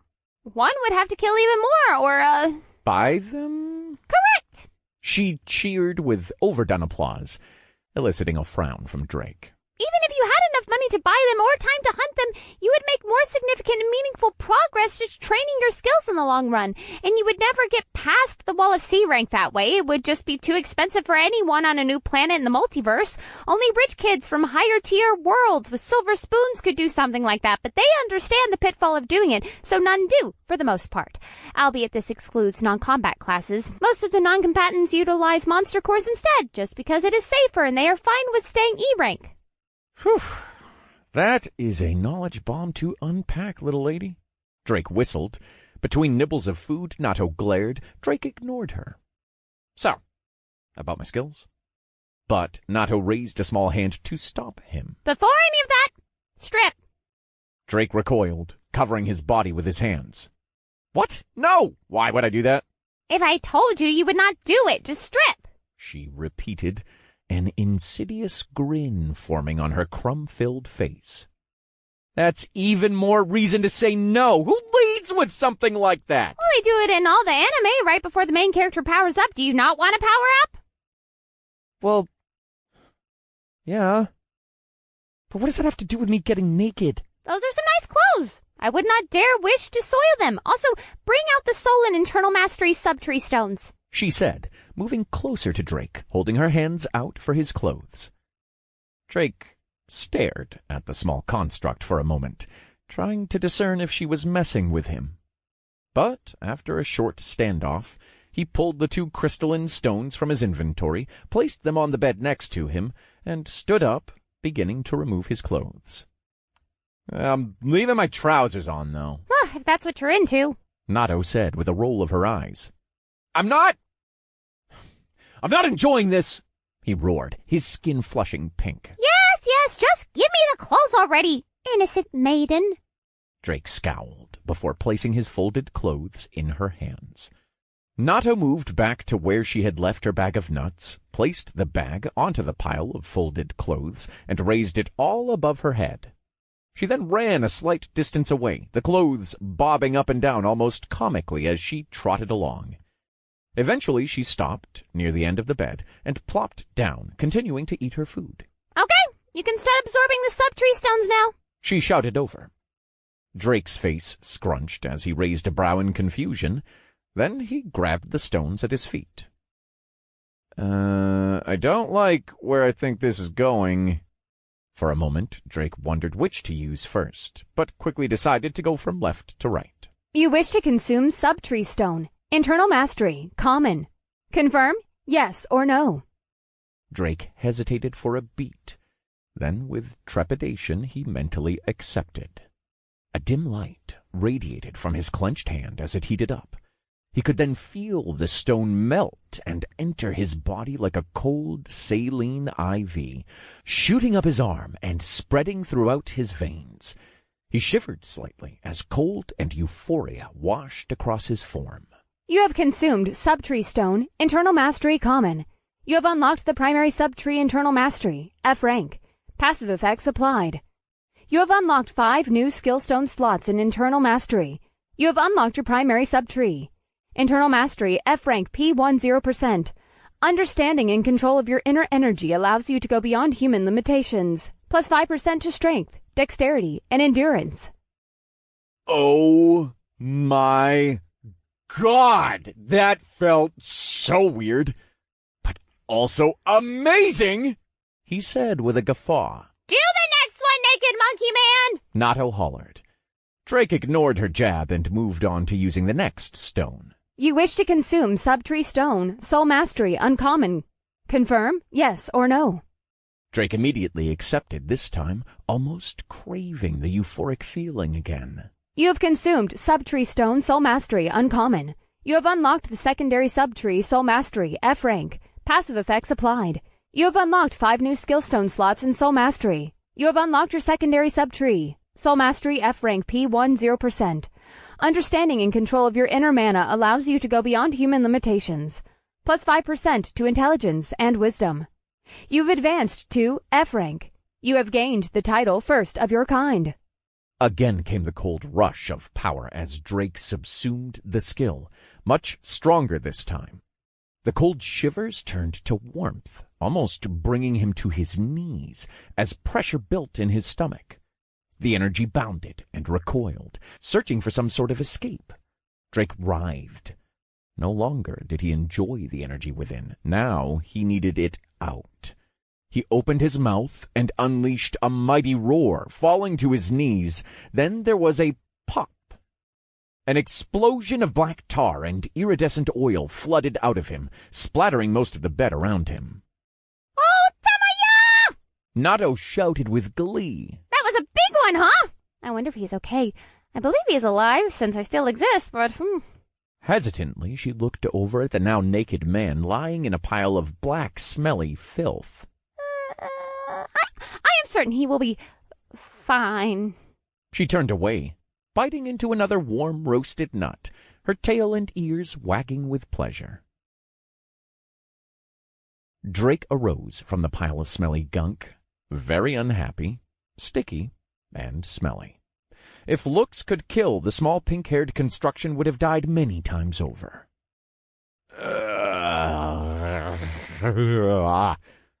Is this what it feels like to be on the casting couch? Drake said with disdain. Drake quickly summoned as many canteens as he could and set to work. For 30 minutes he rubbed and scraped, nearly scrubbing off skin. Even then he felt unclean. Drake's bath only ended due to his limited water supply, and because of the glances Nato kept stealing, unnerving him. What? Why do you keep looking over here? Drake finally asked. Oh, you know. Drake looked down and understood what she was saying. Not only was he now naked, his boxer shorts nowhere to be seen, but he had also lost all of his flab. The baby fat of his face was gone, his stomach was flatter, the slight chub replaced with a rock-hard 8-pack, while wiry muscles covered his arms and legs. His soft cake had become a firm pound cake. And something was off about his perspective, too. "Oh, God damn it! Did I get shorter?" he yelled, snatching his clothes from Nato and putting them on. It is quite possible. When you go through your first rank up, you expel quite a lot of material your body doesn't need. The small stuff at first, fat, broken bones, blemishes, birthmarks, and some height. Apparently, if you deem it unnecessary. Why would it consider my height unnecessary? I was just barely inside the 6-foot-long club. Now I'm definitely getting my membership card revoked. Rank ups change your body to the most combat-efficient version of yourself based on your class, or, in your case, classes and skills. So you subconsciously decided to make yourself more slim, nimble, and, well, shorter. Nato giggled, covering her mouth with a new roasted nut. Oh, I hope you get fat eating those. In fact, you are getting fat, Miss Chipmunk Cheeks. Nato immediately froze, dropping her roasted nut. She patted down her midsection with some embarrassment. I am not. I am a construct in the first place. I can't get fat. I'm a red squirrel. You take that back. If you can dish it, you have to be able to take it, Tiny, Drake said with a smile, finally fully clothed and away from the mess that was Ground Zero. Drake picked Nato up and placed her on his shoulder as he rolled up the bed's linens, moving them off the mattress. He sat back down and placed Nato in front of him, roasted nut bag and all. Okay, now that is over, you have some questions to answer. The first construct I met in the introduction was less than helpful, so I'm pretty much in the dark about everything. As I have said, I only have limited access at the moment, thanks to still being below F grade or no grade currently. So most of my assistance will be in regards to skills for the moment. But I am generous, she announced, sticking up her nose slightly. So I will allow you to ask away. Ignoring her haughty attitude, Drake began. Then where are we, for starters? The tutorial zone. She answered back flatly, earning her a flick to the forehead. She rubbed the impact of the flick incredulously, staring back at Drake. But it's true! The tutorial zone is a space created by the supervising race sponsor and isn't anywhere in particular. Lead with that next time, you little nutaholic. Right, then what is a supervising race? And why would they sponsor a tutorial? Nato humphed, but answered nonetheless. Supervising races are superior, or veteran races that provide for newly formed universes tutorials. And the reason they do so is to contact the forerunners and prodigies of the new worlds before they are technically supposed to be able to. What do you mean by technically? You would find this out later, but it is something you could have learned if you just asked the right questions in the introduction. Every new universe is set to contain 2 livable planets, intended to either be synergistic or antagonistic toward one another. And once I obtain F grade, I can share more on that. But once the 120-day tutorial period comes to a close and the new universe is established, the system puts a protective veil on the universe, barring anyone from finding the baby universe for 10 years, or until they become C-rank universe, whichever comes first. Wow. That's a long time. Does reaching C rank really take that long? And every tutorial is 120 days then? Give or take. Every tutorial of a new universe is about that length. That is why you are incentivized to gain levels quickly through quests and item rewards. But everyone is released from the tutorial spaces at the same time to make it fair. If you complete yours faster, you are just given better rewards, titles, etc. And no, reaching C rank usually takes longer. Just look at your own growth. It becomes harder as levels increase. So too does it become exponentially harder to grow. Your new planet will be the same way, but the planet is going to rank up through global quests and milestones, defeating world beasts and super hard things like that. She said, finally feeling comfortable enough to grab another roasted nut out of the bag next to her. Interesting, Drake said in a hushed tone, bringing his hand to his mouth to think. Then he brought out another bag of piping hot roasted nuts. Now tell me about skills.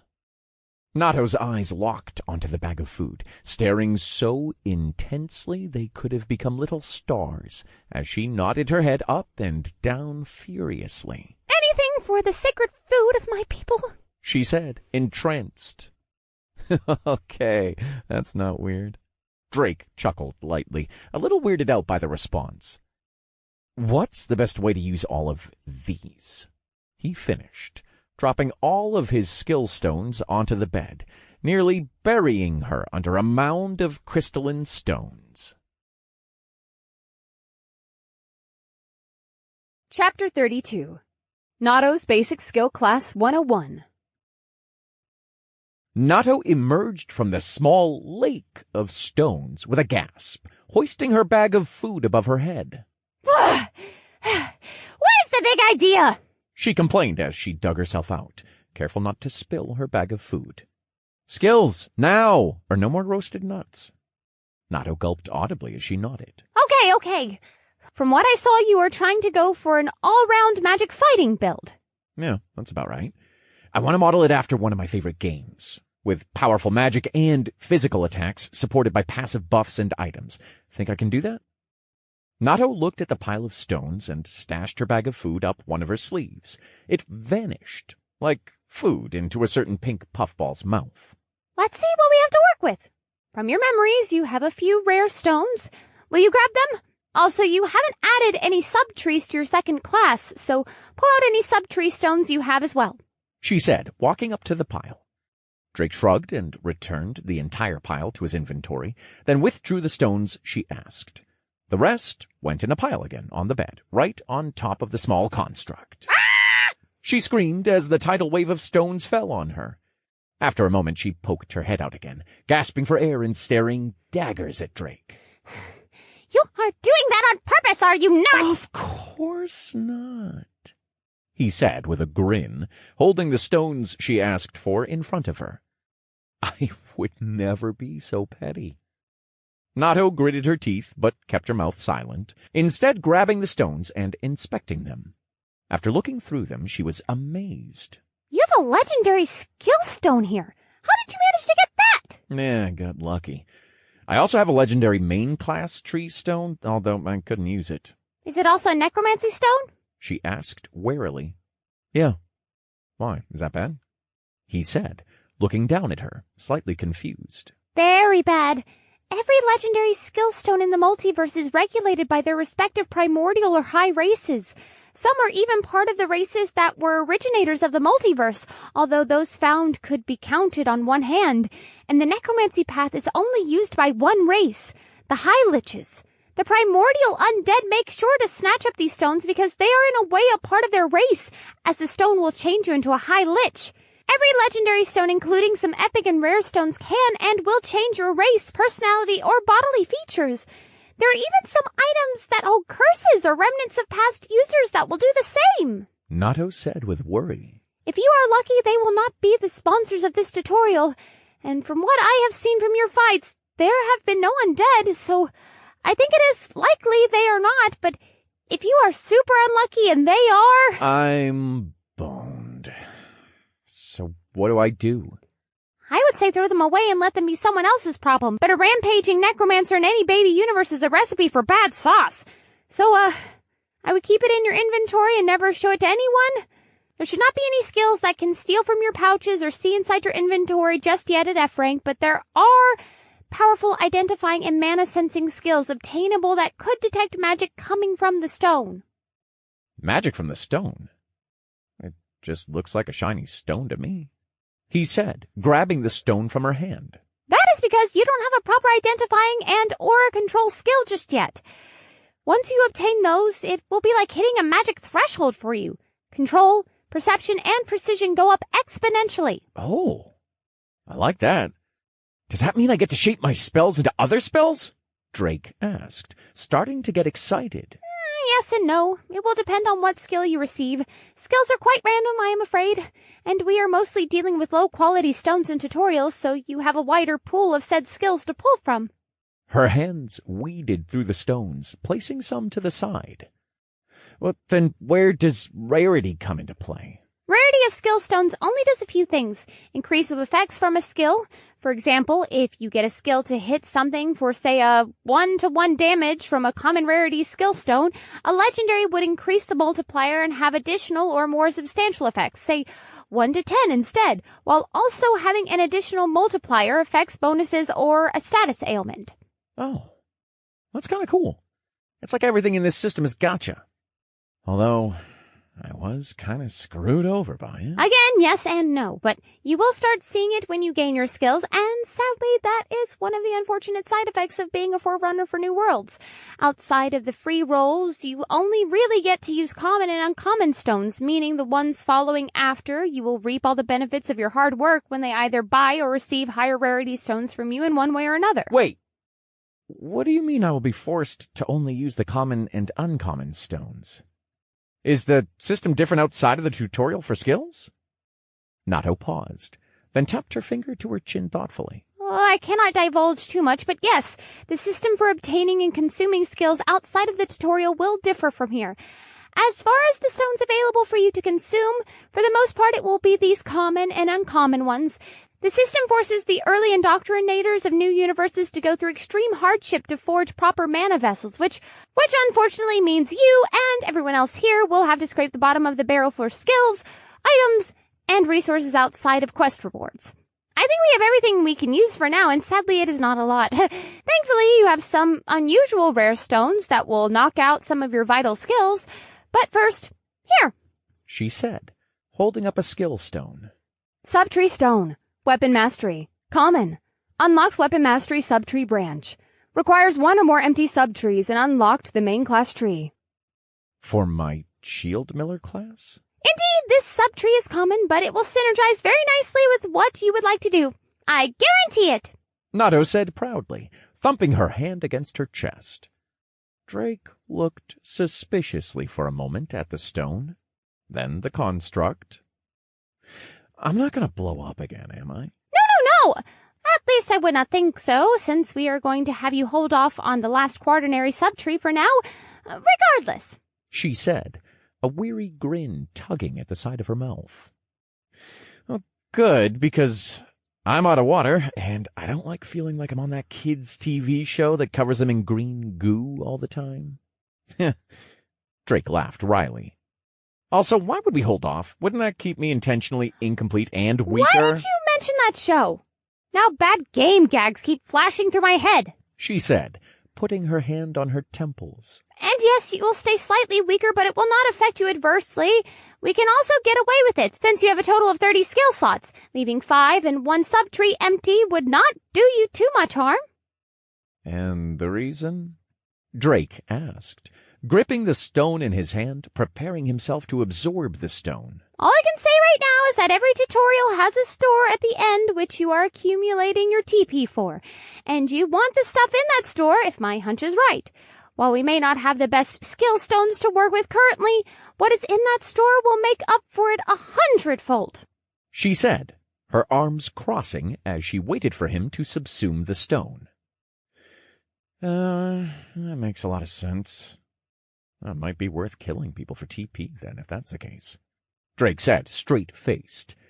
Nato suddenly loosened her arms and looked at Drake, slack-jawed. I did not take you for an evil mass murderer. Well, at least a human mass murderer. You do not even have the title, she nervously said. Oh, I've been just biding my time, Drake said, gazing at her with a steely look. Then it cracked, his expression relaxing. I'm just kidding. I'll admit I've become pretty coarse over the past week or so, but I'm still me, and I don't want to go around indiscriminately killing people. I'll just kill more monsters. Drake ignored Nato's suspicious glare and began absorbing the stone. You wish to consume subtree stone. Weapon mastery common. Confirm? Yes or no? Here goes nothing. Please don't make me blow up again. First came the heat, then the cold, as the small stone was absorbed into his body. Power began welling up inside him once again, as Drake continued to pray he would not pop like a balloon of black gunk for the second time. But a few breaths later, the power inside Drake settled, and he was fine. His tense body relaxed as he let out a long-held breath. You have unlocked the tertiary subtree weapon mastery F rank. Passive effects applied. You have unlocked 5 new skill stone slots in weapon mastery. You have unlocked your tertiary subtree.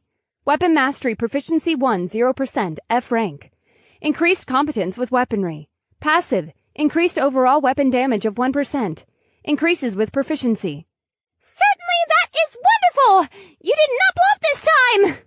Voiced Nato from the other side of the bed. At some point she had scurried over out of range, just in case he had blown up.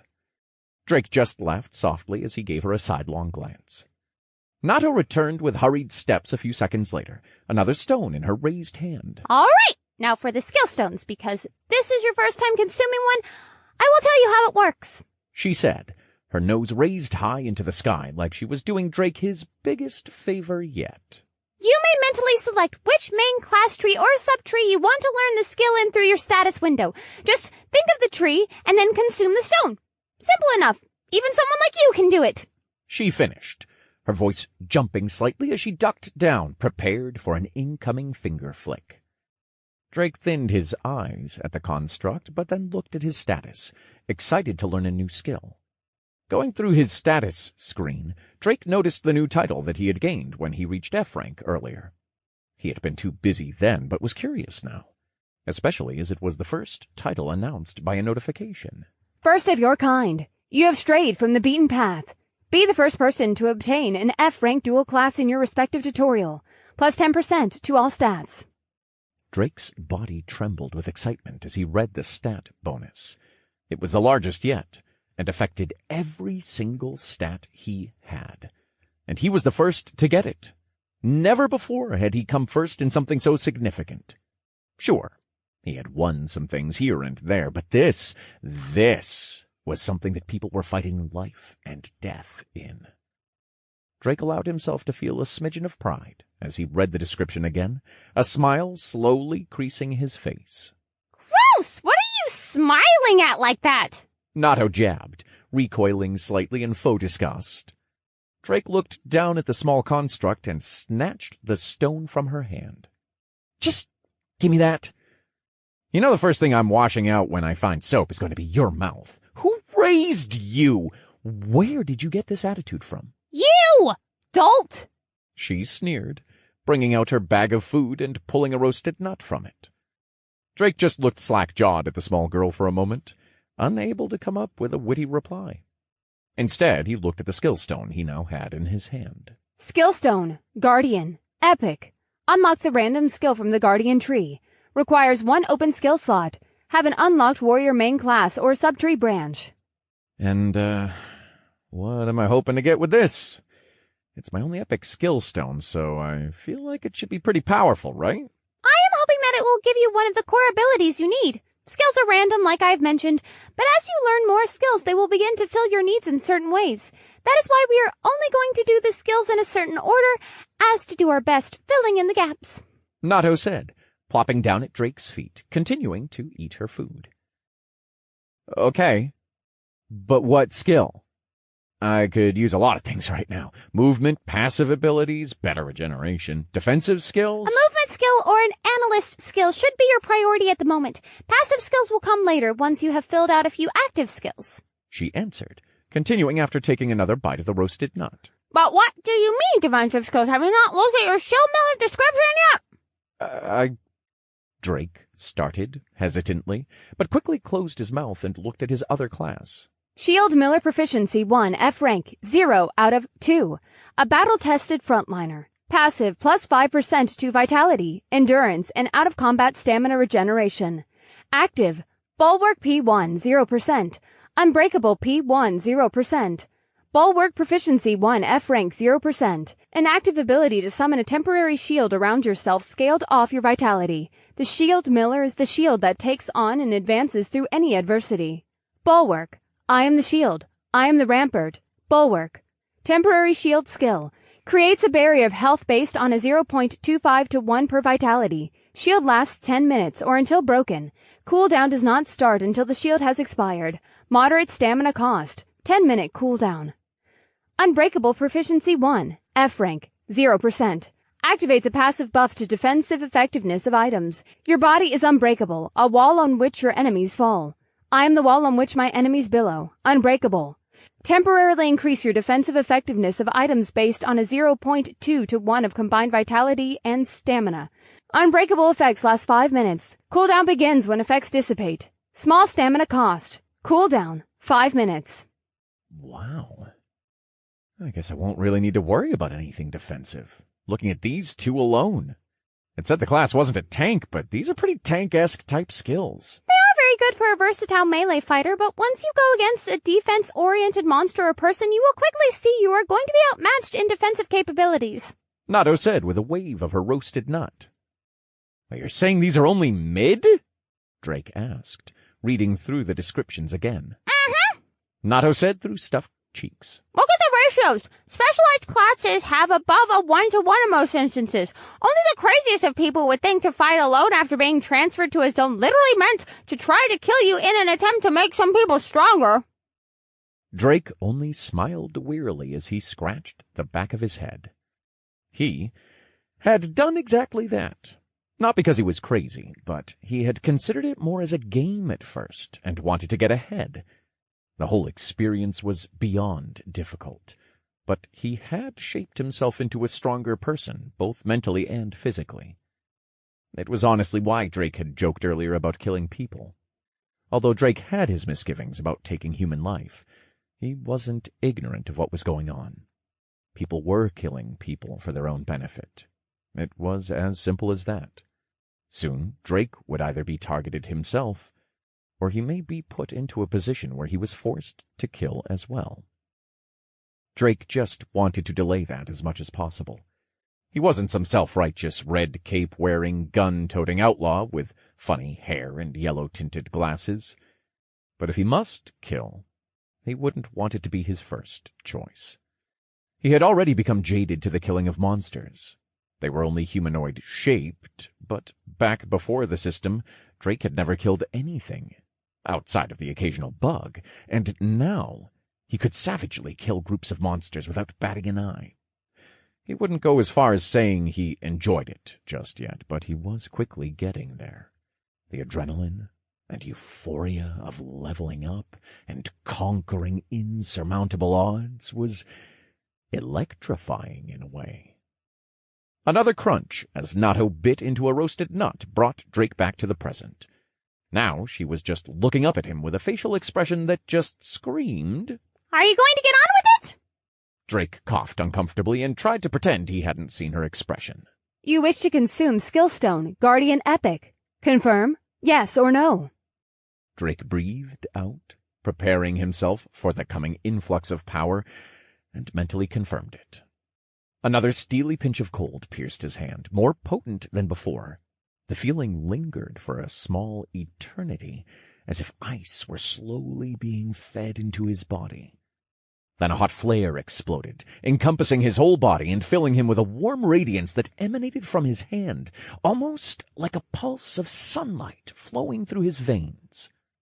After a moment, a faint green glow seeped from his hand. He unclenched them and saw the stone finally dissipate and sink into his skin. Then the power hit him. You have consumed Skillstone Guardian Epic.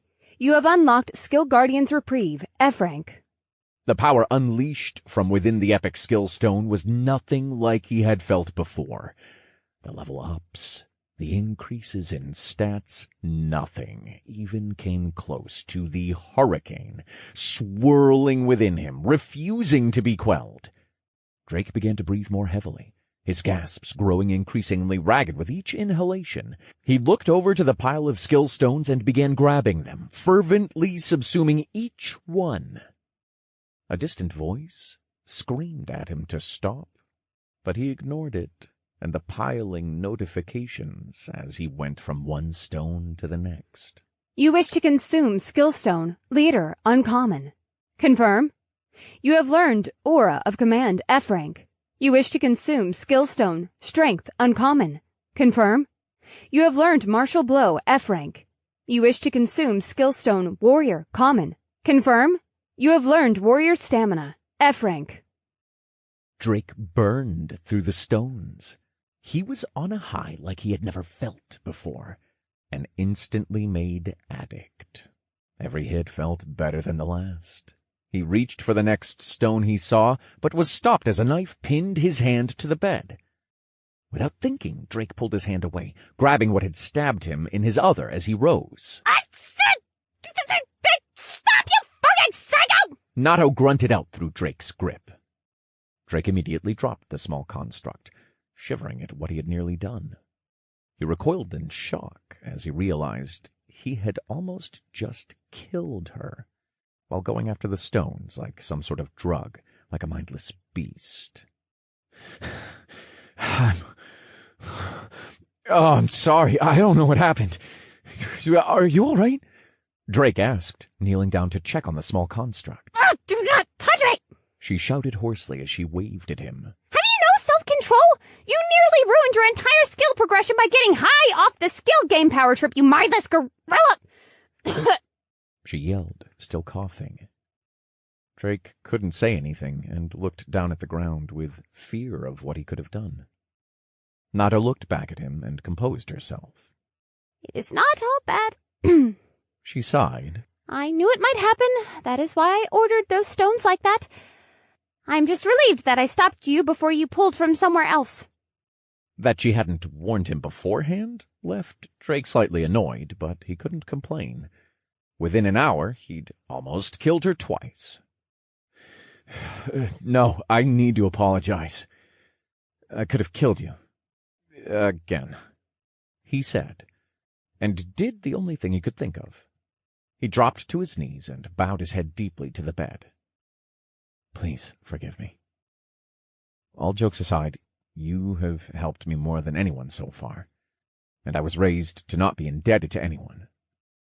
I will do my best to never again go so far. Nada was taken aback by Drake's apparent sincerity. Her cheeks flushed slightly as she crossed her arms. It is fine. It is not like I would really die anyway. Constructs just disperse into mana and enter a dormant state inside their owner until they recover. Now, hurry up and remove my dagger so we can finish up your skills. We have 1 billion to go. She finished, her tail twitching up and down. Drake checked his hand. Reminded of the dagger's existence, he suddenly realized it hurt, his eyes widening. His mouth opened, but the only thing that came out was a single "Ow!" Chapter 33. Revel in the dark. Are you sure? Nato said with a look of slight annoyance. Yeah, just do it quick, like ripping off a Band-Aid. I'm a big boy. I can handle it. I'll be brave. Drake said, pointedly not looking at his hand, still pinned by the dagger Nato had stuck there to prevent a drunken murder spree. Drake was currently biting the sleeve of his robes as he braced himself for the pain of removing the weapon. You know, you could certainly do this yourself, am I not correct? She said, looking at him skeptically. Drake looked back at her, breaking his childish character. Of course I could, but it's more funny this way. And you put it there, it's only fair you remove it, so... Drake said, as his lower lip quivered, Please be gentle. I bruise easily. He finished, almost shuddering for added effect.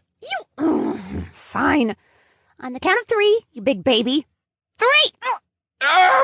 She pulled the dagger from his hand. Ow! What did I just say? Drake complained, rubbing the quickly healing wound on his hand. Where did you even get that dagger from? And clothes? Weren't you hatched? Nato looked at Drake with disbelief. I am a physical construct. It was all generated when I was made inside the egg with your blood. Or would you rather I've been naked, pervert? She said, almost spitting the last word. Oh, come on! I'm not interested in little kids, and you're like, what, barely above a foot tall? Yeah, no thanks. I just meant that it didn't really make sense that you had a weapon. I mean, the other construct was a physical construct also, right? But she just kinda appeared. She wasn't hatched. He raised his hand to measure her height from the ground. She slapped it away from above her head. That is just being rude. And the other construct was only physical inside the introduction room. I am a fully developed physical construct that can operate in reality, going anywhere. I can also fight if need be, she said proudly, puffing up her chest. But do not expect me to fight. I'm a territory assistant, not a combat assistant. Huh? Well, what's the difference? I am only powerful within my owner's territory or sphere of influence and require monster cores to operate within it. A combat construct would almost be indistinguishable from most people without an advanced identification skill. They operate exactly how a mana vessel does, although slightly weaker, and require combat experience and skill stones to progress. Damn. I wish I could have gotten one. I could use that help. Drake mumbled under his breath. What was that? Are you not satisfied with the help I have so magnanimously bestowed on your unworthy self? Nato yelled, fuming with incredulity. Oh, no. I am most grateful, O great Nato, Drake said, bowing sarcastically. I feel no gratitude, but never mind that. Get back to sucking up those stones already. You have quite a lot still to go, she said with an exasperated sigh. Drake was teasing her. He was more than grateful for her help. If she hadn't ordered those stones as she had, he most likely would have just randomly used them, hoping for the best. But having someone who knew about the skills made him more confident in his decision to absorb each one. Well, outside going into an addictive rage, Drake thought. Speaking of which, Drake decided to speak up. Now that you mention it, I want to take a slight break. I could use some sun, and I don't want to leave the front of the outpost unguarded for too long. It also would let me go over the new skills a bit, he said, making up excuses so he didn't have to go back to absorbing skills right away. If he absorbed new stones immediately, he might enter a drunken stupor again. I suppose that is fine. It is not like waiting a few minutes will harm you. Understood. Pick up your toys then and let us get going. I wish to also experience the sun, even a fake one, for the first time. Nato answered haughtily, jumping onto Drake's shoulder, then sitting down with her bag of roasted nuts. Drake shook his head with a grin. The construct had gotten very comfortable with him in such a short time, even after he had almost made her bite the dust twice already. He gathered the stones into his inventory and hopped down from the bed.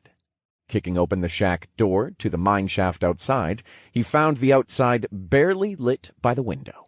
Revel in the dark, Whispered Nato from Drake's shoulder. Drake turned his head, chuckling. What was it? Did you just...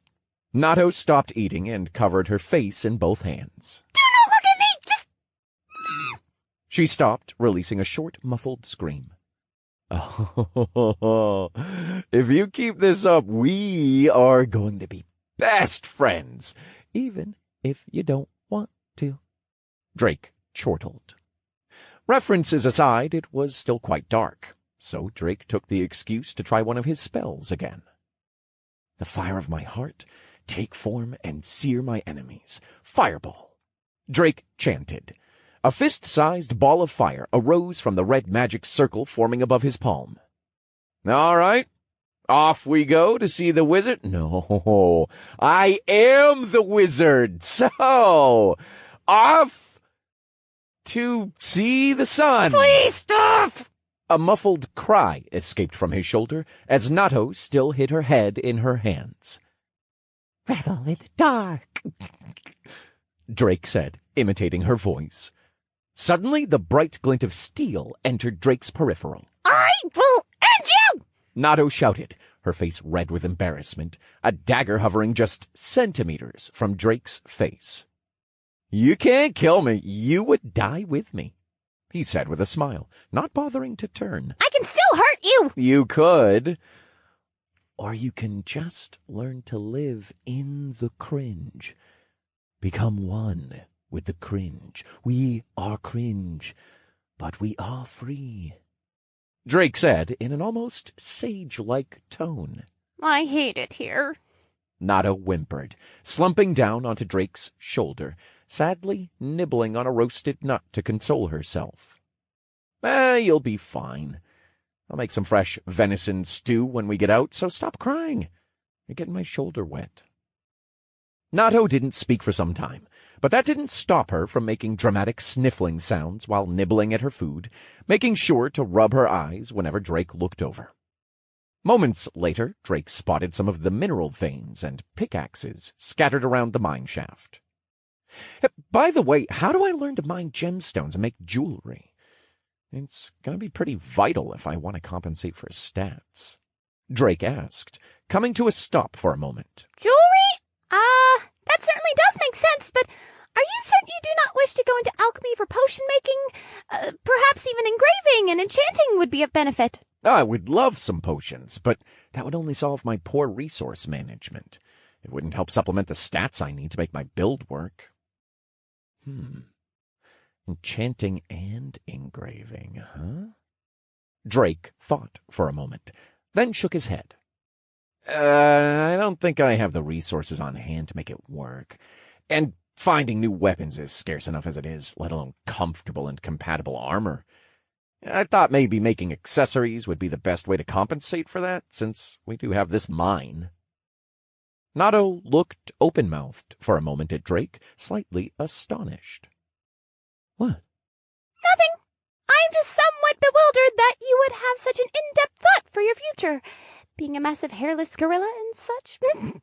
She giggled, jumping to his other shoulder as Drake tried to swipe at her. I do believe that is the right decision, she said, another small red bump forming on her forehead. but I would ask you to consider potion making more thoroughly.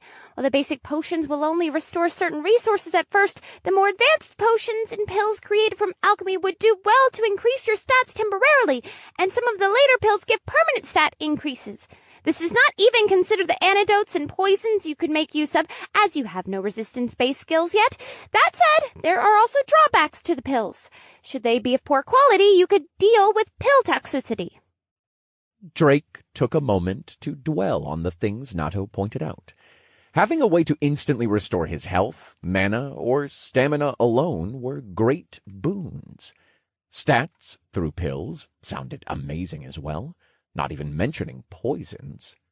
He hadn't considered that, since he hadn't yet encountered any poisonous enemies. But what did Drake need right now? He needed strength and power. Explosive power. He needed to replicate his feat with the foreman, catching it off guard with his abrupt stat changes. And from what Nato had said, it would take longer to achieve that with alchemy. No, I think mining gems and jewelry crafting is what I'll need right now. And I could always sell the things I make once I've outgrown them. I can't do the same for consumables I'll be using constantly. We don't have a large resource of natural herbs and alchemy supplies from what I saw so far, so I don't think it's feasible right now. Besides, at the rate I'm hoping to improve and level up, I think I would outgrow any potions I could make pretty quickly. Nato simply nodded, not refuting him. She knew that both were great paths for him, though she would prefer he go down the path of alchemy, as the passive stats the profession gave would be better for him once he reached E rank and higher. It was ultimately his decision, and she was simply here to present him with options and knowledge. After a small silence, Drake finally asked, "So, how do I go about getting it?" First, She began, hopping down to the ground. you will need to obtain the mining profession. You are level 10. This allows you access to one profession at the moment. Oh? Well, I can get more than a single profession? You are allowed 2 professions. Normally, you would get a gathering profession to supplement your crafting profession, but I do understand that some people take 2 crafting professions. I would not recommend that path, though. Only those born with a silver spoon could afford something of that vein. Normally, you will also need a manual or a master to teach you a crafting profession, but you obviously lack that luxury, so it must be done through trial and error. The only way around this is to take what is commonly known as a non-combat class when you upgrade your class. They are given a predetermined selection of skills and gain stats, levels, and titles around and based on honing their selected craft. Can't I just find a manual somewhere? You could, but outside of a quest reward, it is highly unlikely to find one, let alone in a language you understand. You are in the tutorial. Any literature here would be in a different dialect that you would not understand until you have acquired a Myriad Races Language Assistance book, or the specific language book.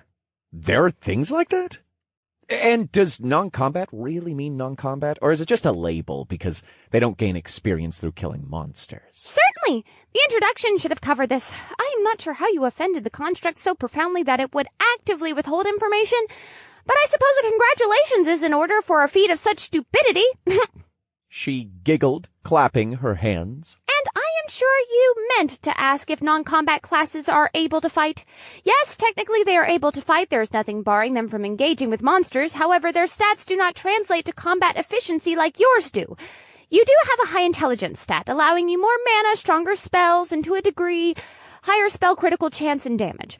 For non-combat classes, a higher intelligence will translate to higher mana, but only to grant them more use of their profession's skills to help with their work. For some, like enchanters, engravers, or runesmiths, it will improve their ability to inundate mana into their tools and products, increasing the quality of their creations.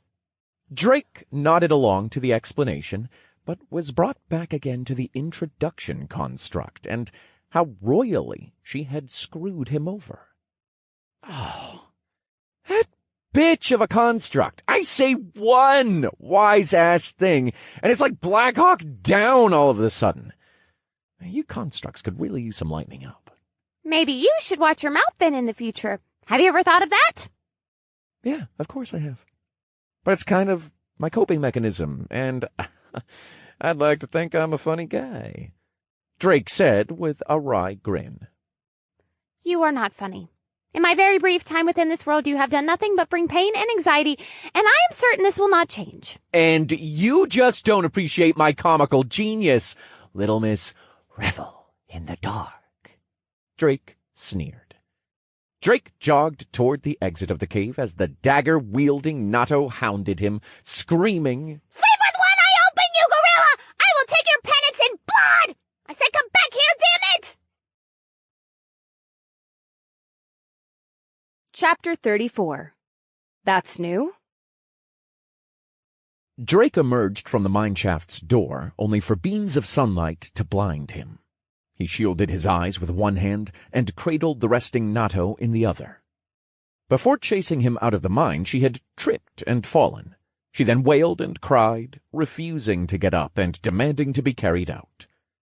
Still feeling somewhat guilty for almost crushing her in his hands repeatedly, Drake had reluctantly discarded his fireball to free up his hands for his new assistant. He looked down at the small construct with red tufts for ears and a twitching red squirrel tail, mumbling softly and incoherently. Your constant mood changes are a little too dramatic there, kid. You're like I feel bad, so I'll let you get away with it for a little longer. Drake thought with a wry smile. Drake entered the outpost's now mostly open area, basking in the sunlight, almost blinding after spending a few hours in the near-total darkness of the mines. He had been a classic basement dweller before, but now he realized there was nothing like knowing you were still alive, skin warmed by sunlight. He stretched his unoccupied arm up and heaved a grunt in relief as he crossed to the only standing tent in the outpost. Drake entered and gently placed the still mumbling Nato onto the bed. The day's many events had left Drake exhausted, but he felt a bit awkward sharing a bed with the small construct, or even the same tent. He was comfortable talking to the little girl, but they had only known each other for a few hours, and taking the liberty of sharing a room may be a bit weird. After Drake made sure she was settled, he moved outside of the tent and into the sun. He brought out one of the beds, placing it down in the open. Drake wanted to just bathe in the sun for an afternoon nap. He first checked the gate by jumping up to the guard towers with ease, ensuring that the only things in sight were the dead bodies of the gnolls and the aftermath of his fight with the massive foreman. I really need to go clean that up soon. It can't be sanitary. I need the cores now. Also, whatever. That's a tomorrow Drake's problem, he said, leaping down and beelined for the bed, not bothering with any of his notifications or new skills for the moment. It wasn't what he wanted right now. No, what Drake needed was some good old mindless lazing about to clear his head. He flopped onto the soft linen bed and placed his arms behind his head. He closed his eyes and concentrated on the warmth of the sun's rays as they kissed his skin. Drake took a moment to truly clear his head and enjoy the outpost's newfound peacefulness. It was almost as if everything had gone back to normal. There were no monsters, no fights, no levels. There was no tutorial. It was just the bed, the warmth of the sun, and the heavy feeling on his chest. Heavy feeling?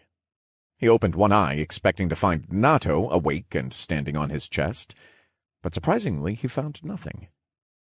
Opening his other eye, as he looked at the pressure's source on his chest quizzically, he saw two small indentations on his garb, accompanied by the weight of this someone, or something. First, a knife glinted as the mirage slowly washed away, revealing a small green humanoid in makeshift leather with a red cap, its feet matching up perfectly with the two indents on Drake's chest. Well, that's new, Drake said. The next moment, both the small green person and Drake screamed in unison. Drake's tattoos flared to life around his arms as the small green monster tried to stab the knife down into Drake's chest. Drake barely caught the blade between his hands before it entered his chest. The small green monster, while quick and stronger than it looked, couldn't outpower Drake. He pulled the knife from the monster's hand as he sat up, his other hand quickly grabbing it by the throat. He leapt off the bed, checking a new notification as the monster struggled in his grip. New subjugation quest. Subjugate 20 red cap goblin assassins. F rank. Reward. Experience. 1 random F-grade piece of equipment. Oh, please tell me there isn't an army of you guys. And shouldn't you be using a sickle? Drake questioned the still struggling goblin. Manifest my power, Manibolt, Drake chanted out of habit. Nothing happened. Ah, damn, that's right. I don't have that spell anymore, do I? Well, that's awkward. He chuckled softly. Drake was about to cast one of his new fire spells, but remembered the sleeping Nato. Surely the school's loud explosions would wake her. He looked through the other spells and found that the Wind School would be the most appropriate for the situation. School of Wind Proficiency 2, 0%. The active ability set to control the Magic School of Wind. Your proficiency over wind is still early at this juncture, granting you only its basics. Wind Cutter. Wind that shall not be shackled, have freedom. Wind Cutter. Basic single target spell. Deals wind damage in a 4/1 of intelligence. Small mana cost. Tornado. Torrential gust, the unforgiving winds, blow forth. Tornado. Basic area of effect spell. Deals wind damage in a 2/1 of intelligence. Moderate mana cost. Well, this should be interesting. I haven't had a chance to use this one yet. Hate to do this to Yoda's 12th cousin, twice removed and all that, but you did try to kill me. And I'm all about equality when it comes to monsters trying to kill me. Drake smiled derisively. Wind that shall not be shackled have freedom. Wind cutter! As Drake brought his hand in front of the goblin's face as he chanted the spell, a light green magic circle formed before his palm. A small, slicing maelstrom shot forward, harmlessly passing through the goblin's head. It continued on, and whisked across the outpost at a speed Drake could barely track, only made visible by the dust and dirt it had kicked up along the way. Striking the mountainside, it dispersed. Drake looked at the goblin. Nothing happened. Well, that was anticlimactic, Drake said, raising one brow. Looked cool, but... Oh, God, what the fuck? Drake shouted as the goblin suddenly stopped moving and went completely limp, its body falling to pieces. Suddenly Drake was only holding a headless corpse. Oh, man. Oh, it's goddamn gnarly, Drake said, dropping the body. Oh, that one was unexpected. I wonder what happened where it hit the mountain. He mused, shaking the green blood from his hand. You have subjugated Red Cap Goblin Assassin, F rank, level 17. Experience earned. 2,000 TP has been awarded. When Drake examined the impact of his spell, a brief glance showed him nothing. He bent down and looked over the rough surface of the stone more carefully until he found a smooth slit going into the mountain. He surely would have missed it if he wasn't looking for it. Wow. That is way more powerful than I thought it would be. Didn't they say it was looked down on? Is it because of my stats? Drake thought aloud, returning to his now green, spattered bed. Oh, man, I swear, I'm getting blood everywhere.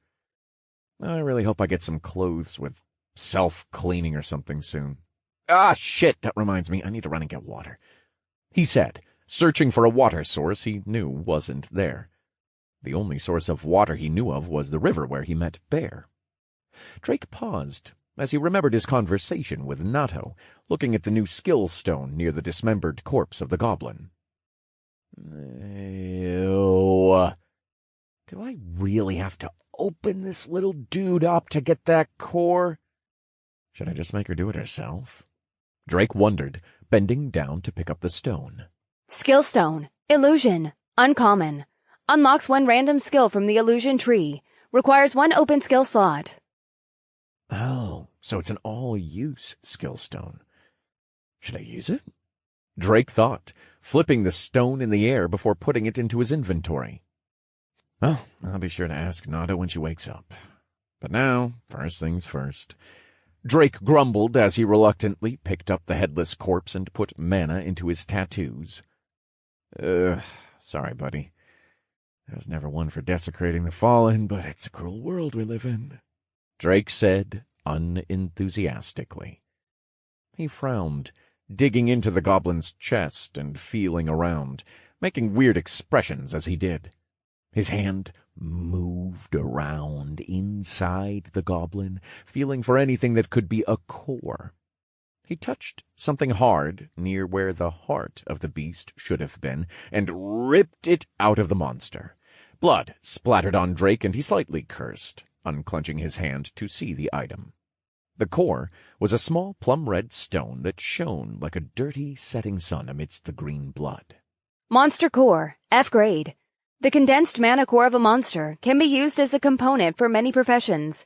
This item may also be consumed to increase one's level, but be warned, the continued use of this item will stunt one's growth in the process. That's something she didn't mention.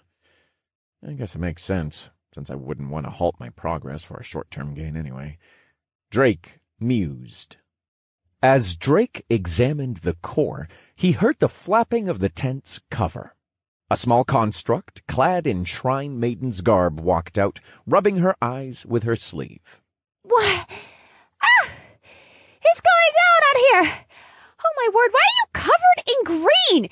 Did you have a run-in with the Lord of the Swamp? She trotted over in small, hurried steps. Drake smiled, holding out the monster core covered in green goo. Oh, hey there. Have a good nap there, princess. Here, one monster core al dente. Ah, disgusting! Wipe it off, you brute! I'm not going to eat it while it still has blood on it! What? Do you want me to cook it like a potato or something? Or do you want it more like a medium rare steak? Because anything but medium rare on a steak kind of makes you a psycho, just saying. Drake said, waving the core in front of her. No, you don't just wash it off! Use your water magic! But I can't control my new spells like that. It would just shoot out like my other spells and destroy it, wouldn't it? A look of understanding crossed Nato's face as she facepalmed. I forgot you still lack utility skills. Yup, said Drake, enunciating the word with a pop of his lips. You! Give it here! She said, holding her hand out. Now you, go over there and dump out your skill stones. She finished, pointing Drake away from the mess of the goblin. What am I, a dog? Drake whispered under his breath, but reluctantly complied. Now what? He shouted over. Take it slow! Start with the mage stones in your elementalist tree first, until you gain some utility skills. Be sure to tell me each skill so I can direct you when to switch. Drake shrugged as he picked up one of the many mage skill stones he had collected over the past days. Simple enough. Mages need mage stones for mage skills. Why didn't I think of that? Drake thought sarcastically. Nevertheless, he gripped the stone and began consuming it. You wish to consume Skillstone Mage, uncommon. Confirm? Drake assented and began the process of subsuming the stone, trying not to enjoy the so enjoyable feeling encompassing his entire body. After a few seconds, the feeling passed, and Drake heaved a breath of relief, having avoided going into a stupor again. You have learned Mage Sight, F rank. Drake's vision suddenly bloomed in a vivid array of reds, blues, greens, and browns. The ground hummed with the color of brownish-green particles. The air held a faint chartreuse. The new visuals bombarded his eyes, straining them as his head stung. He raised his hands in front of his face, and they, too, were painted in a colorful spectrum. What skill? Nato shouted. It's a skill called Mage Sight. It's really hard to see things right now. Everything is so bright. It must be an ocular skill. If you're lucky, it will also double as a better inspection skill. I would venture that you look at the description. Why is she even so far back? Is she afraid I'll blow up again? God damn, yelling is giving me another headache. Drake grumbled. Mage Side, F rank proficiency 1, 0%. Grants the passive ability to see the elemental affiliation of objects and beings. It also allows one to observe ambient mana. It will furthermore allow the user to inspect any object or being that has mana in greater detail. Increases with proficiency. Active inspection cost. Very small amount of mana. Cooldown. None. Oh. Lucky me. Now my eyes can hurt even more. It's like all those days when we binged playing in the dark with full brightness screens for server launch day. Oh, my head is killing me, he complained, gripping at his splitting headache. Soon he heard the tapping of footsteps again, as Nato trotted over to him, her tail bouncing up and down as she did. Do not dally! Certainly you need to use another stone, unless you wish for your eyes to bleed. You need some form of magic or mana manipulation. This time, in your soul mastery tree. It will improve the odds of a magic manipulation skill. Huh? Drake questioned. His head was beginning to split, and he could barely hear or follow what she was saying. But he made out enough to follow her instructions. Grabbing another stone, he quickly went through the prompts and absorbed it. You wish to consume skill stone, mage uncommon. Confirm. Assenting to the prompt, the pleasure of subsuming the stone barely registered beneath the drumming in Drake's head, forcing his eyes close as he winced. You have learned mana manipulation, F rank. You have gained insight into mana manipulation, F rank. Proficiency 1 has increased to Proficiency 2. You have achieved greater understanding of how to wield and manipulate mana. Even after consuming the stone, Drake's head pounded every time he tried to open his eyes, but he forced himself to read the new notification. He had the skill, but what now? It wasn't passive or automatic. He kept his eyes closed and knelt on the floor, trying to focus. The skill must have done something. He tried to fight through the blood pounding in his ears as his head threatened to split from overuse of the Mage Sight skill. Drake felt for his flow of mana. It was a steady flowing waterfall inside of him. He could feel it being sucked over a cliff inside him and falling into a bottomless pit, his new ocular skill. At this rate, the river would dry up well before the pit was filled. He needed to slow, or even dam up the flow. Envisioning it in his mind, bit by bit, he built a great dam. He remembered the Hoover Dam from shows he used to watch on the late-night channels, as he built the first section in his mind, then another and another. Eventually, Drake had crafted a massive wall to cease the flow of the water, allowing him to take a chance and open his eyes. The pounding in his ears slowly subsided.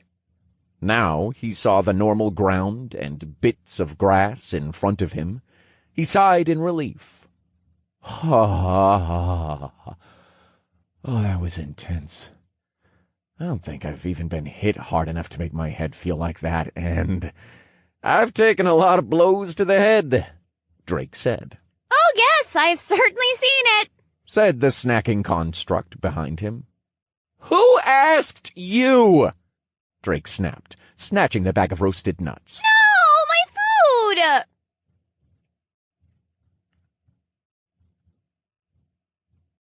Chapter 35. Face on every page in every magazine. You know, you could have said there were skills like that. Ones that could blow my entire head up? Drake growled with irritation. Nato shrugged, apparently uninterested once her bag of warm snacks was returned to her. It is all random. I would not have been able to predict the skill you received from an uncommon stone any more than I can say when you will stop being cringy. Well, actually, you will never stop that, will you? Drake shook his head, but smiled. This is true. I am just one jumbo-sized bottle of fun. You know the ones, like before they got rid of all the extra large sizes? Yes, unfortunately, because of you, I know. Well, are you settled? I assume the lack of screaming and head cradling means you have obtained a manipulation skill? Yep, Drake replied, opening up the skill. Mana Manipulation Proficiency 2, 5%, F rank. Allows the user to actively control their flow of mana. This skill removes the limitations on the mana cost of spells, allowing the caster to determine the amount of mana infused into them, increasing or decreasing their strength. Control is based on proficiency. That is pretty sweet. So with enough mana, I can turn the fireball spell into kind of like a bomb rather than a blast? Drake thought. Okay, what's next? Nato looked at him nervously. Are you sure you do not wish to rest for a moment? She asked pensively. Nope, Drake answered, holding the monster core up in his palm as he stood up. Water of the ever-flowing current, cleanse my enemies. Water shot. A deep blue magic circle formed above the core, and a small flowing stream of water washed over the core, cleaning both it and Drake's hand. Normally the spell would have fired a ball, but with Drake's manipulation skill, he only fed enough into the spell to create a slew of small pellets that formed a harmless stream of water, flowing constantly from the circle in his hand. School of Water Proficiency 2, 1%. The active ability set to control the magic School of Water. Your proficiency over water is still early at this juncture, giving you only its basics. Water Shot. Water of the ever-flowing current, cleanse my enemies. Water Shot. Basic single target spell. Deals water damage in a 4-to-1 of intelligence. Small mana cost. Torrential Rain. The wave that washes over the world, wash away the filth. Torrential Rain. Basic area of effect spell. Deals water damage in a 2-to-1 of intelligence. Moderate mana cost. Here, Drake said, holding out the now clean goblin core. Nato plucked the core from Drake's hand and pulled another skill stone from his pile, exchanging them. I will not say thank you. Now go on, Elementalist Tree, use this one. We have a few more to go, and then we need to talk about the skills you received, and, She looked at the goblin's corpse. we will need to find more of those. Why's that? Drake asked, honestly curious. Did you receive a skill stone from that kill? Yeah, got an illusion stone. I think because it was an assassin-type monster. Unfortunate. The stone we are looking for is a common skill stone called a gambler skill stone. Don't we have enough RNG in my life without stones with such an obvious name? Drake said wearily, recalling some slight trauma. Dalta, you misunderstand! Let me explain further before you have a brain meltdown. The gambler skill stone is not for gambling, or more RNG as you call it. It is a common stone in the multiverse, also called the Jack-of-all-trades stone.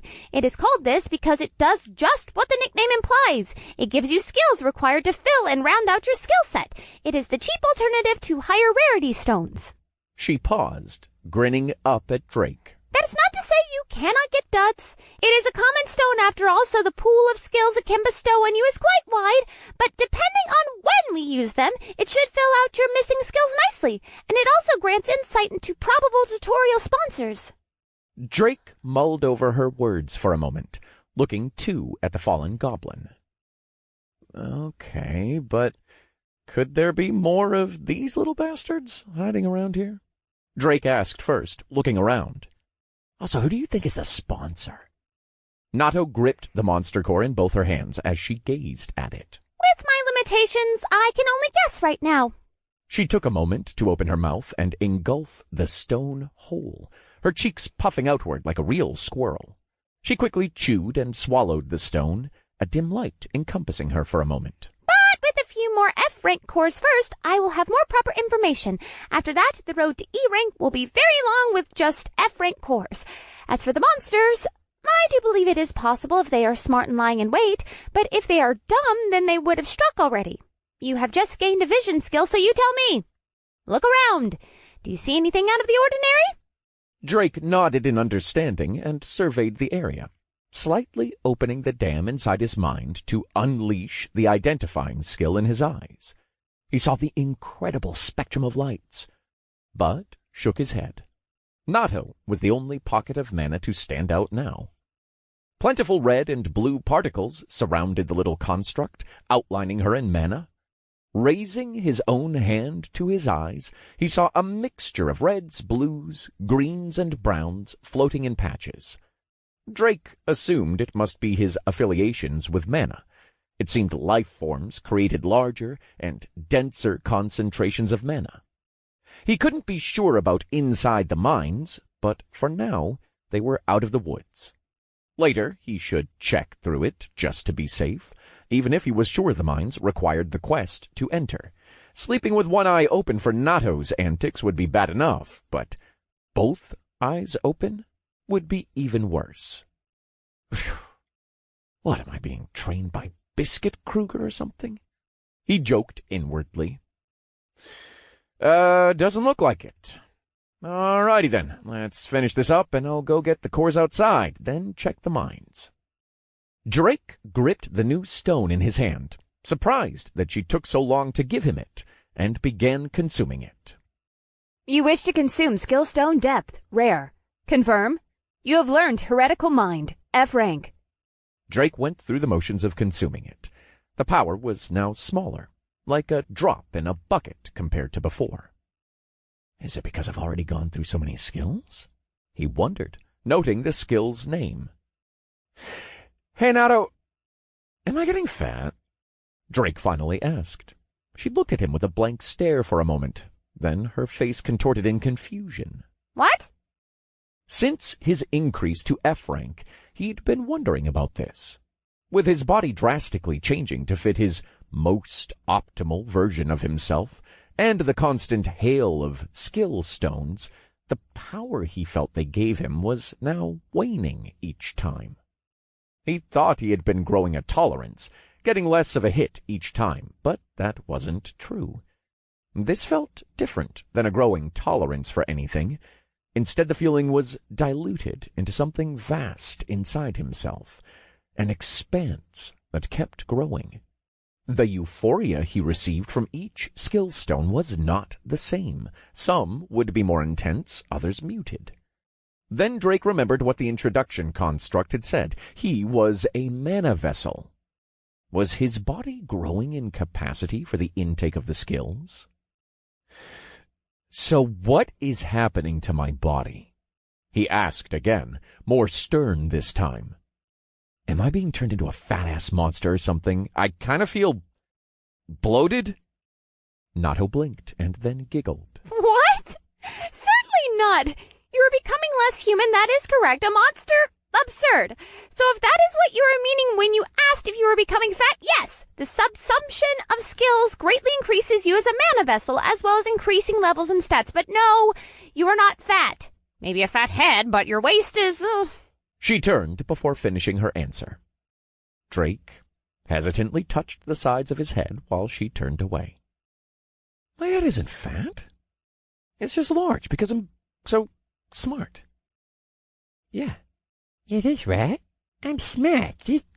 Just big-brained. He consoled himself. Drake shook himself from his thoughts, not wanting to be drawn into a tangent in his head with a new type of monster that had shown up. He had to get his skills in order before he didn't have time to. With that thought, he inspected his new skill. Heretical Mind, F rank, proficiency 1, 0%. A passive skill that releases the user from the standard mindset and rules of magic, allowing them to break the mechanics of magic. Form magic to your will at the cost of mana. The cost of mana is proportionate to the displacement of form. Silently cast your spells at the cost of damage, reduction of 50%. Use standard incantation of your spells at no cost of damage. Produce a unique incantation for your spells increasing damage by 100% at the cost of a large amount of health, mana, and stamina. Drake began to quiver as he held in a scream of excitement. He felt as if he had watched his favorite esports team finally win the championship cup after following them for the entire season. The culmination of their efforts finally rewarded. Nato looked over, puzzled, as she saw Drake staring off into space, but his face easily spelled out what he was feeling. Oh my, what skill did you receive to make you look like that? And please, cease, it is giving me the heebie-jeebies, she said, her arms around herself, her face contorting again. It's a skill called Heretical Mind, Drake responded, not even looking up as he tested it out. Drake tried to summon his fireball through sheer will, but wasn't able to. That is the best skill you could have gotten! What luck you must have to actually obtain a skill like that! Nato cheered. Uh-huh, Drake responded absent-mindedly. This time he tried to chant the spell inside his mind, focusing on his flow of mana inside his body. But he could still not even produce the magic circle to form the spell. I mean, the possibilities for a mage if they obtained the skill, and for you especially! Nato continued, but Drake tuned her out. Maybe I have to go back to basics, like how I did when I first learned how to use Manibolt while running. Drake mused. The fire of my heart take form and sear my enemies. Fireball. Drake chanted under his breath. Every one of his senses focused on the formation of the magic. Drake analyzed each excruciating moment in detail as he observed himself, both inside and out. Every second stretched longer than the previous, small droplets forming on his face and body at his mental and physical exertion. Drake could feel his mana flowing inside of his body as it moved to the magic circle forming in the palm of his hand, but he forced it to a near-halted trip as he tried to comprehend every step that was taking place. After he chanted, his mana flared to life with purpose. The spell took mana from him to form the magic circle, using it as a funnel and focal point, allowing for the rest of his mana to congregate. Drake allowed his mage sight to take mana from him so he could better analyze what was happening. This let him distinguish the flow of the mana from his body to the spell circle. He could now see that the circle also converted the pure mana within him to fire mana for the spell. Drake could feel the change now, thanks to his mana manipulation skill. The energy within him warmed in his hand as the small fireball began to form, absorbing the raw, pure mana to feed its transformation into the spell form on the other side of the magic circle. He grinned, like a schoolboy who had just heard there was a snow day, a grin that reached past his ears. Drake quenched the fire in his hand and cut off its supply, as he could now more accurately control his mana. Beginning again, he focused intensely on his hand, trying to remember the process. He felt his pure mana inside him stir as it formed a sky-blue circle. It soon turned a light red, darkening into a deep burgundy. He shivered in elation as he saw the small embers of the spell, and soon they burst to life, forming a long blade. It is incredible! The possibilities! Nato continued, only now noticing Drake had cast a fire spell. Oh, you are not even listening, are you? She said flatly as she stared at him from the ground. A pout appeared on her face, her ears and tail drooping. "Ah, yes, I did it! Holy shit! Now my imagination can actually take form!" Drake squealed like a boy getting his new gaming console at Christmas. He swung the fiery blade with a flame-fueled swish back and forth, an idea forming in his head to test the new skills. "Hey, Nato, ready?" She looked hesitant, but replied all the same. Ready for what? Drake laughed. Then a wave of seriousness came over him as the smile wiped from his face as if it had never been there. Suddenly the blade in his hand raged as the fire grew in size. Drake yelled as the flames rose and began to wisp around him. "Oh, you might not believe my words, but you'll believe your eyes, won't you?" Nato's eyes widened as she realized what was happening. Impossible! She whispered. Drake roared again. The wisps of fire around him increased in size and heat as he did, almost engulfing him in flames. "Ban!" Drake howled, the flames around him flaring once more, turning into a tornado of fiery power with him at the center. "Kai!" If you wanna see some action, gotta be the center of attraction. Ah! Nato screamed only for a moment before falling to her knees as she covered her mouth. It's happening again! She wailed, slamming her fists into the ground. On the last word of Drake, the flames condensed into the sword, forming a large, fiery scythe twice his size. Drake held it in both hands as he looked at it with his eyes like stars. But Drake wasn't finished. He looked forward with determination. "We aren't done yet!" The fire of the makeshift scythe increased as ever more sweat painted Drake's brow. "Resonance? Which—" Drake never got to finish his sentence as he fell backwards, spitting up blood as he hit the ground, the fire and scythe disappearing in an instant. Nato ran over and looked down at him, making sure he was all right. Drake, what happened? She stammered out, her hands hovering over him with hesitation. It was worth it. Drake whispered out. What? Nato asked, confused. "I'm on empty, but it was worth it. I almost completed it." he said as he coughed again, a trail of blood running down the side of his mouth. Drake had attempted to use his heretical mind skill and mana manipulation to perform a combination of one of his favorite moves, but the strain of using the unique chanting of his skill had brought him down to literally 1 on all of his statuses. But Drake didn't care, and laughed. He was content with himself as he closed his eye. Ah! Do not die yet, you imbecile! Nato screamed as she grabbed him, shaking him by the collar. Chapter 36. Is this really a thing? What were you thinking? What if there are more assassins, you dolt? Nato scolded. From where he lay, Drake just smiled back. Still worth it. That was hands down nearly the best moment of my life. Nato smacked Drake across the head, kneeling next to him. Mixing up anime references and nearly killing yourself was a top moment for you?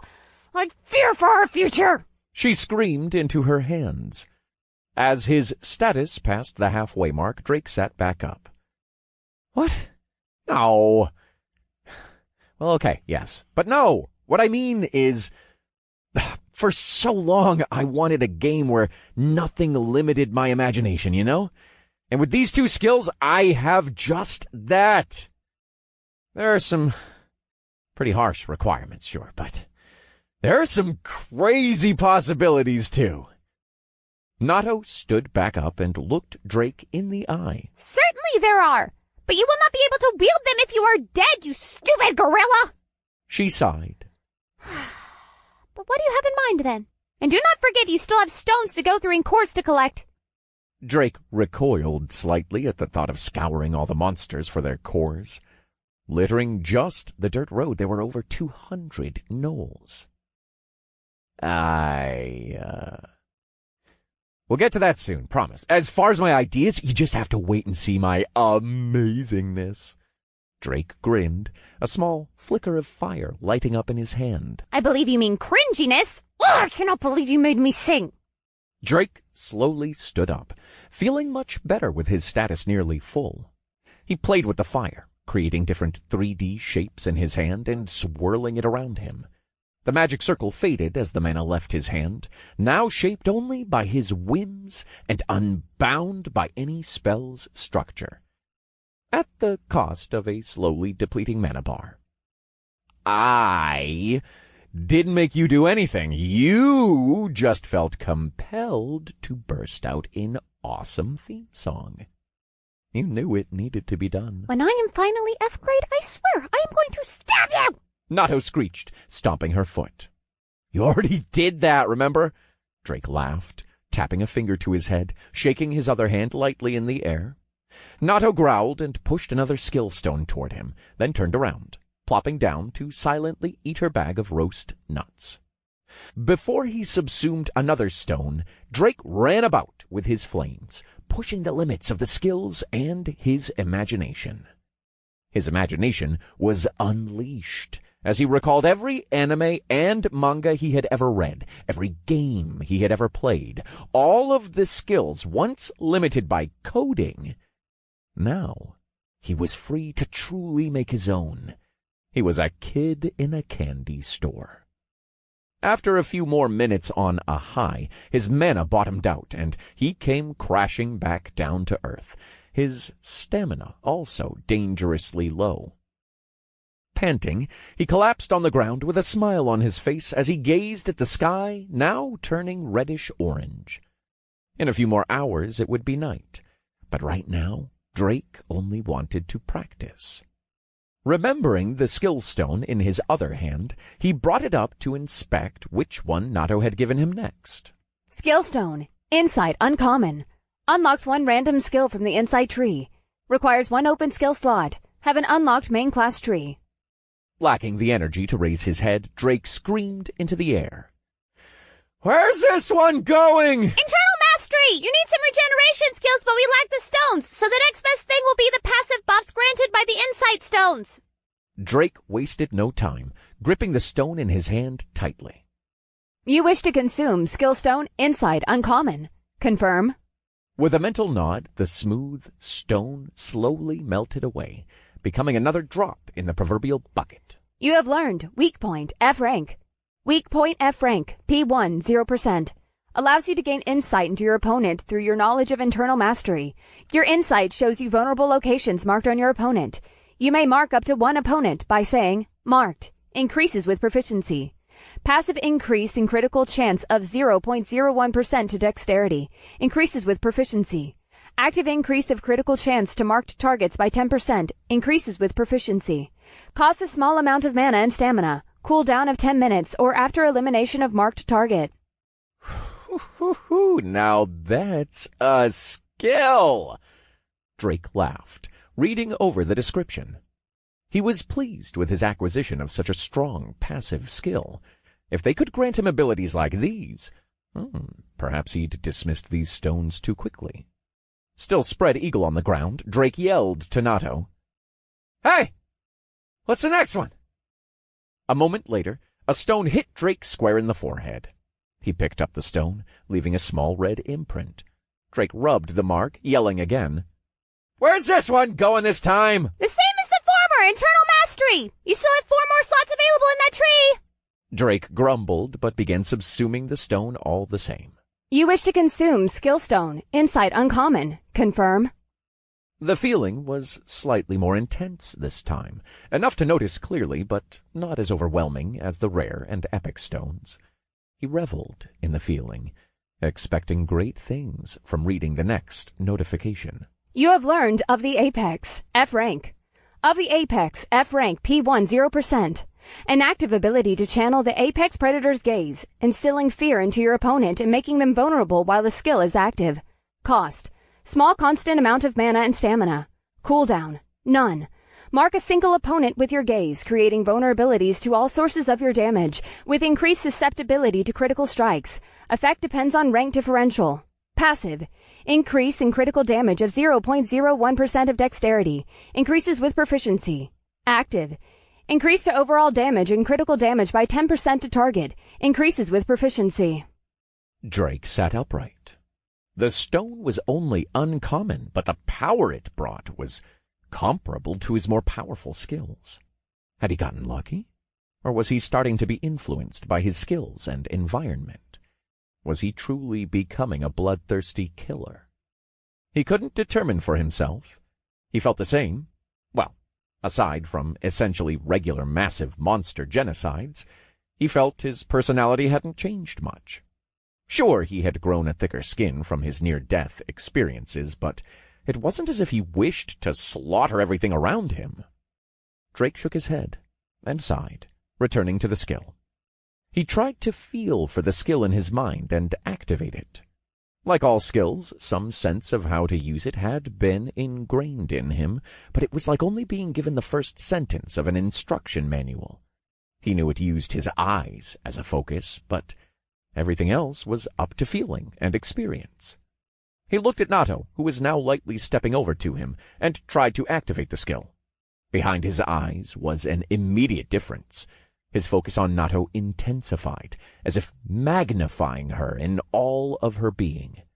Instinctively his eyes were drawn to her vitals and vulnerable spots, blazing like stars against her body.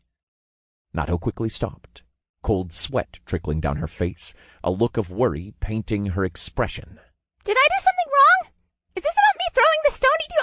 I am sorry. I am sorry. She wailed as she dropped to her knees, bowing in fright.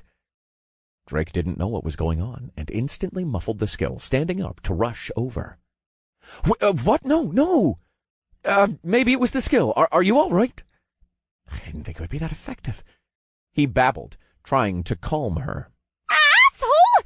How many times are you going to do something like that? She cried, sniffling. What skill is it that lets you put that much fear into a target? I felt that I was actually a small animal frozen under the gaze of a hungry beast. She was clearly frightened, but still gripped at Drake's sleeves and battered him with her hands. He was about to say something else when he heard the banging of drums and warlike cries outside the outpost. They both looked at the gate, wondering what could be making such sounds. Drake turned to the still shaking Nato and pulled her up to his shoulder. Nato and Drake hadn't been together long, but, being quite literally part of one another, they knew it was time to put a pin in Drake's mistake and investigate. Nato climbed to Drake's shoulder and melded into his head. I will make you make this up to me, you tactless, brute, single-celled, one-minded trash bag, enemy of all constructs! Food will not placate me! I want cores! Lots of cores, more cores than you could possibly fit in your stupid inventory, you hear me? She shouted, quite loudly for being inside his head, flipping her mood instantly. You really bounce back quick, don't you? I am not upset you tested the skill on me. I am upset you did not warn me and have not compensated me for it. Nato chided inside his head. Drake was almost able to see the small girl folding her arms and looking down on him in his mind's eye. Drake grinned, relieved that she was being so upfront with him. He would have to pay in long installments of stuff to make up for his mistake this time, he was sure. He looked up and double-checked his status, now full, as he jumped to get into the guard tower to see what was knocking on his new home's front door. Waiting for him on the expanse outside of the outpost was quite the sight to behold. The fights with the gnolls had shown how monsters could form ranks and armies, but this was on a different level. This was almost what he imagined an old medieval army would look like, albeit much smaller. However, he was surprised. Well, he supposed he shouldn't be at this point, at the sight of gnolls amidst the small army of goblins. The mixture of creatures did not surprise him, but rather the gnolls' states. The gnolls had been pushed to the front of the small standing force, covered in chains and collars. They were prisoners. Or worse. The gnolls were bruised and battered, some even missing limbs. Drake recoiled in disgust at the sight. Are all monsters like this? I understand your frustration, but the multiverse is a completely different place from your relatively peaceful planet. The strong make the rules, and the weak are there for the strong to walk on. It is the law of the system. Nato said. But that does not mean I feel no anger toward the display. It is wholly distasteful. I asked you to do something for me for earlier. He looked down at the small force of around 50 as he listened to Nato. Two monsters caught his eye. Goblin Squad Commander level 19, F rank. New subjugation quest. Kill 20 Goblin Squad Commanders, F rank. Reward. Experience. Random F grade item. Juvenile Tyrant Ant level 22, F rank. New subjugation quest. Kill 500 Juvenile Tyrant Ants, F rank. Reward. Experience. TP. 2 base class stones. 2 random class stones. 1 profession recipe book. What is it? Drake asked, his eyes widening at the subjugation quest's goal. Massacre them! Murder them in my name! Their course shall be mine to claim! She shouted in his head. Chapter 37. The Perfect Forbidden Spell. I've got the perfect spell for that, Drake said with a devilish grin. But I was wondering something. What is with the number needed for that quest? 500? That seems a bit impossible and a pretty big jump from the other ones I've gotten. It is because the tyrant ants dwell in large colonies, and the higher you go in the tutorial, the harder the quests become, but the better the rewards. I do not believe you are intended to finish that quest line normally. Tyrant ants are borderline E-rank monsters by themselves, and they are an E-rank threat or worse depending on the hive size. I am surprised these goblins were able to find one and capture it, she said, trailing off at the end as if thinking. Well, it looks like they are setting up something, or... Wait, what is that goblin commander doing? No. Is it really... You're joking, Drake said, pointing down and suppressing laughter. Drake was about to ask another question that had been itching at the back of his head, but was stopped by the actions of the goblin. It was reading from a scroll?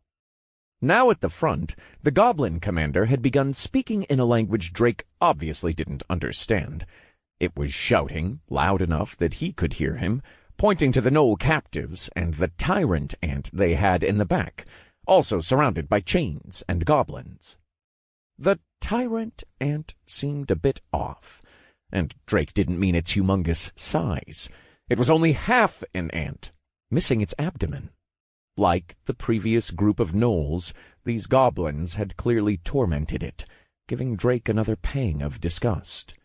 The goblins were losing more sympathy from him, but soon they would pay. All of these monsters are just foul-minded. I don't care if it's my new reality. There are just some lines you don't cross, he thought. Then make them pay with their lives. It certainly seems fair to me, no? You might not realize it, but you are adapting to this new reality more quickly than you think. What? Wait, hardly. And before I wipe out this gathering of Bangi Namagaso, I have a question. Drake cursed, almost spitting the insult.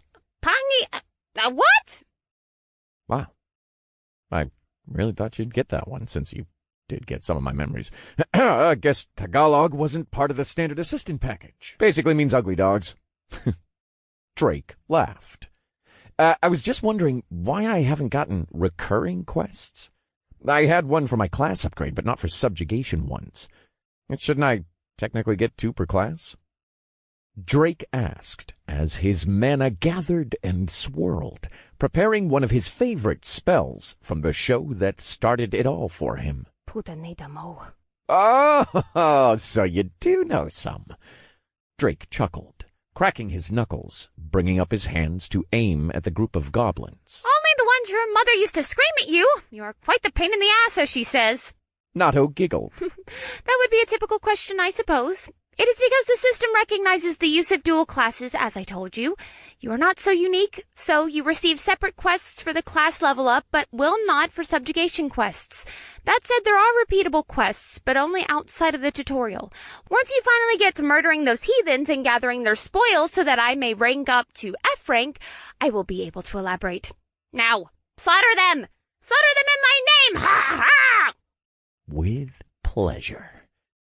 Looking down at the goblin commander, still reading from the scroll, pointing at him, adorning it was a patchwork mess of shiny metal armor and scraps of leather, most likely the same beasts they were riding. Drake took a moment to observe the goblin army, pulling all the quests he could before he rained hell upon them. Goblin Rider level 17, F rank. New subjugation quest. Kill 100 Goblin Riders F rank. Reward. Experience. Set of F rank potions. Iron Tusk Boar level 15, F rank. New subjugation quest. Kill 20 Iron Tusk Boars, F rank. Reward. Experience. Goblin Shaman level 17, F rank. New subjugation quest. Kill 100 Goblin Shamans, F rank. Reward. Experience. Set of F rank potions. Goblin Footman level 15, F rank. New subjugation quest. Kill 200 Goblin Footmen, F rank. Reward. Experience. Random F-rank piece of equipment. Within the plethora of new notifications and monsters, he eyed one that had slipped past him earlier. Goblin Treasure Hoarder level 11 F-rank. New subjugation quest. Kill 15 Goblin Treasure Hoarders F-rank. Reward. Goblin King's Hoard Key. Time remaining. 167 hours, 59 minutes, 23 seconds. There's one with a time limit, Drake said, finally finished looking over the monsters. So there is. Nato replied, not elaborating. That's all you got for me? I believe I told you I am very limited on certain things because you have chosen to put off tithing me my rightfully deserved cores, she said, obviously pouting. I got it already. Just watch me work, Drake said, rolling his shoulders. Do not fuck it up. Language, said Drake in faux offense. Drake could feel that Nato had just rolled her eyes, making him chuckle. He then changed his demeanor, taking on a serious expression. All right, you filthy, dirty, disgusting monsters. I will give you the honor of being graced by one of the greatest spells in my anime arsenal, from one of the classics. One-shot kill where there are monsters. Victory will be mine! Drake screamed, raising his arms as he began chanting, only glancing at the captives the goblins held. He held remorse at their treatment, but at the end of the day they would have done the same to the goblins or himself if given the chance. "Darkness beyond twilight," he began, the magic circle forming in front of his hands, turning from a light sky blue to a deep crimson. The flames started small in between both his hands, but soon sparked vibrantly with his every word. "Crimson beyond blood that flows." The flame grew erratic as he poured mana into the spell. Drake focused to keep the spell from going out of control. He had to keep it condensed, but he had only practiced the School of Fire and couldn't cast multiple spells simultaneously. He had to make the spell work with just fire. "Buried in the flow of time." With growing fear, the goblin commander noticed that Drake was chanting an incantation. "In thy great name, I pledge myself to darkness." The fireball blazed with life and then condensed, a deeper burgundy each time it pulsed with the infusion of mana. "All the fools who stand in our way shall be destroyed by the power you and I possess." The ball of fire expanded as he fought for control of the spell, continuing to force it down into the condensed spell form he imagined. Exerting all of his concentration as his status began to plummet, by sheer force of will, Drake commanded the spell to maintain its structure as he stared down the goblin commander. Panic in its eyes as it scrambled through the ranks of its force, tripping over the footmen holding drums and prisoners they had brought. Drake pushed everything he had down to the dredges of his status into the spell, ensuring the full force of his disgust and fury was known as he chanted the last words. "Dragon! Slave!" The spell shot straight for the gathering of goblins and their captives. The spell screeched through the field, nearly igniting the air around it from the intense heat of the condensed fire spell, a beam of pure crimson fury connecting with the army. After the launch of the spell, a deafening boom filled the area. A small explosion erupted from the impact, engulfing the entire army inside. The sound hit Drake first as he leaned forward to brace for the oncoming wave from the spell. The force of the explosion jolted Drake backward. The avalanche of notifications confirming he had instantly vaporized the army of monsters flooded his peripherals. He swiped them away, as he had not earned enough to level up, and looked towards the destruction he had just created. "Beautiful," Drake said, wiping his sweat-drenched brow. What do you mean beautiful? You just completely incinerated all of those monster cores. Are you trying to intentionally keep me from ranking up? You ignorant, smooth-brained dullard!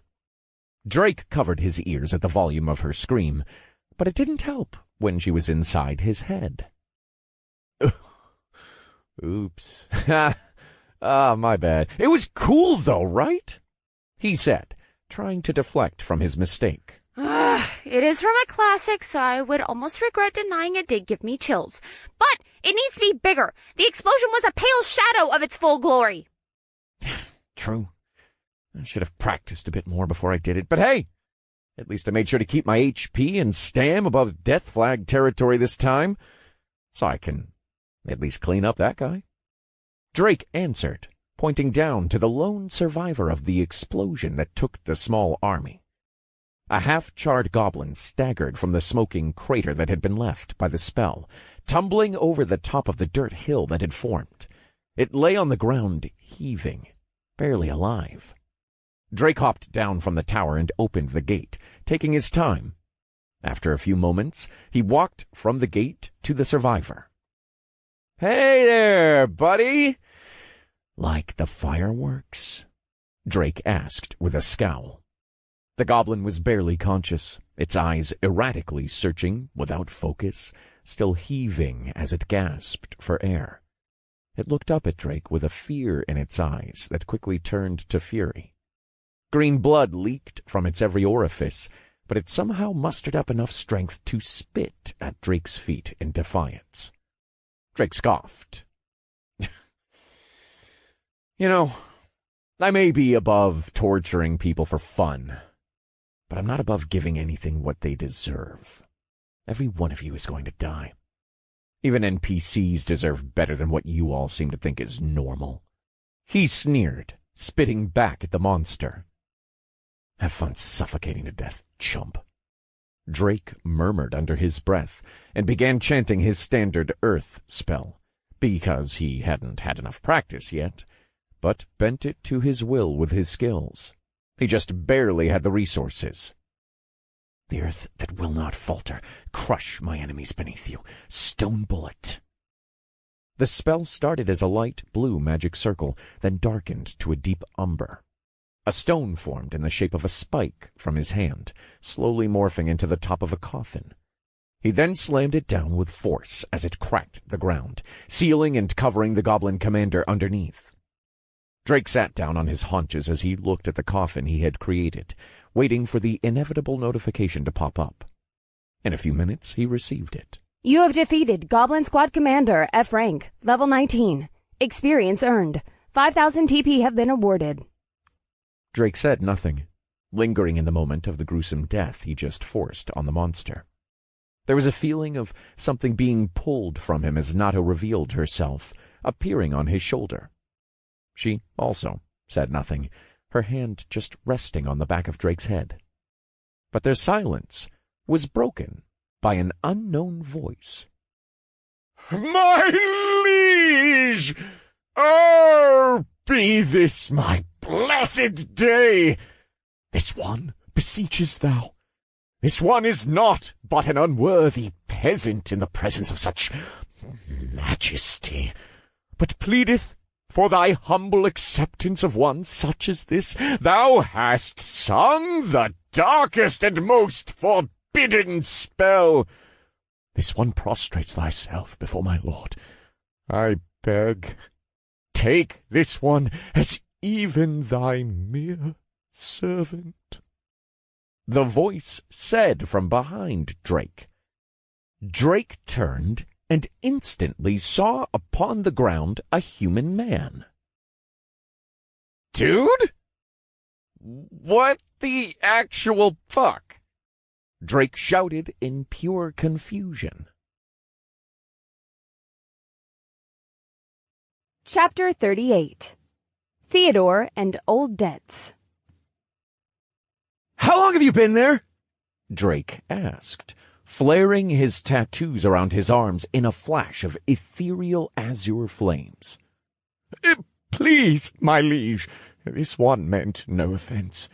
This humble one only ever meant to observe thy majesty in the art of the arcane. For this one has been witnessing his lord's triumphs and grandeur for some time now. The man continued, finally lifting his head to reveal a handlebar mustache and monocle. I thinketh this one is cuckoo for Cocoa Puffs. Nato whispered into Drake's ear. Drake had to fight back a laugh as he closely watched the man for any sudden moves or fluctuations in mana. He continued to inspect the man with his mage sight, still getting used to the skill. Theodore Rotwood, level 10, F rank. Drake was beyond surprised. The man was only level 10. How did he survive with all these monsters above level 15? Was he another dual class? Who are you? What level and class are you? Drake asked to see if the man would lie. This unworthy one's name is Theodore of the Rotwood family. This one is but a humble illusionist. As it were, my current level is 10, my liege. Theodore recounted as he stood up and bowed at his waist. Theodore had dirty brown hair that was parted in half and wore a very clean black and white suit that reminded Drake of a butler. There was even a monocle and chain to what Drake guessed was a pocket watch disappearing into a coat pocket. Drake nudged Nato with his head as he kept his eyes on Theodore. She quickly understood and merged with him. What do you think? He isn't lying about his level and name, but I have no idea about his class. Is illusionist even a class? There was that stone I got earlier, but I'm not sure. This guy has apparently been following us for a while. Drake thought. Illusionist is not a class I have heard of. The closest class I can recall is a dark magician or dark mage. They specialize in illusions and dark magic, including debuffs and mental attack spells. So perhaps the crazy one is just taking liberty with his class name? Nato explained. But if he has been following you around, he does not seem like a danger. Consider how many times you have been on death's door and he could have killed you. Well, that's true. Drake thought. Theodore, who was now standing, had produced a dark, sleek cane that was adorned with a gleaming onyx crystal ball on its top, looking very much like a magician's cane. Okay, guess it's a wait-and-see approach. His name doesn't ring any bells from the ladders, and if he's only level 10, I should be able to stop whatever he might try. Just make sure to be prudent, in that he may have powerful illusions and mental attacks. He could even have a spell that conceals his status. I believe asking to see his status screen would be best. System screens cannot be manipulated outside of very powerful items and high-ranking nobles. Wait, you can show other people's status screens? Why didn't you tell me this? And why haven't I seen yours? You have never asked, and we are bound by an owner contract, so I saw no point, as it is impossible for me to betray you in any way that may harm you or your progress. Also, since you have never interacted with anyone since we have met, I did not think it was pertinent to discuss. Drake sighed. He knew what she said was true, but it still hurt that she had basically called him out for being antisocial. It wasn't that he didn't want to party up. It just didn't make sense when he first started. Now it made even less sense, as he had no idea how grouping would affect his experience gain. Drake remained wary as he looked over Theodore. What exactly do you want, and why are you alone? How in the world did you survive until now?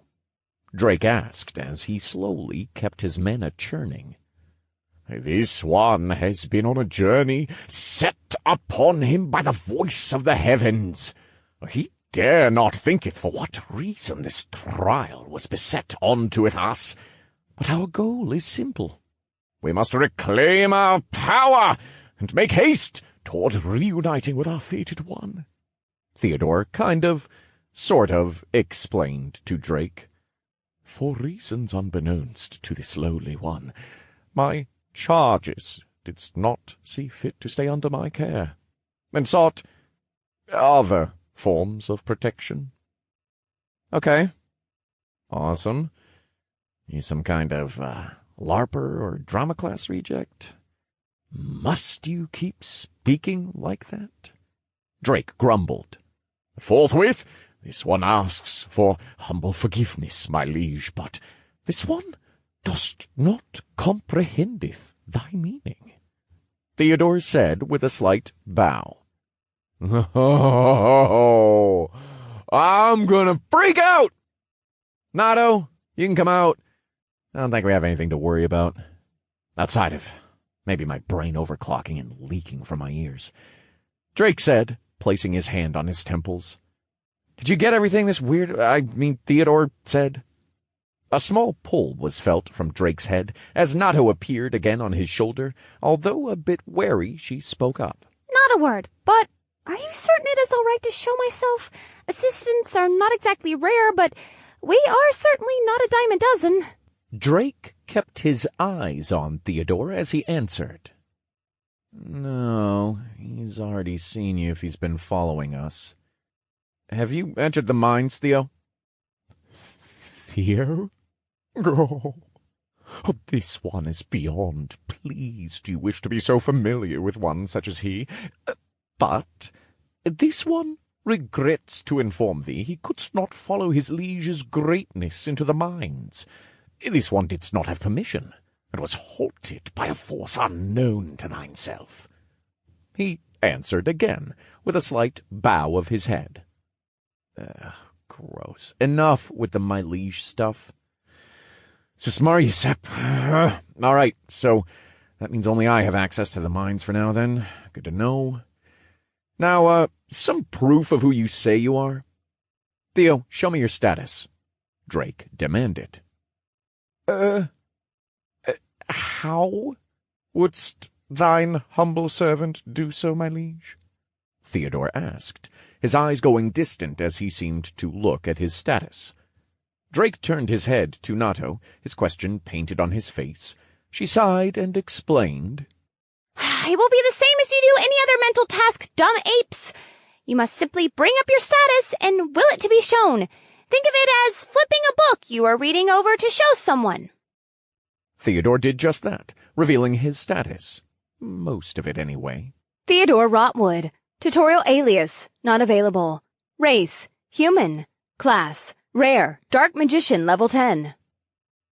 That's it. Where's the rest of it? Drake asked, pointedly, glaring at Theodore. This one must regretfully withhold some information, my liege. This one, too, must keep some cards up mine sleeve for the moment. Truly, thy humble servant requests thy rumination on this. Theodore replied. So, you're saying I should trust you with only this limited information after you have just admitted to stalking me for days? This one would hardly name it the act of stalking. This one was merely gathering information on my liege, so that he may better prepare his unworthy self for our inevitable coupling and partnership. Drake was becoming increasingly tired by the second. So let me get this straight. You not only stalked me, you want me to help you. And before you come up with some ass-backwards way to say it, I get the gist. You were with a group, but you were so annoying that you were pushed out, and now you're stuck alone, and from your low level, I'm guessing, without a way to level up. So you found me, saw I was alone, and think I need you? Theodore looked a bit nervous, his mustache slightly shaking as he adjusted his monocle. Mine humble self, wouldst not put it quite so derisively?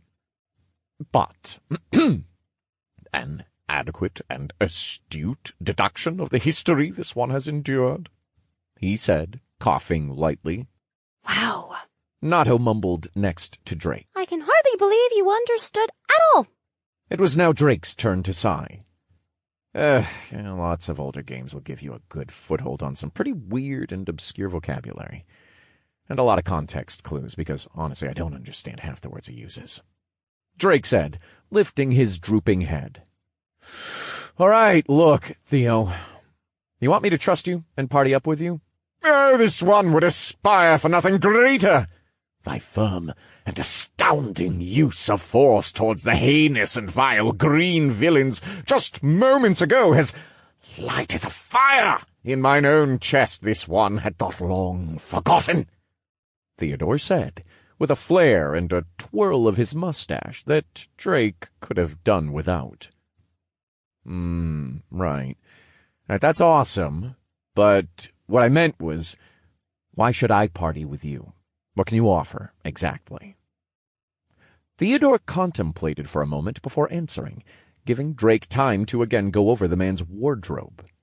It was obvious that he either came here in the butler-like clothes or received them as equipment from quests like him. But what didn't add up was how he could only reach level 10 if he had the ability to kill things and complete the quests. The only explanation that Drake could dredge up was that he completed them before being kicked from his group. Theodore could have also killed stolen monsters, but Drake quickly dismissed it. He didn't seem the type. And if he had done it, he most likely wouldn't have been standing here. Their reality had become more cutthroat than ever, and stealing a monster kill seemed like a quick way to get your ass beat, or worse. Theodore surprised Drake, though, with his answer. If this one must be honest to the fault of being blunt, my liege, he hath nothing at present to offer thine outstanding self. This one simply wishes for safe haven and guidance from one as benevolent as his liege. At present, this one cannot do much in the way of battle right, but, if this humble one may be so bold, be it for naught, this one, once stronger, shall become an indispensable boon to my liege," Theodore explained, both his hands on his cane as he stared back at Drake. "Oh?" Drake said, his interest piqued. "How? Pray tell, would you be so indispensable?" he asked, crossing his arms. "Might this one give a demonstration of my one and only skill at present?" Drake allowed his mage sight to fully come to life, a cascade of colors blooming in his vision before he answered. He noticed a darker color flutter around Theodore, almost outlining him in a deep purple bordering black. "You may proceed, good sir," Drake said with a half-chuckle at his own language. Theodore was beginning to rub off on him. He may find the man's speech to be peculiar and almost annoying, but finally talking to another human was a great change of pace. "Excellent!" Theodore replied, beginning his chant. "Light and dark are one. Cast behind the veil I move. Concealment!" The next moment, Theodore shimmered out of existence in front of Drake's eyes. Even with his mage sight, he was unable to keep track of Theodore. The only evidence that he was there were the remnants of the dark purple mana, slowly dissipating into the ambient mana. Shocked, Drake immediately raised his arms, covering Nato and his head as she merged with him. In a makeshift boxing guard, his mana flowed into his tattoos, ready to strike at a moment's notice. Theodore shimmered back into view in the same spot, his head in a slight bow. "This one begs forgiveness for startling our gracious lord. As thou wouldst have surely already noticed, the skill allows myself to become near invisible, and conceal even trace amounts of mana." A low whistle came from inside Drake's head. Impressive, Complimented Nato. "Handy," Drake said, but not fully convinced. "It doesn't help me much if you can't also cover me. An ambush is nothing if you can't deal any real damage. You did mention that it was your only skill so far. I see your point, though. You can become a strong assassin or ambusher, and at the very least, a scout," Drake said, lowering his guard and crossing his arms, his finger tapping at his arm as he mulled over the possibilities out loud. "Indubitably." I don't really need any of those, and I don't think it would warrant adding to the XP sponge I already am. Drake shrugged. Before Drake could continue, Theodore interjected. "This one wouldst also like to propound that he is apt in the ways of retrieving foul beasts' cores, so that my liege wouldst not be bothered by such a menial task." A voice exploded inside Drake's head before he could answer again. do it! Take him! Accept, now, quickly, with all haste! Nato screamed, almost knocking against Drake's skull with every word, as if her hand could somehow smack him from within his own head. "Where in the hell did that come from? We're supposed to be suspicious of people like him. Like, hello, Earth to Nato," Drake thought, his face quickly turning to one of confusion.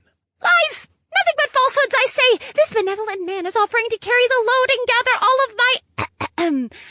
our precious monster cores for the trivial price of some experience and safety. It is a small price to pay. Are you talking like him on purpose? And that's easy to say when you aren't the one doing the protecting or monster killing, don't you think? You owe me! You never get to the cores! But you owe me! She repeated as firm as her high-pitched voice could manage. A picture of her stomping her foot with every word was painted inside his head. "Holy shit! Fine!" Drake thought. "Fine. Due to circumstances, I will help you out. But you have to gather every single last monster core first. And, I know how many I've killed, so don't try to go and snag any. And if you try to screw me, Drake said, his eyes unyielding as he pointed over his shoulder at both the crater and the small tomb he had made. You know what happens? Indubitably, eked out Theodore, his mustache bobbing nervously as his eyes went to the tomb. Good man, Drake smiled. Chapter 39. Filling Out. So, you can handle yourself if anything happens, then? This one can only be called an artiste when it cometh to fleeing and hiding. Without a doubt, thy humble forerunner shalt return with thy bounty in all due haste, my liege. Theodore replied with a bow and walked out toward the opening of the dirt road. It wasn't hard to spot, as a huge dead knoll marked the entrance. Drake looked at the corpse with a grimace. He would have to do something about that at some point. It would probably be a bad idea to just leave it there to rot. He shook his head, hoping to dodge the oncoming headache that the issue would bring, and walked over to his makeshift tomb. He gazed at it for a moment, uncertain if it was worth opening to get the loot underneath. But his gamer brain prevailed. You can never have enough loot, he thought. There was the feeling of a pull from his head, and a small voice whispered in his ear. Are you all right? In a tone of concern Drake wasn't used to hearing from her. What do you mean? Just peachy. Cool as a cucumber. Drake tried to give her a deflective answer, trying his best to just ignore her. She stewed on his shoulder, tail lashing before finally screaming. Drake! Drake, I am fucking talking to you, ape! Drake! Yes, I'm Drake, he reluctantly answered. What? He said, after infusing his tattoos so he could punch into the ground and rip the coffin cover off the goblin. Are you really okay? You seemed to have a pretty flaky reason for rejecting dear Theodore earlier. Dear? And yeah, I have problems trusting people after, well, I'm sure you know, he said, trailing off, picking up the goblin's dropped skill stone and placing what little pieces remained of its armor inside his inventory. Only bits and pieces, I am afraid. It was not on my list of things to get to while I was scrambling to catch up with current events in the tutorial. Would you be willing to share? She asked tentatively. No, Drake said flatly with a thin smile. He moved over to the crater, scouring the area for any skill stones that may have dropped, and to his pleasant surprise he was able to pick them up.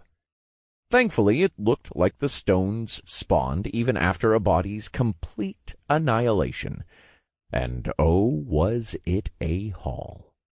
Natos seemed to turn tight-lipped, even though Drake could see she wanted to ask more. So, like a good boy bottling up his problems and past traumas, he just kept picking up stones and identifying them, ignoring the welling feeling of dread topped with existential crisis. Skill stone, primal, common. Unlocks one random skill from the primal tree. Requires one open skill slot and have an unlocked warrior main tree or subtree branch. Skill stone, greed, uncommon.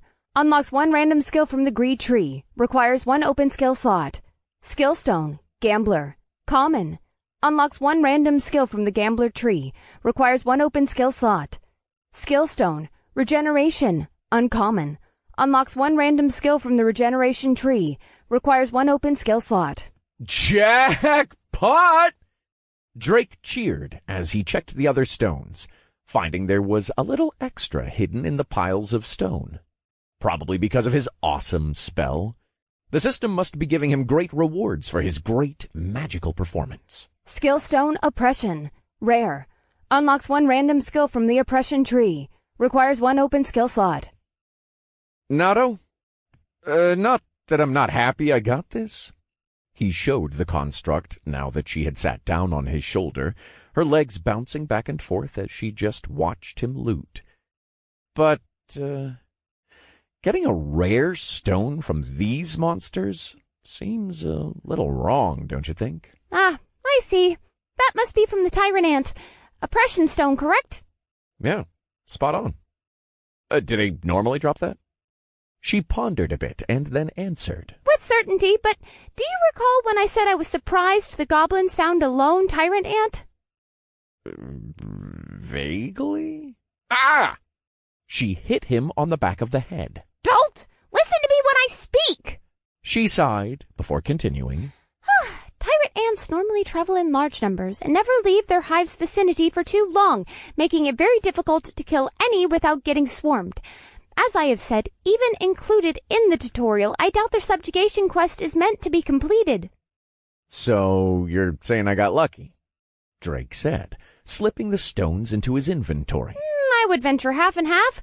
Depending on your skill set and how long you waited for a straggler, you may be able to secure a stone. Would it be worth the investment? It is impossible to say without knowing the skill you would receive, but I will say with certainty anything gained from an oppression stone will be very powerful in the short term. So, if we were to successfully gather more... Nato trailed off, her face scrunching to one side as if she was chewing on one side of her mouth, thinking. Then, if I can keep some slots open for them, I should? Is that what you're saying? Simply put, yes. Now, back to the outpost. You have more skills to gain before night falls. And do not think I have forgotten your promise of food. I expect a feast for my hard work today, she said proudly, sticking her nose up to the sky. I forgot about that. I don't have any water. Maybe Theo has some? Well, I'll figure it out. I can always just use the stew I have stored. She won't be able to tell the difference, I'm sure. Drake thought, grimacing. He and Nato soon found themselves back at the entrance of the outpost gate. Once there, Drake pulled out the stones per Nato's instructions. She had told him he still needed to do some back and forth with his skills so that they would round out, complementing each other by filling in the missing essentials in his skills and synergize better overall. They were going back and forth between the main class trees and sub-trees to keep them as even as possible. Drake checked his ever-expanding status. Drake Wallen, tutorial alias, shot. Race, human. Class, unique elemental Miller, level 10. Vitality, 219, 15%. Strength, 226, 20 plus 15%. Dexterity, 171, 30 plus 25% plus 40. Intelligence, 373 plus 20%. Wisdom, 191, 20%. Endurance, 106, 5 plus 20%. Free points, 28. Skill branches, primary. Elementalist P2, 1.69%, F rank, 0 out of 5. Mage Sight P1, 5%, F rank. Heretical Mind P1, 3%, F rank. 3 slots unused. Secondary. Shield Miller P1, 0%, F rank, 0 out of 5. Warrior Stamina P1, 0%, F rank. Guardian's Reprieve P1, 0%, F rank. Aura of Command P1, 0%, F rank. Martial Strike P1, 0%, F rank. 1 slot unused. Primary Subtree. Internal Mastery F rank, 0 out of 5. Of the Apex P1, 1%, F rank. Weak Point P1, 0%, F rank. 3 slots unused. Secondary Subtree. Soul Mastery F rank, 0 out of 5. Mana Manipulation P2, 5%. 4 slots unused. Tertiary Subtree. Weapon Mastery F rank, 0 out of 5. 5 slots unavailable. Quaternary Subtree. Empty. Titles. First Blood. 2 versus 1. 1 versus many. Monkey Slayer. Living on the Edge. Close Call. Dead Man Walking. Dual Class. Punching Up. Improbability. Rounded. Dog Hater. One Man Army. Dog Killer. Battle of Attrition. First of Your Kind. Goblin Hater. Goblin Slayer. Oh, man. I hope I can condense this down, he thought before face-palming. Nato, can I hide certain parts of my status? It's getting a bit You know, long, extended, overdone. Nato looked a little surprised, but quickly recovered, realizing that Drake's introduction had been, to put it lightly, lacking. She dropped down off his shoulder and pulled out her bag of food. Certainly, She said, taking a bite out of a freshly pulled roasted nut. just think about what you want to hide and the system will do the rest.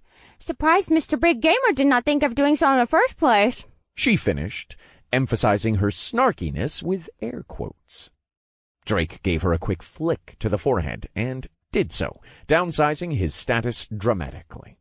It now only showed his name, class, level, and stats. Nifty. But before that, he checked the descriptions of his 2 new titles. Goblin Hater. Slay 10 small green men. Plus 5% damage to goblins. Goblin Slayer. Slay 50 or more goblins. There is no reason to leave a single one alive. Plus 10% damage to goblins. Drake chuckled. The only good goblin is one who doesn't leave its stinking hole, huh? He thought, still chuckling lightly. That's it for pleasure, then. On to business, Drake shouted, trying to get himself hyped up. All right, what are we starting with? Would you show me your skill trees for a moment? Drake sat down and lowered her to the ground next to him, willing his status into vision for her to see. Couldn't you have just merged with me and looked at it that way? Certainly, but I believe I have been inside you long enough today. She snickered, obviously joking. And you call me the pervert? Drake scoffed with a roll of his eyes. After a few moments, scrolling through his skills, or lack thereof, she asked. And what skill stones did you just obtain? Any of the gambler skill stones I mentioned before? Oh, yeah, a few. We also bagged the Primal, Greed, Regeneration, and Oppression stones I showed you earlier. I see.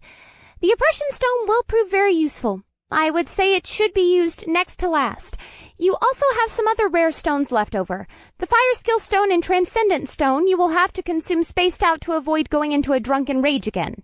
She said, looking at him flatly. But with the several added stones, I think we can fill up most of the skill slots quickly, barring any more interruptions. Drake fist-pumped excitedly. He could finally get a real feel for his class and start theory crafting how to best use it. It was always his favorite part of starting a new game, and why he had loved his old game the most. It may have been an older one, but the spaghetti code and the class system meant there were new builds popping up even now, some 20-odd years later. It reminded him a whole lot of the TPs he also used to play passionately. The code had been so bad that the community found a glitch that let them come up with an entirely different way to play the game, using animation canceling to the fullest. Drake had spent the better part of a year just learning how to pick up how to do the very basics in that one. Good times. Back in reality, Drake stood and hustled over to the pile of stones he had left near the green-soaked bed, stacking his newly acquired skill stones beside the pile.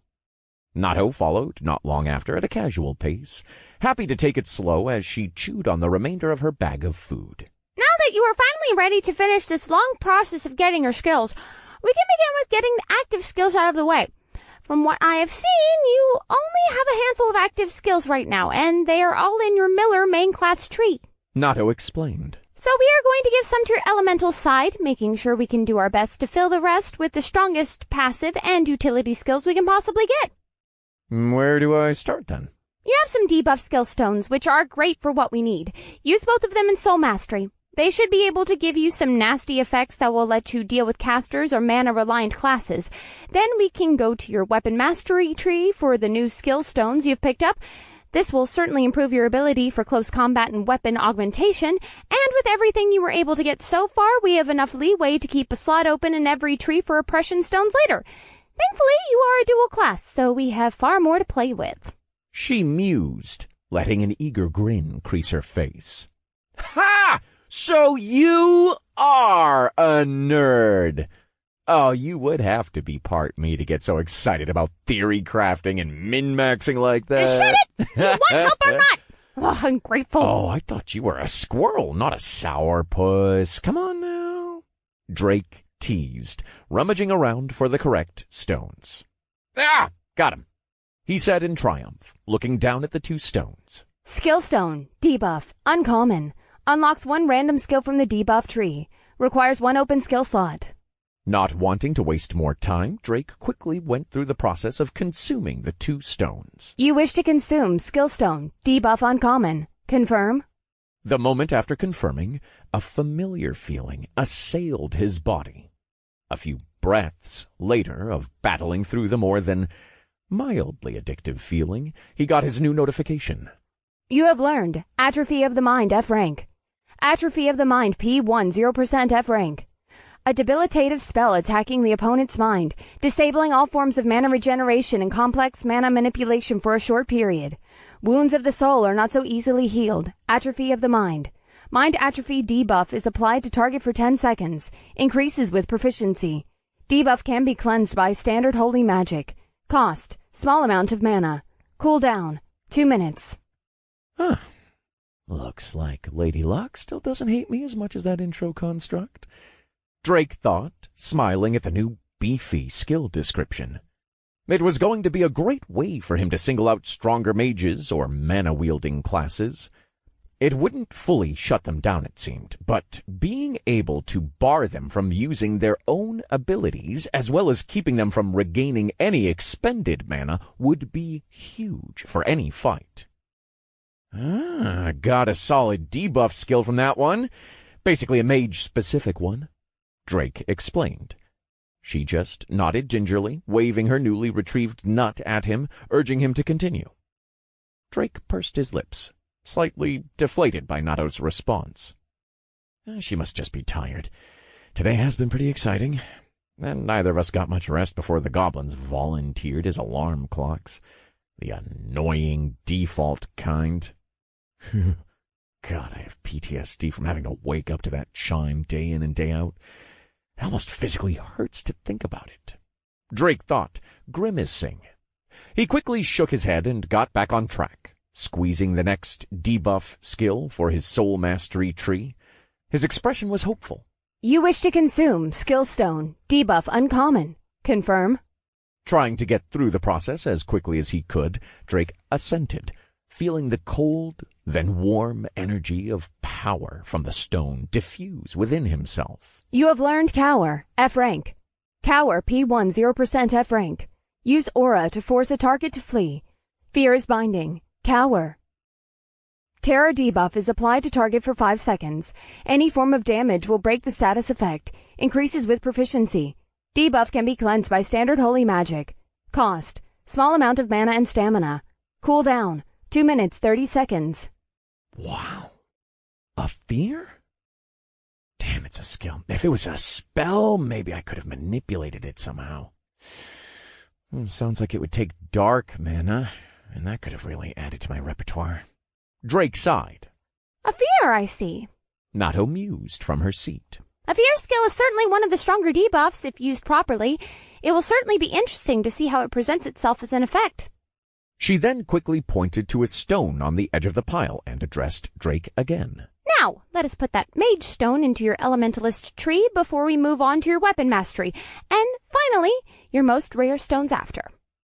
Drake bent down to pick up the stone, gripping it tightly in his hand, but before he moved on, something in the description caught his attention. It uses aura? Didn't I get a skill for that earlier? He thought, pulling up his tree list. Found it. Aura of Command P1 0% F rank. Active skill that surrounds the caster with a beneficial aura, increasing party members' attack, defense, and resistance to debuffs. My soldiers rage. My soldiers scream. My soldiers fight. A temporary aura that's spanning 2 meters from the caster manifests, limited to a total of 10 individuals. The caster is not influenced by the skill. Increases with proficiency. Aura buff lasts 10 minutes 30 seconds. Only 1 instance of command buff can be applied at one time. This aura is not malleable. Increases with proficiency. Effects: 10% to overall damage, 10% to overall defensive efficiency, 25% to debuff resistance. Increases with proficiency. Cost, moderate mana, moderate stamina. Cooldown, 2 hours. Drake paused for a moment, reading the description of the skill. His mind blanked, and then he resumed the process of subsuming the last stones, pretending not to notice how eerily similar this skill chant was that may or may not have been to one of the best commanders of all time. He pushed the skill to the back of his mind, as it was obviously a dud for his cower skill.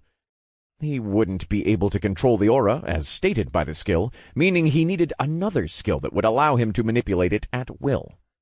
Sighing, he did his best to refocus and continued the process he had become accustomed to for gaining skills, sifting through the prompts with practiced ease. You wish to consume skill stone, mage, uncommon. Confirm? The quick burst of power flowed through his hand and disseminated through his body. The skill's power felt strong, but became muffled as he was nearing his near 15th skill at this point. You have learned multiplicative F rank. Only after inspecting the new skill did he really understand why it felt stronger than what usually came from an uncommon stone. Multiplicative P1 0% F rank. A passive skill allowing the caster to create separate instances of spells. This skill allows the use of multiple instances of any spell. Limit, 1 additional spell. Max 2 instances including combined forms. Increases with proficiency. No cost. Cooldown, none. Holy shit! Jackpot! What was the skill this time? Drake stupidly smiled back. It's this? He said as he formed one fireball in his right hand, then another in his left. Nato looked on, slightly surprised. Then an ever-so-faint grin came across her face. Impressive. A very valuable skill to receive from mages. Also very common. She finished, biting into her roasted nut. Oh, really? That's all I get for getting something so good? And what do you mean it's common? This should be like a game-breaker type skill. He cried, deflating at her explanation. Unfortunately, it is in almost every mage's skill set. It would only make sense to have it. The same way most attack mages have a chance-shortening skill or can outright cast silently. She said, her brow raising as she looked pointedly at him. Now hurry and get through the rest. I have a weird inkling dear Theodore will be back soon. Stupid common stones. Stupid Theodore. Raining on my fucking parade. And why do you keep calling him dear? You've only known him like 10 minutes. Drake asked through creased eyes as he looked at the small construct suspiciously. Nato coughed and hid her mouth behind her food. Oh, no reason. Drake's eyes perked up as he realized what was going on. You're just saying that because he's doing your dirty work, aren't you? You manipulative little... Nato simply smiled and answered flatly. A girl's gotta do what a girl's gotta do. The obvious manipulation was better than trying to hide her actions, but the fact she was doing it at all left a bad taste in Drake's mouth and brought up more than just unpleasant memories of his past. The faces of certain people flashed in his mind, forcing him to cover his mouth for a moment as he tried not to retch. Whatever.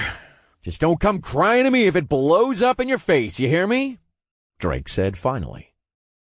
Now what's next, you little vixen? Chapter 40. Finishing up and an unexpected visit. I resent that comment. It is not like you will retrieve the cores anytime soon, so I must pursue the other avenues available to me.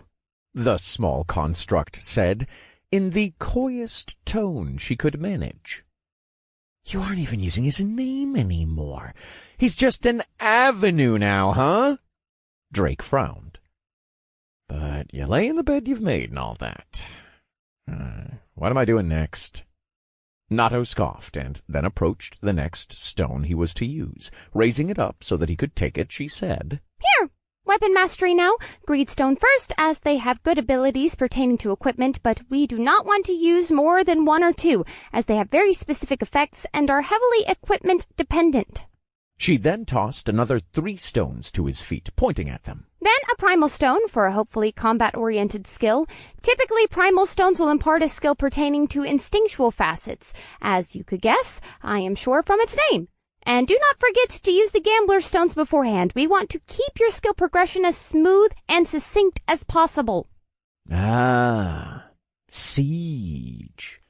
I got you, Drake said as he wrapped his hand around the stone. You wish to consume skill stone greed, uncommon. Confirm. Already growing tired of repeating this same process so many times today, he mentally accepted the prompt, bracing himself against the sudden influx of power that swam through him. All right, this one wasn't so bad this time. Hope it's 'cause I'm growing jaded to the feeling with how much I've consumed, and not that the skill is bad. You have learned Hoarder, F rank. Hoarder P1 1%.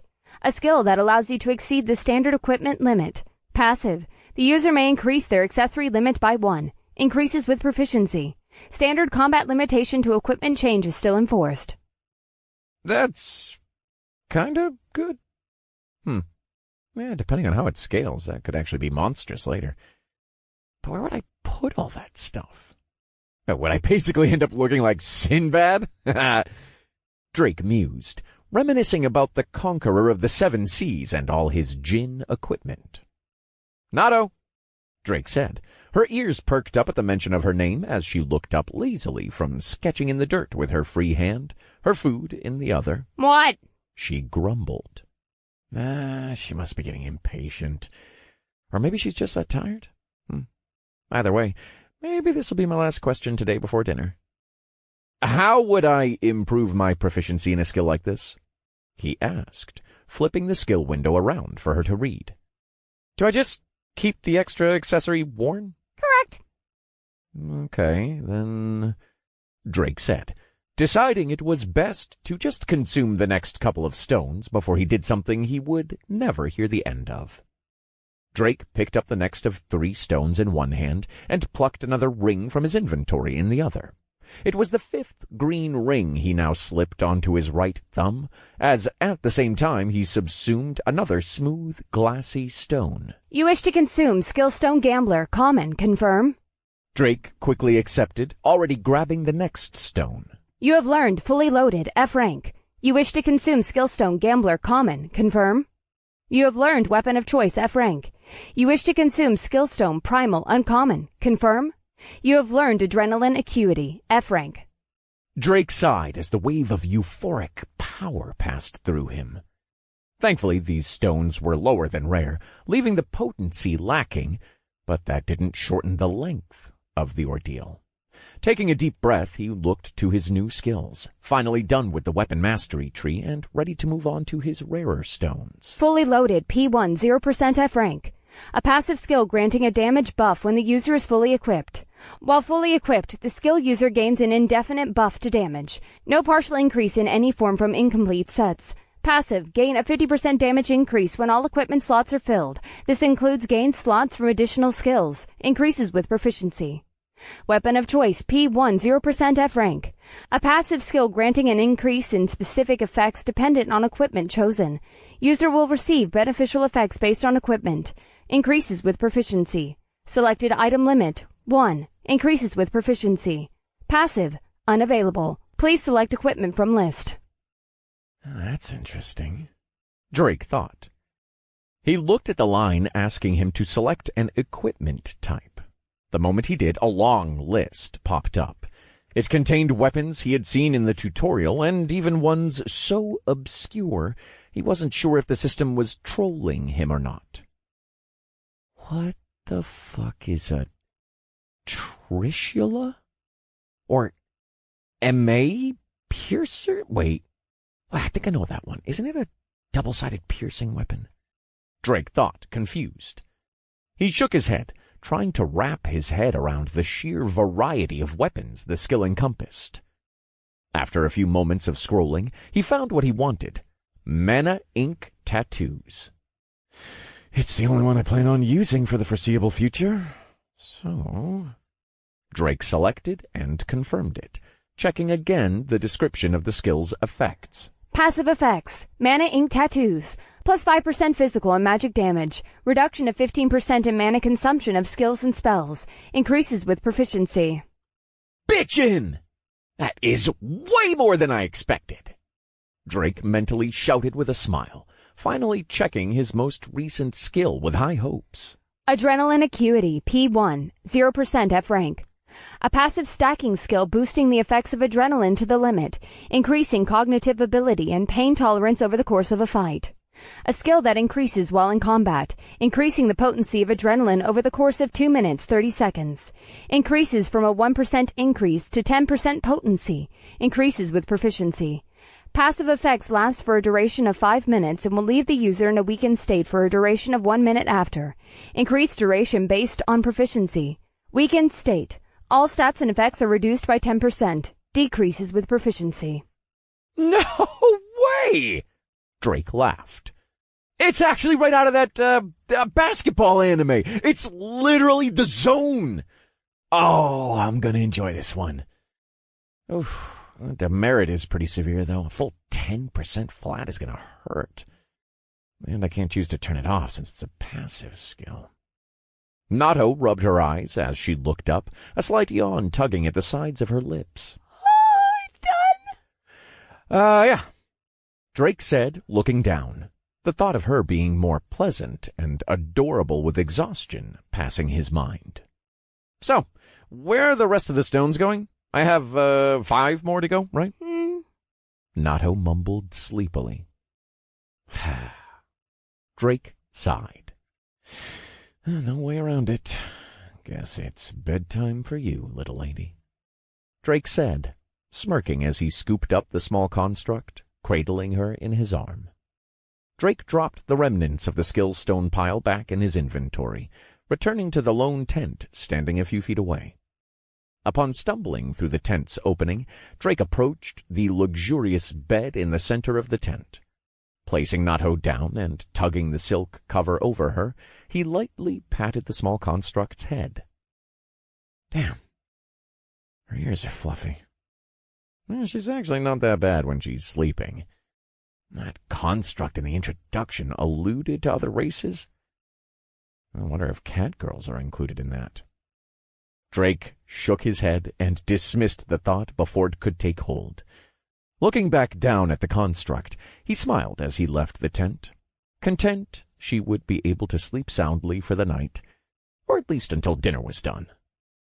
Drake exited the tent as the last winks of sunlight vanished, the twilight bathing the area in a deep orange and tones of red.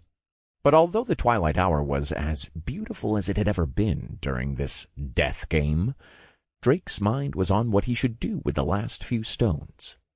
He knew which he had to use, but Nato hadn't told him where. Drake would have to decide on his own for now, or wait. And after a few seconds in silence, he pulled a stone from his inventory. Skill Stone, Transcendence, rare. Unlocks 1 random skill from the Transcendence tree. Requires 1 open skill slot. Have an unlocked mage main tree or subtree branch.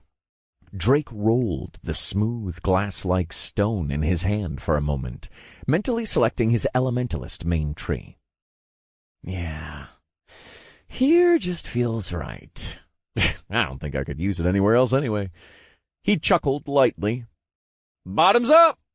He laughed, gripping the stone tighter than usual as he braced for the rare quality throngs of power soon to come. You wish to consume Skill Stone. Transcendence rare. Confirm? Drake confirmed, and instantly the pinch of the cold shot through his arm, quickly overtaking his entire body. It was chilling, almost biting at his soul this time, as it filled his entire body 1 cell at a time. Then the heat flooded through the gate of his hand, finally unleashing it.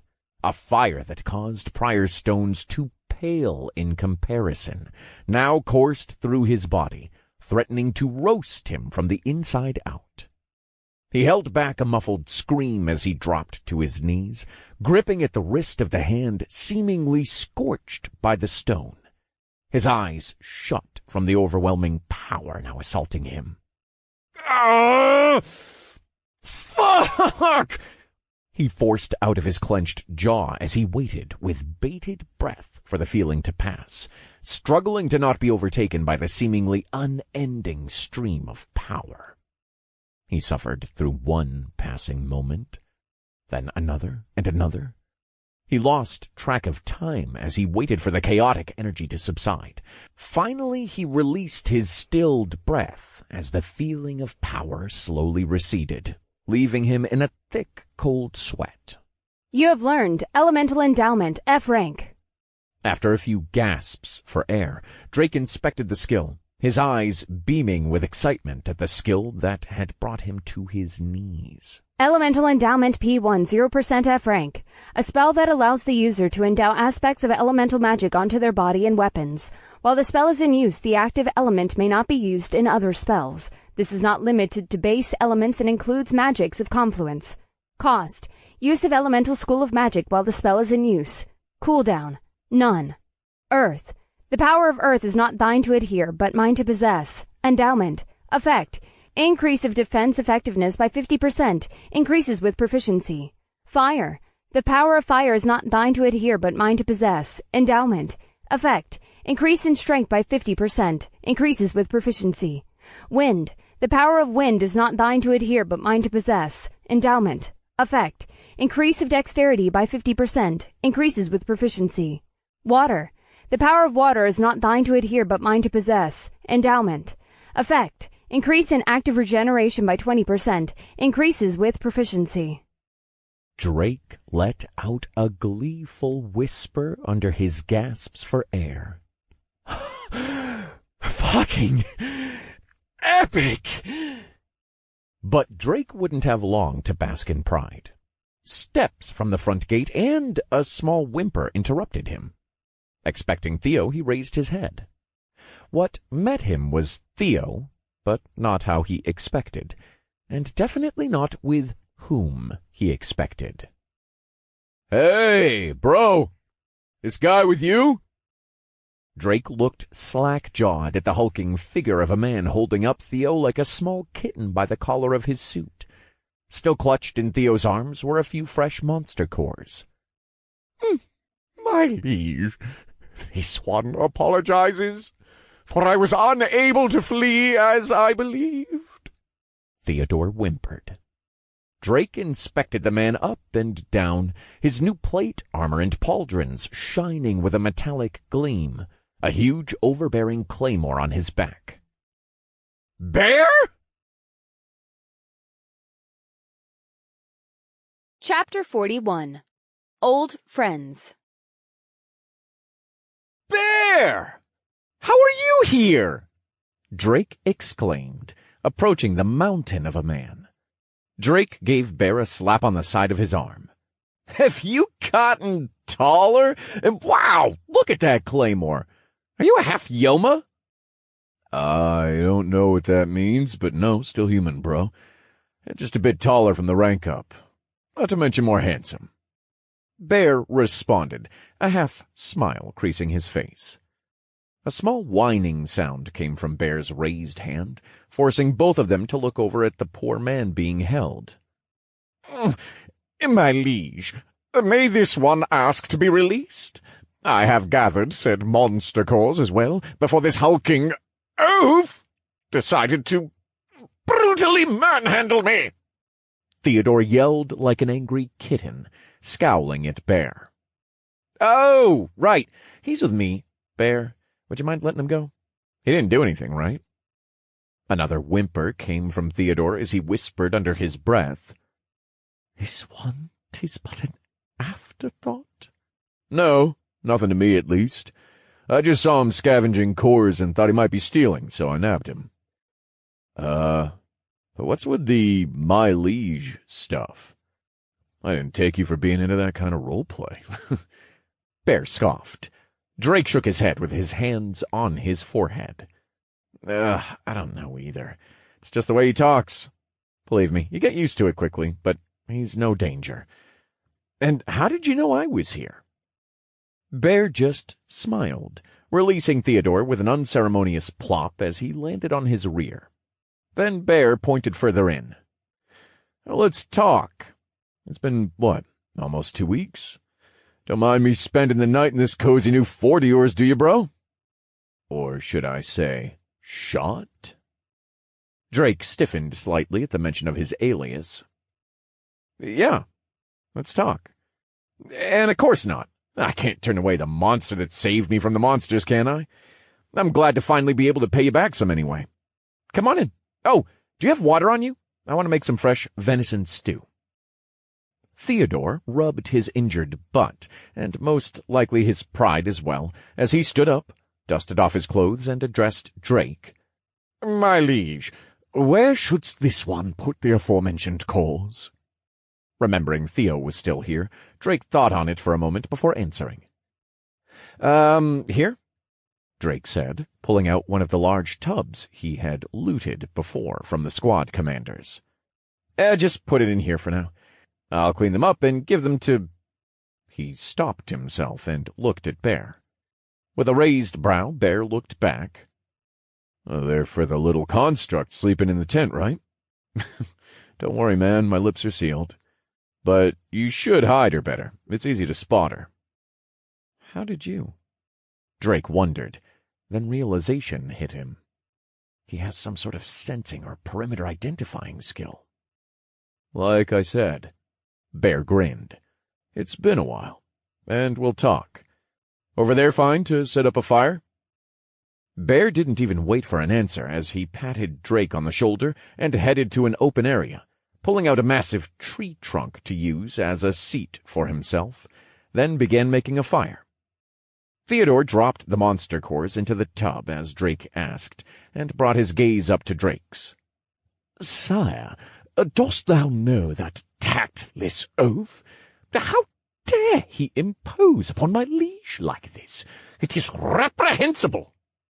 Drake smiled and looked back at Bear as he explained to Theo. Bear's a friend, yeah. He saved my life not too long ago.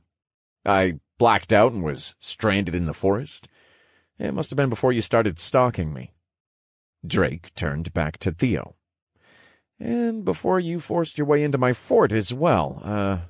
What was the word? Reprehensible? Theodore coughed and brought back out his cane. Yes, well, this one supposes it is acceptable for the saviour of my liege to be so daring, then. He coughed again and began walking towards Bear. Mine humble self will see if Master Bear is in need of assistance forthwith, the food preparations.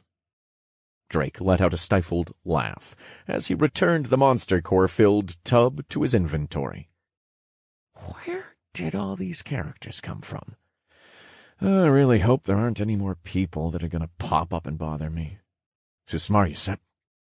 He moved over to the gate and stared at the now darkening sky, black as the infinite abyss as it consumed the last streaks of light. Drake slowly lowered the gate as he stared off at the horizon beyond the trees, both apprehensive of the new things to come and excited for how much stronger he could become from them. The small fire and pot had been set up by the time night had fallen, and Drake had made his way back over to Theodore and Bear. They apparently weren't much for conversation, as Theo sat upright on the opposite end of the tree trunk with his back straight and stiff as a board. Bear was on the other end, tending to the fire, and filling the more-than-large pot with water from barrels he brought out. Jeez, how much does this dude eat to need a pot that big? It makes even the Knowles pots tiny. Drake chuckled inwardly. Walking up to the fire, Drake opened the conversation. So, how hard is it going to be to get you to talk about how you know so much, Bear? Oh, actually, wait. It'll be a long night. First thing, how are you? Drake said, a genuine smile on his face, glad to see the man who saved him doing so well. Bear looked up from tending the fire with a grin. I'll be better when you make me some damn food, man. We out here hungry. Bear answered in his low, thunderous voice, his tone the polar opposite to his upbeat words. Yes, this one is a tad famished as well, my liege. A meal would certainly be splendid," Theodore chimed in, adjusting his monocle. All right, food first then," Drake said, raising his hands in surrender at being outvoted. "But I want some answers while I cook. And don't worry about Theo, Bear. He's a bit off, but he's only level 10, so he can't do any damage as far as I know." Bear shook his head. "Oh, he can do plenty, Shot," Bear said, looking pointedly at Drake. "How many people have you run into so far, outside of me and Theo here?" Though confused, Drake answered truthfully, "Just you two. Why?" Bear's face became one of concern as he continued speaking. "I'm sure you have seen the TP ladders, but people are killing each other left and right out there, bro. There are a few groups that have banded together for protection, but there's a group of killers out there as well." What does that have to do with me?" Drake asked, curiously, pulling some cut venison out of his inventory and placing it into the pot. "Everything," Bear answered, standing up. "You haven't seen where you are on the ladder recently, then, I take it?" Drake was taken aback, but it was true he hadn't had a chance to check the ladder lately. He brought up the windows quickly. Time remaining until tutorial's conclusion. 110 days, 14 hours, 52 minutes and 23 seconds. Remaining participants, 2,895. He grimaced at the still decreasing participant count, then looked next at the ladders. Top level leaderboard. Rank 1, level 23. Bear. Rank 2, level 21. Shigure Kenzo. Rank 3, level 19. Joker. Rank 4, level 19. Kohu. Rank 5, level 19. Chris Springs. Rank 6, level 18. Super Megan. Rank 7, level 18. Layden Hampert. Rank 8, level 18. Big Willie. Rank 9, level 17. Vitamin D. Rank 10, level 17. XXX Gun Lover 69 XXX. Rank 1903, level 10. Shot. There were no surprises there. He was still at the bottom pretty much for levels, his situation being what it was. But were there really people below even him? What had these people been doing? Were they just hiding or getting carried? He would have to ask Bear. Now he went on to the TP ladder, and his eyes widened. Standing at the top was a very familiar name, as it should be, since it was one he had used many times before. Top tutorial point leaderboard. Rank 1. Shot. 664,500 TP. Drake's jaw dropped at the sight of his ranking. Had he really gotten that much TP? Then a pin dropped for Drake. If people were forming groups to protect themselves, as well as groups for people to hunt others, that would make him... "Looks like you get it now," Bear said, unusually serious in his tone. His low voice only made the statement more ominous. Drake looked up, feeling the pressure coming from Bear. Is this aura, or just our difference in level? I haven't felt anything like this, even with the foreman. Drake thought, his mind now racing. "Shot, you have the highest TP, making you the biggest prize piñata currently in the tutorial. And you are only level 10. Bear said, the weight of his pressure smothering Drake. It was hard for Drake to breathe. "Is that what you're here for, then? So what was with all the niceties?" Drake said, his mind fumbling with the possibilities of what might happen, wondering if he was to be faced with another betrayal. No, more importantly, was there a way out of this? Could he beat someone twice his level? No, he was obviously outclassed, even before he was so significantly out-leveled. Bear's strength was anything but normal. Should he make a break for Nato, leaving Theo? Could he even move fast enough to outrun the man, even with his new endowment skill? But he hadn't even tested it yet. Would Bear give him time to even cast the spell? Drake's body began to sweat as his vision blurred. He could see Bear moving, but what could Drake even do? Until a hand came down on his shoulder. "Whoa, bring it back, man," Bear said calmingly. "I didn't mean to jump you with that, all serious-like. I just wanted to make sure you knew the seriousness of your situation, being a low level and all."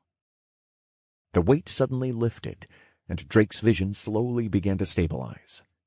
Whether he froze up because it was Bear or because he wasn't ready to fight another person, possibly to the death, he didn't know, but he was glad he could delay it for now. With a sigh, Drake spoke.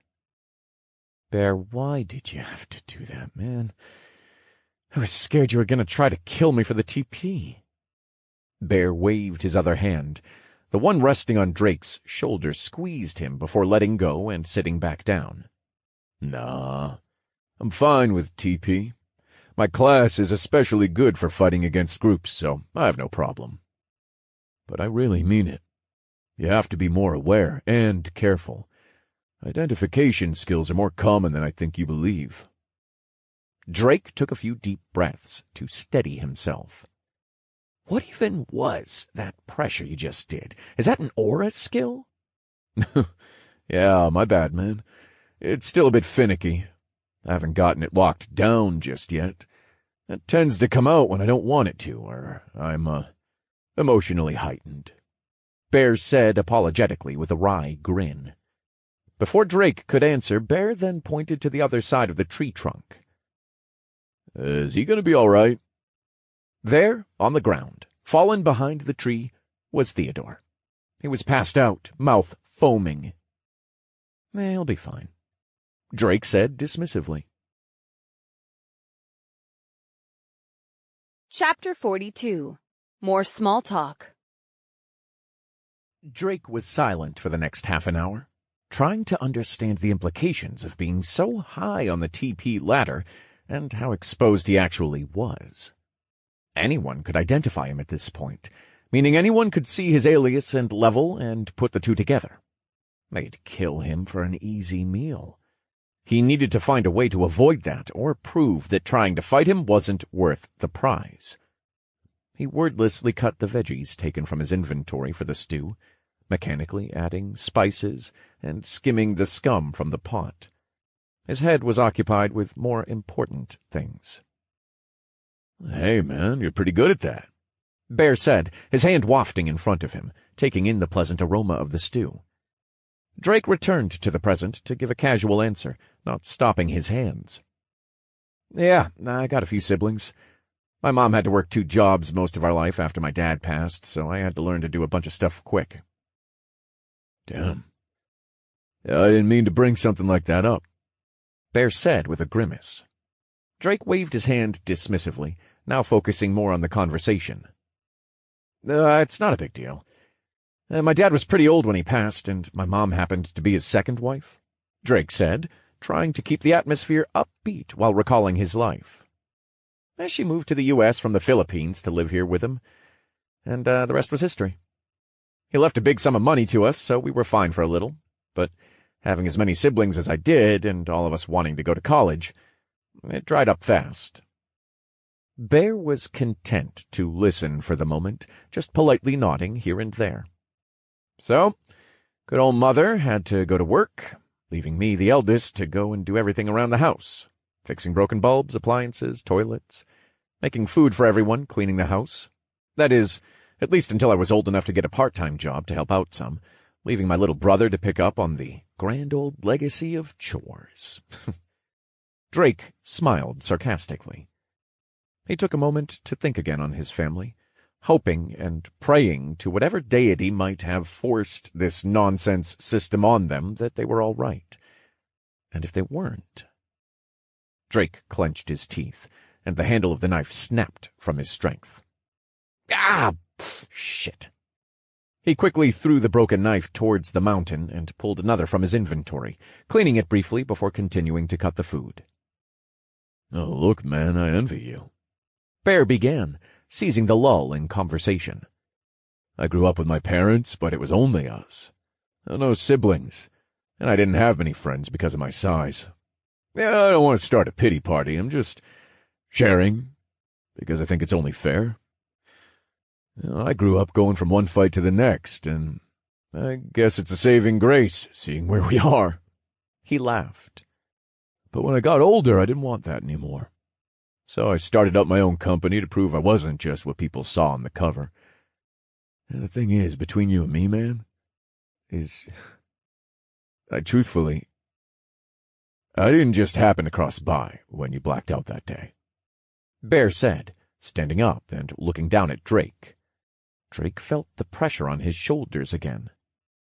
"I saw you fight. The entire thing, my man. I saw how desperately you wanted to live. How much you struggled to take down a monster you honestly shouldn't have been able to. Your resourcefulness was something I haven't seen from anyone else yet. And honestly, big picture stuff, I think the world will need people like you. People like us." Bear explained, his voice low and serious. "Like us? And, you saw the whole thing, huh?" "Yeah. And it's why I decided to help you. I mentioned it before, but you don't know how it is for everyone else." Bear continued. "How long do you sleep every night?" Drake raised a brow at the question. Depends. I don't normally need sleep anymore, so it's usually none, unless I really feel I need a few hours. Why?" Bear smiled. "No one else is doing that, even if they can, buddy." His face turned serious again. "Everyone but a select few are scared and sticking together to keep themselves safe. The more demented ones are forming groups to kill people for TP, thinking this is the perfect time to show their true colors, or even going as far to still think this is just a game or some sickening shit. You haven't run into anyone else, it seems like." Bear said, raising his chin towards the still passed-out Theodore. "We'll save that dude." "Yeah, that's true, but again, what does that have to do with anything?" "I'll spell it out for you," Bear said, crossing his arms. "You are probably working twice as hard as anyone in the tutorial, outside of myself. Most people are too scared to even go out in groups unless they have a healer, and as far as I can tell from all the groups I've had run-ins with, those are rare enough that people are kidnapping them from other groups for even a fraction of a better shot at survival." Drake's mouth hung open. "What? That's insane! Why don't people just come together as a larger group then and fight to survive? That makes no sense to force someone against their will like that." Bear raised his arms in a shrug. "Ego? Competition? Power? Some might just be that sadistic. But whatever the reason, it's dog-eat-dog out there, man. And now more than ever, weakness is punished quicker than a guy can swipe right on a dating app." Bear stopped to give a gruff sigh. "Even at the top of the level ladder, I've had a few people try stuff when they thought I wasn't looking. The world is simply not the same. And that is where my point is. I can count on a single hand the people I'm willing to say I respect in this tutorial for their hard work, tenacity, and ability to progress," he said, raising 2 fingers. Drake was curious. He moved to the pot to stir it before asking the leading question Bear probably wanted him to ask. "And those 2 are?" Bear smirked. "You, and a youngster named Shigure Kenzo. I'm sure you've seen his name on the boards." Drake raised his gaze as he thought. Yeah, sounds familiar. He's right under you, right?" "That's damn right." "How young is he?" "And I would hardly call myself impressive enough. I still have a long way to go, Bear." Drake answered, a half-grin on his face, as he continued to stir the pot with one hand, his other slipping into his pants pocket. "Don't sell yourself short, man. Remember how I found you? There's been a clear trail of death and destruction leading to this place. It's honestly hard to miss. Not to mention the big fucking monster that you can see from half a mile in any direction just casually on the ground." Bear chuckled with a quick shake of his head. "And the kid is 16. It's the youngest age anyone here is. I'm sure you're not dumb. You've noticed there are no children here, and thank God there isn't. Everyone has already got their hands full trying to not die and keeping the more sadistic POSs from doing the worst. That caught Drake's attention more than just the kid's age. Did the system just promote this kind of heinous shit? Just so there's no misunderstanding, Bear cut him off. Yeah, rape and enslavement. Sometimes even worse. Let's just say I've had to decide once and for all where I draw the line on who does and doesn't deserve to live. Drake's face turned grim as his head drooped to look at the ground. Talaga. Of course, why wouldn't there be deranged pieces of garbage running around and doing that? We all suddenly got mind-bending powers after all. Drake spat, remembering the gnolls and goblins. What do you think happened to the children under 16, then? Bear shook his head. I haven't the faintest, bro. Maybe ask your construct friend. Seems like she's waking up anyway. Drake was again surprised. How good was his sensory skill? Was it based on mana sensing, like his identifying skill, or something else? Bear was a pure warrior from what Drake could tell. How do you know she's a construct? And even that she's over there? What kind of sensory skill do you have, Bear? Drake asked, forcing the issue. I can't tell you all the details, but it's basically a sphere of perception. Won't say how large it is or the info it gives, but I can tell where people and things are inside of it fairly easily. And it lets me identify people within my line of sight. And before you ask, yeah, I had it since I first met you. Bear answered, looking at a squirrel construct slowly emerging from the tent. As far as knowing what a construct is, you ain't the only one with one. Drake glared at Bear, his eyes glowing from the mana infused in them, trying to find any other source of mana around him. Don't give me the scary eyes, man. No, I don't have one. The Shigure kid does. But his is a little different than yours. Well, she's taller for one, and not a talker, that's for sure. I should also mention Shigure is the head of the largest group in the tutorial, and they've set up camp in an outpost further south from here. It's a coalition of around 5 different groups with him in charge. Crazy to think about once you stop to. Bear chuckled with his hearty, thunderous voice. If you need anything, they would be your first bet on where to find it. They have damn near over 1,500 people last time I checked. Drake chewed over the information he'd just been given. Nato had said that constructs weren't exactly rare, but to have 2 in the tutorial.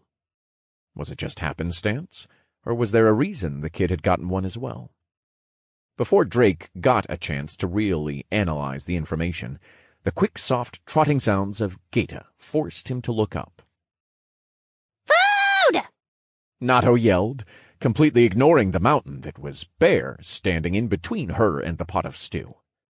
Drake moved over with an exasperated smile on his face at the display of Nato jumping up to look inside the pot, a faint line of drool running from her open mouth.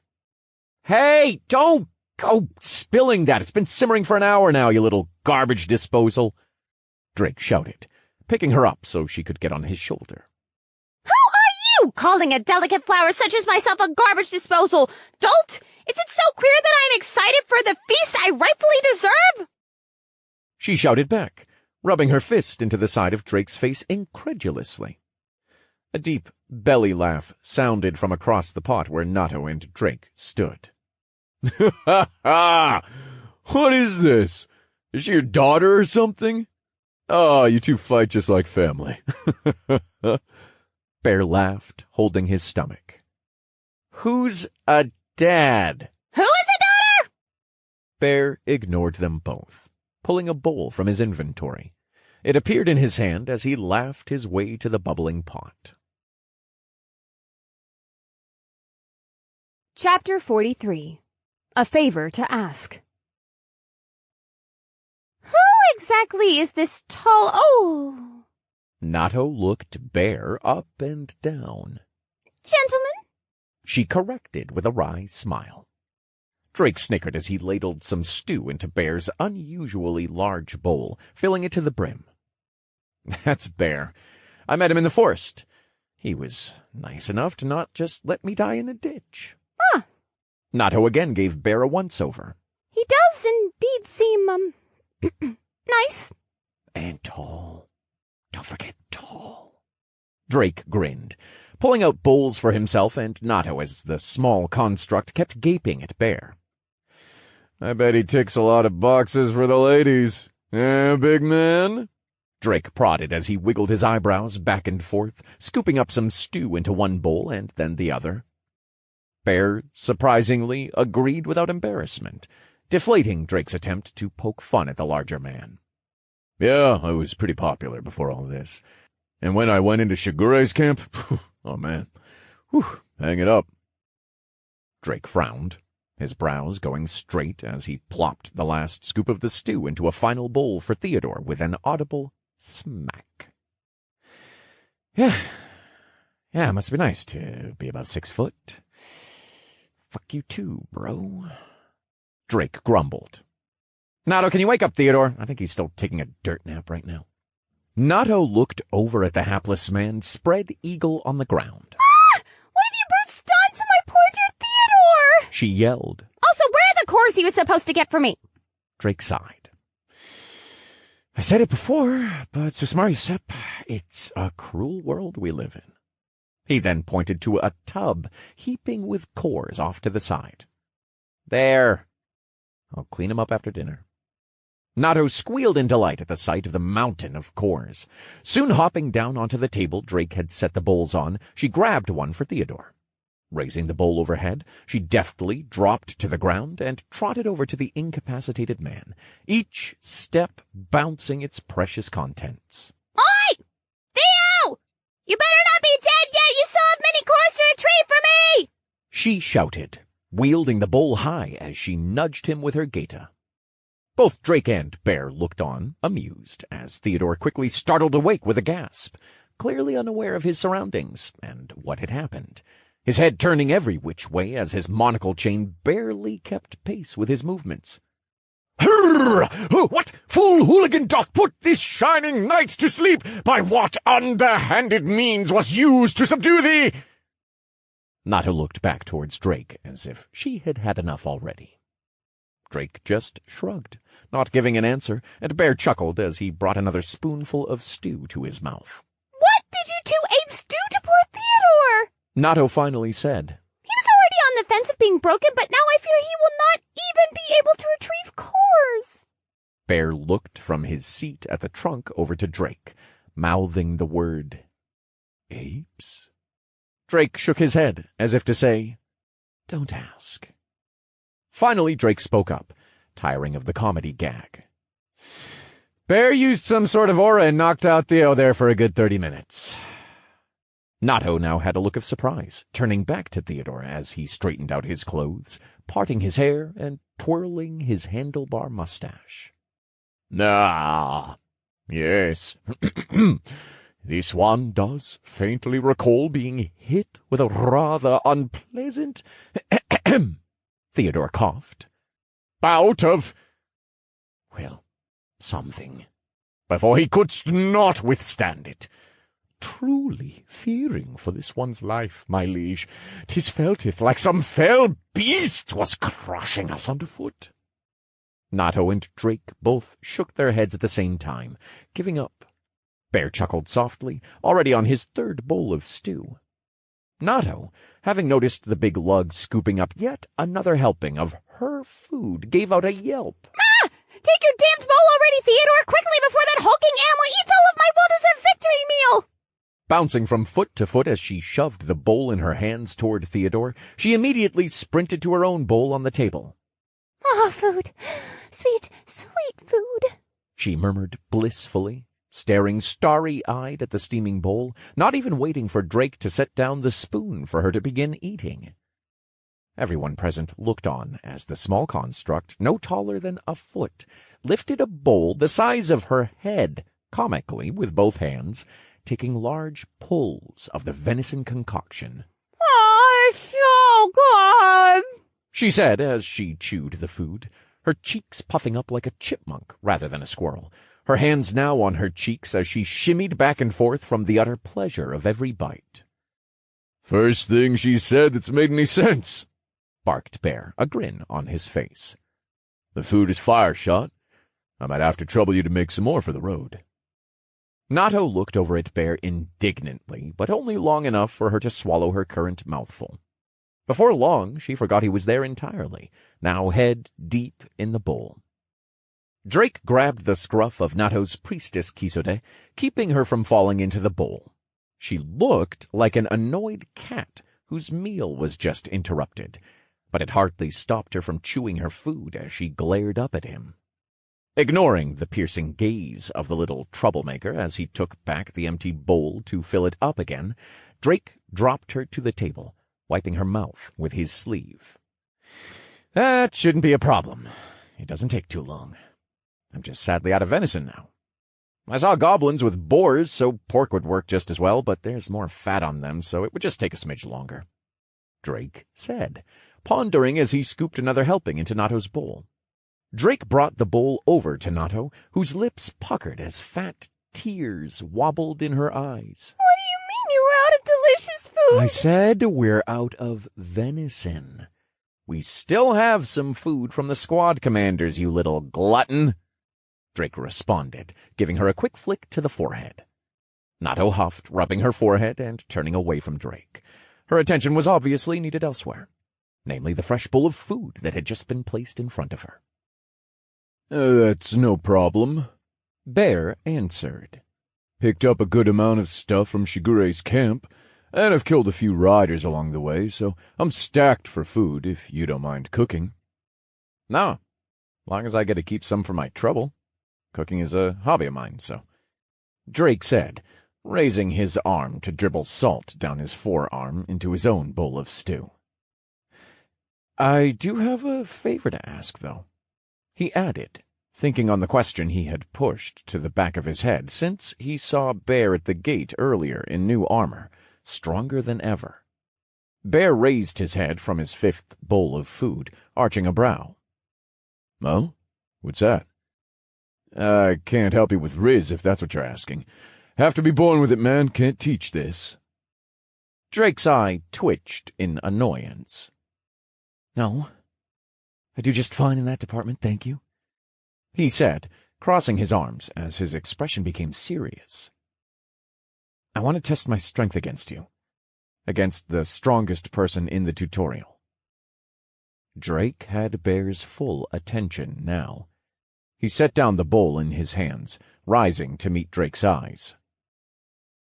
"I don't think that's a good idea, man," Bear said with a slow shake of his head. Drake grew irritated, his jaw clenching slightly. "What do you mean? Do you think you're so much stronger than I am that I can't even compete?" he shouted back. "Yes," Bear said solemnly. "Don't patronize me. You just got finished saying you respected my hard work.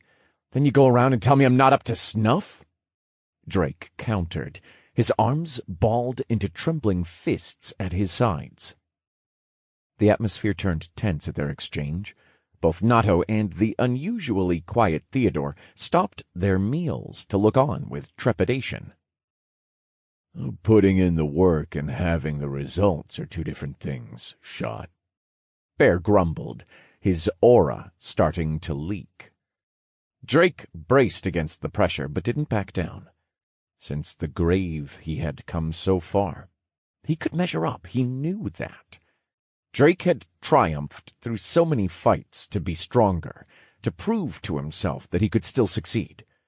He knew this wasn't a game, but his mind wouldn't let him differentiate between the memories of his games and his new game-like reality.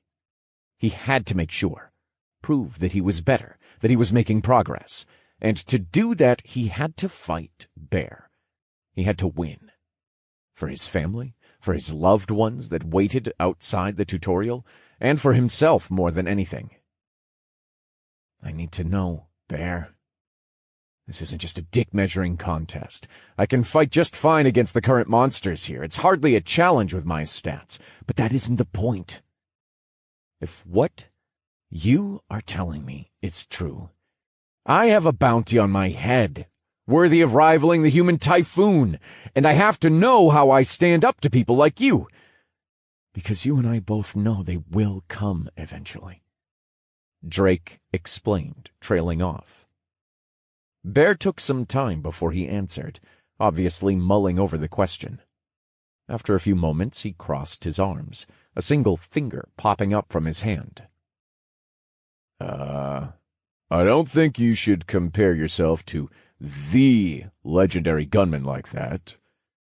But I have one condition. Well, actually, he popped up 2 more fingers. I have 3 conditions. Drake's face brightened. Sure, what are they? 1, you have to take some potions as a precaution, Bear said, retrieving some red vials from his inventory. 2, you have to make sure this outpost is safe, and you are completely prepared for the repercussions from fighting me.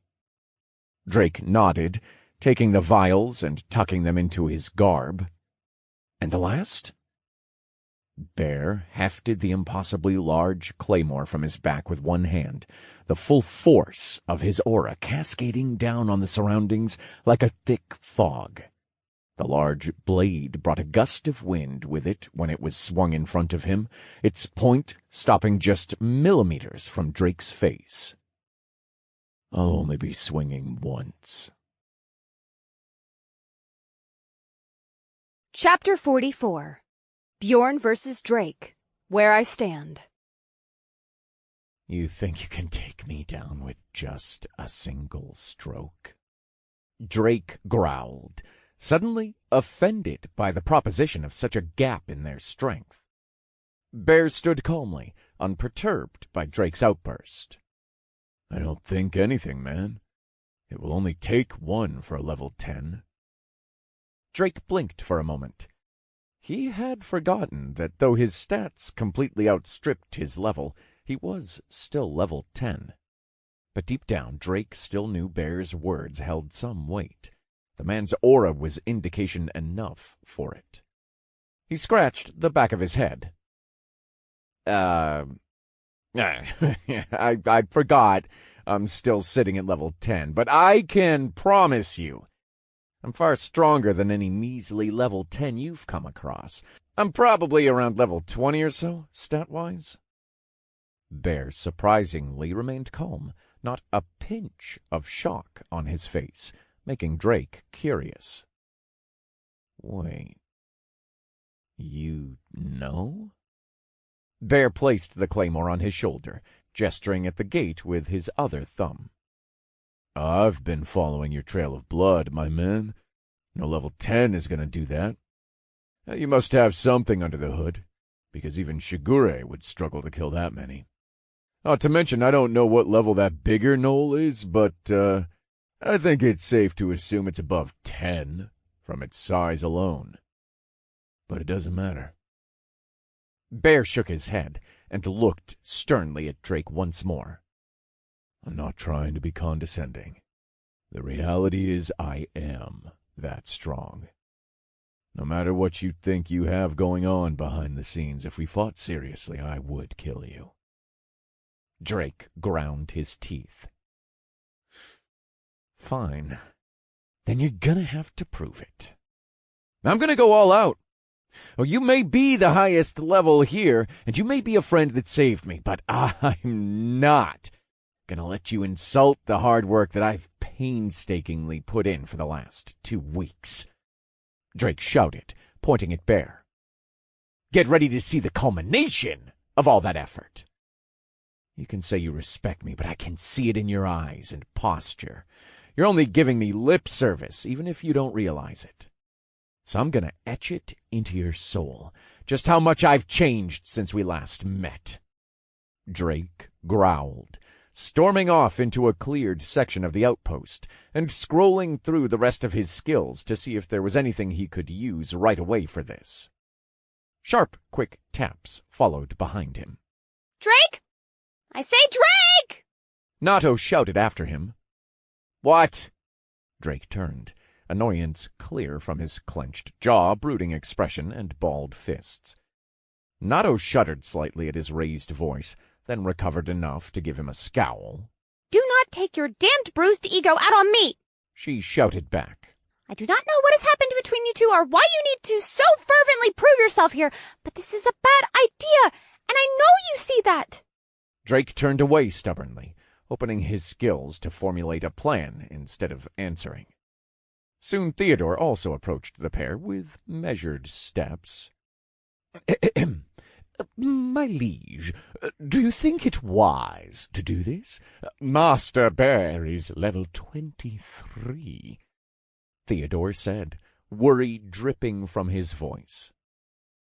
Thank you, Theo, but please, kindly shut the fuck up, Drake said through clenched teeth, gaze lingering on two skills he had yet to read. Warrior Stamina, P1, 5%, F rank. A skill that pushes the warrior beyond their physical limits. Plus 10 to stamina, and plus 10% to passive stamina regeneration. Increases with proficiency. Guardian's Reprieve, P1, 0%. The Guardian of the battlefield must move swiftly to protect themselves and their allies. The watchful eye of the Guardian is ever present.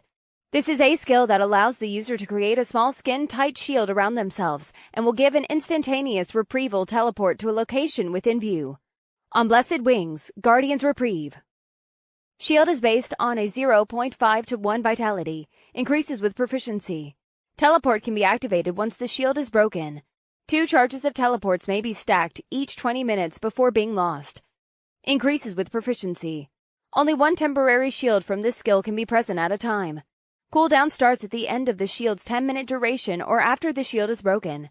5-minute cooldown begins upon shield expiring. Reduces with proficiency. Teleport charges gained when shield breaks from damage or after each 10% loss of vitality. Teleport cooldown, none. Drake laughed inwardly. He was very glad he had not overlooked these skills, especially the one from his epic stone. Now, the teleports had a tight restriction, but the description alone gave him some ideas for circumventing those. And the most versatile one that he couldn't believe he hadn't been using. Martial Strike, P1, 0%, F rank. A skill that uses stamina to increase the damage efficiency of strikes by 100%. Increases with proficiency. Cost, small amount of stamina. Cooldown, none. Drake dismissed the screens and looked back to the man walking towards them. Standing at his full height, the man was truly a mountain in both stature and presence. He was something Drake would have to overcome to change in the greatest sense of the word. Bear may have become a trusted friend, but right now, he was just another wall to climb. Drake knew the time had finally come to man up and face the truth, that there would be people who want him dead. Time for him to measure up against the metaphorical boss of the tutorial. He knew some would come for him for the TP, some for other desires, items, money, titles, or even just because. He would have to steel his currently weak heart, unable to imagine fighting against another human once more, if he was to survive it and the injustice that came with it. "You ready, bud?" asked Bear, his tone low and serious. Drake nodded, clenching and unclenching his fists. Both Nato and Theodore looked on warily, nervousness and fear visible on their faces. Most of all, Nato seemed as if she wanted to object again, but couldn't in the face of Drake's determined expression. Born from part of him and carrying part of his personality inside her, she knew, even deep down, what and why he was doing this. "You don't have to go through with this shot. I can see your determination already and how serious you are. I don't want to do this," Bear said finally, emotion breaking his stone-cold expression to show a sliver of hesitation in his voice. Drake's teeth clenched together, nearly cracking under the pressure. "Stop patronizing me!" he roared, his arm arcing in front of him. I know what you think this is, but it's more than that, he growled, his voice growing shaky.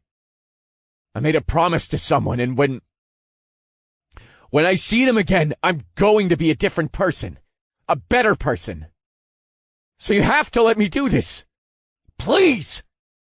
Drake pleaded, his knuckles turning white as they gripped and curled in on themselves with his frustration. You're the strongest person here, and I need to know how. I need to know how I measure up. Whatever the reality is, I'll face it head on and go beyond it. I told myself I was going to change, and this is how I do it! Bear and the others listened intently. No words were spoken, but their body language showed nothing but acceptance for Drake's determination, quelling any rebuttal they could think of to stop him. Fine, Bear said flatly, his aura stirring again. It washed over Drake like a chill breeze, his body shivering slightly as it caressed him. Drake held his ground, his eyes hardening with reaffirmed will to improve and face the strongest man in the tutorial. Thank you, Bear, Drake said. Bear again unsheathed his claymore from his back. It was humming with power now, as a faint white glow emanated from it. As he took up his battle stance with the claymore in one hand, his free hand clad in a metal gauntlet, he shook his head. Bjorn Johnson. If you want my full respect, you're going to need my real name, he said, glancing at the small peanut gallery of Nato and Theodore, a smile on his face. They both recoiled and nodded knowingly, a silent affirmation that they would never speak of it to anyone as they backed away to a safer distance. Drake smiled, his eyes relaxing for a moment. Drake Wallen. He then tensed again, preparing for the fight. Bear nodded in kind and held his ground, waiting for Drake to start. Let's start out at 11 of 10. I won't be holding back, Bjorn, Drake roared, his arm tattoos flaring to life in a brilliant blue. Drake began casting his defensive skills in quick succession. I am the wall on which my enemies billow, unbreakable. A green sheen cascaded over his entire body, bringing the odd feeling of faint security. As quickly as it came, the flash of green faded. Under the effects of Unbreakable for 5 minutes. He continued, casting another. I am the shield. I am the rampart. Bulwark! Another glistening sheen of green flashed, accompanied by the feeling of his stamina dropping bit by bit. The skill's barely visible veil swaddled him completely. Under the effects of Bulwark for 10 minutes. Drake took a deep breath as he stared down Bear, the tall man's face shifting slightly as he looked confused. A small smile crept on Drake's face. On blessed wings, Guardian's reprieve! He shouted. A final sheen of green encompassed him, a feeling of strength and stability flooding his body. Under the effects of Guardian's reprieve for 20 minutes.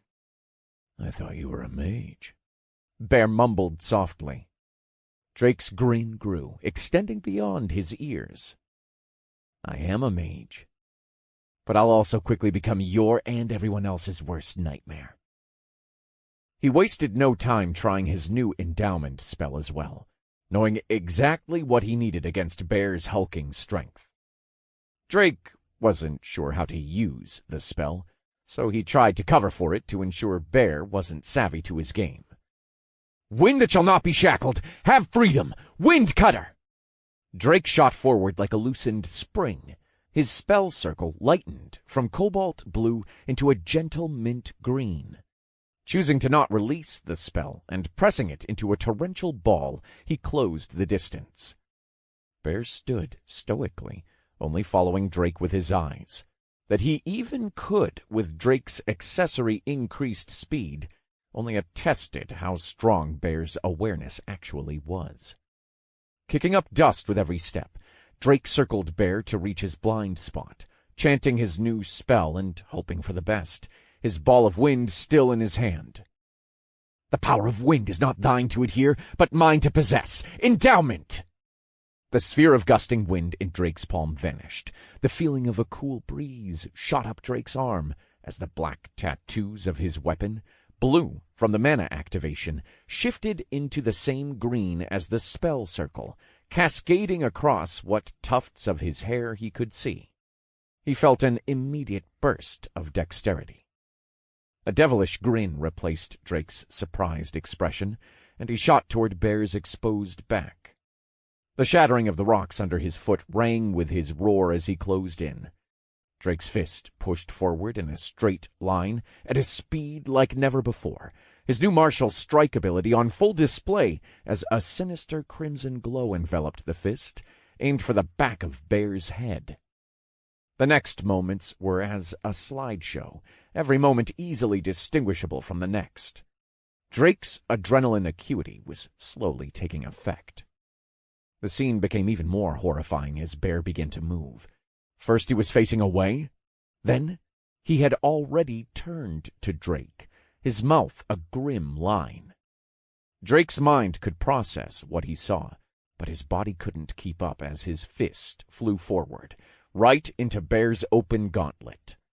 A resounding clap of flesh hitting the metal gauntlet's bare leather rang through the outpost, the pressure of the contact creating a small burst of air around them. Despite Drake using so many buffs and skills, Bear caught his fist with little effort. "So, you're a mage that can move fast, huh?" Bear said flatly. "Just not fast enough." He released Drake's hand. Drake pushed backwards to gain distance, holding his fist with his other hand. It wasn't broken, but just blocking it caused it to shudder. Bear was that strong. Fuck! How are his reflexes so fast? Is it another skill? Drake rapidly considered, not stopping his assault as he swiftly circled again. Trying now to bombard the man, Drake kept the facade of being unable to silently cast.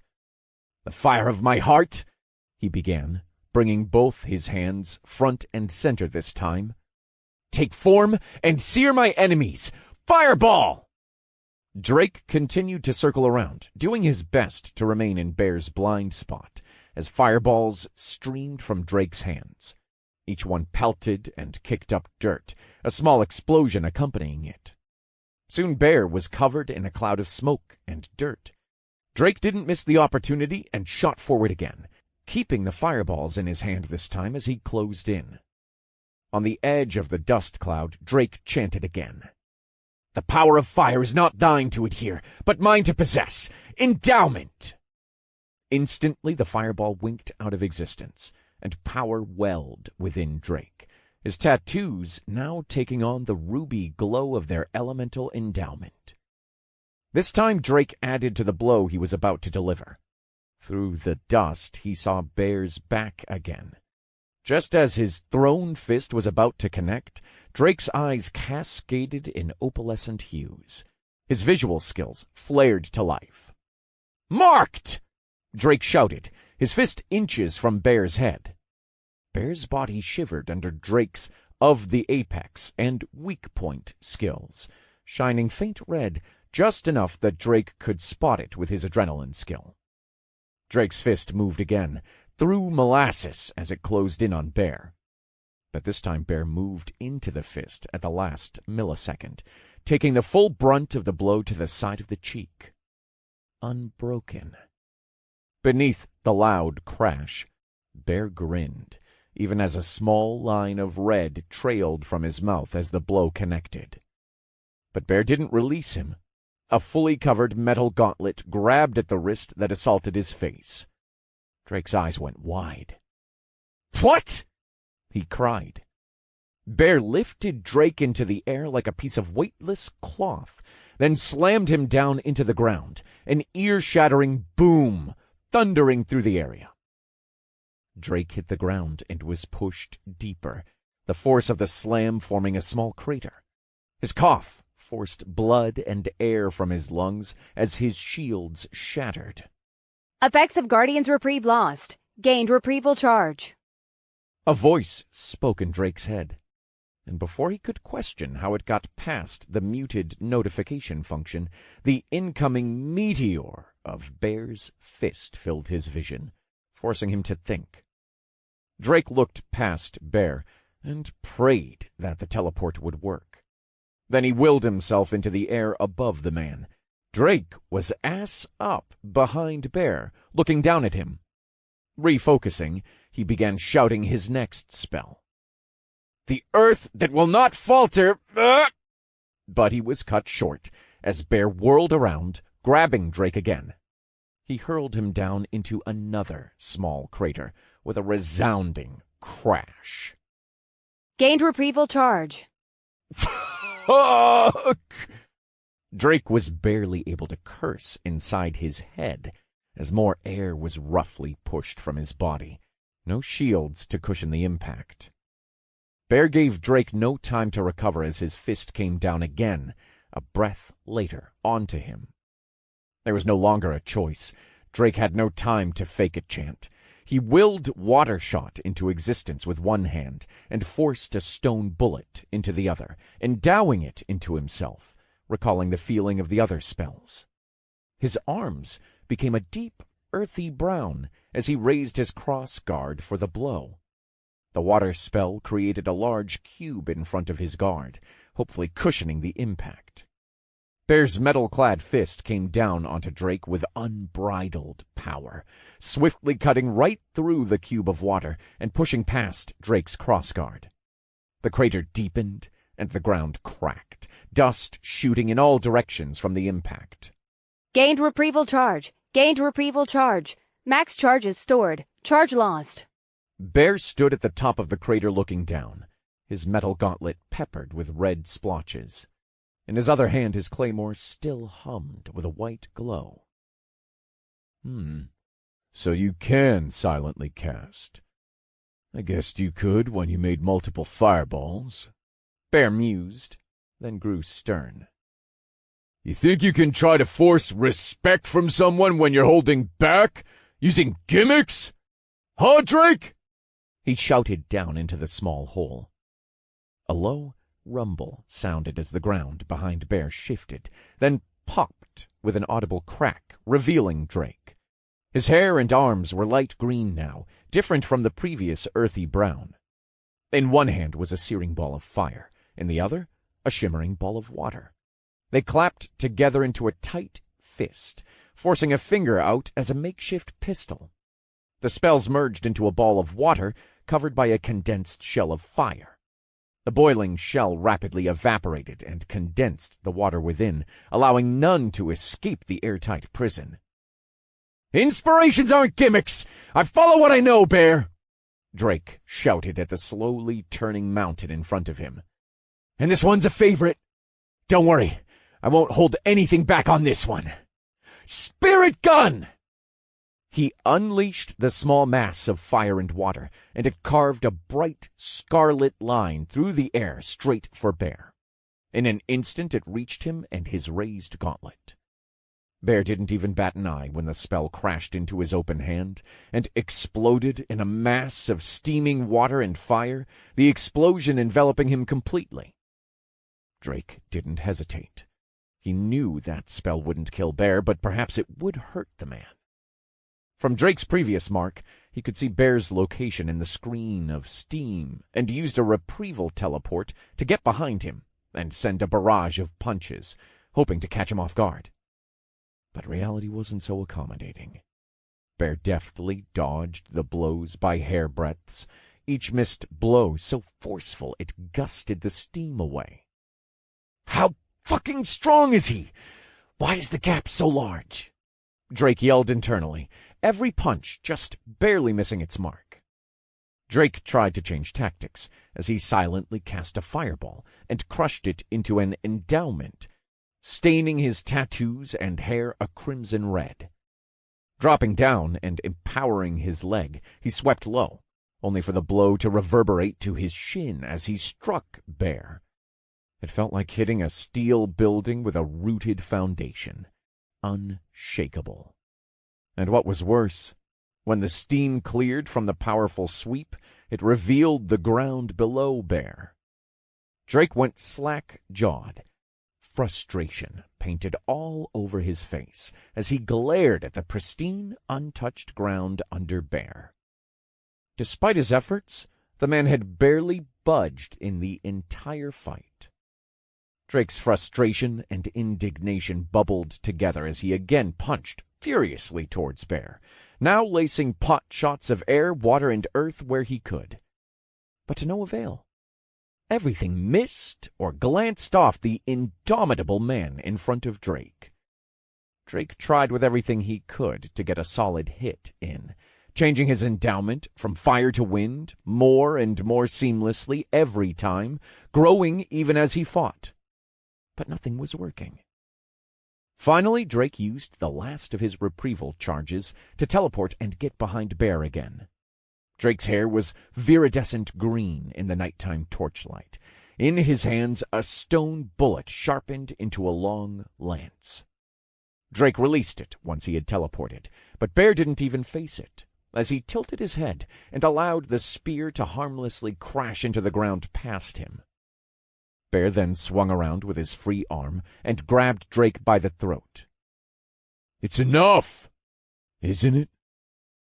You've proven you're stronger than anyone else in the tutorial. No one has even come close, Drake.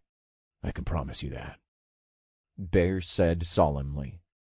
Drake struggled in Bear's grip and struggled to speak through gritted teeth. "No, not stronger than you!" Bear sighed and leapt forward with Drake in tow. There was barely any time to shift his endowment to earth before he was slammed and dragged across the ground until he was embedded into the side of the mountain. Gained reprieval charge. Gained reprieval charge. Gained reprieval charge. Max charges stored. Charge lost. Gained reprieval charge. Max charges stored. Charge lost. The resulting impact kicked up a mountain's worth of dirt and debris. Until the dust cleared, it was silent. A hulking man loomed before a man collapsed in a heap, almost melting into the mountainside. "Drake," Bear said softly, looking at the glaring man in the mountain. You still have it?" A cough of blood interrupted Drake momentarily. "You still haven't swung your stupid sword, Bear." He grinned with red-tinted teeth. "It won't end," Drake said as he rose shakily to his feet, forming balls of air and sucking them down into his crumpled chest. His hair shimmered from the earthy brown to a pale green. "It won't end. Not until I drop or you swing!" Drake roared, fire exploding in his hand. He shoved it against the exposed side of his undershirt, revealing a bloody friction burn. Cauterizing the wound that went from his hip to the side of his chest, he screamed. "I refuse to lose here without at least finding out how big the gap truly is. I won't lose. I can't lose. Not here. Not now. My pride, my family, my own damned stubbornness won't allow it!" Chapter 45. Bjorn vs. Drake, Part 2. Overwhelming Power. Drake's body was more than just battered and bruised, but he still had enough gas in the tank to keep going. He had to keep going. If he gave up here, just because Bear was a seemingly insurmountable wall, and he'd got a few small flesh wounds, he would never grow. "Steel is forged through fire, as they say," Drake assured himself. "But fucking hell is it still scary." He wearily looked up again from his seat inside the mountainside, his own side stinging from cauterizing the nasty wound, at Bear standing patiently. The man stared at Drake expressionlessly from a few yards away, his huge claymore humming with a faint white aura of power. Drake looked inwardly, sensing the Guardian's reprieve shield was nearly off cooldown, but that also meant his unbreakable buff would be running out soon. He didn't have much time to think. He needed to end this within the next minute, one way or another. I still have my trump card, and plenty of men in the tank to use something big. I don't want to keep going close range when he's proven more than once it's futile, but damn it, I don't have a choice, Drake screamed inwardly. Drake forced himself to stay upright, his ribs aching with every movement. The last hit had crushed most of them, and he could feel it. If he wanted to stay in the fight, he needed the spell just to keep his lungs filled with air, but he also needed Endowment's dexterity bonus. Steeling himself, he finally readied his body. Exhaling, the pain from his chest flared, forcing him to wince in pain. He canceled his endowment to cast a wind cutter and fireball in his hands once more, forcing the ball of air into his mouth as he greedily sucked it down. Casting it again in the same hand, he forcibly reactivated the endowment. Everything cascaded into a viridian shine in the torchlight. Drake shot forward, ignoring the screaming protests from his body, thankful for his pain tolerance skill. Throwing the fireball forward, he recast it as well as a water shot, wheeling the fireball above his shoulder. The first fireball reached Bear's feet in an instant, kicking up dust and hopefully disorienting the man. Drake stopped short and threw the ball of water at Bear's feet, then continued to bombard him with a stream of water, hoping to muddy his footing. Bear swung his arm and cleared the forming dust cloud, his eyes soon locking in on Drake. Drake stiffened for a half step as their gazes met, but shook his head, forcing himself to recover. He blinked above Bear with a retrieval teleport. Drake exhaled sharply, gripping the fireball above his shoulder, then switching to the fire endowment and simultaneously casting 2 wind cutters, shoving one down his throat and willing the second one to his feet. Bear turned to greet him as Drake's wind cutter exploded outwards from the man's extended leg, pushing him into a spinning heel kick. His heel, glimmering red, struck Bear's collarbone with thunderous force. The sound of crashing metal accompanied it. But Bear was unflinching. Again, Drake's blow didn't even make the man budge, even as his footing grew more and more unstable. Just how solid was he? Drake didn't give up. Casting another 2 wind cutters, he pushed himself to the side with his left, forcing himself into a spinning roundhouse, with the second aimed at the back of Bear's head. Bear ducked, Drake's leg passing harmlessly over his head. Drake cursed inwardly and continued his assault. His aim was to wait for the right moment, biding his time until some kind of opening, some kind of misstep presented itself. He continued to assail Bear from every direction with his wind cutter, moving back and forth to keep in his blind spot, flailing with water shots at Bear's feet as he weaved his wind cutter to move and breathe in between blows. Drake darted to the left, then to the right, pushing through the pain of the abrupt shifts in momentum as he shot forward from the push of a wind cutter, his fist extended to strike at Bear's right kidney. But that was Drake's mistake. Bear leaned far enough that it passed right by him and grabbed Drake by the throat. He hefted him to eye level, then reeled backward, ready to hurl him at the mountain. This was the moment Drake was waiting for.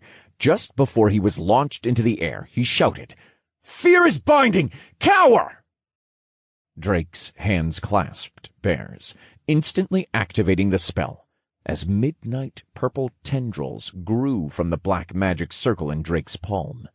Twisting and crawling, they wrapped themselves around Bear's head and disappeared as Drake was flung into the air.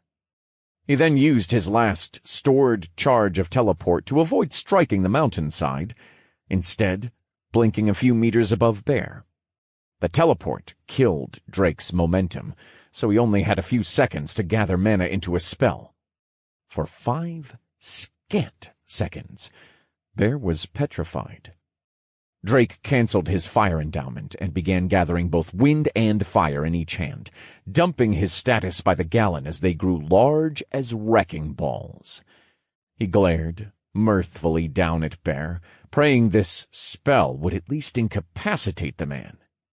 The blazing conflagration and whirling gyre kept growing until they contained all but a sliver of Drake's mana. Glancing at his health and stamina, he barely had enough to survive after this unique cast. Drake slammed the spells together, forming a ball of fire sheathed in wind, perpetuating the growth and intensity of the flames contained inside. Reeling back his fist, his body glowed red. "Divine!" he shrieked. His magic flared, condensing into the size of a baseball, becoming a white-hot miniature sun. "Buster!" Drake roared as he threw his fist into the ball, casting it upon Bear. The spell undulated and curved as it streaked to the ground, leaving an eye-searing plasma-like trail.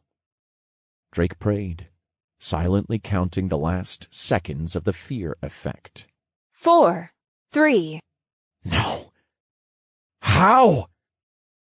Once more Bear's eyes locked onto Drake, head tilting up incrementally. That second seemed to stretch on into eternity. Finally, Bear cut his claymore down in a drawing motion, his body glowing a sinister black against his claymore's pulsar white. "The world will bear witness to my overwhelming power," Bear recited, Drake's ball of plasma inching closer. "Sky-splitting strike." Bear's voice was soft, but perfectly audible in Drake's ears. A streak of brilliance shattered and split Drake's spell. Both halves embedded themselves into the ground, melting it with an unnatural hissing sound, sprouting molten lava where the spell landed. The streak of power passed through the spell like a hot knife through butter, and continued in Drake's vision, clear as day. It was pure, unbridled power, annihilating everything before it. It was beautiful. Drake muttered in awe.